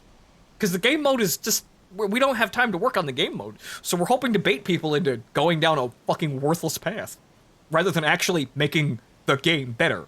The top tier compression, even in tanks too, they have a compression problem. I'm not terribly well versed into it, but I know there's a top tier compression problem in tanks, and it's also in air, as I can see it right now. The problem is 9.7, 10.0, and 10.3 are too fucking close to each other. Is Gaijin fixing it? No. So, the Lightning would be balanced, it's just that it suffers at top tier, like the F-100 suffers at top tier, and the MiG-19 suffers, but the MiG-19 is kind of okay, it's the best performing one out of the bunch, because it's the most meta, Russian bias, and all that. But, the 10.0 planes suck horribly at 10.3, because dodge a magic, go nuts and try and dodge a magic without flares or anything. The MiG-19 gets a little bit of an advantage because the MiG-19 actually has a really small thermal signature. And it's really suspect to actually get missiles to lock on it and track properly. So the MiG-19 has a kind of an advantage. The F-100 is, unfortunately, not as good, and then the Lightning, as we saw, just dies. Like, I remember Lightnings while I was playing, 10.3 earlier, right, before the Lightning changed, before the F-100, F-104 came out. Lightnings were free kills. That's why I got down tiered, because the Lightnings were free kills. They couldn't really maneuver all that well. They had to climb in order to get some kind of speed advantage, which they were not gaming in any kind of, they weren't getting there in any kind of competitive, fast way. And they have no flares, so they just die. You shoot a Sidewinder J at them, or an R-60, and they just die. Which is why their statistics were so poor. Which is why they're now down at 9.7. The problem is, they're fucking broken at 9.7, but there's nowhere else to put them. So they fucked themselves by rushing the Phantom and the MiG-21. Yes, this is the point I'm trying to articulate over and over and over again, and I know I'm turning, but I kind of want this. I want this MiG. I think we can handle this MiG. They fucked themselves with the Phantom and MiG because they knew people would pay for the Phantom and the MiG. They knew it would get attention, and it did. The only problem is now they're fucked with this because they now have a massive power imbalance. So I'm just flying around bitching because I feel like this plane is actually pretty good for flying around and bitching. No. Hey, pilot snipe. Okay, there we go. Okay. I turned like a jackass, but well, there you go. I can't understand why don't they get the BR higher, because that takes work for some fucking reason. They get really antsy whenever someone says about, increasing the battle rank. They pull up these bullshit excuses like, oh, well, it makes the battles more boring because you only get to see the same vehicle over and over again. Meanwhile, at top tier, we play against the same 4 fucking vehicles. You play Draken, MiG-21, Mirage, Phantom, and that's fucking it. There's no sense to that, but they keep throwing it up. I think honestly, they have to dig into their code base for some reason, and for some reason, or rather, it's part of a technical issue that they don't want to talk about because it makes them all look incompetent, and also they don't want to increase matchmaking queue times with adding more planes and spreading the battle tiers out. Just like they don't want to have longer games, because that means that the games are longer and it's not as, high adrenaline one and done fucking MOBA game. Even though really not a lot of people actually fucking like that about War Thunder, but the Russians do. Oh, hello, sir. Oh, it's a lightning. How about that? Nah, that's what the game's designed for. Frustrate you into paying. That's basically it. That is... If Gaijin isn't intending that, it's a legitimate thing. Honestly, I wouldn't be surprised if Gaijin actually leans on that. Because as a game developer with these kinds of grinds, you have to kind of play the devil's advocate and kind of make the player suffer a little bit. But Gaijin is leaning way too fucking hard on it, to the point where they're just not fixing their fucking game. And they had more silly overpowered things like, well, Black Sharks. And F-89Ds. And all these other fun little things that are... Right, that's a manually guided missile. There was no way I was avoiding that. Yep, lightning. That's what I expected. Lightnings are annoying, and I'm trying to kill an F-111, and he's the same speed as me, so I will never catch up to him. So... that's what I expected out of the plane. It'd be kind of mediocre, but, you know, when you don't have to deal with a lightning or other F-111s, you can play it and you can actually have a bit of fun. The only problem is, yeah, you're just going to have to wait. You're going to have to wait until the lightning gets fixed, and you're going to have to wait until the numbers of these things die down, and then you can actually play it routinely. You have to wait till they get to the point where there's like 2 a match on each team, or rather, just in the game. So 1 on the enemy team, 1 on your team. That's it. You have to wait for that, because this plane has no advantages over itself or planes that are better at it than it. So, yeah, that's unfortunately it. I mean, it's an okay plane. It looks nice. It might be better in the future, but at the end of the day, you just kind of file it away like the La 15 or the La prototype. I forget exactly what the 3-digit number was, but it was basically the La 15, but it was one of the prototype designations. It's good if you're the only one playing it. So basically file it in a draw and wait until it becomes lost tech.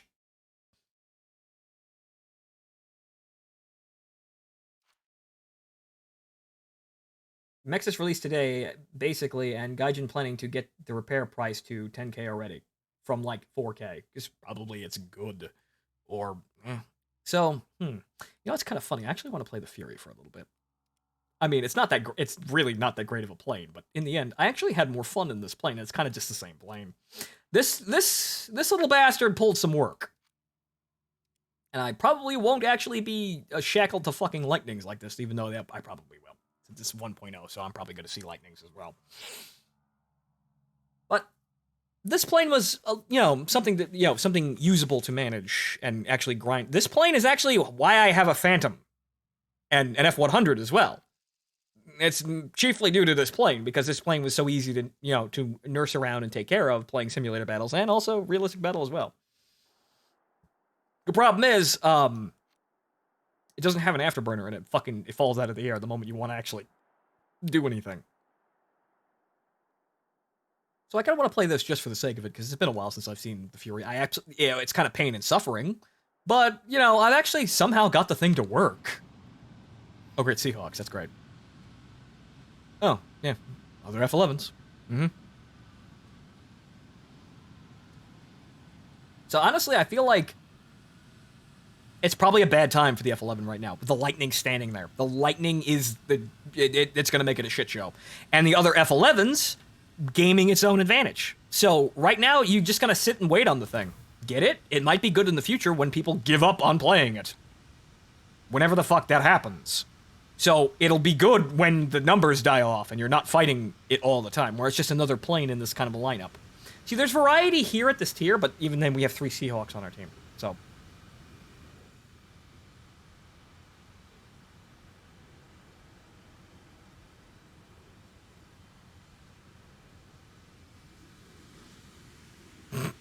Twitch streamer representing Cosmo Tiger.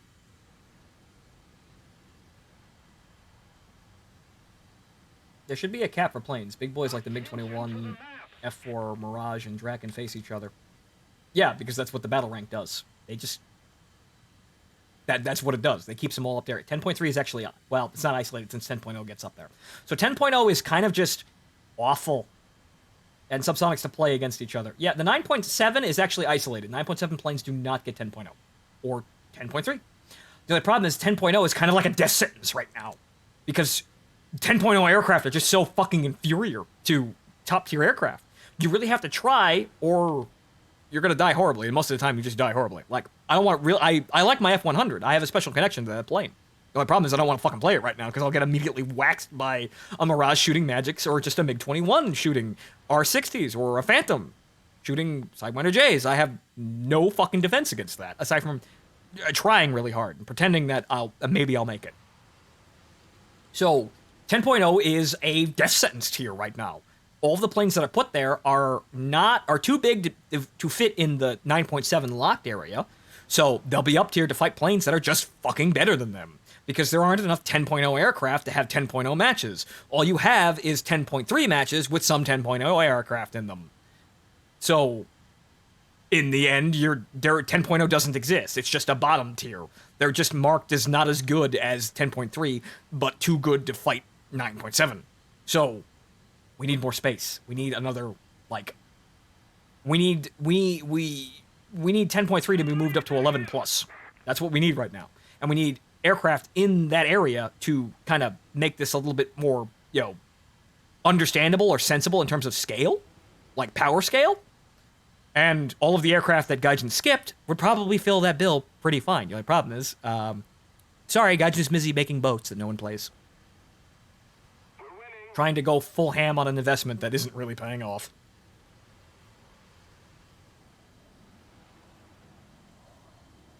I'd like to actually use my missiles, please.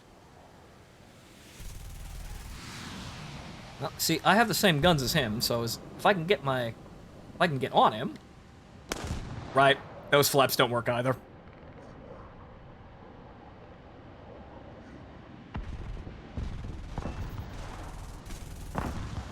Mm-hmm. There's a lot of planes right here.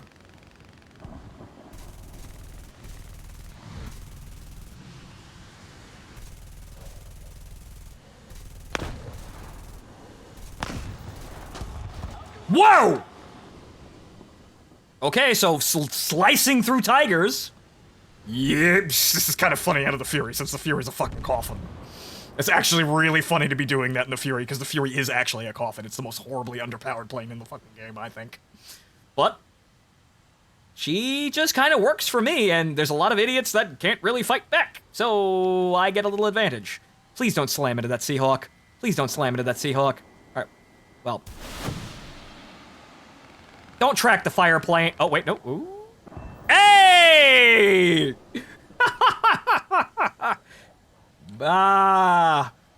See what I mean? I had a funny fucking feeling. What if I go back to Fury Chan? What if I go back to the angriest little fucking F-86 derivative? Fix mechanics and fundamental issues by adding more content that they will need to balance. Well, yeah, Gaijin's just incompetent. That's their problem. They think adding more content will fix issues. But the only problem is they're not adding content fast enough or, like, being more exciting. Like, right now, you wanted to make this more exciting and shake things up, you would have added Era 7 aircraft. You would have just kind of fucking tried to leapfrog and get 10.3 aircraft into a position where they are actually under the gun, to the point where you can't actually have 10.0 aircraft fight plus 10.3s. You can't have 10.0. You can't have an F-100 fight an F-16A. You can't do that. It won't fucking work. It'll just die. So that means that 10.0 suddenly becomes 9.7 again. This still has a problem with the, with then all of a sudden the nightmare that is the F-104s coming back down to fight 9.7 aircraft, but you need better. You only fix that with more planes too. So you need more. You need to move the power bar up. And you also need to actually, keep moving the bottom up as well. So, but the Gaijin isn't going full burner on that. Well. But I have guns, too. Thanks for standing still. I'm not sure what the fuck that guy's plan was, but thanks for standing still. I'm really fucking really sad that Sidewinder B did not actually, didn't go where I wanted it to, but there you go. All right, well, that's most of the enemy team, so I guess I'm clear to land and rearm. I'm out of ordnance anyway.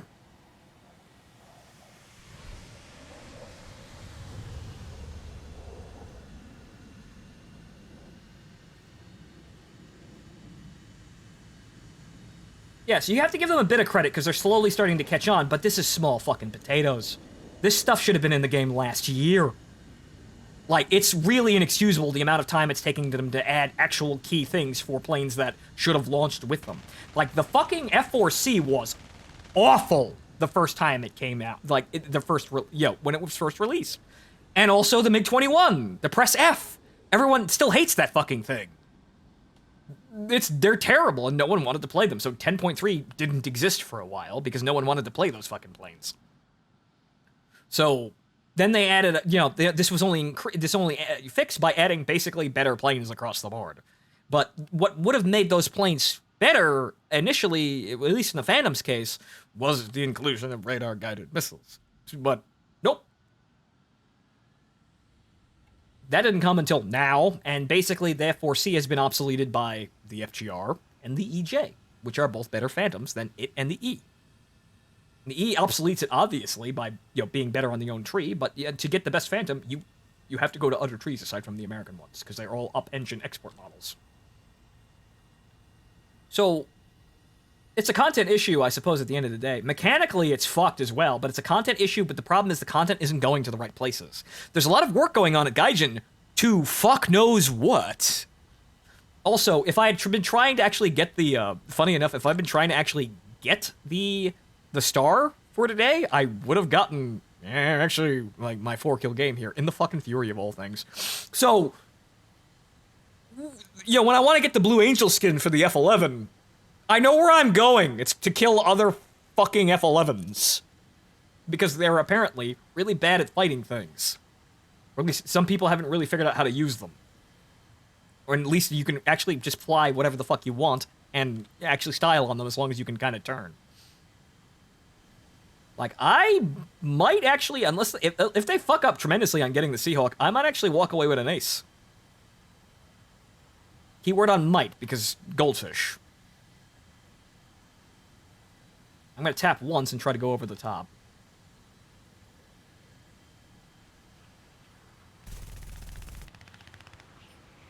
Nope. Okay, up and over. Did he just try to launch rockets at that Seahawk? You're not an F-89D. No, goldfish. My kill. No! No! Whoops.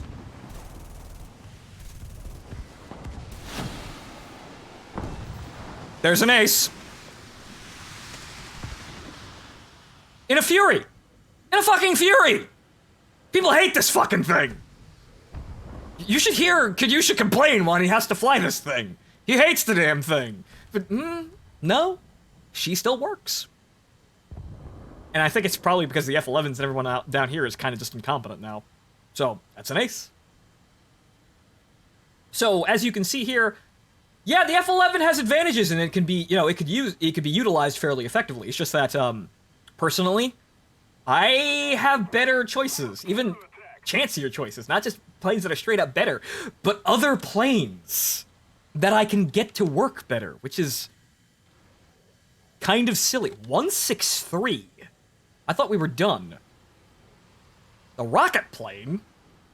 Well, unfortunately, I didn't save a missile, well, I guess we're actually done now. He blew his wings off.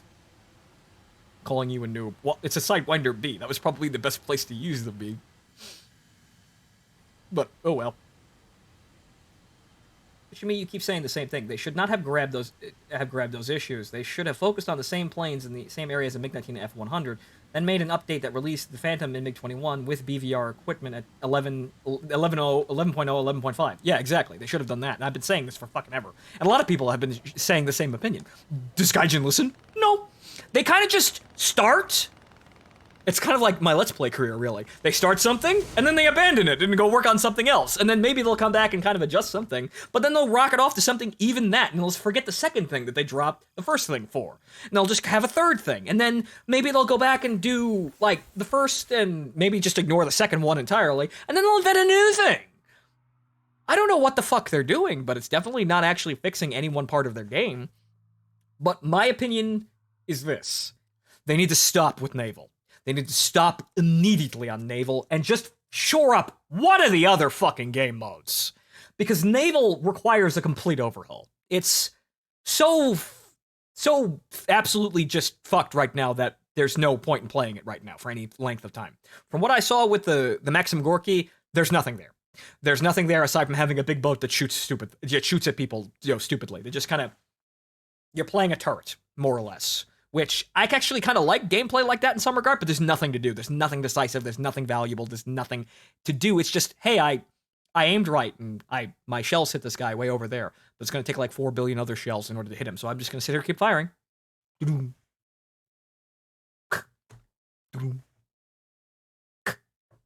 There's nothing to do but sail around in a big boat and shoot at other big boats, and really, ineffectually, it doesn't feel like you're doing anything. They are losing players at a steady rate because they don't seem to want to fix anything. That's weird, because I can understand losing player bases because I'm fucking frustrated with this game, but whatchamacallit, the player numbers right now are fluctuating up and down, probably because everyone's locked in their houses and they have nothing else to do. But my opinion right now is that S.U.M.M.E.R is critically flawed and needs content. Needs content fucking ASAP at top tier to make things a little better. A little alleviate things. Just don't make any boats. Make planes. Make planes in between the F-100 and the Phantoms. Make new planes. Find shit. Just make it so that that area is just kind of spread out, and then also do that for the other tier. You just need a fucking, like, a health patch for top tier. If they're not going to add in, like, the F-16A or the F-15A or the F-14A, if we're not going to go to 4th gen air, like, bread and butter 4th generation fighters and aircraft, fucking do something else up there, because fuck, we need something. We either need to get on to something new to keep us distracted from how crippled and dysfunctional the game mode is, or you need to fix the crippling dysfunction that is in the game mode.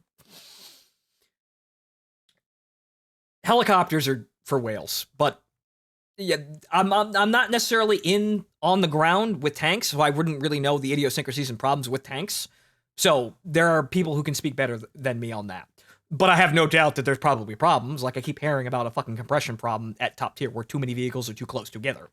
And if their performances don't match up. And they're just, it's fucking hell to play. And also, night battles are also shit, because you have to grind for night vision equipment. If you don't have it, you're fucked. So, the dev blogs is nothing but jabs at them putting effort in boats instead of modes that no one plays anymore. Good! Good! They should be doing that. Gaijin should get it in their head that naval is shit. It needs to be completely overhauled. Stop dumping content into that fucking mode. No one wants to play it because the gameplay doesn't go anywhere. Right about now, the gameplay for tanks and air could be sat on for a while, but it'd definitely be alleviated if you added more content in where there were clear content deficits, where you spread out vehicles and made fights a little bit better. A little bit more palatable between 9.7, 10.0, and 10.3. This area is top tier. This is the pinnacle of air gameplay. This is where you're making people grind all that time to get up for, and it's shit. It's absolute shit, and it's a mess. And it only becomes a little less of a mess once you kind of figure out the niche that you can work. Like, if you're playing top tier in a MiG-21 and Mirage, you're okay. There's nothing really for you to really, there's nothing, you're already the top of the board there. There's not a lot that you can do. If you're in a Phantom, you're actually, you got to learn how to play the Phantom in this environment, because it's not your fucking game. At least not now. See next patch with the Sparrows, though. But getting up there is a nightmare. It's an absolute fucking horror show getting up there, and God help you if you make the mistake of grinding the F-104A right now instead of grinding the Phantom E. You're going to be in a world of hurt, and even stock those planes are awful. So, fire and forget ATGMs. Yes, because we needed that. Yeah, that I heard about that meme for the German helicopter. Nice. So, tech level, nice. But we need more things in order to keep this interesting for everyone else if they're not going to sit there and fix the game mode. They don't seem to want to do anything. They seem to want to make content for shit no one plays, and then also use that as an excuse to not fix the game mode or do anything significantly new. I don't know what the fuck's going on there, but I'm done for tonight. The Tiger is interesting, but sit on it. You're going to have to sit on it for a while. It'll be better when the Lightning goes bye-bye, which it probably will at some point, because it can't stand at 9.7 with the way that it actually wins pretty fucking hard. It has way too many advantages. It's, like everyone's pointing out, just as bad as the Starfighter being there. It's not any fucking better. Who fucking cares if it's, up at 10.0 and it gets shot to shit by, top tier missiles. Fix top tier then, jackass. Don't make people suffer with the lightning just because you're not really gonna give, the Britbongs anything good aside from the FGR. That it can't be down there. It really cannot be down there. You're just being incredibly indecisive. So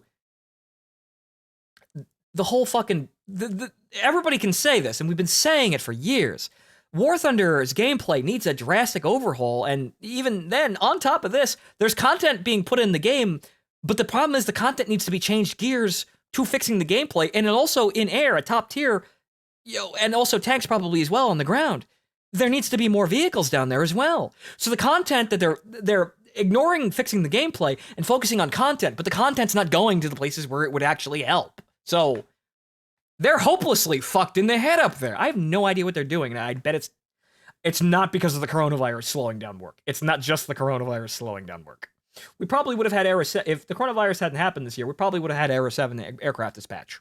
If we hadn't had this problem, if they were working at full steam, they probably would have gotten away with actually having Era 7 aircraft dispatch, or gotten really close. We would have started to see murmurs and hints about it way earlier than what we saw with the MiG-21 BIS, which it's going to be really fucking fast. That's his thing. We didn't see any competitor aircraft, which worried me.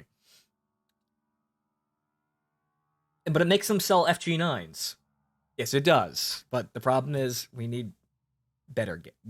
The game needs help, or they're just gonna they're gonna have their money, but it's gonna be short lived.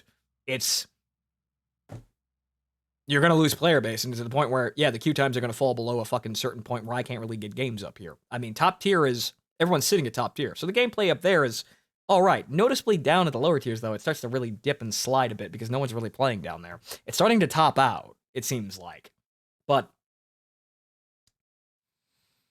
This game needs help, but the Tiger is okay, but it just highlights the major issue that is the game. It has a massive problem up at that, up at the top. 9.7 or really 9.0.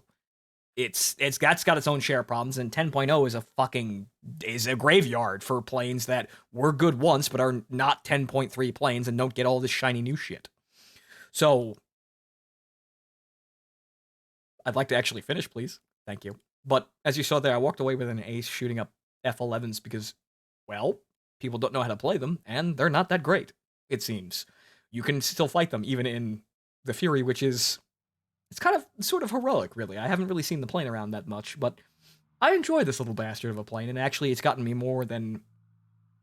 It's gotten me more than a lot of other planes on the tree. Yeah, sure, the F-89D has been a great ride, but I already had a Phantom by then. I was actually, I bought the F-89D because I was drunk and I wanted to have a power fantasy. Ooh, did I have a power fantasy?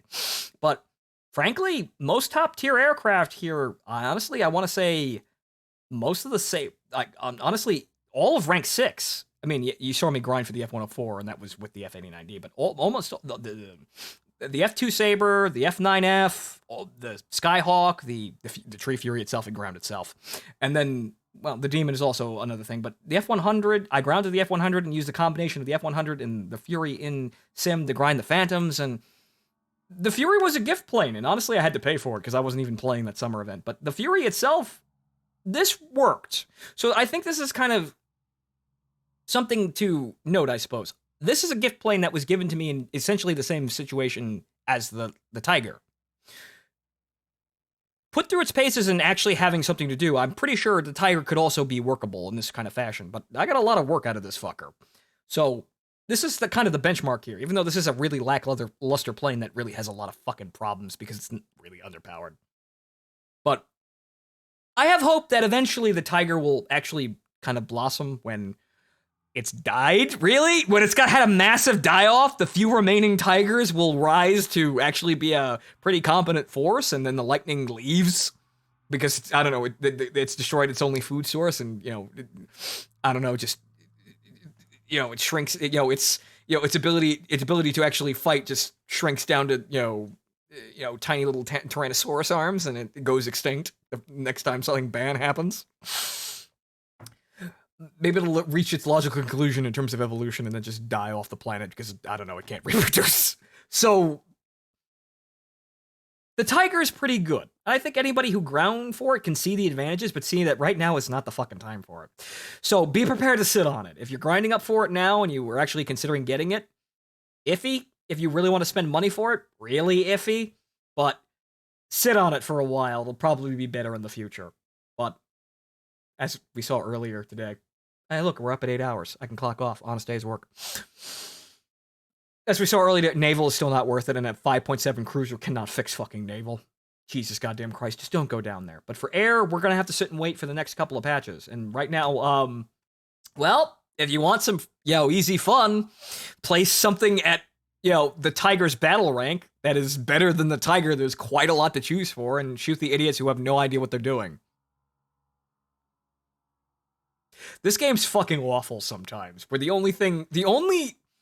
really, at the end of the day, the only time I'm having fun, and I know a lot of other people are having fun and getting results, is when we're ruining other people's fun and just kind of abusing the broken system that is this game. It's a really, like, self-cannibalistic fucking sort of system that we've set up in here. But plane gets shot, go boom. Missile hit plane, go boom.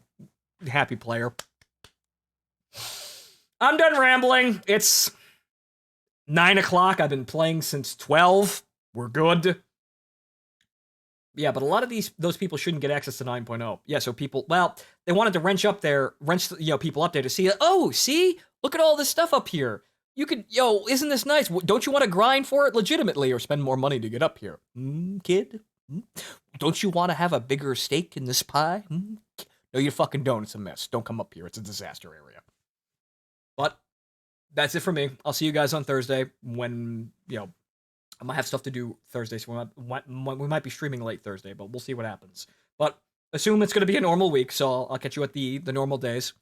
We're going to be trying to actually, now that this is done, hammer down on Yakuza 0 and actually go see how, Sins of the Prophets could be, what could be done there before we move on to the servant patron vote, which is, we're going to be playing something in Tabletop Simulator, so that's going to take a little bit of setup. So that and probably getting back to literally everything else that I dropped before I moved down here, because there's quite a few things that I kind of unfortunately didn't make the jump again. But, I finished World at War, so I'll finish everything at some point probably. But enjoy the rest of your evening, folks. I hope you enjoyed today's show. Good night. I'll see you over the weekend. See you all later.